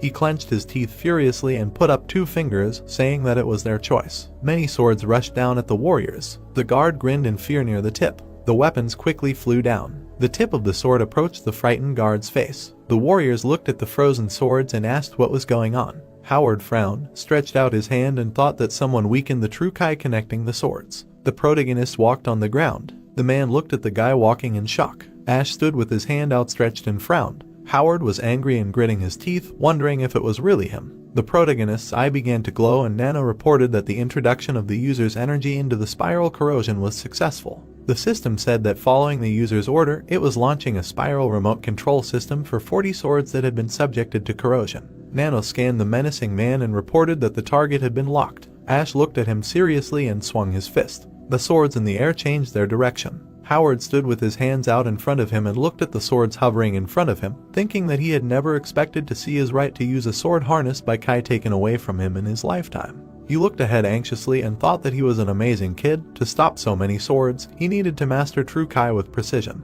The man looked at the protagonist in front of him and thought that he looked no older than 20, but the energy he felt was not inferior to his. He was undoubtedly from a demonic cult, but who exactly? Many guys knelt down looking at Ash and said that the humble followers were asking for an audience with the sky of the great heavenly demon cult and the Lord. Howard looked at the guy in fear and thought about what he heard, that a young lord had inherited power in the demonic cult. Was it really him who had neutralized his daughter? Woody bowed to Ash and said that he was from the northern branch of Hunan. He had come to report information. He bowed his head and closed his eyes and said that the gentleman had broken into the cult branch without permission and, having injured the guards in the outer guard, had threatened, demanding the return of his children. The protagonist frowned and looked at him and clarified what he wanted. The protagonist looked at Howard standing in front of him and said that in that case, this man is the fearless dual-sword warrior. The warriors looked at the man and discussed that they were just fighting one of the 5 great masters. Howard frowned and thought that he knew who he was, so the one who took the children away was the lord of the demon cult. He looked at Ash standing in front of him and thought that to resist him, he would have to spend a fair amount of true Kai if that happened. The masters of the perfect level or those who are here would intervene. No matter what he used, he would be at a disadvantage. The man stood calmly, deciding that nothing could be done. The warriors looked at each other with their arms crossed and thought that the oppressive aura had dissipated. Howard slammed his fist into his palm. He frowned and said that it was an honor to welcome the new lord of the heavenly demon cult and said his name. Ash calmly looked at him and clenched his raised fist. Many swords fell to the ground. Ash turned to Woody and asked to send all the unconscious ones to the infirmary. The guy put his fingers on the man's neck and shouted to the leader that all the guards were alive. It seemed that they were unconscious and only had minor internal injuries. Ash clasped his hands and thanked Howard for his favor. The man frowned and thought that he could feel the energy of his children here, but there was no need to make enemies with unnecessary slaughter. He was only going to scare them to lure out the one who took his daughter, but who knew that it would be the lord of the demon cult. Howard spread his hands in front of the guy and said that when meeting the lord of the heavenly demon cult, he wanted to show more manners, but he hoped that he would understand his situation. He felt the energy of his children from this place and wanted to hear the reason why he took them. Ash smiled, clenched his fist in his palm and thought about the fact that the one he wanted to see in debt most of all came on foot and apologized for the misunderstanding. The man frowned in surprise when he heard that his daughter's condition was extremely deplorable. He had to act quickly and bring her here. Howard extended his hand forward and said that the guy had good intentions. It seems in a hurry, he made a mistake, but the doctor looking after his daughter lives on the mountain. The man frowned in surprise. The warriors in the yard looked towards the flash and asked where such a strong cold energy came from. The protagonist clenched his teeth and looked ahead anxiously, thinking that the block on the acupuncture points was asleep. He turned to the man and told him to follow him. Ash and Howard quickly ran to the pavilion. A powerful whirlwind emanated from the building. The walls in the yard were covered with corrosion. Bruce squatted, clenching his teeth and covering his grandmother with his hand. Laura stood in front of the people at the entrance to the pavilion, radiating powerful energy. Amanda stood next to Betty, frowning, and said that they would have to wait for the Lord or Elder Edmund to arrive. Laura stood menacingly, creating ice flows in front of her. 2 armed girls looked at the approaching ice and screamed. Betty turned around and screamed in fear for everyone to retreat. The girls jumped back from the moving corrosion. Betty put her hand forward and shouted, sending an energy strike. Laura stood calmly in front of the entrance inside the energy dome. The girl frowned and clenched her teeth, saying that this couldn't be.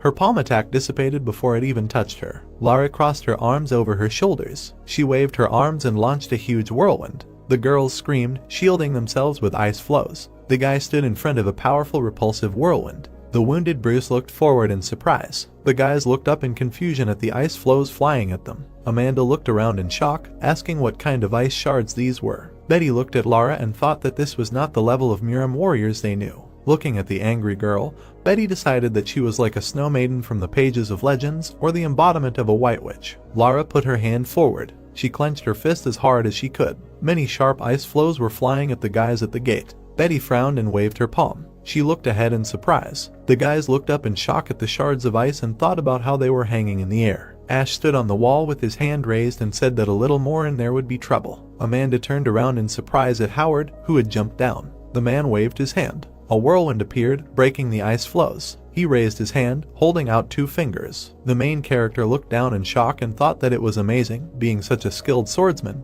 he would have easily repelled the attack with the hovering swords. Howard looked at his daughter and called her. He lowered his eyebrows in disappointment and thought that he had assumed that her energy would get out of control, but her condition was worse than ever. He needed to hurry. The man quickly ran forward. Lara raised her hands and raised high ice floes in front of her. Howard stretched out his hand and broke through the ice walls. He approached his daughter and frowned, holding out 2 fingers. Swinging his hand, the man dealt numerous blows to her body. He looked at the repulsive energy near her chest in surprise. Howard gritted his teeth and looked at her with concern, thinking that due to the powerful backlash of the increased yin energy, he was unable to block her acupuncture points even with a 5-level attack. On the contrary, it only made the situation worse. Frowning, he dealt numerous blows to his daughter's body. Lara began to fall down exhausted. Howard caught the girl and picked her up. She gritted her teeth and closed her eyes. The man looked at his daughter with fear and thought that she could feel the cold that emanated from her body, no matter how critical she was, but it had never come to this. He looked up at the hovering energy and thought about what to do now. The road to the Dragon and Tiger Gang would take a quarter of a day, during which time Lara could die of hypothermia.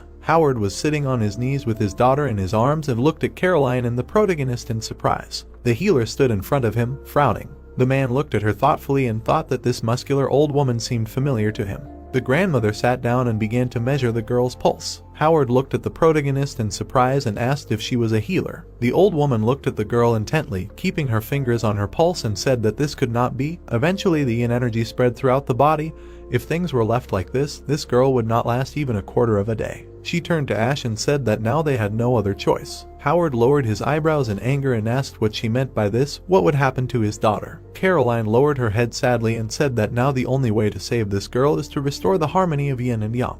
The man looked at her in shock. He grimaced furiously and clenched his teeth, asked what she said. Howard grabbed his grandmother by the collar. He frowned in rage and screamed and asked who she was. Hugh got scared and loudly called his father. He ran to him anxiously and asked what he was doing. This was the same divine healer he had been looking for so long. The man looked at the guy in surprise, holding the old woman by the collar. All the guys were standing in the destroyed pavilion and looking at the lying girl. Howard put his hand to his chin and frowned, thinking that it was hard to believe that the former head of Shaolin, Monk Tom, had failed. But these were the words of the divine healer. He could not object. Why did his daughter suffer such a misfortune? Betty looked down desperately and said in a low voice that the harmony of yin and yang meant the harmony of yin and yang. She covered her face with her hands and decided that she did not want this. Ash closed his eyes sadly and thought about how he would have to be with another woman. The more wives and children, the more likely it would eventually become the seed of discord. He looked at the upset girl and thought about how he had experienced the tyranny of the 6 great clans and knew about it firsthand, but most importantly,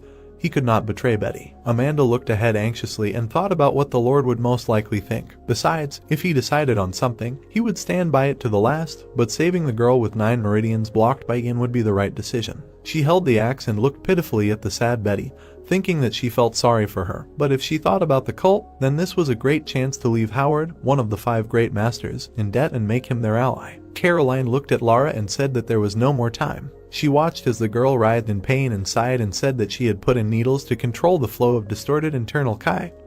But this would only weaken the cold, but not prolong her life. Hugh stood behind his father, frowning and calling him. The guy came up to him and said that of course he felt uneasy too, but they had no choice. He frowned and said that the most important thing for them was saving Lara. Howard looked away, worried. He clenched his fist, looking at his daughter lying down, and thought that he understood that it was for her sake, but to entrust her body to a man he was seeing for the first time, as a father, he was not sure that it was the right decision. That the most important thing was whether it was intentional or not. But if he allowed him to touch his daughter, their connection would not be limited to one night. Of course, he would have to take responsibility. The man looked at the embarrassed Ash and thought that it was hard to entrust his daughter to this man. Of course, he had an impressive status. It would not be a lie to say that his strength was not inferior to the 5 great masters. Looking at the upset Betty who turned away, Howard thought that although he did not show it, he undoubtedly valued that girl extremely much. Judging by her appearance, she was from a rather influential family in the demonic cult and would become the wife of the Lord. He frowned and got angry, realizing that his daughter was not destined to be a legal wife, but a lord's mistress. The man looked at the protagonist warily and thought about what he had heard, that previous lords of the demon cult had several wives, but at least he didn't look like he was partial to female beauty. Howard turned around, hearing his daughter sigh heavily. He gritted his teeth and decided that he was a fool. Saving Lara was a priority now. The man slammed his fist into his palm and closed his eyes in front of Ash. He grinned in frustration and told the Lord that he had never asked anyone for help in his entire life, but today he would have to break his own oath.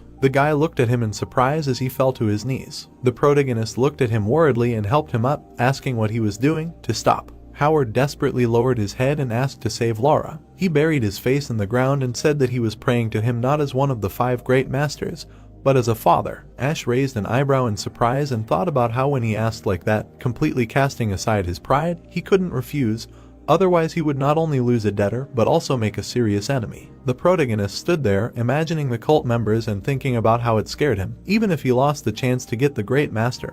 But for the sake of the cult, he had to prevent the story of the 6 great clans from repeating itself. Ash frowned and thought about how he was sure that this would never happen again. But he didn't want his child to be born to another woman besides Betty. Nano reported that the user wanted to protect themselves. She could start the vast deference blocking module. The protagonist looked at him in surprise when he heard what it was. He asked if it was really possible. Betty became embarrassed and closed her eyes and called the Lord through the Chanam. She blushed and frowned, saying that she was very upset now and her heart was breaking into pieces. The guy looked at her sadly. Betty stood in front of the protagonist and, looking at him, spoke with the help of Jeongam that, first of all, she was a follower of the great cult of the heavenly demon and his loyal subordinate, and only then the woman of the Lord, and she saw no reason to refuse something that could help their cult. The girl smiled pitifully, bowing her head, and said that she already felt how much he was worried about her, so she asked him to fulfill Mr. Howard's request. Ash looked at her upset and said in a Chongam that he knew that she did not like it. Betty looked sadly at Howard, who had his face buried in the ground, and said in a Chongam that for the sake of his daughter, this gentleman had decided to take a desperate step.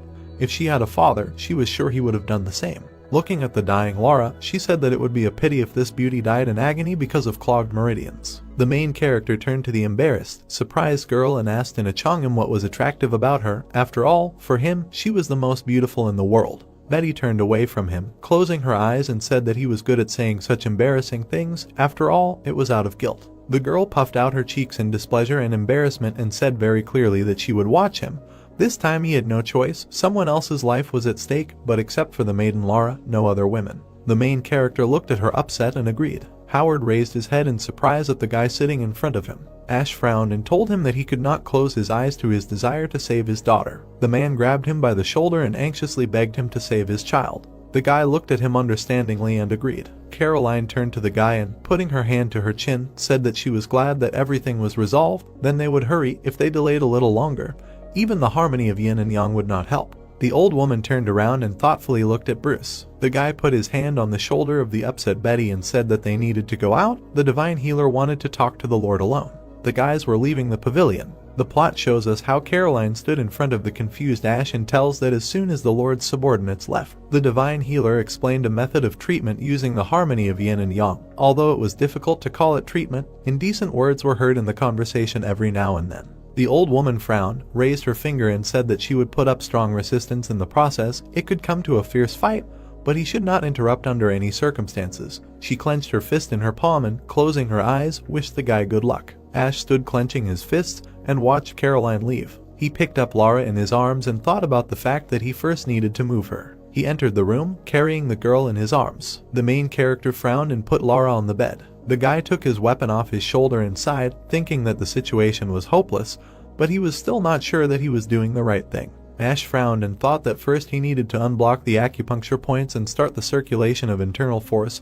Opening his eyes, she could really pounce on him, so it would be better to take off his clothes in advance. The protagonist looked away and took off the girl's clothes. Lara was lying unconscious on the bed. The guy sighed, looking at his palm, and thought about the next step. He brought his hand to her body. The girl suddenly opened her eyes. A cluster of energy appeared from her stomach. Ash watched in shock as she exuded energy and thought that no more than half an hour had passed since Howard blocked her acupuncture points, but the restriction had already lifted. He frowned and grinned from the flow of energy. The guy was thrown into the wall by a powerful whirlwind. A loud roar came from the house. The guys on the street looked at him in shock. Bruce looked ahead in surprise and said that it seemed like they were having a wild time there. Betty, Howard, and Hugh glared at the guy. The man turned away and clenched his teeth. Bruce looked at Betty, who had turned away, in surprise. Amanda hit the guy on the back of the head with all her might and screamed that he was a fool. The guy and the girls looked forward in surprise. The guys watched as frost energy emanated from the house. Bruce ran bravely to the building covered in frost and called for the Lord.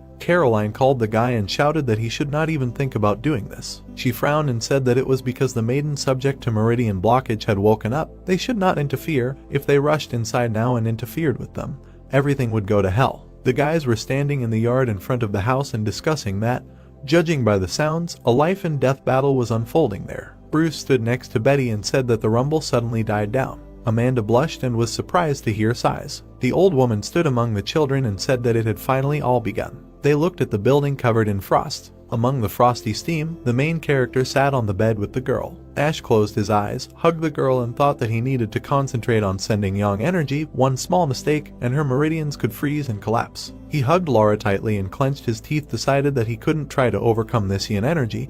He just needed to accept it, and then concentrate on letting it pass through himself and bring it out. The main character grinned hard, closing his eyes. Ash squinted and thought that he couldn't even believe that such an incredible amount of yin energy circulated through her meridians. He imagined a person and the energy flowing through him, deciding that if it were an ordinary person, he simply would not have been able to stand it. A stream of energy started. The face of a snake was visible through the whirlwind. The protagonist looked in shock and thought about the Kai of the heavenly demon. He imagined the monster absorbing energy and began to think that it was purifying the yin energy pouring into his body like long-awaited prey. Even if he was able to pass the Kai of the primordial nature through the meridians, at this rate the amount of energy absorbed would exceed its maximum. The guy imagined himself sitting hugging a girl in a bowl into which water was poured and thought that nothing could be done.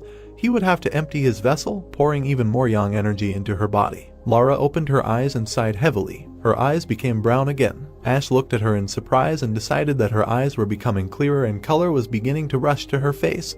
There was an effect. He tensed up and frowned. The guy was dripping with sweat and thought that he was cold. It felt like the blood in his veins was freezing. Now the problem was not in the maiden Laura. Nano said that she began to raise the user's body temperature. Ash imagined a twisted flow of energy and thought that things were bad. The heavenly demon's Kai had absorbed all the yin energy, preventing it from leaving the body. The amount of yin energy that filled the inside was comparable to the Nigong of the heavenly demon's sword technique, the pinnacle of martial arts. The guy covered the girl with a blanket and decided that he had absorbed all of Laura's energy. Now he needed to suppress everything that the heavenly demon's Kai had absorbed. He sat cross-legged near the bed surrounded by energy and thought that if he left things as they were, things would be bad. Hugh watched as Howard paced back and forth, holding his chin. The man bit his lip and frowned at the ground, thinking that he had sworn that he was ready to risk anything if only he could save Laura's life, but he could do nothing about this confusion in his soul. He put his hand behind his back and looked up at the sky, mentally asking his late wife if he had made the right decision. What would she have done if she were alive? Hugh looked at his father desperately, asking him to listen. They suddenly turned around and looked at him in surprise. Howard looked at the whirlwind coming from the house and thought that it was not Ice Kai. It was the first time he had felt such a strange and fierce energy. The Ice Kai was gradually fading away, and he began to feel a powerful energy opposing it. What was this feeling? Similar to the roar of a demonic beast. Hugh looked at his father with alarm and shouted that something was wrong in the pavilion. The man jumped into the sky and told his son to follow him. Howard and his son landed near the boys and called for the divine healer. The man grabbed his grandmother by the shoulder and frowned, asking what was going on, if she could explain what was going on. He looked at the worried Caroline, who looked away and thought that even the divine healer, who had never practiced martial arts in her life, was shaking from this fierce energy as if it was breaking out in an uncontrollable stream. A powerful whirlwind was coming from the ice pavilion. The guys were standing in front of a huge explosion. The guys were deflecting the stones flying at them with their swords. The protagonist stood among the remains with his head down. Ash looked down angrily and clenched his fists. Betty and Howard looked at him in fear and screamed. The guy was standing in front of Laura, who was sleeping on the bed. The man looked at the guy in alarm and asked what to make of this. The protagonist stood silently with his head down. Howard quickly ran to him, deciding that he had no choice. He had to see for himself. The man landed next to Ash and asked if he could hear him. The protagonist looked at him angrily from under his brows. The man looked at the guy in fear. Howard frowned and pulled his hand back as he saw a flash in front of him. Ash stood with his hand outstretched and was breaking the ground. The boys stepped back in fear as they saw a crack in the ground. Hugh frowned and gritted his teeth as he dodged the blow. He turned around and looked at the crumbling wall. The boy looked at the flying fragments in surprise. Hugh looked at the frost-covered wall and thought about how it had frozen. Howard looked at the boy in surprise and grinned. He looked at his sleeping, sighing daughter and thought that judging by the fact that her blush had returned, the illness had receded, it had had an effect. But what suddenly came over the Lord? The man looked at the angry Ash and thought about how his body was simultaneously raging with fierce energy and icy kai. Looking at his unfocused gaze, one would think that he had fallen into a state of self-forgetfulness. Howard gritted his teeth and frowned, thinking about whether his inner demons had taken hold of him. If a master of an incomprehensible level fell into madness, he would turn into a great deadly disaster. He grabbed the boy's hand and shouted, asking if he could hear him. The man dodged the blow and looked at Ash's hand in surprise. Howard grinned and decided that while he was in this state, Lara's life was also in danger. They needed to get him out of here by any means necessary. The man crossed his arms and gathered energy in his hands. He turned around and swung his arms in front of the guy. Howard frowned and said that it would be unpleasant, but let him understand. He swung his arms and lifted the remains of the building into the air. The protagonist stood in the center of the vortex. The man moved his hand and controlled the energy. He spread his arms out to the sides and lifted the guy into the sky in a vortex. Bruce looked at him in shock and thought that it was amazing. He did not leave a scratch on the Lord's body. This is the power of one of the 5 great masters. Howard clenched his fist and looked seriously, thought about what he had done.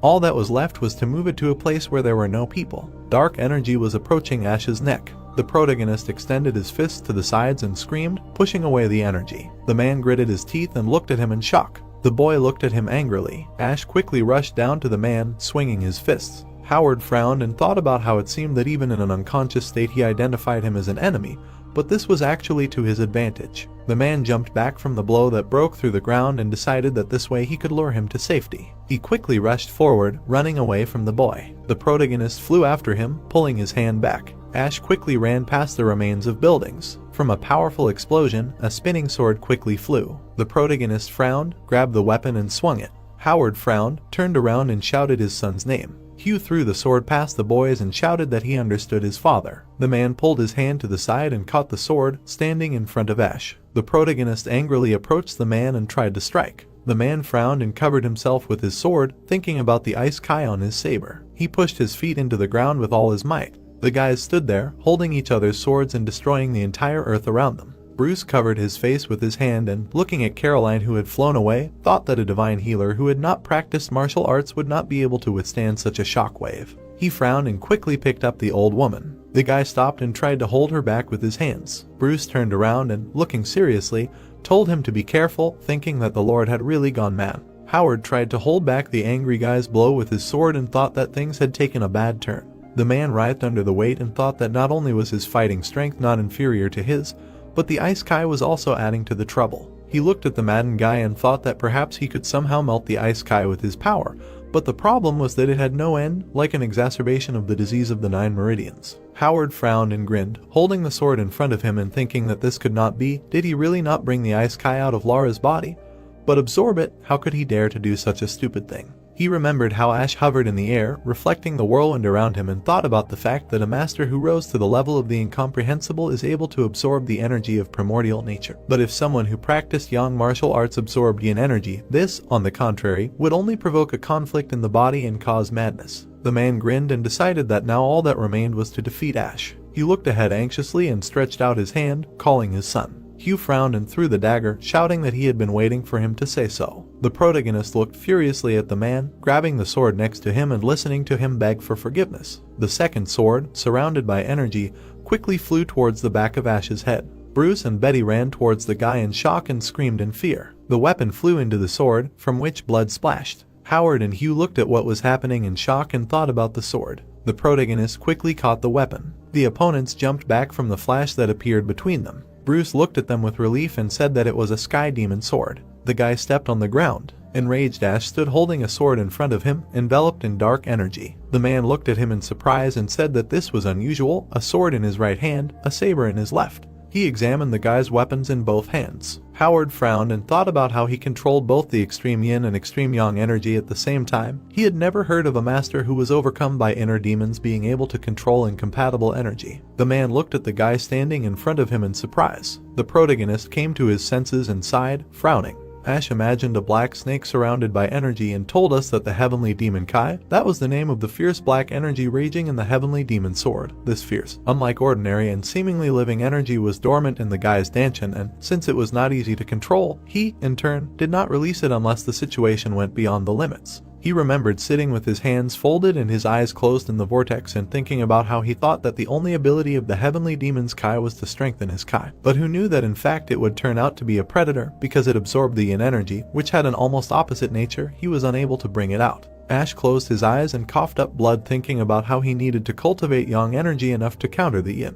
The guy spread his arms and tilted his head thinking about how not only were two energies raging inside him that were incapable of coexistence, but also their volume exceeded the maximum that he could withstand. Nano said that she was restoring damage to internal organs. The protagonist thought that if the system had not healed the internal wounds, he would have switched off long ago. Ash put his hand to his cheek and looked at it in surprise, thinking that if he couldn't get rid of one of the energies, then why not make them coexist? He sat cross-legged and folded his arms in the vortex and thought about how the two incompatible energies would stop clashing with each other and come to harmony. The guy suddenly opened his eyes and was surprised. He looked at the swords in his hands in shock and realized that he had briefly fallen into meditation. Howard gritted his teeth and looked at the guy and asked if he had come to his senses. The protagonist decided that the man had taken his energy surge while unconscious. Ash closed his eyes and began to cough, thanking Howard. He looked at both weapons surrounded by dark energy and thought about how the white blade of the saber had turned black and the black Kai of the sword was radiating cold. The guy looked at the swords in shock and realized what was going on. He floated in the air and looked at his stomach filled with mana, thinking that the yin energy and the heavenly demon Kai inside him did not conflict, but formed a harmony. Betty looked at Howard, worried, who said that it seemed like he had completely reconciled the two incompatible energies. The man looked at the boy seriously and realized that his energy had increased so much that he was no longer sure if a human was capable of possessing such a nigam. He watched as Ash stood with his eyes closed surrounded by powerful mana and thought that judging by just the energy he had felt in passing, he had become much stronger than during their recent fight. He was superior to him in terms of internal strength alone. Howard smirked and thought that he had stepped into territory that even he had not dared to enter. Perhaps an incredible monster had been born. Howard thinks that his energy had increased so much that he was no longer sure if a human was capable of possessing such a level of breathing technique. He continues that judging by the energy he felt briefly, he has become much stronger than during their last fight and he surpasses him in inner strength alone. Howard adds that the man entered the territory that even he did not dare to enter. Perhaps an incredible monster was born. Swords fly to the side. Ash meditates. Dark energy emanates from his body. Betty thinks that the Lord is about to rise to a new level. Someone runs towards them from the side. The girl orders everyone to freeze. The man wonders what happened to the Lord. They heard a roar and asks where this overwhelming energy came from. The girl explains that the Lord is breaking through to a new level, to which they ask again if this is true. She says that no one can interfere with him and orders that all people be taken away from here immediately. Someone asks the doctor what is going on there. The man with the ponytail asks if everything is okay with the girl. The old man notices something. He says that they succeeded because the yin energy raging in her body finally calmed down. The doctor takes the girl in his arms and continues that first he will bring her to the infirmary and examine her. She needs to be observed. Howard is happy about what happened. The white-haired man asks if he will go with him, to which he receives a negative answer. Howard clarifies that it was enough for him to make sure that everything is okay with his daughter and asks to take care of her. He turns around and commands the man to go with the divine record to help her, to which he is perplexed and asks what he will do. The guy gets in response that his father must pay the Lord at least somehow. The ground is imbued with dark matter. Bruce notices that the energy around is creepy and cold and it picks him up to goosebumps. It is even hard for him to breathe. Betty thinks that on the other hand, as expected, he is not afraid of such a great man as he remained on guard for the Lord. She should thank him. She looks forward in surprise. Something is heard behind her and she asks herself how this is possible. Howard thinks that the energy has burst out of the Lord. He looks at him and continues that it is flowing back into his body. His feet do not touch the ground. The energy around him is gathering in a vortex. The skin on his body is cracking. The team is perplexed by what is happening. Howard thinks that the bone reorganization is happening at the current level and wonders if this is his second time.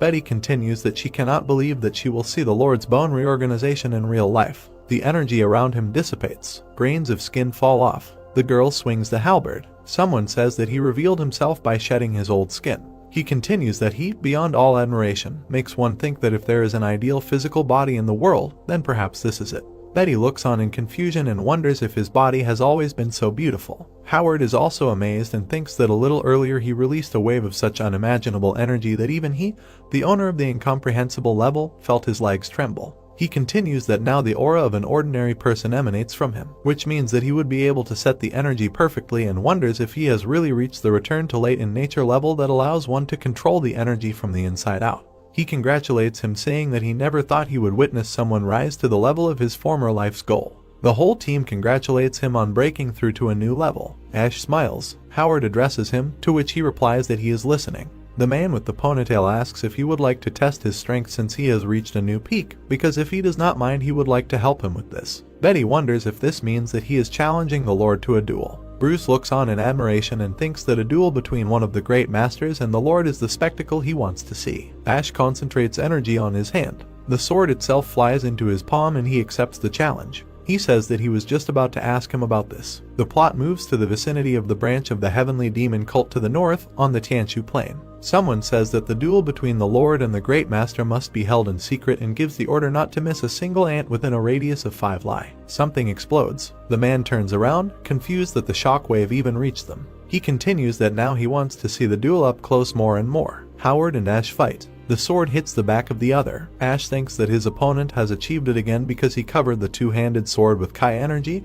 He cannot prepare a good moment. But that's not all. It's delicious, both destructive and soft, both sword technique and flexibility of information. He continues that his abilities deserve to be worth the strongest in Muram. Howard thinks that it is impossible to increase the distance or that the Lord's information poses a great threat to him. Ash goes on the attack with the sword. He repels without hesitation. The man with the ponytail continues that recently it's in my shoulder, it's getting harder for him, and he also surpasses him in strength. If the fight drags on, he will be in an advantageous position for me. He grabs the sword handle tighter. The man thinks that he must end this with one blow. He turns around and asks if it was an illusion. Betty notices that he has disappeared. The brunette calls out to his father. Howard gets hit in the back. He repels the attack when he realizes that it is coming from behind. Ash flies away. He jumps up to attack from above. Howard wonders where she is this time. Ash is right behind him again. The brunette turns around abruptly. He frowns and thinks that everything is happening as he assumed because this is the highest level. He looks at him and realizes that this technique of walking on air is an incredible combat power. Ash prepares to attack him from above. Howard notes that this is impressive. The guy with the ponytail attacks him.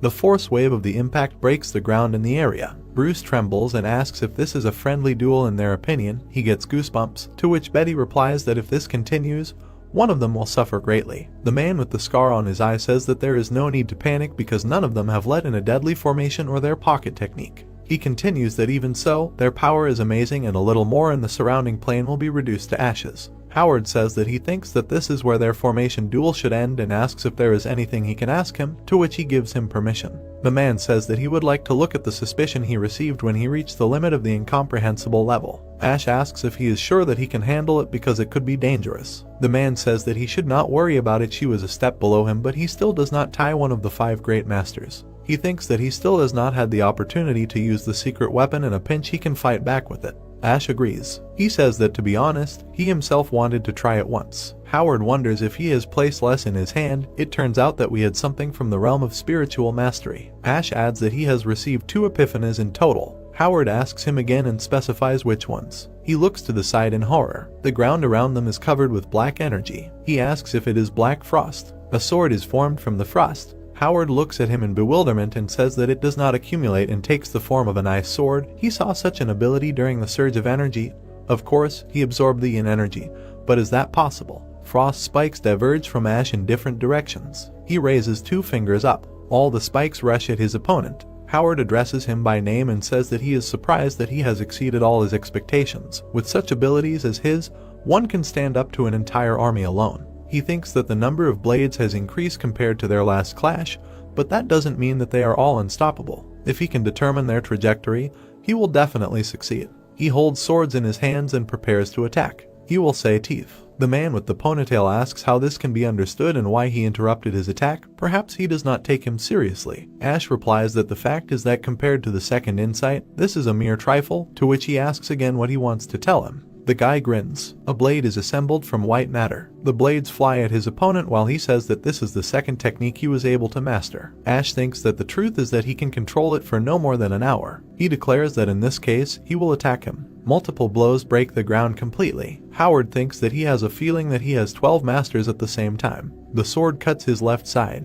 He also gets wounds in the shoulder. He understands that in fact, he can go crazy. The girl asks if their eyes are deceiving them now, to which Bruce replies that the fearless warrior of the first swords, Lord, is giving up his positions. Son Howard says that he cannot believe himself because no one else but his father has thrown all his strength into fighting him off. Chris thinks that he did not simply materialize the will of the sword.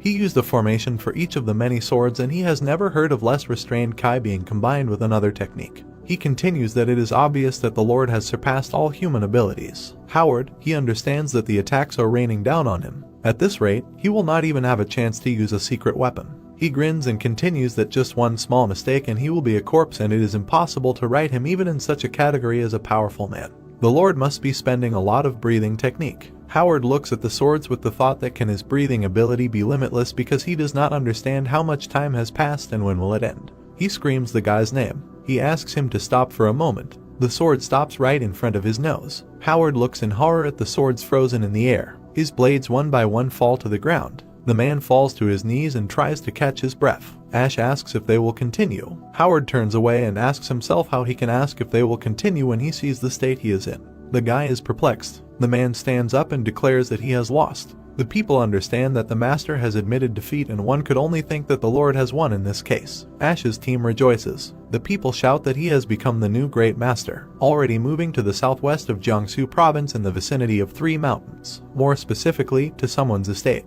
We are approaching the entrance. Someone says that in the end it all ended with the insects exploding, to which he replies that everything was exactly like that. The man with the beard asks if they tried to get the thing he left behind. The servant replies that they did so but failed. The man punches. He jumps up asking why he should listen to this now, because then they should have found at least the body of his close friend. The servant says that he apologizes to him a lot because they sent spies to investigate, but in the end they couldn't find the corpse of the head of the Saber clan, and the same with the other members of the clan. He asks if he means by this that the entire detachment of the Saber clan, 150 people, disappeared without a trace. The guy replies that not all of them, because if it were more accurate, 105 corpses disappeared and the remaining 50 were taken over by the Blue Sky Society. The man with the beard asks if he was the one who said that in the abandoned Valley of the Sword their number is no more than 40 people, and with such force they would definitely not have coped with the entire detachment. The guy replies that, judging by the results of the investigation, the society did not send reinforcements and there is a high probability that someone else intervened in the matter. The man asks in a rage who dared to do this, because if they were able to get the things he put, it turns out that his close friend died in vain without achieving anything. The guy asks him to calm down and look at what he brought him. He explained that the Lord of the Saber asked him to give this to him, and specifically this letter that he had been waiting for. Using his breathing energy, he takes the letter. The package flies right into his palm and he asks whether they will finally move on to the third part of their great plan or not. He opens it and reads it. He asks about Tong County and asks if it is not right at the foot of that very place, and does it mean that the plan will not be realized where they planned. The man explains that it does not look like all the action took place in that place. The Lord smiles and thinks that this is true because the plan cannot be exposed to such danger. He says that he does not care, and wherever this place is, the goal of the great plan remains the same. He also adds that this is glorious and he cannot wait to fill everything around with blood. The plot moves to the north of Hunan, to the local branch of the demonic cult. The white-haired girl is sad about her daughter and asks why she returned to her grandmother like that. She cries with the child in her arms. The guy notes that, as expected, she was finished off by deep sadness. The grandmother grins and curses the bastards from the Blue Sky Society and asks how they dared to kill her granddaughter, and notes that she will never forgive them. The brunette listens emotionlessly and thinks that in the name of the cult he wants this wrath not to fade in her chest. The plot moves to the climb in the main pavilion. Howard asks if she felt better, to which she gives positive answers, asking if she scared them too much and asks for forgiveness for causing him inconvenience. Laura continues that, by the way, her whitened hair never returned to its original color and she thinks that it is as if she became a grandmother. Howard asks her what nonsense she says because she is now incredibly beautiful like a flower. It is not because she is his daughter, but because in all of Miram you do not hear a girl more beautiful than her. Laura embarrassedly asks not to think of telling anyone else about this or else they will decide that he is a complete idiot. Howard asks if his wife is watching because their daughter has become so beautiful. He coughs. The brunette sadly looks down and thinks that although this was done for the sake of treating smoked meridians, but since she has devoted herself to connecting her with a stranger, he cannot help but raise questions about her marriage. He thinks about Ash and notes that he is not such a bad option and it is not even that difficult to find a more outstanding son-in-law than him, and his skill is not worth talking about, although there is also that monster of the east. But if we judge by one potential, the Lord can become the next strongest master in the entire Celestial Empire. Moreover, he leads one of the three forces dominating in Miram. Unlike him, he will be able to protect this girl. He continues that this is so and she can hate him for it, but suddenly he is her destiny. The girl says her name and addresses him. She asks if it is true that he lost to the Lord, to which he asks again in bewilderment where did she hear this from. She names the name of the one who told her this, to which he gets angry. He remembers how Bruce turned to his grandmother and said that he would steal the divine healer for a short time and asks her to take care of her body, to which the girl asks him not to talk about it. She says that she has made a decision, to which he specifies what it is. She says that if he allows it, she wants to follow the Lord. Howard is taken aback. He asks himself what has come over her even despite what happened. She is not one of those who easily opens her soul to others and asks it is not because her father lost to him. She gives negative answers because she would not follow the Lord for this reason, to which he asks the real reason. She replies that she heard this brother about the fact that even though the Lord has a betrothed, he still found the courage to save her and asks if it is easy to decide on such a thing for the sake of saving another woman when you already have your own bride. Howard crosses his arms over his chest and asks her not to even worry about it because men are not as faithful as she thinks and asks hasn't he already told her this. Laura, this means that he is also a man, to which he asks again if he is like the others. The girl replies that this goes without saying because he is different, but she thinks that he understood her. The brunette asks again, to which she explains that she is not going to marry the Lord. She continues that Ash saved her, although he could close his chapters forever and his nobility knows no bounds, she just can't leave it like that. Laura replies that she wants to join the cult of the heavenly demon and pay for her salvation because he himself always told her that she needs to repay her debts. Howard asks if she understands now what she is talking about. He continues that since it comes to that, he offers to discuss the most important thing with her. Although it was for her treatment, she gave the Lord her first wedding night, and after that, she does not want to get married, but to join the cult. Laura says that she is also a woman of Miram and does not want to thoughtlessly rush into marriage after one given night, and besides, he already has his own beloved. Howard gets angry and says that this does not mean at all that they cannot play their wedding, because she is his daughter and asks what she lacks, because if she does not want to become a concubine because of her beloved, he will somehow persuade the Lord. The girl also gets angry and says that this is not the point and asks why he does not hear her at all, because she says that this is not so and asks how many more times he needs to repeat it. Howard is surprised to realize that his daughter yelled at him. Laura continues that in order to get married, you first need to meet a person and understand what he is like, to which he notes that she is right.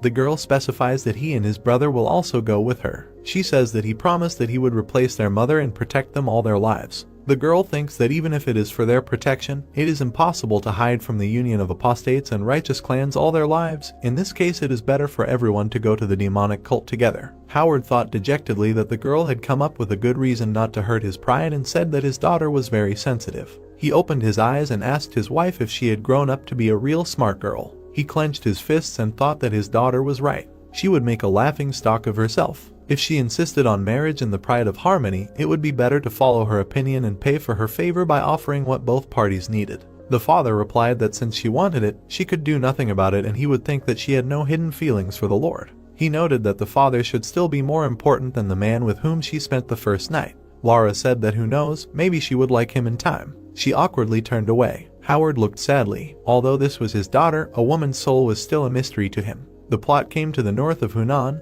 a branch of a demonic cult in the third guest pavilion. The guy says that he managed to get all the medicinal ingredients that the lady mentioned, to which Ash praises him. He thinks that before going to the lair of the dragon and tiger gang, the guy told the divine healer about the symptoms, hiding that it was about the previous lord of the cult, thanks to Nano's abilities. He scanned the entire body and therefore was able to tell about all even the slightest deviations from the norm, and after listening to him, the divine healer made a verdict that this could be damage to the soul channels. He continues that earlier, in order to find out where the poppy is, Ash saved information in us on all the medicinal ingredients that are in the cult, and he ordered the guy to get the components from the recipe that he could not find on the territory of the cult. The guy continues that he did not even think that so much would happen during his absence, to which he receives in response that he should worry about me because in the end everything was resolved. The man kneels and says that nevertheless congratulates him now and he has proven the right to be called one of the 5 great masters. Ash thanks him and thinks that they have collected all the necessary ingredients. All that remains is to settle the matter of the divine healer, and the journey has dragged on longer than he expected. He needs to return to his cult as soon as possible. Someone says that he is worried about the board members of the branch, to which he simply orders him to enter. A man in a cloak enters. Ash looks at him carefully. The man kneels before him. He asks for an audience with the lord of the great cult of the heavenly demon, to which he asks who he is. The man says that he was urgently sent by the head of the Shadow clan.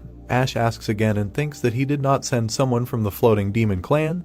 They found the Shadow clan, which means he has an important message. The man says that they are heading to Mount Shuandashan. Ash thought about them. People are standing near the gate. An old woman is standing with a child in her arms while someone just be careful. The man gives the command to climb even more carefully so as not to damage the coffin. Ash thinks that that same evening he made all the preparations to immediately return to the cult. He originally planned to fight back right after the funeral of the divine healer's granddaughter, but because of the uninvited guest, they had to change their plans and the guy was able to calm down and take the divine healer with him only after he promised to hold a lavish funeral in the cult. The man says that everything is ready and they can go to the cult, to which he replies that everything is fine and they understand them. Bella is asked what is going on with the Lord, to which Bruce replies that they, together with the elder and the second elder, went to visit the master. The girl thinks that after what happened to Laura, Howard subtly hinted to the Lord about the wedding and asks if the Lord went to him to discuss it. The girl asks if she is okay, to which she receives a positive answer and gratitude for worrying about her. She clenches her fist on her chest and understands that there is nothing to think about, you just need to believe in the Lord as she always did. She continues that she must believe in her only love. The man is perplexed how this could happen. Someone announces the warrior of the twin swords Howard and his children and that they ask to be accepted into the cult.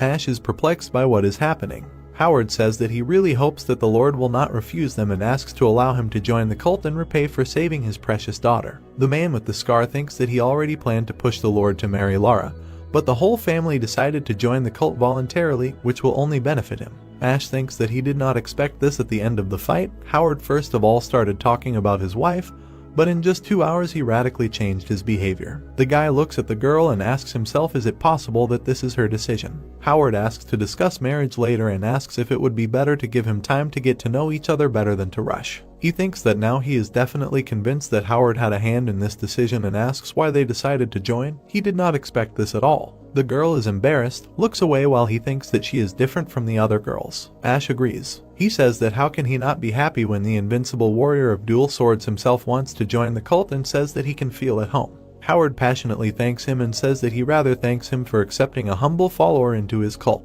One congratulates him, and the second says that they are glad that they managed to get the warrior of dual swords. The brunette thinks that this was a grand event so much that it is capable of influencing the power of the righteous sect, and the union of renegades all this time maintained a fragile balance. The plot moves on a few days later somewhere in the middle of the path of the cult of the heavenly demon. Someone says that they will arrive at the residence of the cult in 2 days, to which Ash asks again. Ash turns around and clarifies how much is left until the cult, to which he receives in response that the fastest in 3 days on carts. The guy says that there is nothing to be done and he will have to go ahead, to which Bruce asks him if something happened. Ash replies that uninvited guests are heading to them. The brunette says that he is with the elder and will go with him, to which he replies that this is not necessary. The two of them must ensure that everyone else returns safely to the cult. Odin will get there faster. He leaves. Bruce is asked what kind of uninvited guests are these that the Lord left in such a hurry, to which he replies that he does not know. The girl thinks that officially he went into closed training if there is someone he is obliged to meet personally. The plot moves to 2 days later in the vicinity of the mountain.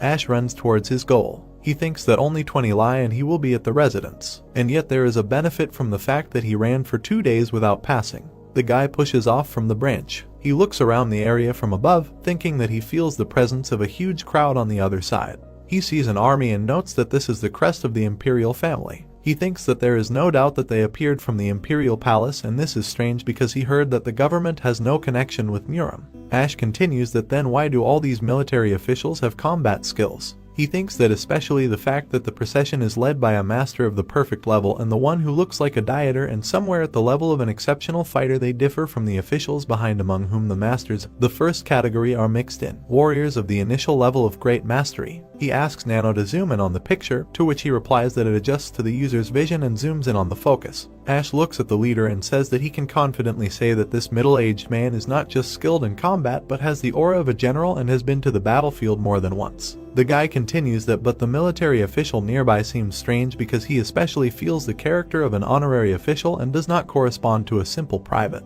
Ash thinks that on the contrary, the one they are protecting is completely unfamiliar with martial arts and asks himself who he is. The plot moves to the northern gate of the heavenly demon cult. People collided near the entrance. The man in the cape looks into the distance. Ronald bites his nails. A man appears behind him with a whirlwind. The chief guardian asks if the Lord has arrived yet. He replies that he has not yet, for this is bad news, because the process from the Imperial Palace will be here any minute. The masked man has something in mind. He thinks that someone is approaching here and the speed is so high that it is difficult to identify him with the sense of Kai, which means that it is someone significantly superior to him in level. The guy frowns and asks himself who it is. He says that they should still take up defense, to which he asks what he is talking about and what other defense. He points his fingers forward and asks to look there. Ronald frowns and asks what he should see there. Someone comes, raising leaves into the air. Ronald asks what it is and says that if you don't concentrate you won't even be able to see it. They ask who is he anyway, to which the other one replies that you need to set up a barrier net. The noble gets angry and asks himself why is this happening now. The head guard asks him to wait. He is familiar with the man's aura. He notices that it belongs to a lord. Ronald asks if it is a lord. The noble says that he almost set up a net but miraculously avoided this disaster and he should have used another gate. He asks what he was planning anyway, because between the fortress wall and the forest there is a plain a whole lie wide, and they add that as soon as the forest thicket ends, he will inevitably reveal his presence. Ash is rapidly approaching. Something is pushing off the crown of a tree. The head guard is perplexed by what he is doing and asks if he jumped even higher and what he is going to do. Ash looks at the estate from above. Ronald looks at him in bewilderment and asks if this is a technique for walking on air. The masked man notices that the Lord has mastered a rare movement technique that is considered the highest level of King Gong, on par with flight, and in just a month he has surpassed it in level. Ash takes the hilt of his sword. He throws the blade at him. The guy himself rushes off somewhere. Ronald is perplexed by the fact that he has also mastered the technique of flying on a sword. Both look at him in bewilderment. Ronald asks what the masked man thinks about what happened during the time he was absent from the cult, to which he replies that he himself would like to know. He says that now is not the time for this and that first they should catch up with the Lord. Ash rushes off somewhere. He notices something behind him. He recognizes Ronald and the masked man behind him. Ash removes the sword from under his feet. The masked man notices that the Lord has landed in the courtyard of the residence. Ash looks at them from the bushes. The two stand right in front of him. Both kneel as the head guard says he welcomes the venerable Lord, the second adding that the seventh elder also welcomes the almost new moon. Ash asks if everything has been calm the entire time he has been away. The masked man asks what will happen to them while they are in the clan and asks to forgive his insolence, but they should hurry to prepare to meet the guests. Ash smirks. People gather in the hall. The man with the beard looks ahead intently. Someone comes out on the stage. The leaders of the cult come out to meet the guests. The man falls to his knees and says that the insignificant followers of the cult welcome the venerable Lord. The rest of the crowd also says that they welcome the Lord.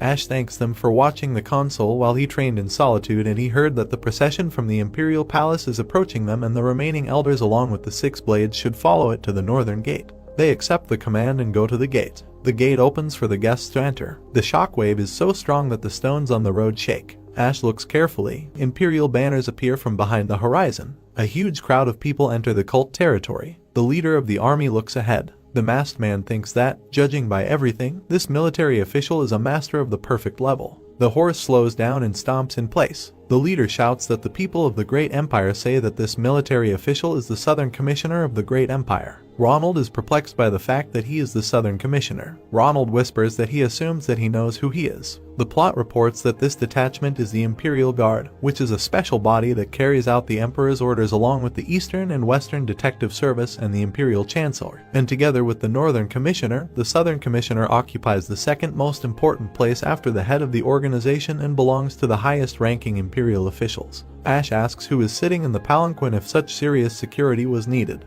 The warriors put the cart down. Ash frowns as he waits to see the passenger. The man holds a scroll in his hands. He gets out of the cart. Clint turns around. He says that this is incredible impudence and commands everyone to kneel down and accept the emperor's decree. The people look at him angrily. Clint grins and thinks that he expected the demonic followers to be so difficult to break. He continues that he does not understand why there is such an indifferent reaction. He grins and becomes enraged until someone stops him. The man says that he better not interfere with this. The man in special clothing approaches. The hems of his robes hide his legs. Ted says his name and says that he has come to deliver an order from His Majesty the Emperor of the Great Dynasty. Everyone around him lines up. Someone asks if he is a king, and another asks if this is really the Emperor's son. Ronald thinks that he had some guesses since he is guarded by such harsh warriors, but who knew that he would actually be a king? The king grins. He points at someone and asks who these uncouth boars are. Not only do they stand there like pillars even when they see a scroll containing the order of the emperor himself, and they don't bow their heads when the king himself stops in front of them. Ash looks at him angrily and doesn't react. He asks him if he is the lord of the demonic cult. The king thinks that he still looks like a young man, but in fact he is still a boy. Considering that he doesn't feel any energy, he is most likely a simple man than an artificial warrior. Ben stands there like a pillar while he states that it is not for nothing that they say that a fish rots from the head. If a lord cannot set an example, then one should not expect anything good from his subordinates. He continues that he should quickly come to him, fall to his knees and accept the decree of His Majesty. The elder clenches his fist in anger. The man asks himself, in what way does he dare to insult the heaven of their cult? Ash smirks. They watch silently. Someone notices that the horses have suddenly gone mad. Clint asks how they dared to expose their vile energy before His Majesty the King, who showed up with the said emperor, and asks if a demonic cult is plotting. The king grins and notes that he can't do anything because even a demonic cult is powerless to resist the elite multi-million imperial empire. Someone kneels and declares that this man is the son of the current emperor. The old man continues that perhaps it will be possible to negotiate with him and asks permission for his humble servant to intervene. Ash says that he allows him to do so. The old man heads towards him. Ted thinks that judging by the fact that the Lord is in no hurry to intervene, he is nothing special. He makes a serious face. The man bows his head and says that it is an honor for him to meet the great king of the empire. Someone asks how he dares to greet the king with just a gesture and gives the command to immediately kneel before him. Clint is angry. He thinks that the breath catches from the energy emanating from this old man and he cannot even open his mouth. The old man addresses His Highness with the words that they are followers of the cult of the heavenly demon and do not kneel before anyone except the sky of their cult of their lord. The king is perplexed. The man continues that their call concluded a bilateral treaty with the great empire and immunity, and they are on equal terms with him and have no relation to each other. He continues that the first emperor turned to the cult for help in founding the great empire, after which the government and Miriam decided to conclude an agreement on immunity, and asks why he insists on them kneeling. The king gets angry and asks how a pathetic commoner can reproach the king of the great empire himself. He turns around and asks why the guards just stand there and give the command to now force this boar to kneel before him. The guards arm themselves and grin. The old man stands silently. He squints and says that since they decided to do it the hard way, it will be the hard way. He destroys the squad with one movement. Someone is perplexed how he broke the swords of Shining Kai. Clint notes that the old man was not so simple. He asks why they cannot cope with just one person and says that if you do not bring him to his knees, then he will personally take their lives. The guards stand in horror with shattered weapons. One grabs the hilt tighter. He is preparing to chop off his head. The old man dodges. He lays down several more people with 2 fingers. The king asks himself how it is even possible to so easily scatter a squad trained in martial arts. Clint gives the command to attack all at once because they have a strong enemy. Ted watches in horror as his squad is scattered. He asks how this happens. People are dying one by one and he is still perplexed. Someone got stepped on the chest. Travis looks on with displeasure. He asks if anyone else is ready to attack them. Clint declares it treason and orders them to protect His Majesty the King. They line up their shields. A huge shield wall forms. It stretches quite far. The king smirks and thinks that these fools gave them a reason to attack. Ash asks if he is having fun. He looks at him sternly. The king wonders how he broke through the group. Ted attacks him in the solar plexus and blood flies in all directions. He laughs because he feels the burning blood from the very depths of the heart. He continues that he should feel the blood. Ash continues to look sternly. Todd hit the protagonist in the chest. Blood spurted out of Ash's body. The man laughed and rejoiced. He needed the scorching blood from the depths of the heart. He wanted to feel the blood with his hands. After the blow, Todd's hand was torn off and he fell to the ground in pain. The hero looked up at him menacingly. In front of the protagonist's feet lay a man who was holding his hand and looking at him angrily, his eyes blazing with rage. Todd could not hold back and rushed to attack. Ash took out his sword and cut off the rest of the man's hand. In pain, he fell to the ground and screamed. The protagonist looked at him menacingly and said that he was being overly dramatic. Then he quickly grabbed Todd by the face, lifted him up and looked into his eyes. Blood continued to spurt out of Todd's body, and Ash squeezed his face even harder. Todd tried to break free, but he was having trouble. The armed men looked at this scene, amazed by the guy's strength. Todd said through the pain that the hero would get what he deserved for what he did. But Ash didn't care, he just wanted the man to shut his mouth. The protagonist threw Todd, and he flew towards the soldiers, who managed to dodge the flying man. Todd fell face down on the ground, looked up and saw the legs of several people standing in front of him. He looked at them menacingly and said that they could not go unpunished after hurting the king. Ash smiled and repeated Todd's words. He looked at him with a crazy look and said that no one would believe this nonsense. The man was scared of the protagonist's reaction. 3 days ago, the sound of a carriage passing by was heard in the forest. Several people were walking along the road, carrying an altar. A voice came from it, calling for Commissioner Clint. The man rode up to the carriage and greeted His Highness. The Emperor thought for a moment and asked who owned the lands they were passing through. The commissioner replied through the door that these lands belonged to His Majesty Emperor Jaden, as well as the people of the Ming Empire. The attendant glanced at the carriage, as the Emperor did not like this arrangement. He did not understand why the people of Miram looked down on the great Ming Empire. The king struck his fist and objected that His Majesty could issue a decree requiring the people to immediately rush to the capital and fall on their foreheads to the ground. But this did not happen, and the king was sent as a special ambassador. The emperor did not understand why everyone had to continue to observe such traditions. The Miram warriors were stronger than normal humans and posed a serious threat to the country. Therefore, about 180 years ago, a bilateral immunity treaty was signed between the Miram and the government. A non-interference agreement was also signed, as many emperors had started full-scale wars with the Miram. The founder of the empire thought that this was a waste of national resources. The man remarked that the Highness might not like the demonic cult. The emperor, who called himself the Son of Heaven, addressed the cult lord as Heaven. The king did not understand, since he was no different from the righteous clans. Clint was afraid to say that the Highness practiced the way of the Tao, since he might not like it. Closing his eyes, he said that he had heard that the renegade clans and the demonic cult practiced different paths. The king was surprised by his interlocutor's answer. He said that these clans should resolve their problems among themselves. Clint agreed with him and continued to follow the carriage. The king could not leave things as they were, so he turned to the official Jack. The boy was sitting on a horse and looking into the distance. He glanced slyly at the cart and said that according to the informant, the current lord had overthrown the previous one and taken his throne. The king thoughtfully grabbed his chin and grinned. The official had also heard that the unsuccessful lord had gotten rid of most of the cult's talents. Clint listened to their conversation and looked warily. Jack suggested that if the king put the hooligans on the right path, he would receive the trust of His Majesty and a good chance to rise higher. The escort did not like this. Clint held a sword in his hand and looked at the walking hero. He understood that Ash had only made the situation worse, and it was enough to just show the greatness of the imperial court. However, the protagonist could not be frightened by imperial power. Clint set a goal for himself: the hero could not be allowed to approach the king. He pointed his finger and ordered Ash to be arrested. Soldiers started running towards the guy. They hit the same spot at the same time, and their weapons touched each other. The guys didn't expect Ash to disappear. The hero instantly appeared next to them. The protagonist stood in the middle of the armed men and headed towards Clint. One of the soldiers saw him and shouted loudly to call his partners. Silhouettes of people suddenly appeared in front of the guys. 3 men stood next to them, armed and scared of what was happening.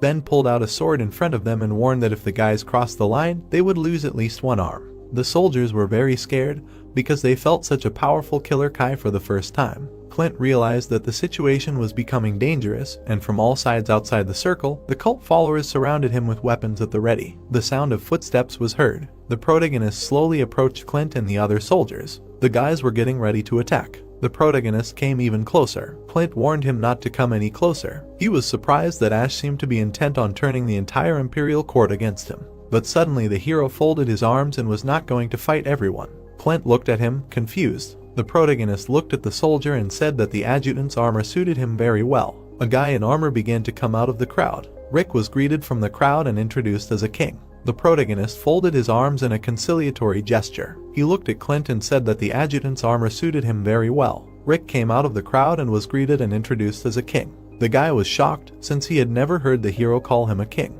He began to guess that Ash might have known about this from the beginning and was just playing along with this performance. Clint continued to glare at the hero, clenching his hands. He brandished his sword and shouted menacingly that the protagonist had no right to harm the officials of the imperial palace. Hank looked at Clint and warned him that he had started this fight first. The man was angry at such an answer, but he understood that if everyone buckled under the pressure of force, it would undermine the power of the imperial palace, regardless of the agreement. His duty as the Southern Commissioner obliged him to prevent this. Suddenly, he looked at the hero and said that this still did not give the right to smugly harm the officials of the great empire. He continued to shout that this had nothing to do with the will of the empire. Ash, looking down, smirked and explained to Clint that if a stranger pretended to be a lord in his cult, he would immediately face punishment.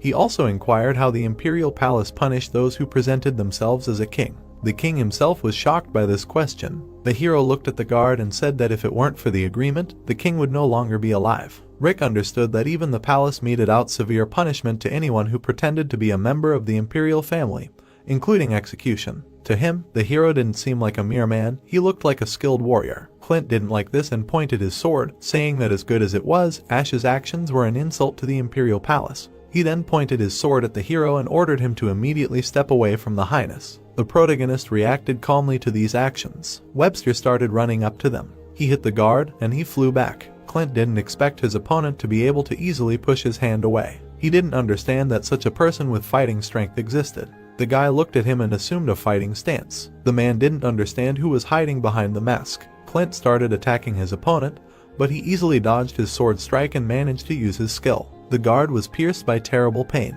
The opponent looked back in his direction and attacked the guy with his leg in response. Clint missed again and kicked him in the air. The opponent knocked the guard to the ground, and he slipped. The guard was surprised when he fell and, having fallen, hit his back. His sword slipped out of his hands and flew to the side, landing in Webster's hands. The guy swung and stopped the weapon at Clint's neck. The man was shaking with fear of his opponent. The rival looked at him menacingly and told him not to dare point his sword at the hero. The guards watched them with surprise. They were angry at the guy because if this continued, the king would also be in danger, as would the commissar. They understood that in any case, their skill was not enough to protect the king, but this did not mean that they should kneel before their opponents. Ben and Hank looked around. Rick yelled next to them that Webster was ignorant. The king began to approach him and said that the opponent had no right to immobilize his bodyguard and threaten the soldiers. He noticed that the enemy was not at all afraid of the army of the Ming Empire. The hero looked at Rick and noticed that he had gained a lot of courage. The king understood that no matter how skilled the warrior was, he would not be able to withstand a hail of multi-million arrows. So the guy decided to put even more pressure on the hero. Clint threw up his hands and shouted loudly that if he got even one scratch, the demonic cult would disappear from the face of the earth. Hank and Ben glared at him.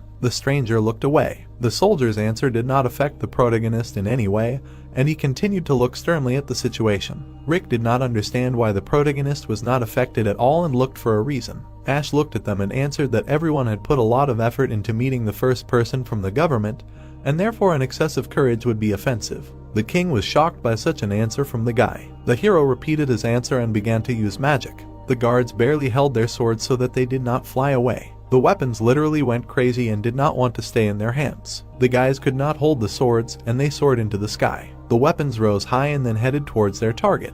The guys looked at the swords that were pointed right at them. They couldn't believe that it was Kai Harness. Clint was surprised that the hero had gone far beyond free possession and might not be human at all. Webster turned to Ash. The commissioner had vaguely sensed it when he saw the hero walking on air, but it was surprising to him that he could rise to this level in a month. The crowd cheered that a great sky demon had appeared. Clint began to approach the hero, unhappy that the boy dared to declare such a status. The protagonist approached the commissioner, and the man fell to the ground in fear. He was afraid, because no one knew what the hero would do to him. Ash began to use magic, and a blue glow appeared from his hands. Clint suddenly flew up, not expecting such a turn of events and scared. Ash looked into his frightened eyes and asked if he thought that the Sky Demon cult signed a non-interference agreement out of fear of the Imperial Army. The boy also noticed that the man had been misled. He then looked at Clint with a terrifying expression and noted that the only reason for the agreement was that the Emperor was scared to death of everyone.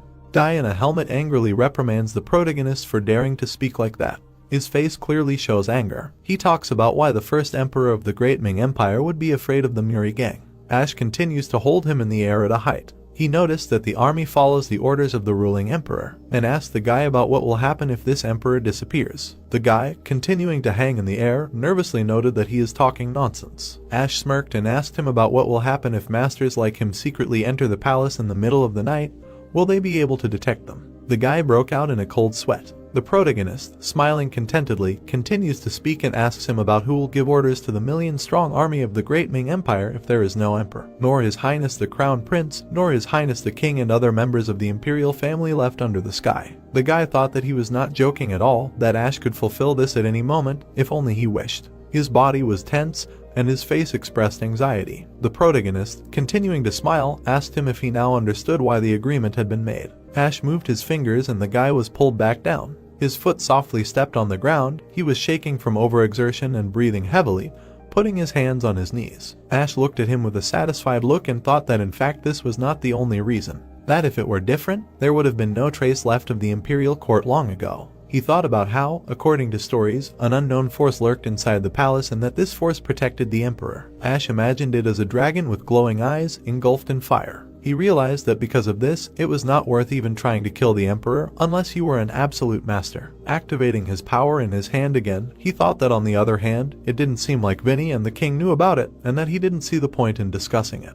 Suddenly, all the weapons lying on the ground flew up. The crowd could be heard shouting that the sword harnessed by Kai had dissipated. The guy in the helmet looked at the protagonist's hand in surprise. At this time, Ash, turning to the crowd, said that now it would be a good idea to read the Emperor's decree, personally delivered by His Highness. Wiggling his fingers, he pulled the red scroll from the servant's tray and deftly caught it with one hand. As he was about to open the scroll, the protagonist heard someone sobbing. Turning around, he recognized the man lying on the ground, beaten, as Eugene. The events that happened a little earlier are described. Eugene, all beaten and stained with blood, shouts for them not to approach him, that he is an official at the imperial court. A man from the crowd indignantly asks him about his origin, clearly not believing his words. Eugene nervously thought that this is how he really will say goodbye to life. Suddenly, a tall man appears and tells the crowd not to rush. It turned out to be the head of the illusionary sword clan, Mason. He, tearing the sleeve of his clothes, sat down next to Eugene and tied his wounds with a piece of cloth. He tensed from the sudden pain.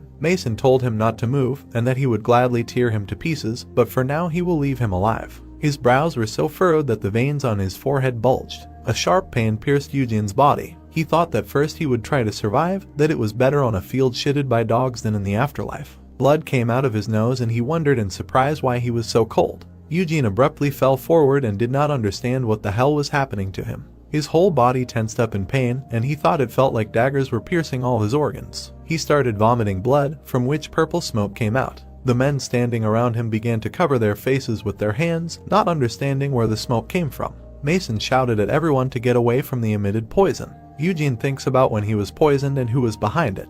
His face is tense with anger. The man continues to vomit poisoned blood. Mason, covering his face with his sleeve, thinks that now the poison smoke is coming from his body like steam. Suddenly, Ash appears next to Eugene, still holding the red scroll in his hands, and touches his shoulder. Mason shouts at him that it is too dangerous because of the poison emitted from his body. The protagonist, putting his hand on Eugene's back, makes sure that his heart is still beating, but the beats are weakening with each passing second. He is afraid that he is about to die. Ash clicked his tongue, firmly saying that there was no way out, and activated his power. The men in the crowd realized that the smoke had begun to clear and said that their lord had apparently completed the technique. The protagonist focused on the treatment. He realized that the poison had already spread throughout his body and that it was impossible to remove. Ash asked the clan leader what had happened to the official. The official, still covering his face, replied that after stopping the bleeding, he used the acupuncture binding technique to prevent Eugene from using the breathing technique for Nigong. The protagonist, dumbfounded, repeated his words about the acupuncture binding technique.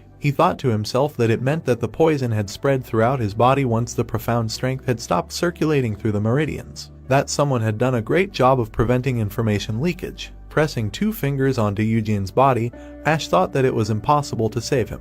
He decided to inhale profound strength into the Mingmen point to trace the breathing path. Suddenly, he realized that this was the art of mass extraction. This is a basic martial art of Shaolin, one of the righteous clans, and at first glance, it may seem like a simple weight gain, but it is one of the spiritual trainings that allows you to quickly accumulate Nigong. Ash realized that the man lying in front of him was a spy sent by the righteous clans, but he thought about why they would stir up conflict between the cult and the imperial court. Rising from the ground and putting his hands in his sleeves, he thought that something was fishy here. The young man turned to Nano, asking to prepare an MRI. The system obediently turns on and reports that magnetic resonance imaging has been successfully activated. Ash brings his hands with activated power closer to the man's head. Nano scans the target and uploads the results to augmented reality. The protagonist looks at the displayed scoreboard and is surprised to find a centipede in the man's brain. The animal begins to move, causing an explosion in the man's brain. The head fell, and a nasty liquid began to flow from the ears and nostrils. Ash thought that this centipede was similar to the one that was in the head of the Harris Saber clan. He realized that there was no doubt that the Six Masters School was involved in this. The protagonist lowered his head and thought about this method. He imagined the wounded guy and continued to think that he was similar to the one in the head of the Saber clan. Then he had no doubts. He looked menacingly in front of him, thought that the school of 6 warriors was behind this. After which he squeezed the scroll in his hand, thinking that only they had already reached the imperial family could the emperor's decree have something to do with this. After which he opened the scroll. Instantly, someone shouted on the street that this was the emperor's decree and everyone should prostrate themselves. The commander bowed his head. Raising his eyes, he looked to the side, thinking that he did not kneel even looking at the decree of the emperor of the great empire. What kind of ignoramuses? The protagonist read in the letter that he was going to invite the heroes of the famous cult and some respected guests to appoint the heir and conclude a new treaty of non-interference. Looking at the scroll, Ash frowned, thinking that despite the king's behavior, the letter was written with respect, the date of the invitation. Squinting his eyes, he thought that this was the Dragon Boat Festival. Suddenly, someone approached him at great speed, thinking that he needed to ask what happened. The warrior raised his head. After which, looking menacingly in front of him, he asked what was the matter. The protagonist replied that he knew the contents of the letter. His subordinate replied that he did not know the exact words, but he knew the general meaning. After which Ash pulled the scroll out to him, answering that then he knew who else the invitation was addressed to. Taking the scroll, the warrior replied that they were sent to the heads of each faction. Hearing this, the protagonist was surprised, asked what he was talking about the 3 dominant forces. An image of 3 men appeared in his mind, and he began to think that in the history of the 3 major powers gathering together, and all but 2 times leading to the outbreak of a great war, was the 6 warriors' school planning to start a war between the 3 powers again. The warrior lowered his head and added that if by the 3 major powers he meant the cult, the righteous sect, and the apostate alliance, then there was another place besides them. Raising his gaze, he continued to say that there was another rising power called the 6 Warriors School of the Unrivaled Sword Spirit. We were transported at the same time to the province in a cave hidden in the mountain. A man was walking along the corridor. He saw 3 small boxes, from which coughing sounds came, a spy on the 3rd order demonic cult. The girl grabbed the box, thinking, what's in there? This time it's a demonic cult again. Turning towards the exit, she says that she is annoyed to lose a spy, who took a long time to prepare and introduce. It is good that they took care of him in advance. Climbing the steps, she thought that, apparently, the second grand plan failed miserably. If everything had worked out, the demonic cult would already be in their hands. Smiling, she thought that this time they made sure that the spy did not leave a trace. No matter what they did, they would not be able to find out anything about their school. Then we are transferred around to another province to the main residence of the righteous sect. In the room on the stage, girls are dancing to pleasant music. The head of the sect appears in front of us, smiling. He tells His Highness to accept a glass from his humble servant. The guy holds out a saucer, shouting that it is nice when the head himself is so busy in front of him. This is the eldest son of the emperor of the great empire. The old man is standing on the street, talking to the girl. He lowered his head and said that they were not sure if they had gotten rid of all the spies yet, and they had held a 4-day feast. He did not know if this was right. She turned to him and replied that his words were not without meaning. But for the sect there was nothing wrong in establishing relations with the future emperor despite the current situation in the country. After which, she frowned and thought that in the few months since returning from the demonic cult, they had managed to catch many spies, but they still could not restore how many were scattered across the 9 schools. How long ago they had infiltrated, all who, if they were able to send so many spies, perhaps the school of the 6 warriors has existed for a very long time. Then the old man, looking at her, replied that he had some doubts. The girl asked again what. The man grabbed his beard and looked inside the room and replied that he couldn't help but think that this ceremony, this agreement, was somehow connected to the school of the 6 warriors. Would the demon cult and the apostate union fall for such an obvious trap? Looking at him, the girl replied that they would. Looking in his direction, she added that she didn't know about the apostate union, but the current demon cult for sure. The man asked what she meant. Frowning, she replied that he remembered the heir, or rather, the current lord of the cult. The old man, stretching out his hand, replied that he did. That outstanding youth, he heard that he seized power in the cult shortly after what happened. Amazing and at the same time creepy. Looking at him menacingly, the girl replied that if it were her, she would use the trap to her advantage. It couldn't be that the current lord wouldn't think the same. The old man, looking at her, asked her what she thought, that the head of the demonic cult would come in person. The lady replied that it was so. Judging by what she saw, he would never miss such a chance. Suddenly, They looked away in surprise. Someone said that so far this was the most pleasant thing he had ever heard. The eldest son of the head of the cult appeared in front of them. He approached them with a smile. The old man, looking at him, thought that he was so close and he did not notice his presence at all, as if he had developed combat skills. Imagining himself in the head of the protagonist, he continued to think that the future of the righteous clans, which the seventh pillar of the sector raised with soul and love. Looking at the speed of his growth, he wondered who in the future could compete with him. But no matter how you look at it, they are unfair. They sent the current lord of the cult, who can compete with him. Looking at her brother, she asked what the most pleasant thing was. What did he mean? To which the guy replied that he finally had a chance to see the one she had praised so much. Calmly looking ahead, the girl thought that she remembered. He showed no interest when she first mentioned him, after which she replied that he wanted to see him. The guy, frowning, replied that in any case, they would have to create the next era together. A flag appears in front of us. A week has passed since the imperial procession visited the cult of the heavenly demon. The king, quite frightened by the followers of the cult, tried to get his bearings immediately after completing the task, but could not refuse the offer and linger in the residence. We are transferred to the room. Although he expected the opposite, the cult of the heavenly demon received the king with all honors. At first it was difficult for him to get used to such a sudden change, but thanks to the feast, which lasted for several days,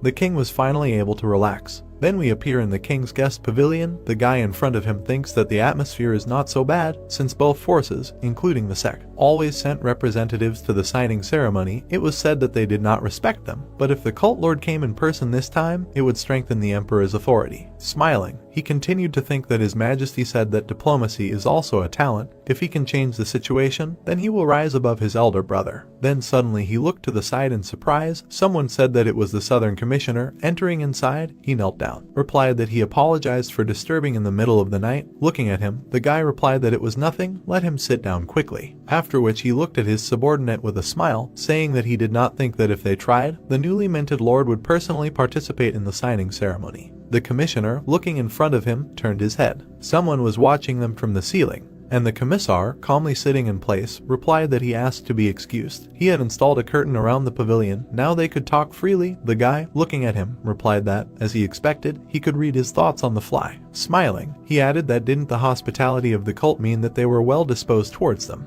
The man was sitting on the ceiling, listening to this conversation, and the guy continued to say that they didn't yet know what this lord had in mind. To which the commissar replied that this was true. One should only hope for a letter with a definite answer. He, looking ahead, continued to listen. We are transferred to the infirmary of the cult of the heavenly demon. The old man looks ahead in surprise. It is a demonic healer. Next to him sits his colleague, a divine healer, who puts in needles. The previous lord is lying on the bed in serious condition. Looking at him, the old man thinks that he has been putting needles for almost 2 hours without rest. This is worthy of the title of the best healer of the plane. Besides, her healing art is several levels superior to ordinary healers. Looking at her back, he continued to think that the most important thing is that these muscles did not tremble even after 2 hours. Maybe he should sharpen his external strength. The woman, turning around, suddenly addressed him, to which the old man replied that he was listening to her. She pulled out a case to him, answering that in 2 hours she would need to pull out the needles. Could she ask him about it? Her whole body was numb. She needed to rest. The old man replied that of course, he would take care of the rest himself. Then the woman left the room. The protagonist, looking at her, asked how he felt, to which she replied that although his primary meridians had been generated for a long time, the crisis had passed. Everyone present looked at her with a smile, thinking later that as they expected from a divine healer, and the woman continued to say that it would be necessary to monitor further recovery, but he would wake up within 2 weeks. Ash, smiling, thought that MRI and medical information Nano undoubtedly aroused admiration, but they are not omnipotent. No matter how you look at it, and internal wounds inflicted by martial arts cannot be recognized even with the medicine of the future. Looking at the woman, he said that she tried well, let her come back and rest. Bowing, she replied that she asks for forgiveness, then she deviates. She slowly left the room. Suddenly, the protagonist, turning around, saw a guy who abruptly knelt down. Bowing, he said that the seventh elder asks for an audience with the Lord, to which the protagonist replied let him come quickly. Smiling, he continued to say that he will come straight to the point he found. Hearing this, Ash smiled and nodded. We are transported to the northern gate of the heavenly demon cult the next day. The protagonist steps forward. A boy approaches him, saying that upon his return he will report to His Majesty the Emperor that they were treated very cordially, to which the protagonist replied that he was glad that nothing disturbed his rest. He looked back menacingly at the scroll and thought that this must be a reply with the cult's word seal. The atmosphere was extremely friendly yesterday, so he expects good results. Clearing his throat, he said that Ash was thinking about the proposal. Turning to him, the protagonist, apologizing, replied that he would send a representative to the ceremony. Hearing this, the boy turned pale and then said in a trembling voice that the carriage suddenly stopped. The protagonist, looking menacingly in front of him, fell silent. The guard looked away and thought that they were leaving without getting what they wanted. Judging by the fact that His Highness didn't even look back, he also felt very disappointed. The guy looked down for a few seconds in silence. Then his attention was drawn to his tack. He clenched his teeth and, without thinking twice, hit it with all his might. The scroll flew to the edge of the room, and looking at it, he shouted that it was damned, instilling in it vain hope, only to doom it to failure. His body trembled, and he said that if His Majesty the Emperor himself invited, he must immediately appear with his head bowed. Then his face turned pale. Someone said that this is what he was thinking about. The protagonist appeared in front of him, looking down menacingly. The guy raised his head in fear. Then he wanted to say something, when suddenly his mouth snapped shut. Looking down, he thought that he had shut his mouth with a natural cycle. He had just seen them off on their way as he found himself in a carriage. The protagonist, smiling menacingly, said that it seemed that he had harbored a special hatred towards him all this time. The guy began to wave his hands in fear, and Ash, approaching him, said that since he had learned martial arts, maybe he should use it. After which he snapped his finger. He stepped aside, and the guy, looking at Ash with displeasure, thought that shouting a curse was useless. If this monster wished, he could single-handedly destroy the Emperor's special squad, for which this test fell to his lot. Looking ahead, he asked since when he had been in the carriage, to which the protagonist replied that it had not been that long. The boy looked ahead in fear, wondering if he had gotten into the carriage as soon as he opened the door. His fighting prowess had truly reached the sky, otherwise how could so many people not have noticed him sneaking in? We were transported to a boy who looked like the protagonist. He looked ahead in surprise, thinking that he hoped the word was doing well. He was using a human mask. The boy thought in fear that the protagonist needed his carriage. Of course he was here to go to the palace. He stretched out his hands in fear, wondering if it was because of his recent words spoken alone. Then he was asking not to be angry. He was just upset to learn that Ash would not be able to attend the ceremony. The protagonist, returning, replied that he was glad to hear that. He almost decided that he hated him. The boy was silent for a few seconds, looking ahead. And then Ash, smiling, said that he apologized for climbing into the carriage without permission and scaring him, but he would pay a table price for it. The guy answered well. Turning to him, Ash continued to say that then he would get straight to the point. His Highness, he must help him. The guy squeezed his hand, thinking that this was unheard of. He was giving him orders without even holding a sword in his hands. Just looking in front of him, he thought that although he was scaring him, the Emperor's words were worth their weight in gold. He could not make rash promises, after which he asked what kind of help he was asking for. The protagonist was surprised, thought that surprisingly he was patient when the situation required it. After all, the imperial blood made itself felt. He would try to persuade him. He said that an explanation would be required to go out on his hand, because he said that the school of 6 warriors of the unrivaled spirit of the sword would be present at the ceremony. The guy replied that it was so. The protagonist frowned and imagined the fat man in his head, then said that the official who represented His Highness a week ago turned out to be a spy for the 6 Warriors School. She told the confused king about the current situation in the country, the appearance of the 6 Warriors School, several incidents in the heavenly demon culture, and the insect used by the school to prevent information leaks. Hearing all this, the guy's body shook and he said that this couldn't be true. They put this creature in a human body to prevent leaks. Ash imagined himself in his head as several guards, thinking that to be honest, there were more spies in his special squad. The Emperor looked menacingly in front of him, saying that if he was telling the truth, they should be captured immediately. The protagonist shook his head and replied that it was better to just leave them for now. They didn't know if they had let Root into the palace. The boy frowned, thinking that this was the reason why he had secretly entered his carriage to find the spies and eliminate them. Looking ahead, he continued to think that the first thing to do was to deal with the visible enemy. But this person could pose a real threat. Would it be right to let him into the imperial palace? Ash, smiling, replied that didn't he want to raise his prestige and become the heir. Hearing this, the boy turned pale, thinking that how did he know about his conversation yesterday? He assured him that no one would hear them. Then, looking at him, the protagonist replied that he should not worry. Driving through the forest, Ash continued to say that if those hiding in the palace were caught, he would hand them over to His Highness. Smiling, he added that in any case, his goal was to destroy them and not to gain merit for the palace. Lowering his head, the boy thought that he was right. Finding the spies and their patrons was a great feat worthy of recognition from the Emperor. Then he would overtake his elder brother, the loyal king, and approach the place of the heir. He must distinguish himself a month before the Dragon Boat Festival. What should he do? Looking at the protagonist, he answered what would happen if he still rejected his offer. Ash, looking menacingly in front of him, replied that he would leave it to his imagination. Turning pale, the boy thought that it was true. Even if he did not accept the offer, he would still do it his own way. Why not use it to achieve his dream? He would not suffer any losses. The protagonist answered that then he would be forced to disturb his highness during the trip, and the boy thought that this meant that they were left alone. We are transported to the capital of a great empire, the largest city of the Central Plain with a population of 500,000 people, located in the northeast. A city so huge that the road from the gate to the fortress, 10 times larger than the residence of the demonic cult, to the center of the capital takes 4 hours of horse riding. The warrior pulls the reins, and the horses immediately stop. The guy gets out of the carriage. He clutched his head and exhaled, thinking that they had finally reached the palace. This week that they had spent together until they reached the province had been very difficult. Then he imagined the protagonist in his head, thinking that how they could sleep and eat next to each other without saying a word. This silence was killing him. Then he turned back menacingly, thinking that at least when they entered. He looked at his guard, thinking that Ash had left the carriage, wearing the mask of one of his subordinates, and he was able to catch his breath. His real subordinate was now in a demonic cult in the north of the province. How they managed to prepare the mask in just 7 days. Most importantly, he was so careful that even the commander did not notice anything. It was amazing. After which the commander-in-chief, going out on his hand, said that 10 people would stay here to accompany the prince. The rest should return to the barracks and wait for orders. The guy lowered his head, thinking that he was behaving extremely submissively, not creating unnecessary problems for him. He didn't even have to call him separately. After which Ash looked up menacingly, looking at the huge building. He thought that the emperor lived in this palace, worthy of being called the imperial palace.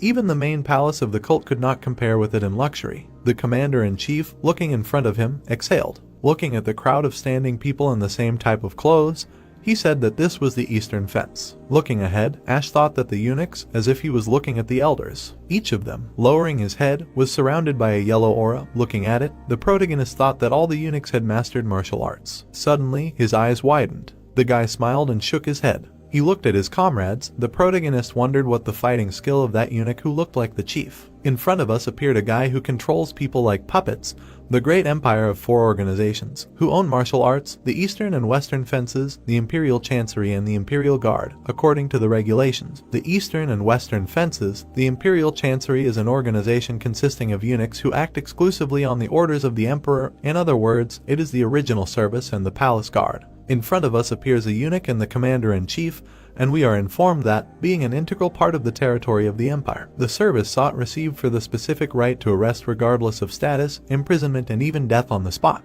Over time, the organization grew, more responsibilities were added, and for this reason, the emperor's personal guard was reorganized into subordinates of the eastern fence. People froze in place, and we were told that because of what the commander-in-chief was forced to bow his head before the once equal head of the eastern fence, which naturally caused hostility. The protagonist, looking forward, thought that even standing opposite, he does not try to hide his disgust. The assistant of the commander of the eastern fence appears in front of us. He, covering his face, says that he greets his highness the wise king. The guy, exhaling, replied that they had not seen each other for a long time. Watching this dialogue, he thought that the king also did not particularly like this eunuch. Looking at them, he continued to think that, by the way, the strange energy emanating from him is far from the martial arts of the school of 6 warriors. Turning away, he continued to think that he thought that there were not many experienced masters in the imperial palace, but in the emperor's personal palace alone, several hundred mastered martial arts. At this rate, the search takes longer. The eunuch bowed and said that his highness had made a difficult journey to the mountain, to which the guy replied that there were no difficulties.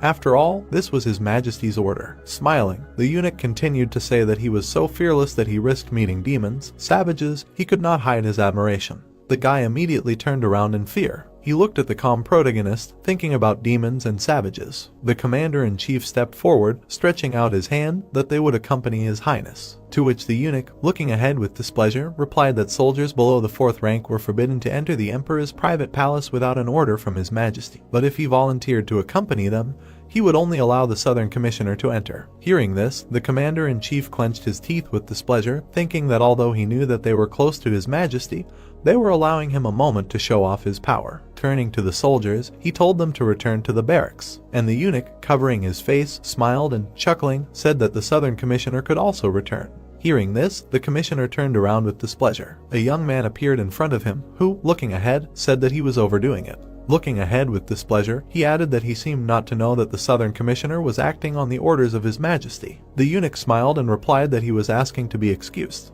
And the boy, clenching his teeth, thought that as soon as his elder brother received the title of loyal king, the eunuch slowly began to become impudent. It was shameful to say that the imperial court had given some bonfire some power. Then he looked away in surprise. He saw the protagonist leaving. Ash, using his ability, replied that they should not worry about him. They would meet at the beginning of the dog hour in his palace of the Dat Harvest. Lowering his head, the boy thought that in any case, this monster would somehow figure it out himself. We are transferred to the evening. The warrior, walking down the street, says that damn bonfire, this assistant, he irritates him. Doesn't his behavior go beyond the limits? The protagonist, looking menacingly ahead, thought about what he saw.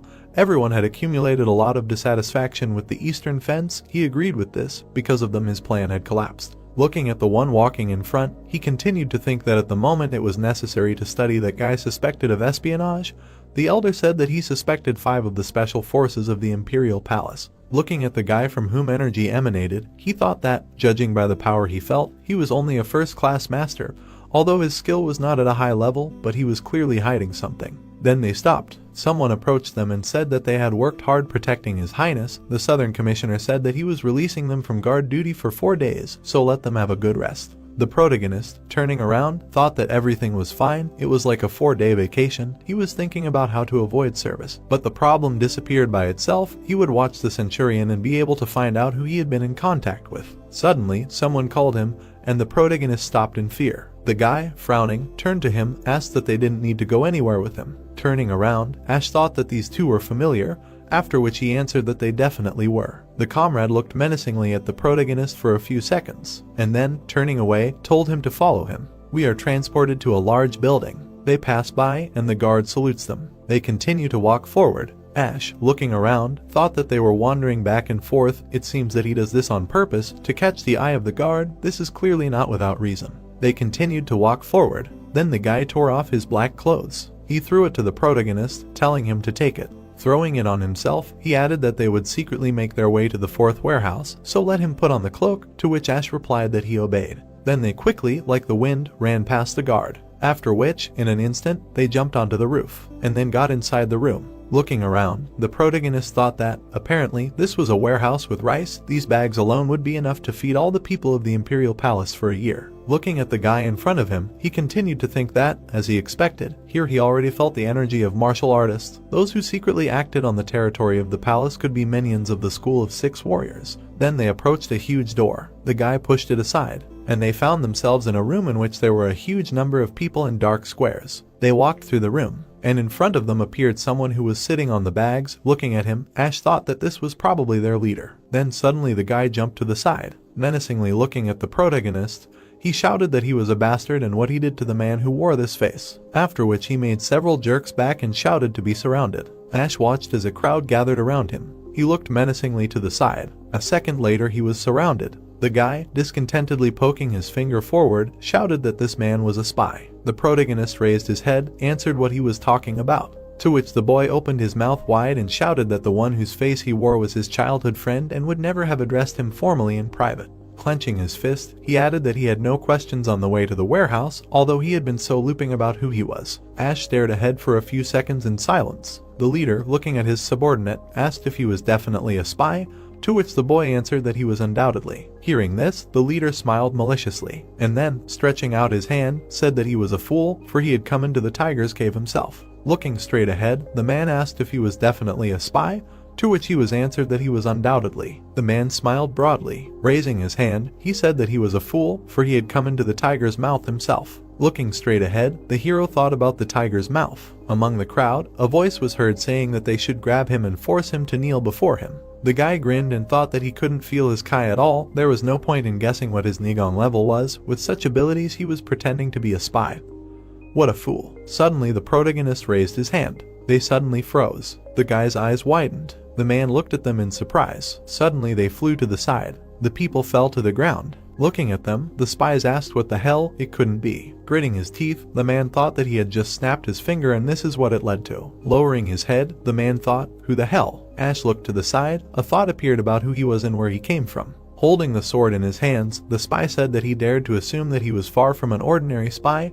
He would deal with him himself. Looking to the side, the man thought that he was the bodyguard of the great strategist. Out of all of them, he had the highest level of combat skill, so he could be trusted. The guy suddenly rushed forward. A yellow beam was trailing behind him. Squinting, he thought it was an illusion. The guy opened his eyes in surprise. Looking at him, the hero said that was enough. Holding the weapon in his hands, he said that he had an interesting sword. The guy clenched his teeth. The man stretched his hand forward and asked what they were standing like pillars for. Let them all attack at once. The people in cloaks ran forward. They looked forward angrily. They were rapidly approaching the hero. Stretching his hand forward, he said that it was a stupid decision. Suddenly they flew into the wall. The protagonist swung his sword. The beams flew at the building. Ash stretched his hand to the side. A glow appeared around the hand. The guys fell to the floor. The man opened his eyes in surprise. The main character stood among the corpses. A thought arose, how the hell to understand all this? He is not simple at all. The protagonist stood with his back. Swinging at him, the man shouted for him to die. Suddenly his head flew off.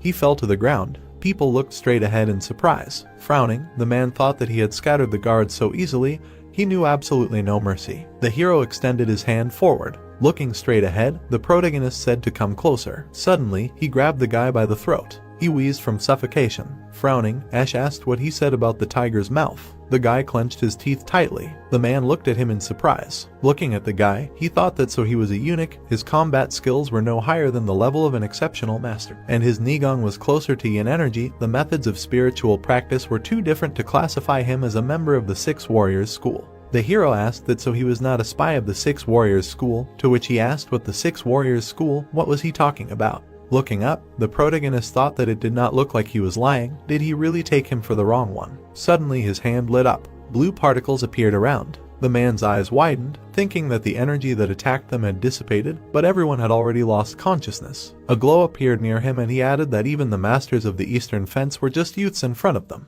The guy suddenly froze. The hero clenched his fist tightly. The man suddenly fell to the ground. Looking at him, the protagonist asked why he was hanging out with the castrates of the Eastern Fence. The man lowered his head. Stretching his hand forward, Ash said that he was funny, asked that he decided to fulfill his duty as a spy to the last. Suddenly, his hand twisted. Tears poured from the spy's eyes. Standing in front of him, the hero said that he would not answer again and he would do the same with his other hand. Let him nod if he understood. The spy screamed in pain. Sitting on his knees, he said that he was a spy of the Eastern Fence, to which he asked again. Looking down, the man heard that he was also a eunuch, to which he replied that he was not, but the Eastern Fence trained him. Frowning, the protagonist thought that it was a shame. He was completely useless to him. Looking at the spy, he asked why he had infiltrated the Special Imperial Detachment, spied on the wise king. Garrett gritted his teeth and thought that to mention His Highness so familiarly, it means he is not His Highness Derek's man. Sitting on the floor, the spy said that he received an order to find out whether His Highness the Wise King would deliver the Emperor's decree and whether he would collude with the demonic cult. Frowning, the hero thought that they ordered to find out whether he had made a secret agreement with him. The Eastern Fence set up traps to influence the ceremony of transferring the title of Crown Prince. The guys showed up. The thought came that their goal was to prevent the second prince, the Wise King, from winning merit. The guy trembled and said that he was asking him, just don't kill him. If he spared him, he would no longer do anything that could harm His Highness and the young king. Looking away, Garrett thought that he did not argue that this man was fearsome and oppressive, but he was trained as a spy, and if exposed, he should commit suicide and not beg for mercy. Turning his head, the protagonist said that it was strange. Looking down, he asked that he said that he would leave him alive. The spy looked surprised and asked what he was talking about. Suddenly his neck snapped. The guy fell to the ground. Holding the guy by the neck, Ash thought that it would be better to get rid of everyone. But if a whole squad disappeared at once, the palace would increase vigilance, then it would be even more difficult to find spies of the School of Six Warriors. What to do? The guy grabbed his hand and said that he should stop, asking to listen to him. The protagonist replied that he should shut up, to which he replied that if he spared him. Garrett's legs trembled and he said that he would like to see them as an honored guest of the Eastern Fence. The commander-in-chief appreciates talents. Looking up, Ash thought that some eunuch was an important guest of the Eastern Guard. Something was fishy here.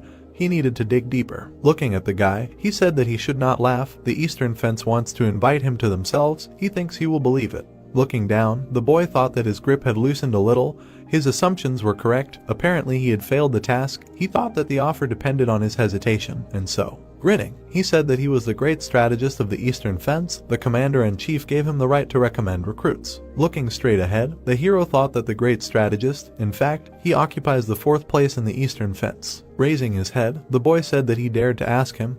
It was not the Western Fence that gave him the assignment, to which he thought that the Western Fence. Ash thought that if the Eastern Fence had friction not only with Jinwei, but also with the western fence. Then among the spies found by the elder, there may be both the people of the 6 warriors and the people of the western fence. Then he added that the further they went, the more complicated the matter seemed. He was not going to get involved in this swamp, but why not play along a little for the sake of information? The guy gritted his teeth, and the protagonist said that he could not answer. Looking directly, he thought that he knew that it was the western fence. They clearly did not spare money if they could get such a master on the eve of the ceremony, but if he suddenly managed to convince him, it would only strengthen their forces. Looking at him, the hero heard that he could promise one thing for sure.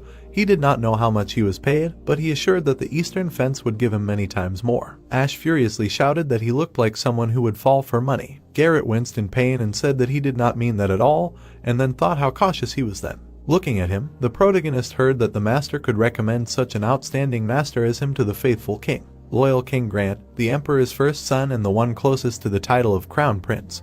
He is supported by many officials. One of the 3 influential organizations of the palace, the Eastern Fence, obeys his orders. The hero asked what he could really recommend to His Highness, to which Garrett replied that of course, how could he not? Grinning, he said that His Highness would definitely be glad to have such a brave warrior as him. He was just about to report to the head, so right now. Ash abruptly let him go. Holding his neck, Garrett thought that in the worst case, the school of 6 warriors could be connected with the loyal king. If so, then their goal was to subjugate not only Murim, but also the imperial family. Standing up, he added that the matter could be more expensive than he thought, but first he would try to please the great strategist. Grinning, the hero said that then he would rely on him. It was dark outside. A view of the emperor's palace, the servants' quarters, the pavilion of white flowers opened up. The man in the cloak walked straight. Someone was watching him. The thought occurred to him that despite the twilight, he confidently walked without a lantern, which meant that he was familiar with the local crowds. Looking straight ahead, the leader of the Shadow Clan squad thought that his combat skills were below his, so he should not be revealed. But how much longer was he going to walk? Suddenly, someone approached the man.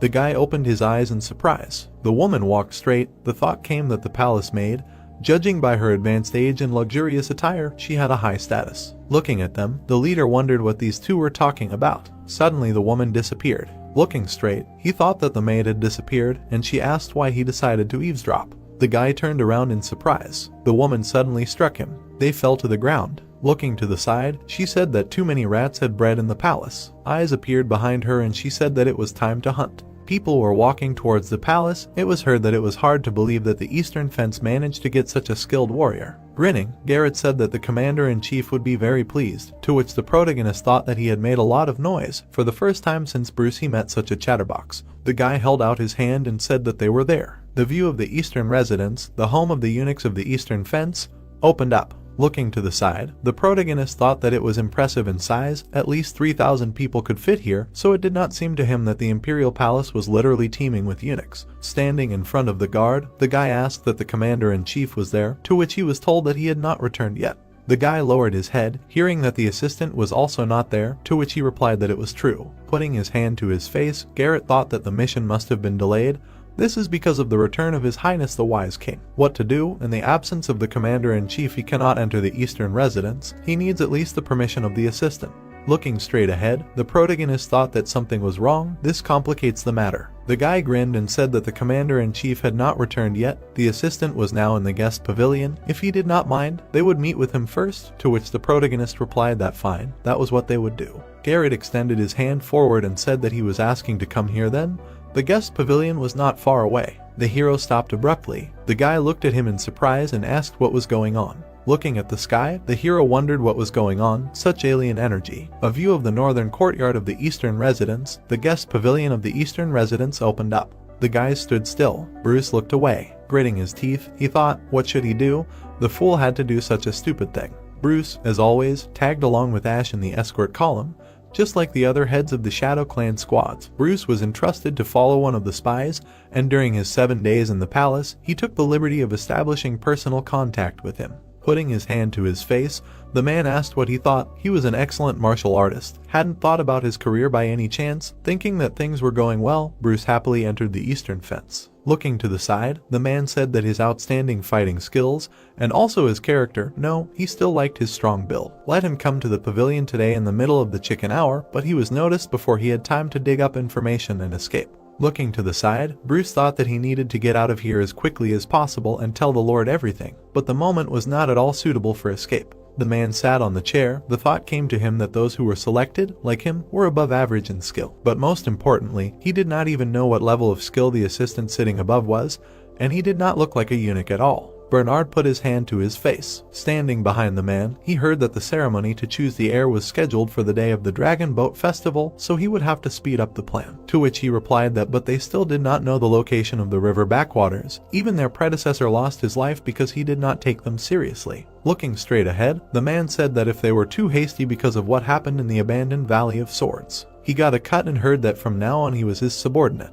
The man stretched out his hand to the side and said that he did not like it when he was contradicted. Let him carry out the order received from the school. Bernard clenched his teeth and thought that they said that among the 6 heads of the higher schools he was the craziest, and it was true. To hell with him.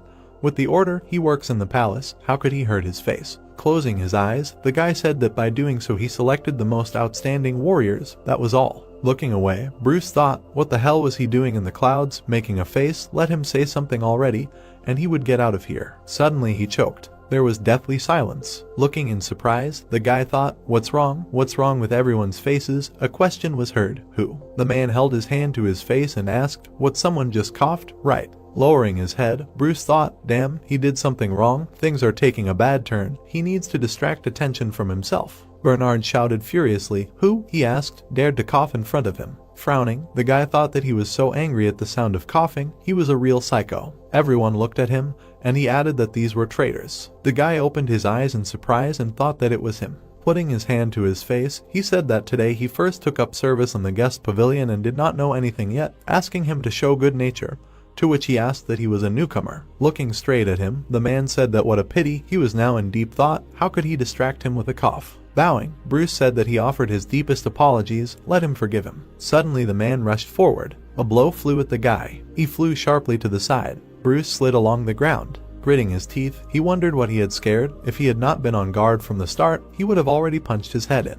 Raising his hand, the man said that the bastard, not only did he cough, asked why he dared to dodge now. Bernard's eyes lit up and he said that he would personally show him that the eastern fence was far from simple. Suddenly, he swung at the guy. Frowning, Bruce thought that if he dodged again, it would raise many questions. Suddenly, a blow flew at the guy. Jumping up, the guy thought that if he did not dodge, then he was dead. The eunuch shouted that everyone back, if they got under the hand, they would die. The man looked straight ahead furiously. He began to strike at the warriors. Bruce opened his eyes wide. Bernard struck with his fist. The guy slid along the ground. Frowning, he thought that if he hadn't surrounded himself with shining kai, he would already be dead. Too late to run in that case. A cut appeared on the man's face. Suddenly, Bruce rushed forward, thinking that the only thing left to do was to fight back. The boys looked at him in surprise. The eunuch's eyes widened. Punching with his fist, Bernard shouted that he was an insolent bastard. The man's eyes widened. The boy slid along the ground. Suddenly, he swung at Bernard. His fist emitted a glow.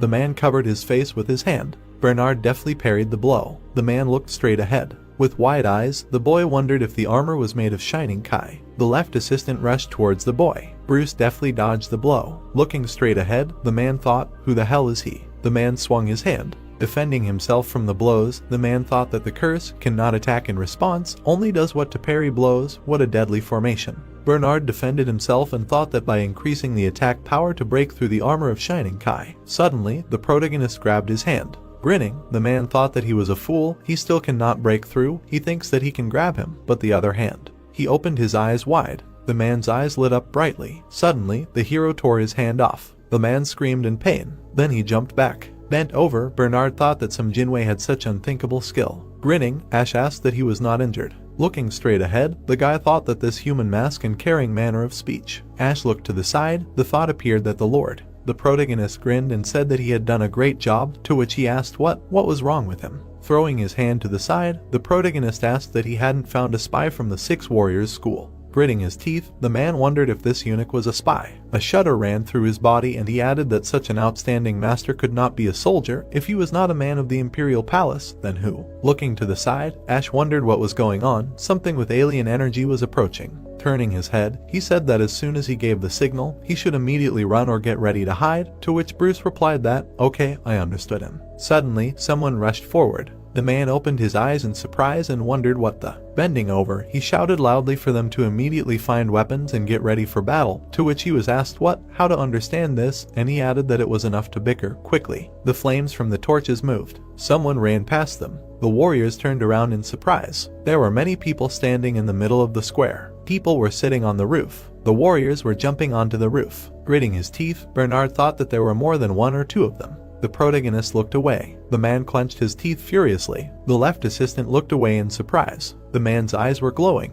Looking at them, the man wondered what it was. Right on the roof of the house, there were maids who were wrapping themselves in golden energy, and Bernard did not understand where they came from. Looking at them, the left assistant reasoned that they were emitting bad alien energy and that they were definitely unusual maids, but they could not be called martial artists either. Nevertheless, the question of their origin remained. Suddenly, an unknown woman, coming out into the courtyard of the estate, declared that they set off in pursuit of rats that had entered the palace. It was the second highest ranking palace servant, the assistant to the main Shandong, Jessica. Bernard was extremely surprised when he saw her and asked what rats she was talking about. At the same time, he saw that there was no one in front of him and was very surprised. Looking at only the traces of blood left on the ground, the left assistant reasoned that they had disappeared, both the protagonist and his subordinates, who were coughing and really at the moment when the torches went out. After that, Jessica noted that they had been watching them for a long time and, as expected, the guest pavilion of the eastern fence was a real den of the devil. Hearing this, Bernard was extremely scared.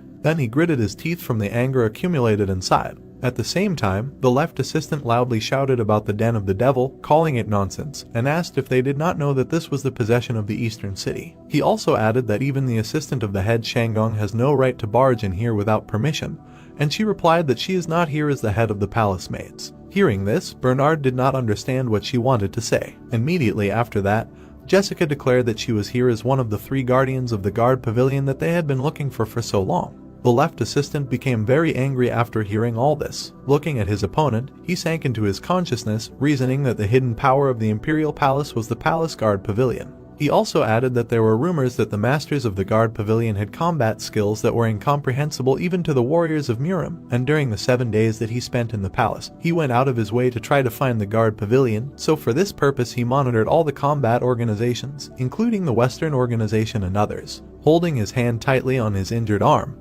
Bernard couldn't understand how much she knew, because with the loss of his right arm, his fighting power had decreased, so it was better to avoid a fight. Then he decided to accuse Jessica of slandering the eastern fence, calling it the lair of the devil. Showing his hand, the assistant asked with his left to look and asked that it really meant nothing to her and that they were exactly the same victims. In response, the main assistant was interested in what it mattered that he was injured. With a smug expression on her face, she declared that in her eyes he was just a rat that had bitten another rat. Then she exclaimed that it was necessary to follow the laws of the guard pavilion and arrest everyone, and in case of resistance, you can kill. Hearing this, the maids sitting on the roof of the palace immediately rushed to the attack, accepting the order. The subordinates of the left assistant were preparing to fight off the attackers, saying that they needed to fight back, and even though this was a guard pavilion, they were just girls. Immediately after that, they went crazy in a fierce battle in which the maids were clearly gaining the upper hand. The subordinates of the main assistant destroyed their opponents with great strength and speed. If ordinary warriors fought them,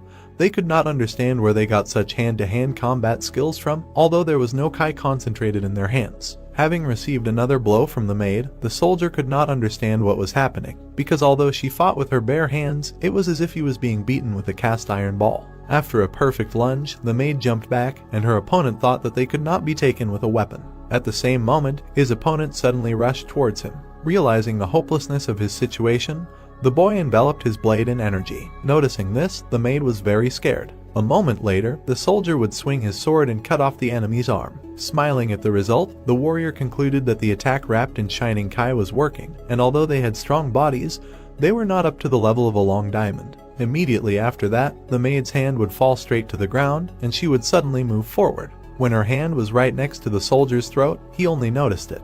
Before he could take any action, he was killed by a beheading. Still alive for the last seconds, the warrior wondered if they really knew pain. At that moment, the maid just smiled widely. Another soldier watched his ally die and was very scared. Immediately after that, he shouted to everyone that they should never let their guard down and that they needed to surround him, with a saber shining with Kai and aiming for his neck. Then he abruptly turned to the side. Enveloping his blade in energy, the boy rushed to attack and chopped off the heads of several of his opponents. Suddenly, another maid ran next to him. Looking at her, the soldier thought that he cut off her hand, and she did not even scream. At that moment, he decided to deliver chaotic blows directly to his opponent, and she deftly dodged each of them. Immediately after that, she used the skill of a palm strike. Finding herself behind her opponent, the maid struck him directly on the back. Gritting his teeth in pain, the warrior did not understand what it was at all. A moment later, he managed to cut off her head with his sword filled with energy. Suddenly, another maid appeared behind his back. Without thinking twice, she also struck the enemy with her palm.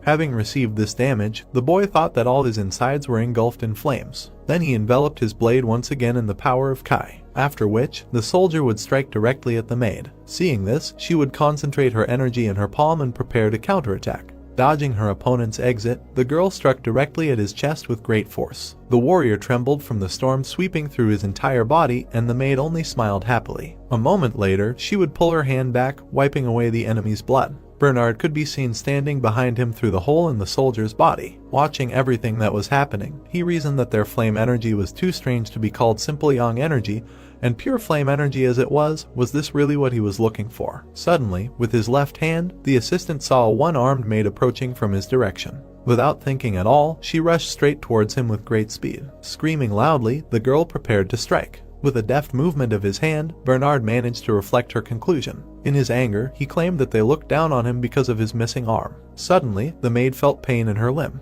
A moment later, the left assistant would tear off her second arm, after which, he would strike her with his foot. Having received such damage, the girl would fly back, flying past her allies. At that moment, Bernard saw something. Smiling widely, he began to laugh. Then, the left assistant would rejoice that he had finally found them. Immediately after that, Bernard would throw his opponent's arm straight to the ground. Then, he began to whistle, attracting the attention of his subordinates. The left assistant would shout that he was allowing the use of the reverse circulation replacement technique. Hearing this, his soldiers would immediately accept the order. After his words, Jessica thought about the reverse circulation replacement technique. Suddenly, right in front of her, the soldier turned into an incomprehensible monster. Watching the man transform into someone unknown, the woman was very scared. The servants watching from the side clenched their teeth in fear. The soldiers were also very scared and did not understand when these monsters had sneaked into the squad. At the same time, Bernard finished his transformation. Immediately after that, he began to shout loudly, releasing his rage. Hearing this, the maids stood still and did not know what to do. Suddenly,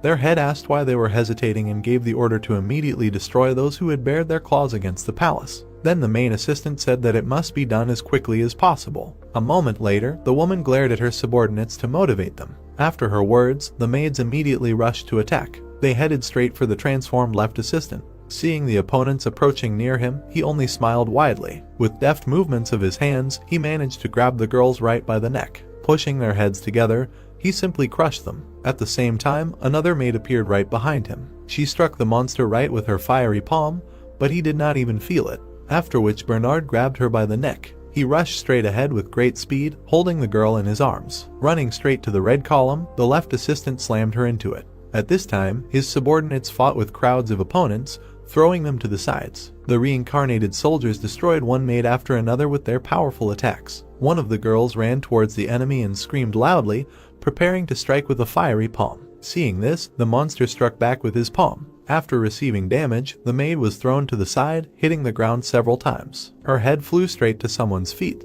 It was a soldier, who looked at her with great fear and tried to hold back the sound. His ally sitting next to him whispered to be quiet, otherwise they would be caught, and even if he made a squeak, they would all be corpses. He also noted that, apparently, only the 4 of them managed to survive, and there was no one among them who could fight, so they needed to somehow get out of here. Watching everything that was happening, the warrior also thought that, although he said so, something did not add up, because enough time had passed for the outer guards to have run away from such a noise, but for some reason no one was there. Suddenly, he felt something drip onto his neck and told the others about it. The soldier rubbed his neck with his hand and saw that there was a trace of blood left on it. Raising their heads after this, the warriors saw a servant from above, blood flowing from her mouth. A moment later, the guys decided to run. All together, they rushed forward at great speed. The servant, who was behind them, caught up with her opponents. Realizing that at this rate they would be caught, the soldier grabbed his friend by the clothes. Realizing that this would not work and that he would first have to try to survive himself, he pushed him back towards the girl. She deftly cut off his head with a movement of her hand. Seeing this, the warrior thought that he was almost there, and if only he could get out of the yard, then everything would be fine. Suddenly, the maid appeared right in front of them, blocking the way. She opened her mouth wide due to bloodlust and was preparing to attack. A moment later, the girl rushed to the attack, destroying one of the soldiers, who was once again set up by an ally. The remaining warrior asked him what he was doing. In response to his question, the soldier stated that he had no choice and shouldn't at least one survive in order to get out of here and report on the situation. Hearing this, the boy asked what he meant by the words "at least one," and he explained that he himself would soon understand everything, while the maid had already approached him. Immediately after that, the soldier threw his last ally to pieces. Covering his face with his hands in fear, he did not understand what was happening. Suddenly, as if out of nowhere, the reincarnated soldier grabbed the maid right by the head. Having struck her with his fist, he managed to throw the girl right into the wall. Having received such damage, she could only twitch, unable to get up. The frightened warrior was glad that he remained alive. Looking at the former ally who had reincarnated standing next to him, he thought that he had just saved him. Then the thought occurred to him that these guys were actually on their side. A moment later, the monster destroyed him with a deft blow. His corpse fell next to the very traitor. Seeing this, he began to laugh nervously and said that he was wrong because there was no way to get out of there alive. As the monster approached him, he added that there was no way from the very beginning. At the same time, the reincarnated soldier was destroying him, scattering his limbs around. Jessica, who was watching all this from the side, said that she was right and this place was like a devil's den. In response, Bernard proposed to stop this useless chatter, and if they surrendered without a fight right now, he guaranteed that he would spare her and the palace maids. With a smile on his face, he thought that no matter what, his goal was to find the location of the Imperial Palace's hidden power guard pavilion and find the source of the alien power. With a dissatisfied Tisk, the chief assistant noticed that his gaze was still filled with greed, which surprised him greatly. With a smug expression, Jessica asked why a pathetic beast who had shed his human skin coveted the guard pavilion, and told him not to look down on them. Immediately after that, she snapped her fingers. A moment later, unknown people appeared next to her. Noticing this, Bernard was extremely dumbfounded. Looking at the unknown people who appeared, he assumed that he knew who they were. When the Shangan supervisors unanimously asked why they were called, the left assistant realized who they were. After their question, Jessica asked the maids to help kill all these savages, and they bowed and obeyed her order. Then the two supervisors immediately rushed to attack. At this time, on the battlefield, monsters destroyed their opponents one after another. The reincarnated soldiers struck with great force directly at the maids. Having cooperated together, the girls managed to somehow resist their opponents. In the end, each of them was deftly grabbed right by the neck, after which they hit the ground with great force,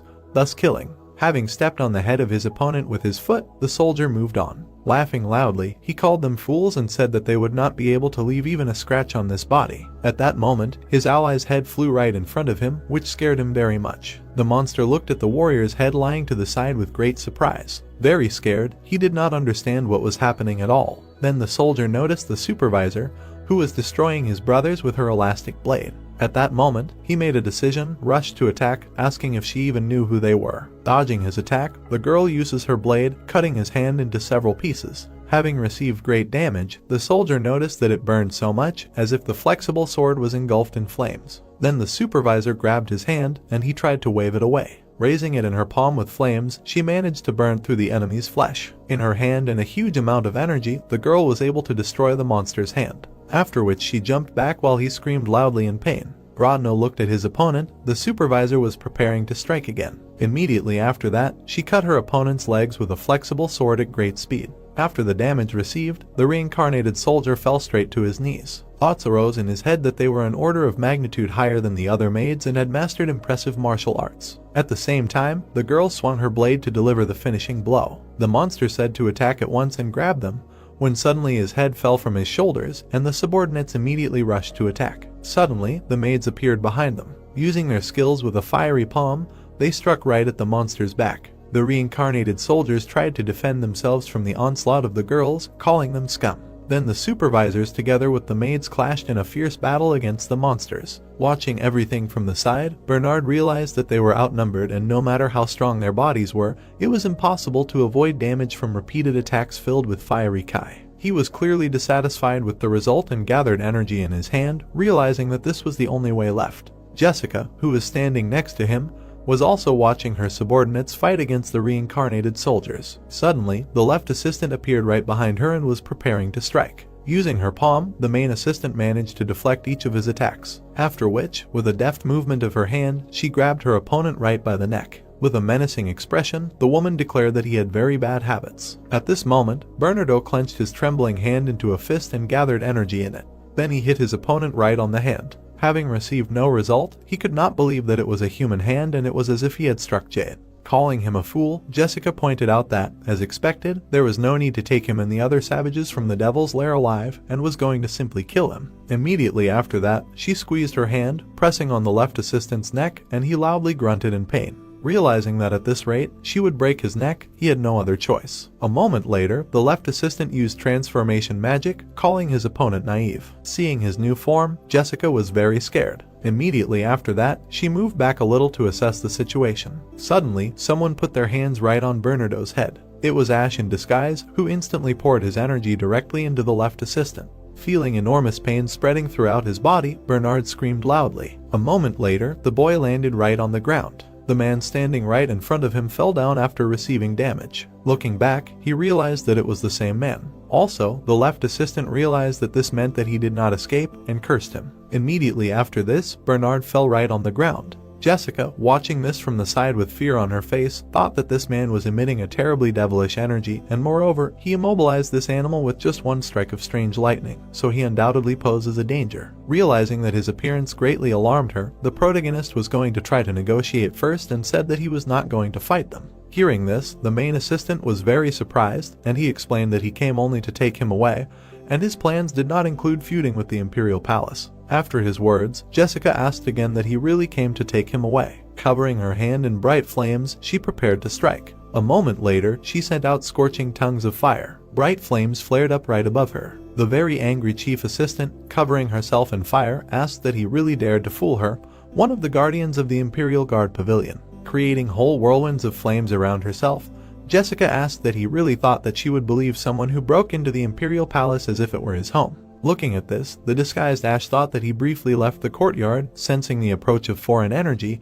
and who would have thought that its source was the hidden power of the palace. Looking at the main assistant standing right in front of him, he reasoned that since ancient times, the Lord's Pavilion had been storing the legacy of the past cult leaders, which said that the hidden power of the palace is immeasurable, and therefore there is no need to try to break the non-interference agreement, and undoubtedly they are endowed with a unique power comparable to ordinary martial arts. At the same time, Jessica approached him directly and wanted to see if he was as skillful as he was bold. In response, the boy struck her body with Kai. Realizing that she foresaw that he would block one strike, concentrated the fiery Kai in her left hand, he looked at the attack approaching him. Realizing this, the protagonist jumped back a little, creating a vortex of his own energy. Filled with seriousness, he reasoned that he could pierce the bridge of her nose to death, but she did not even think of dodging. At that moment, his passive attack reached the main assistant. Using her fiery energy, she attacked Ash. Not having time to dodge his attack, Jessica received a blow right to the head. Bleeding, she suddenly recovered from the blow and looked at her opponent.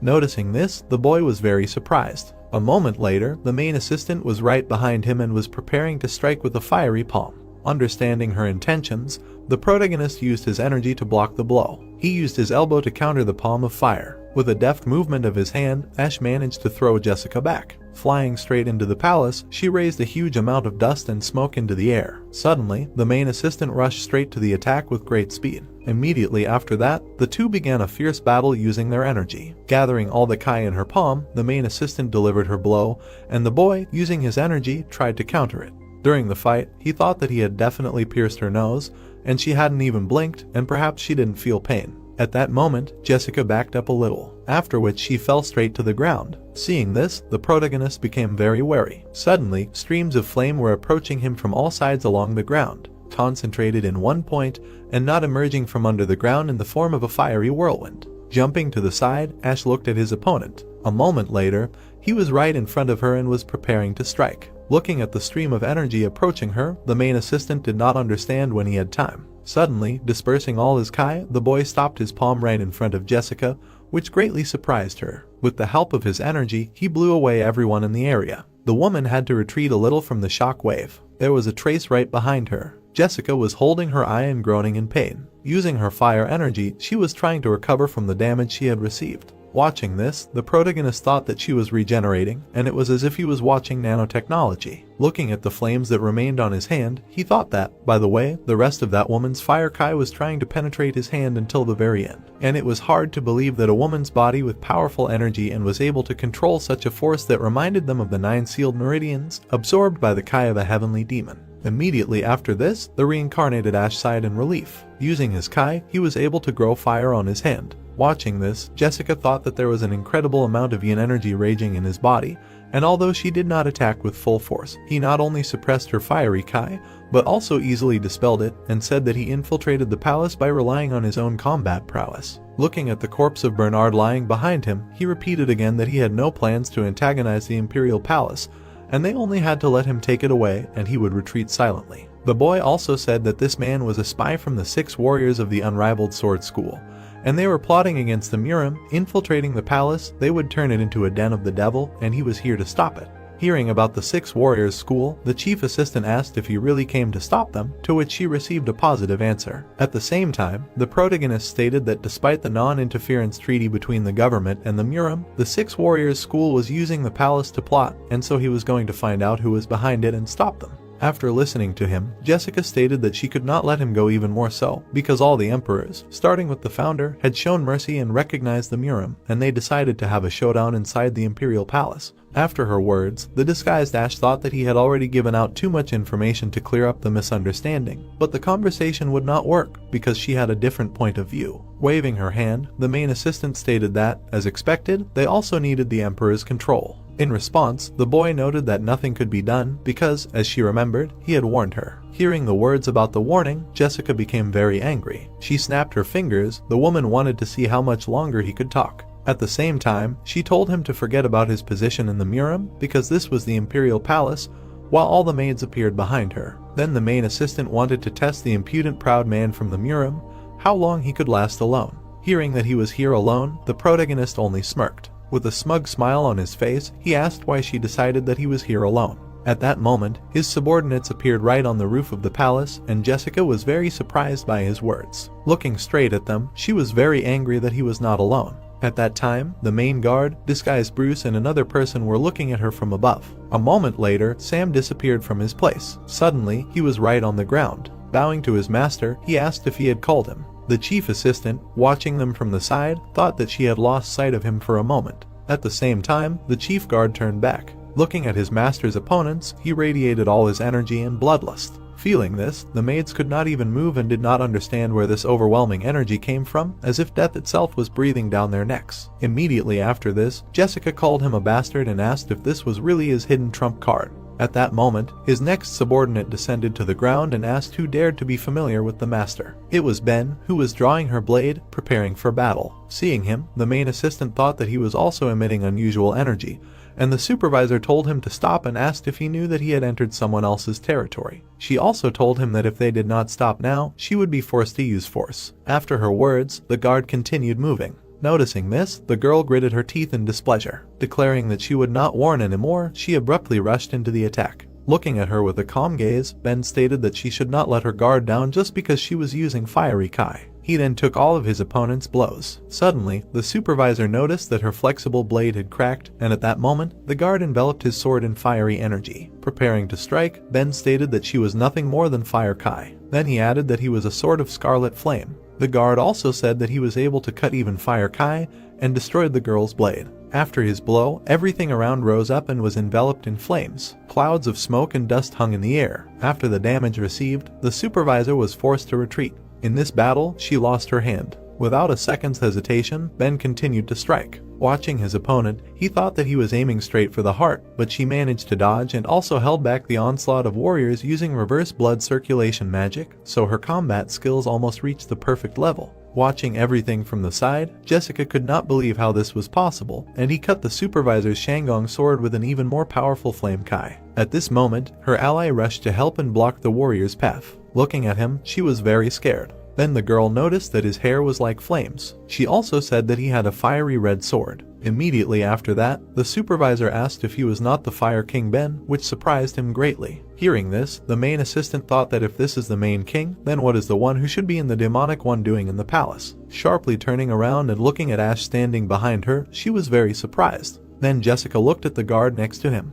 Looking at the boy again, the head assistant did not understand who they were then. Suddenly, the plot tells us that the guard pavilion protected the imperial palace since the time of the first emperor, who concluded a non-interference agreement between the government and Muram. Muram could become a threat to the palace at any time, but the greater danger, in the opinion of the guard pavilion, was the cult of the heavenly demon, which achieved greatness only by force. Immediately after this, Jessica thought that although the cult is considered to be Muram's organization, but in fact, he has his own head and there are more than 100,000 followers, and she heard that by the order of the Lord, they will readily jump even into a fiery hyena, so it is unlikely that they are here because they betrayed the cult. After understanding all this, the head assistant asked again that he is really the lord of the demon cult. Sighing heavily after hearing this, Ash noted that now it would not be possible to sort this out quietly. At the same time, Ben asked his lord for forgiveness using telepathy. Realizing his guilt, he reasoned that before leaving, he had dyed his hair black, but since it had turned red due to the clan's unique technique, the color returned every time he used Nigong, and perhaps it was worth wrapping it in cloth. Jessica thought that judging by the fact that he did not deny it,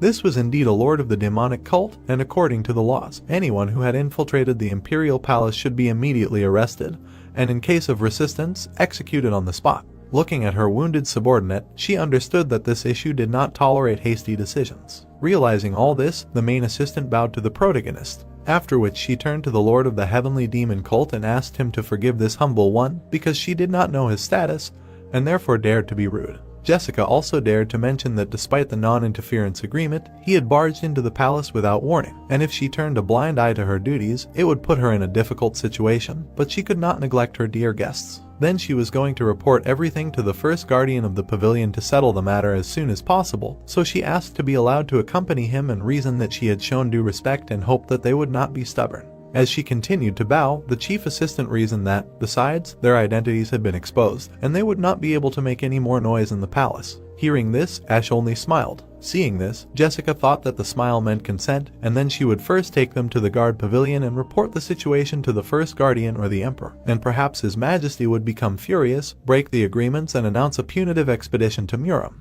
At the same time, the boy thanked them for generously understanding him, and the chief assistant then asked to follow her. Without letting her finish, he swung his Kai blade, beheading all her maids. Watching the bodies of her subordinates bleed out, Jessica could not understand what was happening. Then she asked how to understand this. Answering her question, the protagonist stated that it was very ridiculous and sounded beautiful, but in fact, she was simply trying to take him under escort. Objecting to him, the chief assistant asked when she said that he was arrested, and only offered to accompany him while the higher-ups made a decision. Ready to strike her with his energy, the disguised Ash says that it is funny to watch her fox-like machinations, and his offer could bring her many benefits, but she herself rejected her chance. Hearing this, Jessica asked that even after what he did, he still does not fear the consequences, and his majesty can break the agreement as soon as he finds out about everything. Then the boy asked what consequences he should be afraid of and concentrated Kai in his hand. With a look full of anger and rage, he explained that they all died in the battle with the members of the Eastern Fence. Hearing about his plan, the main assistant was extremely dumbfounded. Immediately after this, the protagonist gave the order to the main and left guard to kill everyone and leave no one alive. Hearing this, the two boys immediately disobeyed the order of their master. After his words, Jessica ordered the remaining surviving subordinates to stop them right away. At that moment, they rushed to attack Ben, who easily dealt with them. He used his blade, shrouded in crimson flames. Destroying one enemy after another, the left guard declared that their fiery Kai would not work on him. Using his power, he threw the maids aside. After which, with a deft swing of the blade, he managed to set their bodies on fire. Watching everything that was happening from the side, Jessica thought that the damaged maids could no longer rise and their innate Kai was not able to repel the attack of the Fire King. Suddenly, she noticed someone flashing right next to her. The main guard rushed through the crowds of her subordinates at great speed and destroyed each one. The supervisors who saw this could not follow the trajectory of his movement and were very scared. Looking at Sam, who suddenly stopped, they thought that this was the true power of the demon cult. Realizing the hopelessness of the current situation,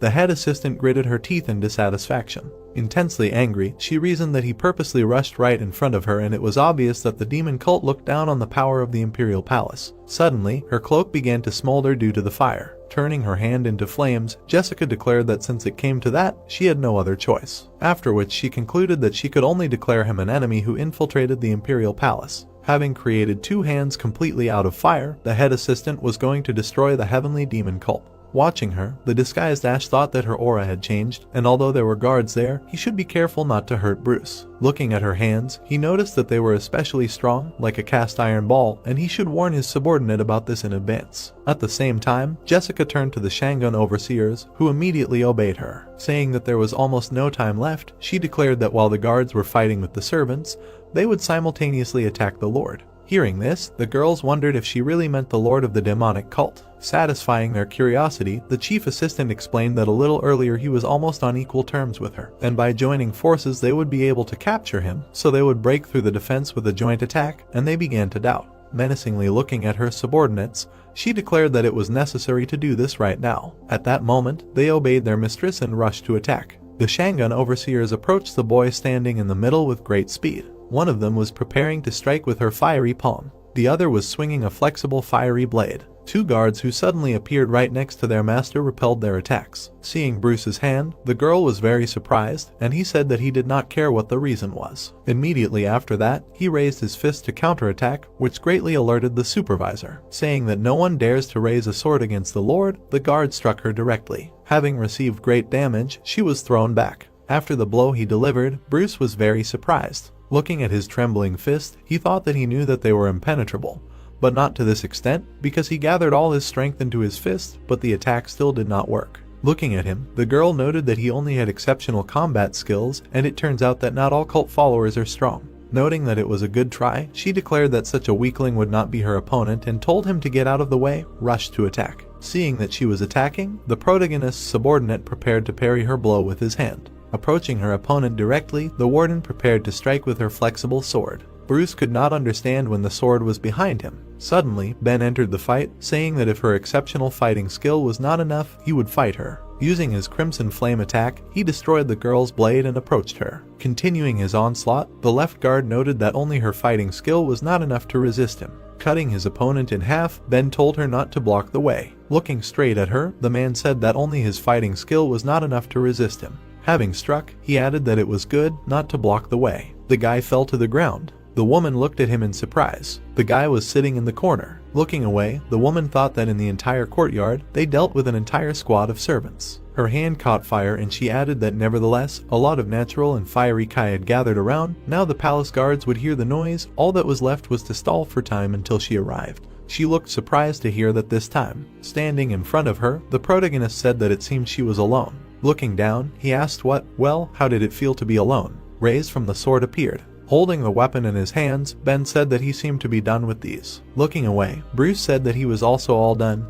It was hard, of course, but with such lacerated wounds it would be difficult to recognize combat skills, to which the man replied that great work, and now. Suddenly, an explosion thundered. The hero slid along the ground. He crossed his arms in front of him. An attack was approaching him. The woman struck him. Ash looked at her in surprise. A fiery typhoon rushed upward. The protagonist parried the blow. The woman looked at the hero. Gritting her teeth, she said that they would see how much longer he could fight back. Fiery flashes appeared around her. Suddenly, the woman waved her hand. She swung her fist. The protagonist parried her blow. Gritting her teeth, she asked that was all, that he did not take the palace seriously. A fiery fist appeared. Suddenly, a devastating explosion thundered. Looking at the smoke, the guy shouted about the Lord. Looking straight ahead, Ben thought, just think, he can feel the heat even from here. All this time she was concentrating and condensing the fiery kai. Taking up the weapon, he added that there was no choice. He did not know if he would be able to cut her fiery kai. The man froze, hearing that he should stop. Standing behind him, Sam said that now he would only interfere with the Lord.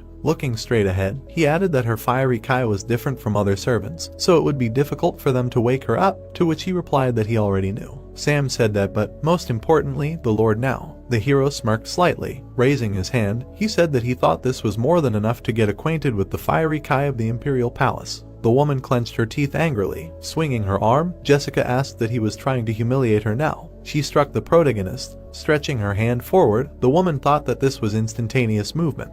Jessica was surprised to hear where her gaze was directed. Looking straight ahead, she thought that behind. Looking to the side, she added that yes, where the hell. Blue rays from the blows appeared. Raising her head, the woman thought that this was simply impossible, first instantaneous movement, and now walking on air. The man ducked, and she added that it turned out that he. Suddenly, the protagonist struck her. Jessica spat out blood. Looking straight ahead, she thought that all this time, he did not use even a quarter of his fighting strength. The woman stamped her foot furiously. Swinging her foot, she screamed that even if she was destined to die, she would drag him with her. The protagonist parried her blow. Jessica's eyes widened, hearing that she remembered. He. Looking straight ahead, the protagonist said that he made it clear. Suddenly, an explosion thundered. Flames spread everywhere. The protagonist stood in front of the woman. Lying on the ground, she wheezed. The protagonist put a knife to her face. Her wound appeared, and she thought that his wounds had already healed. Frowning, Jessica said that they, the bastards, believed that they could leave the palace unharmed after everything they had done. Looking at her, Ash asked what and what, she thought they couldn't. Grinning, the woman said that then. Smiling widely, the woman asked what he decided that no one in the entire palace would hear the noise that had risen, said that it was a matter of time before they would be declared traitors to the imperial palace. Frowning, she added that concealing the murder, let it not even dream of. Hearing the noise, the imperial guards would bring other guards of the guard pavilion, stronger than her. Grinning, the protagonist said that the noise, he says, asked what in her opinion, he did not take care of this. Looking at him in surprise, she answered what it meant. Suddenly, her eyes widened. Sitting on the floor, she thought, really? Blue particles were flying around the palace. The hero's eye lit up and he asked what. Now it dawned on her, no one will come here. Jessica furiously shouted, what nonsense, how could he put a curtain on the huge pavilion?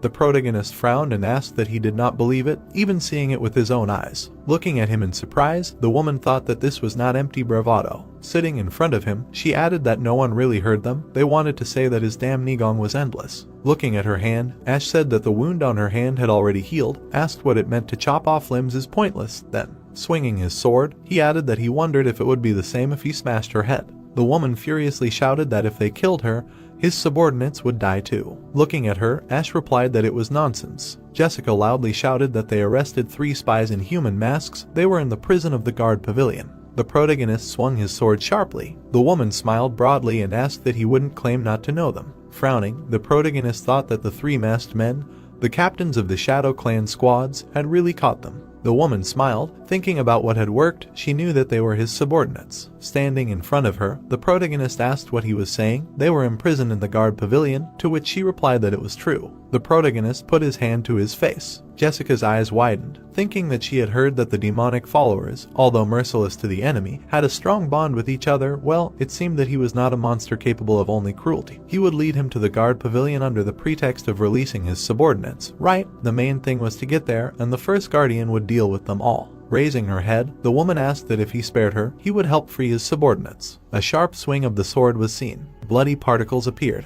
Red particles were flying around. The woman opened her eyes in surprise and thought about what it was. Her head was cut off, a thought appeared about what had just happened. The head flew to the side. The protagonist stood in front of her. Taking a step forward, he said that she had only intrigues in her mind. Suddenly, he raised his leg up. Looking up, Jessica thought, how is that possible? Blood splashed onto the wall. There was blood on the hero's neck. Suddenly, someone landed near him. Standing behind the protagonist, Ben said that his order had been carried out. It would be difficult to determine martial arts from the stab wounds alone on the corpses. Looking straight ahead, Sam said that they had the body, asked if it was time to leave the palace. They were surprised to hear that he was going to do so, but it seemed that the Shadow Clan commanders were captured. Raising his head, the guard said that he would forgive his impudence, but if he was going to look for them. Stretching his hand forward, Ben said that rescuing them would be very dangerous. Besides, the commanders were specially trained what to do if captured. If they were unable to escape, they would commit suicide. Looking to the side, he added that, as unfortunate as it would be better to resign ourselves to it. Lowering his head, Bruce thought that even the school of 6 warriors had failed to locate the guards' pavilion. They really had no choice but to abandon them. He opened his eyes in surprise when he heard that he had personally selected them for the mission. Ash turned his head and said that if he was so willing to turn his back on them, he did not deserve to be their lord. Tears appeared in the boy's eyes and he thought that this was his lord. Looking at the corpse, the protagonist said that, moreover, he would not let them die in the captivity of these bastards. Ben asked what he would order them to do then, said that they would allow it. They had eliminated all the evidence here, but in order to find the commanders, they would have to break through their guard posts. Sam looked straight ahead and said that there was a way. The boy was sitting by the wall. It was said that he had left one Shangan alive just in case and offered to interrogate her. Turning his head, the man asked what he thought she would crack so easily, said that of course she would not talk to the enemy. Looking at the hero, the guard asked what he thought about his offer. The girl's eyes suddenly lit up. She sat up and screamed. Looking to the side, she thought she had passed out. This was the first time she had felt this since she had taken it. What had happened at all? Brittany looked at the corpses in surprise. She began to shake, wondering what had happened while she was unconscious or if she was just having a nightmare. Opening her eyes in surprise, she wondered where the second keeper was. Lying on the ground, she screamed, "No, the second." Leaning on the ground, she thought they had committed a massacre while she was unconscious. Damn them. How much time had passed? At least she should get to the pavilion and report. Suddenly she fell to the ground. Looking down, the girl said, "Anything but that." Looking down, she screamed about her legs. A man in the distance screamed, here are the surviving servants." Rushing forward, the guy said, "Isn't this the overseer?" Approaching her, the guy asked if she was okay, to which she replied that yes, she was fine, asked how long ago the soldiers arrived. Standing next to her, the man said that they heard some kind of rumble, but when they arrived, there was already a field of corpses. One of them went to the main building of Jingyi Y to report what happened, so help would arrive soon. Looking down, Brittany thought that very little time had passed. She needed to immediately report upstairs, not letting the Demon Lord's gang escape. The palace appeared. She heard that, but could they help her? To which she answered that of course, they would take her right away. Sitting on the ground, she shouted that no, she had more important business. Extremely dangerous intruders had entered the palace. She needed to report this immediately. Holding onto his weapon, the guy asked that it was true, things were bad, but she should not worry, the Jingyi Y would arrive here soon. The girl tensed her hand and said no, they alone were not enough. Putting her hand on her chest, she added that she asked to be carried on his back. She had lost her legs, so she would tell him where to go. Standing next to her, the guy asked what they were talking about. Now they needed a doctor the most, to which she shouted that she was asking them. They did not have time. Hurry. Grinning, the guy asked what? Well, how can you refuse when they ask like that? Turning around, he added that he should climb. Brittany jumped on his back. Pointing her finger to the side, she said that he should go there, in that direction. They quickly rushed forward. The guy held a lantern in his hands. The people ran forward rapidly. They picked up speed. Looking at the guy, she asked if he could speed up any more, to which he asked if she was sure she was still injured, to which she replied that he should not worry about her. He froze and added that it was good, let him hold on tighter. They started running even faster. People were approaching the exit.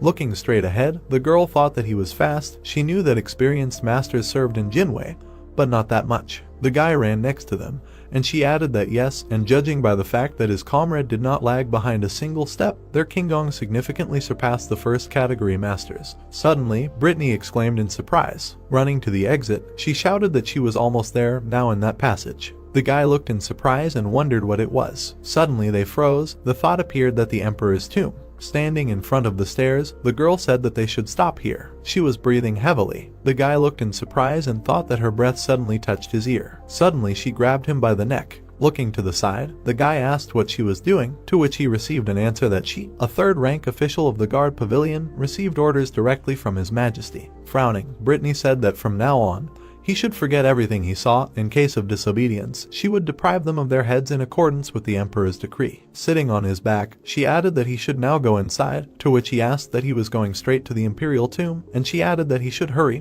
There was no time. Climbing the stairs, the guy said that he should hold on tightly so as not to fall. Looking down, the girl thought that she felt guilty before those who helped her, but they had no right to be here. She would have to kill both of them as soon as they crossed the threshold of the guard pavilion. Standing in front of the palace, she added that as expected, this was the tomb of the first emperor, but why here? Shadows of people appeared. Looking straight ahead, the guy exclaimed in surprise. They looked at the portrait of the emperor. Brittany raised her hand and asked how he could just stand in front of His Majesty, the first emperor of the great dynasty, to which the guy hesitated. Looking to the side, the hero said that of course, it was necessary to pay respects to the first emperor, but they did not light incense, and did not he say that the rebel invasion tolerates no delay?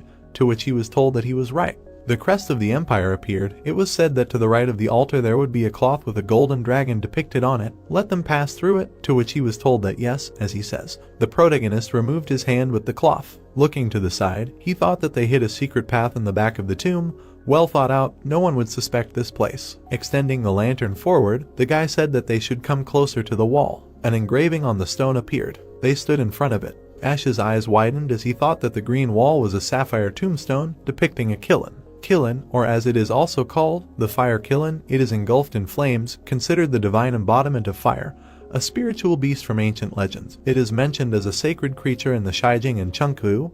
Like the phoenix, its appearance marks the birth of a wise ruler. Holding out his lantern, the hero thought that it was unusual to see this painting behind the altar of the first emperor, but what worried him more, looking at the scars, he added that this was the way the painting was applied to the tombstone. Judging by the fact that it was carved with a finger, the creator had immeasurable strength. Sitting on the guy's back, Brittany said that it was no time to be surprised, let them come closer to the wall with the painting, to which he asked if this was enough. The girl touched the wall. Suddenly, the doors opened. The guy's eyes widened in surprise. There was a tunnel in front of them. Looking straight ahead, the protagonist thought that an unusually powerful energy was emanating from the inner hall, surpassing the energy of the supervisory Shangun and the keeper, which meant that the guard pavilion was hidden inside the imperial tomb. Looking straight ahead, the girl said that it was faster, they needed to hurry, to which Bruce replied that it was good. They ran towards the tomb. Looking to the side, the hero said that he did not know that such a place existed inside the imperial palace, asked that there was so much space here, there must be some kind of prison, she knew where it was.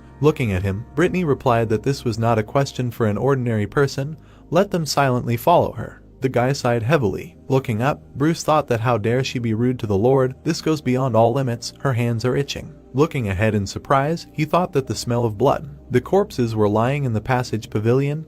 A question was heard, what the hell is here? Looking to the side, the girl said that the guards guarding this place, how is this possible? Looking straight ahead, Brittany heard that he never expected that someone would visit this place before him, which she thought was the voice. Throwing down the lantern, the protagonist said that there was no point in acting out anymore. The protagonist's eyes lit up and he added that he would ask again where the prison of the guard pavilion was. The girl's hands trembled and she thought that this was undoubtedly an overwhelming feeling, the lord of the demon cult. Looking to the side, she added that but his voice sounded different, he used some trick to change it. Didn't they escape after the massacre? Why would they deceive her? Was it really for the sake of infiltrating the pavilion of the Imperial Guards? Looking forward furiously, the girl thought that he was also in cahoots with him then. The man grabbed the sword. Blue particles appeared around the girl. Bruce looked to the side in surprise. Looking at him, Ash asked if he was okay, to which he replied that yes, he was okay. It occurred to him that he had also drawn his sword quite quickly, so how fast was the Lord? Looking at the corpses, the guy asked what had happened here. The hero turned his head.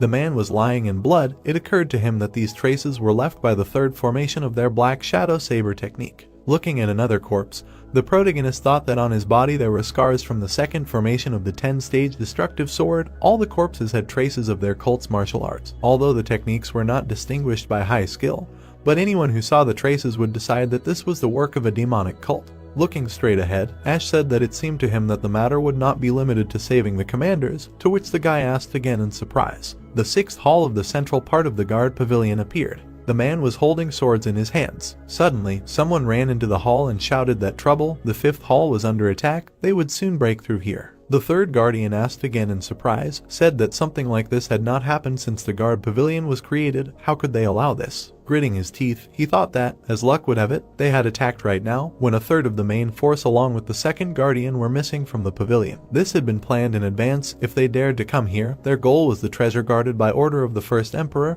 they must be stopped by any means. Turning around, the man shouted that they must not let the enemy reach the seventh hall, let them use any means necessary. Black particles flew out of the entrance. The guardian looked at them in amazement. People stepped on the steps. With his eyes wide open, the man thought that the thirst for murder was so heavy that it was even difficult to breathe. How much? The guy grinned, and he added that they had killed people. The man's clothes were covered in blood, and he thought that their brown robes were the same. The squad walked straight, and he added that they were soaked through with scarlet blood. Looking straight ahead, the girl said that she was killing these bugs hiding in the grave, and they were still not ending. Standing behind her, the guy said that they still had to leave as many traces as possible, so let him trust them with this place, and she herself would go ahead for the treasure, to which she replied that they would do so. The people looked at them in amazement. Rushing forward, the man shouted that a bunch of renegades, how dare they disturb the peace of this place, and another added that they should die. The girl sighed heavily. Suddenly she chopped off their heads. The guards fell to the floor. Looking straight ahead, the girl said that they were pathetic worms. The girl clenched her teeth and thought, what the? Their swords are incredibly fast.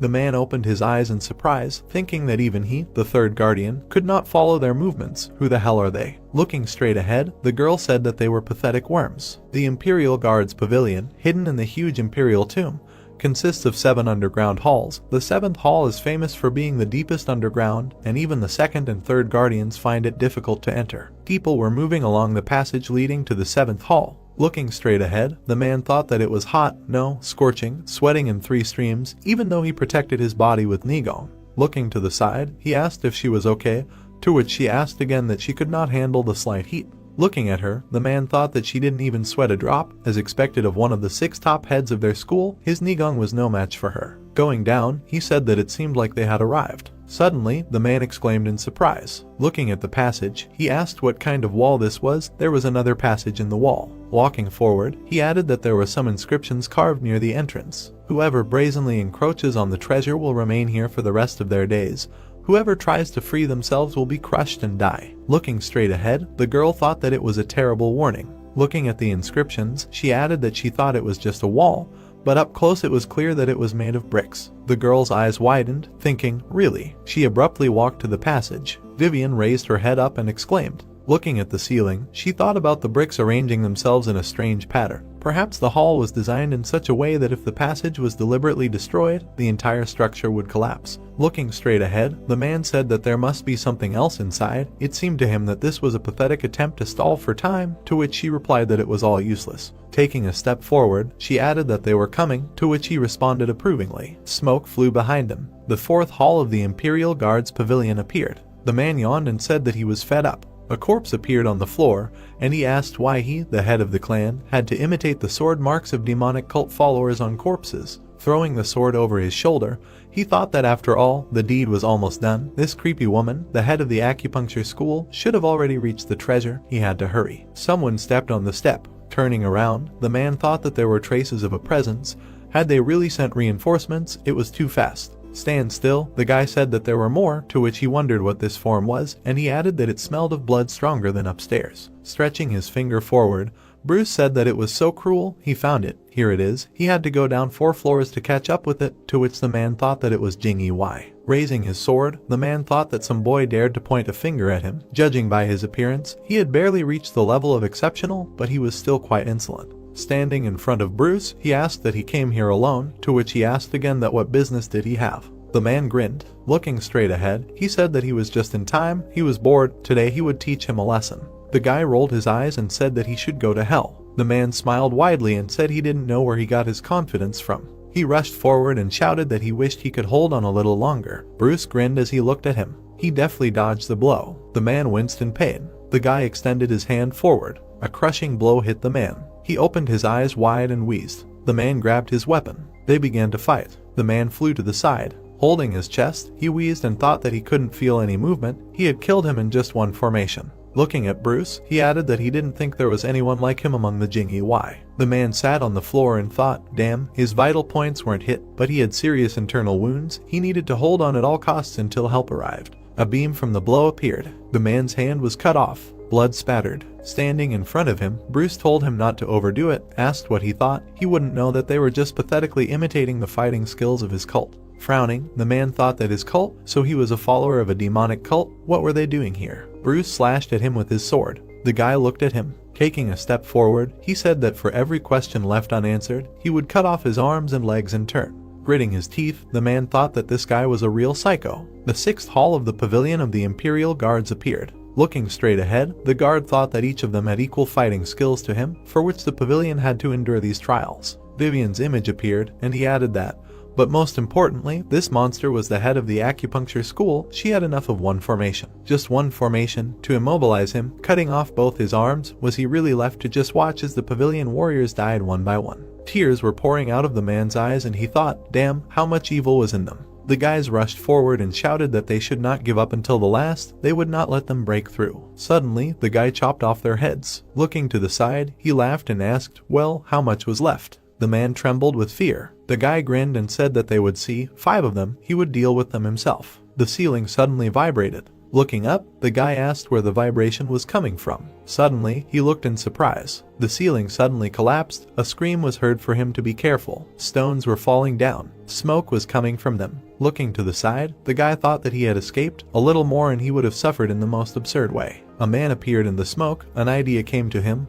What for? Some kind of shadow in the clouds of dust. The man came closer, and the guy added that he did not feel any energy from it. It seemed like an ordinary person, but who? The man raised his hand up. Smoke rose up. With wide eyes, the guy thought that he had dispersed the dust with just one wave of his hand. The protagonist looked to the side, and he added that who the hell is this? The man was unconscious. An idea came to him that the head of the school. A little earlier, the hero asked that besides him, there were 4 more, to which he replied that it was true. The protagonist looked at him in surprise. Looking at the man's face, he wondered that as expected, goo was also placed in his head. Did he deliberately reveal part of the information in order to die? He cut off the man's head and added that it was an obvious trick. Raising his hand up, Ash thought that by the way, he did not expect that the target of their invasion would be the blood of a spiritual beast. It is unknown what will happen if the blood falls into the hands of those who descended earlier. They need to hurry. Looking at the passage, the hero added that but the passages between the halls are longer than he thought. It will take a lot of time to get to the road. What to do? Throwing his head to the side, the protagonist said that he knew that this path was shorter. Gritting his teeth, the guy thought that this could not be.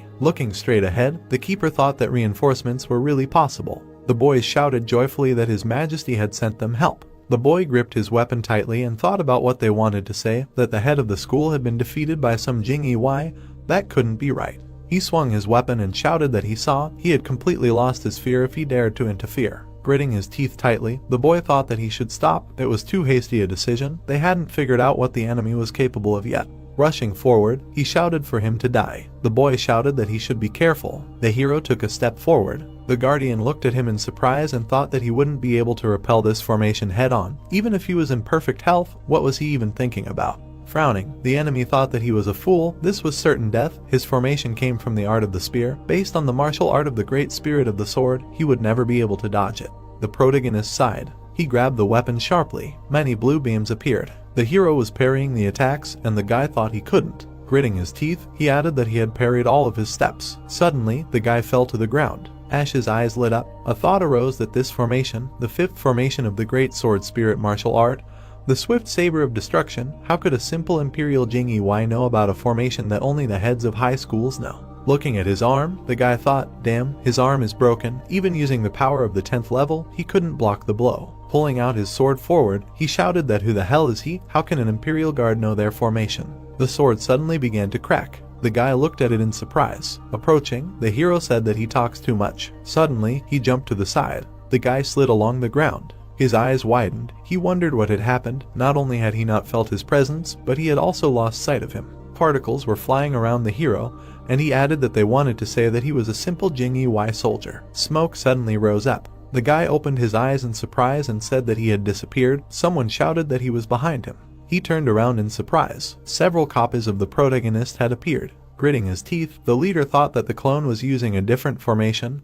Was that even possible? The hero suddenly rushed at him. Blue rays intertwined with red ones. The guardian looked in surprise and thought that the 2 formations had merged into one. Ash struck the enemy. Blood began to drip onto the floor. The guy opened his mouth. Kneeling, he said that he had been defeated so ingloriously. Looking away, the protagonist replied that he should forgive him, but he was a little busy. There was no time to drag out the fight. The people joyfully exclaimed that the official had defeated the enemy. The boy's eyes widened, and he thought, it's amazing, is there such a skilled soldier in the Jing-Yi? No, even the strongest of all the Jing-Yi, the Northern Commissioner, is not capable of such a thing. Holding the weapon in his hands, the enemy thought that he had killed the head of the spear school in just 2 formations. But according to the head of the claw school who had penetrated under the personal assistant of the eastern fence, there is no one in the Jing-Yi who can fight back.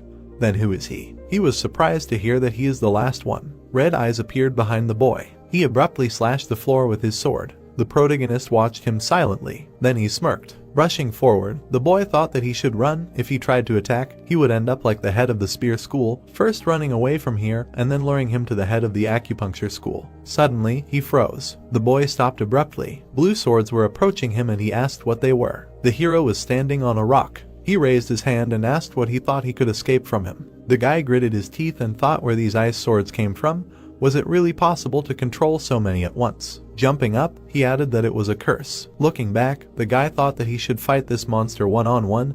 It would be better to break through the ice swords. The swords flew down sharply. A glow appeared around the weapons. The thought arose that he would not be able to move while he controlled the swords. The guy used the combat technique of the unrivaled sword spirit, the 4th formation, the supreme smashing sword. Breaking the swords, he thought that it was the same. After all, these are just pieces of ice.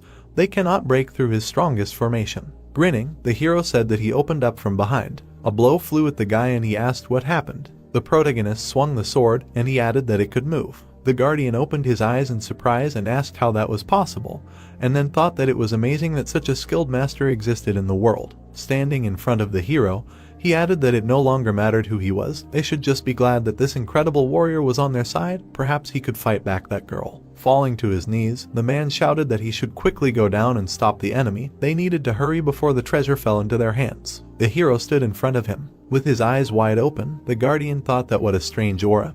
He did not look like a follower, on the contrary, he was enveloped in the thirst for murder. Looking at him, Ash said that it was a pity to disappoint, but he was not their ally. Grinning, the man asked how should he understand this? People looked at the hero in surprise. The man shouted that this was really possible. Standing in front of them, the protagonist asked the official, still think that he is in league with them. Pulling out his sword forward, he added that he is the master of Shiwenchen Mountain. The man asked in surprise, and the guy said that he is really a follower of a demonic cult. Ash opened his eyes wide and said that now he will kill them all. The guy stood in the prison of the Imperial Guard Pavilion. Gritting his teeth, Bruce said that the Imperial Palace is glorious, bullshit. Looking at the corpses, he thought that all their fingernails and toenails were torn out, and their bodies were completely covered in soldering iron burns.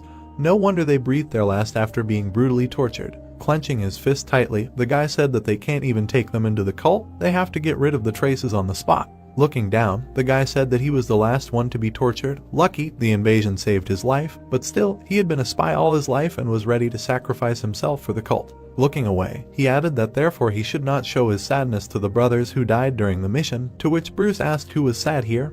He just. Flames appeared. It was said that the heads of the Shadow Clan squads have no relatives or loved ones, they are like shadows living only for the cult. But still, on the last mission they accompanied the lord of the cult, and the lord personally came to rescue their bodies. I am sure they do not need more. Looking straight ahead, Bruce thought that he understood who of them did not know this, but it was this understanding that angered the lord even more. He truly had not seen him so angry for a long time. Red particles flew around the protagonist. Looking to the side, the guy thought, damn, by the way, the lord went there alone, hopes he's okay, and then said that they'll hurry to finish here and catch up with the lord. Suddenly, everything around started shaking. Looking in surprise, Bruce asked what kind of earthquake. He opened his eyes wide. Looking at the particles, the guy thought, what's going on? A strange energy is rapidly enveloping the dungeon. Turning around, the boy said that he would check on the lord, and he should take care of this place, to which he replied that he understood him.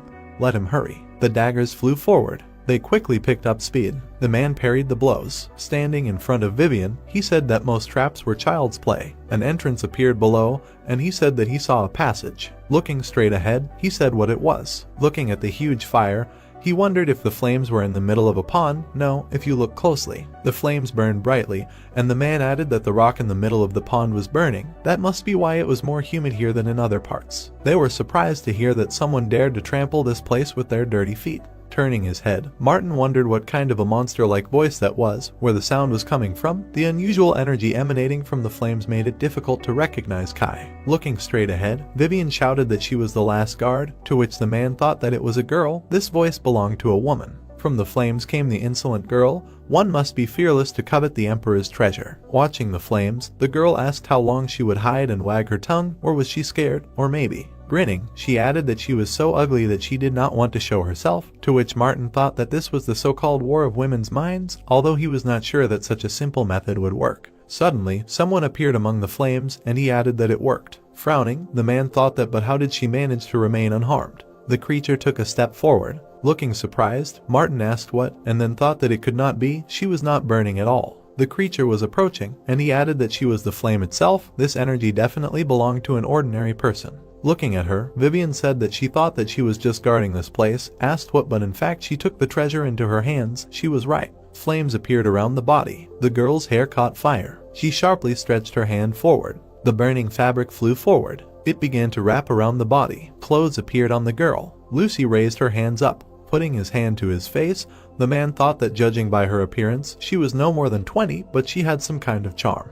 Grinning, the girl said that she was wondering how special she was, but it turned out to be an ordinary empty shell. Looking at her, Vivian thought that she was offended by the words about ugliness, and then said that it was too impudent for a simple guard. Lucy asked again in surprise. Frowning, she said that she had guarded this place for many years, following the promise she made to the first emperor, and she would not allow some ugly thief to open her mouth at her. The man opened his eyes in surprise and thought that it was the first emperor, but more than 200 years had passed since the reign of the first emperor of the great dynasty. Smiling, Vivian asked that to live for 200 years with such a mug, the blood of the killing grants eternal life. Looking at her, Lucy replied that their eyes were filled with greed. Fools. Suddenly, she directed a flame towards them. Flame flew flame. The image of a dragon appeared. Stretching out her hand forward, she said that the first guardian of Lucy, following the oath given to the first emperor, will destroy the robbers who encroached on the treasure. Smiling, Lucy added that once they entered this hall, they will no longer be able to leave it alive. She slammed the floor and shouted that she would gladly send them to the afterlife. Standing in front of the flames, the man shouted that he would repel the attack.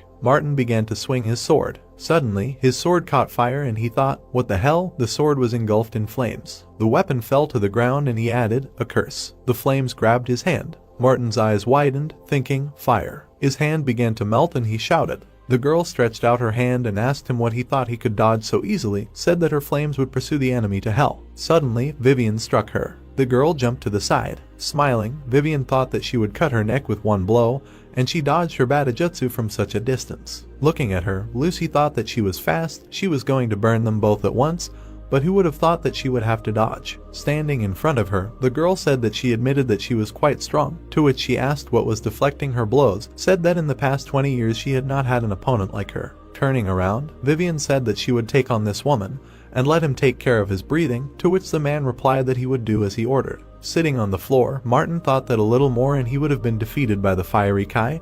He never thought that such a terrible woman as the head existed in the world, surprisingly. Turning his head, he added that these stones fell. Suddenly the ceiling collapsed. The man's eyes widened, thinking that the breathing technique did not allow him to dodge. The stones fell down. Someone shouted about the head of the spear school. The man lay under the stones, and Vivian asked that he was alive. Gritting her teeth, she thought, what a dumbass. The girl thought, looking away. Looking at the smoke, she added that there was someone in the smoke. A black cloak appeared. The thought arose that this was a uniform. The hero stretched his hand down, and she thought that it was a Jingyi Y. Grinning, the protagonist said that fortunately he was not late. Looking at him, Lucy thought that although he was holding back energy, but she felt that it, unlike her, was chaotic and inspiring fear. He was wearing a Jingyi Y uniform, but she could confidently say that he was much stronger than the Imperial Guards. Vivian watched the hero and thought that it would be enough to deal with this woman. Apparently, it would not be easy. By the way, if he came down from above, then the heads of other schools had already been defeated, then there was no doubt.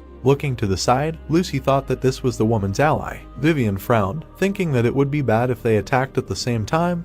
In that case, suddenly the girls jumped forward. Swinging her sword, Vivian thought that she would first chop him. Looking to the side, she added, what the hell? The hero suddenly swung his swords. Lucy looked in surprise and wondered what kind of white saber that was. Red particles were flying around the sword. The girl opened her eyes wide, wondering where he got this black sword. They began to fight. Gritting her teeth, the guardian thought about using cold to counter her flames, but that's not all. He manages to parry her formation and figure out weak points. Vivian frowned and thought that she was using both her saber and sword at the same time, using both hands. Ash's eyes lit up. The thought appeared that this guy was dangerous.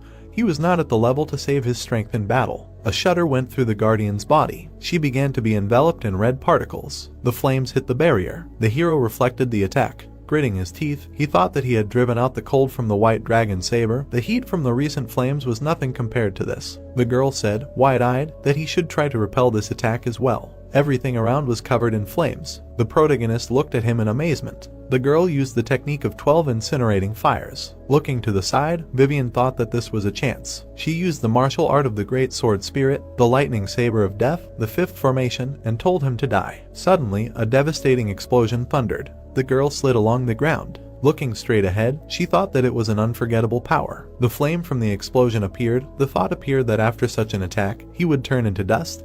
There was no need to even check whether he survived or not.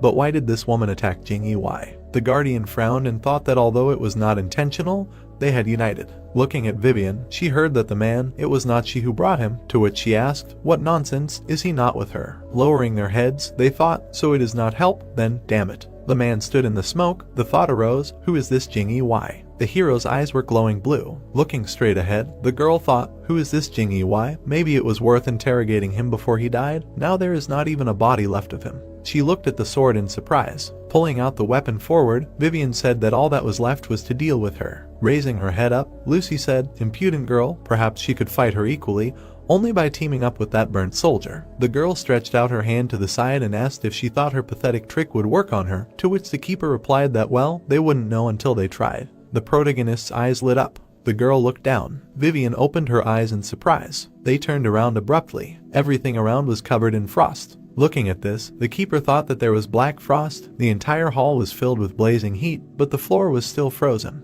A man appeared among the smoke. The hero took a step forward. Looking at him in surprise, the girl thought that he was not dead. The hero looked away, and she added that although she would not say that he was completely fine, his armor was damaged, and his entire body was covered in wounds from the saber. Suddenly, the wounds began to heal. Lucy, opening her eyes in amazement, thought that the wounds were healing. What an incredible speed of recovery, much faster than her, although she had absorbed the blood of the Jilin. Looking at them, Ash said that he did not expect that the pavilion of guards and the school of 6 warriors would attack him at the same time. Well, that does not change anything. Grinning, he added that now they also joined forces to attack. Turning her head to the side, Vivian thought that they would join. Looking at him, she added that how is it that she does not feel someone else's presence nearby at all? He does not believe in victory, so he decided to throw dust in the eyes. Exactly, how can he against them alone? A glow appeared around the hero's hand. The girl opened her eyes in surprise and said that it was the same. The protagonist stretched out his hand, and she added that the sword was harnessed by Kai. The girl opened her eyes wide, thinking that he had reached the peak of an incomprehensible level. She had lived for more than 200 years, but this was the first time she had met a master of such a level. The swords rushed forward. A thought appeared that no matter what kind of monster he was, it was impossible to control all these blades at the same time. Looking up, Vivian thought that now was not the time to be surprised. She had to think rationally.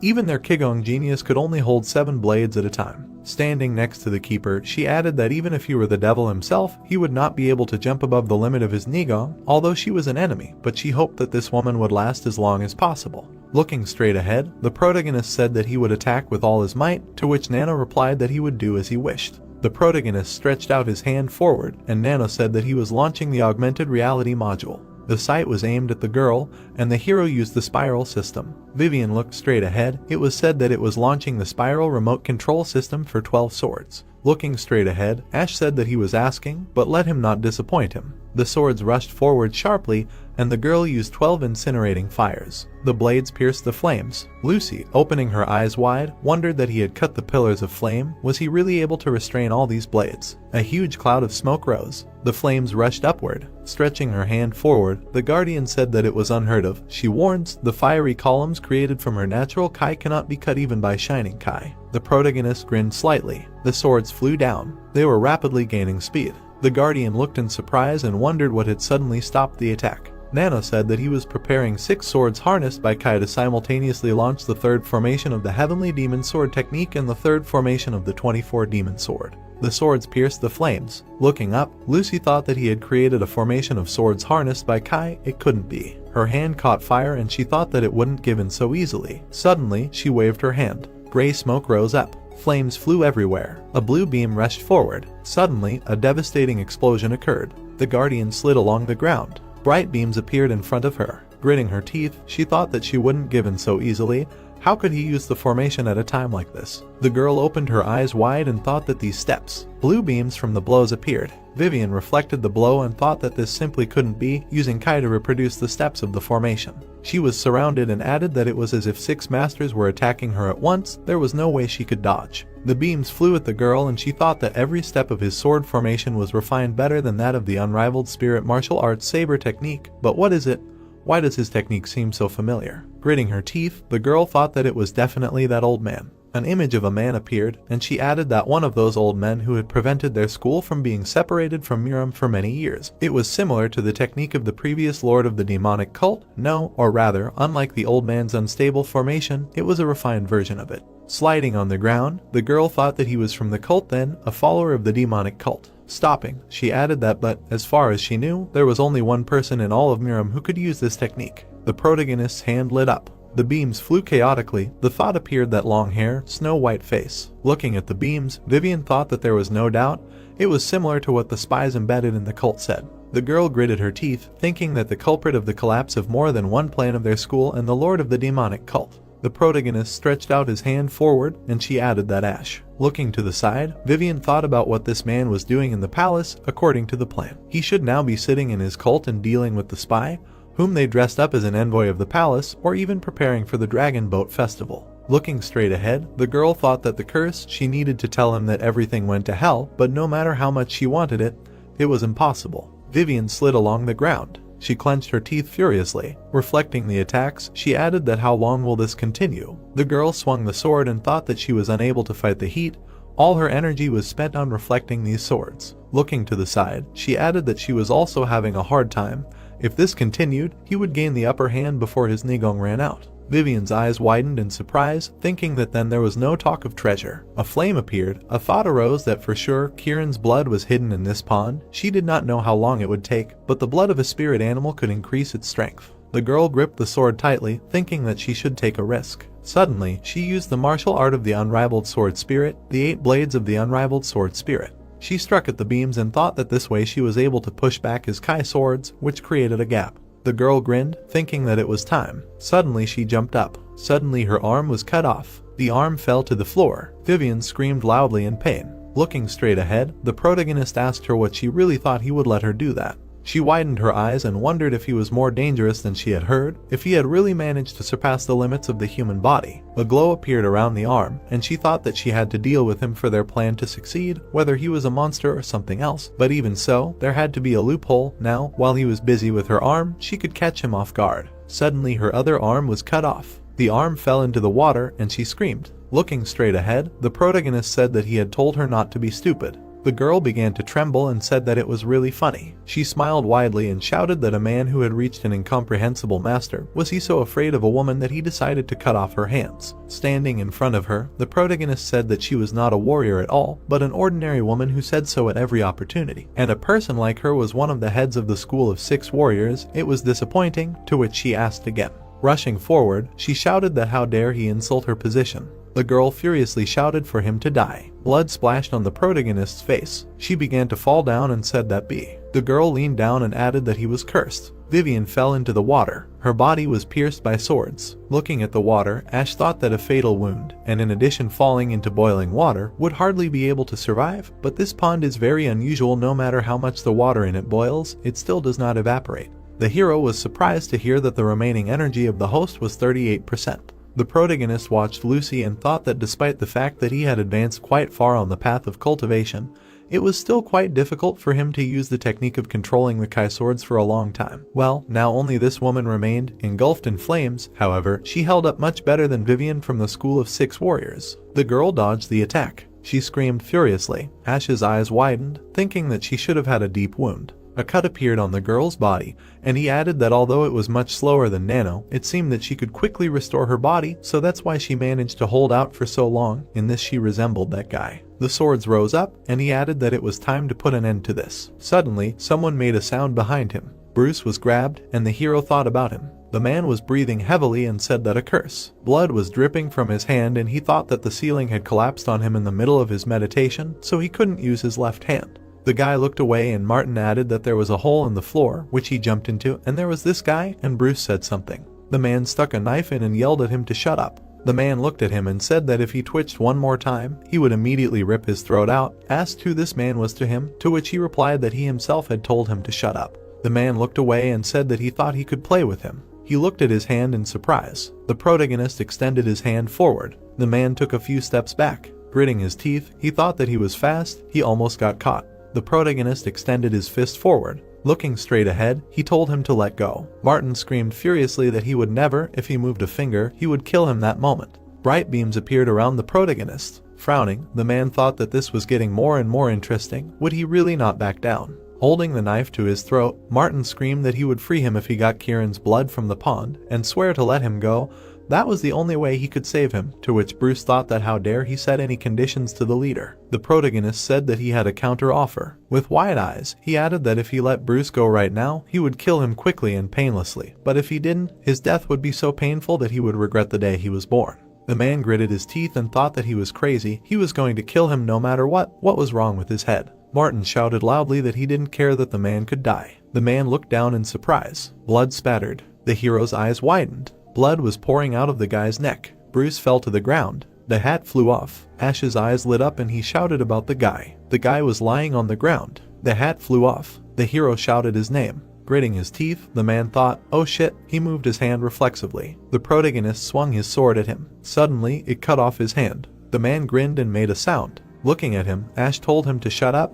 This was just the beginning. He might as well not dream of a quick death. Martin's eyes widened. Blue beams began to fly around the hero. A blow flew at the man. Gritting his teeth, he thought that this bastard was deliberately avoiding vital organs, cutting through everything else. The hero grabbed him by the head abruptly. Looking straight ahead, he said that he warned him that he would regret it. The protagonist squeezed the man's head tightly. He opened his eyes in surprise, hearing that the user's energy level had dropped to 15%. Further control of the mana swords was impossible. The girl looked in surprise and thought that the blades had disappeared. Rushing forward, she added that now, Lucy was rapidly approaching the hero. Gritting his teeth, he thought that damn, he wanted to give him hellish torment, but he could not afford it. Suddenly, the guy stuck the sword into the floor. The man grabbed his shoulder. Looking straight ahead, Martin thought that no. Red beams appeared, and he screamed loudly. The protagonist tore his head off. The head fell to the floor. The hero grabbed the sword. He turned around in surprise. The girl grinned and said that he really came to find her. Falling to the floor, she screamed that a despised cult member was greeting the Lord, the current heavenly demon of the great demon cult. Looking at her, Ash asked what kind of trick was this. Why would the guardian of the Imperial Palace claim to be a cult member? To which she replied that she knew it sounded unbelievable, and therefore he had every right to doubt her. Sitting in front of the hero, she added that she would incredibly like to tell him everything in more detail, but she believed that there were more important things to do right now. The guy was lying on the floor, and the protagonist thought that yes, he should immediately deal with Bruce. He could feel the subtle flow of his kai, which meant that all was not lost yet. Rushing forward, he said that he should just try to do something.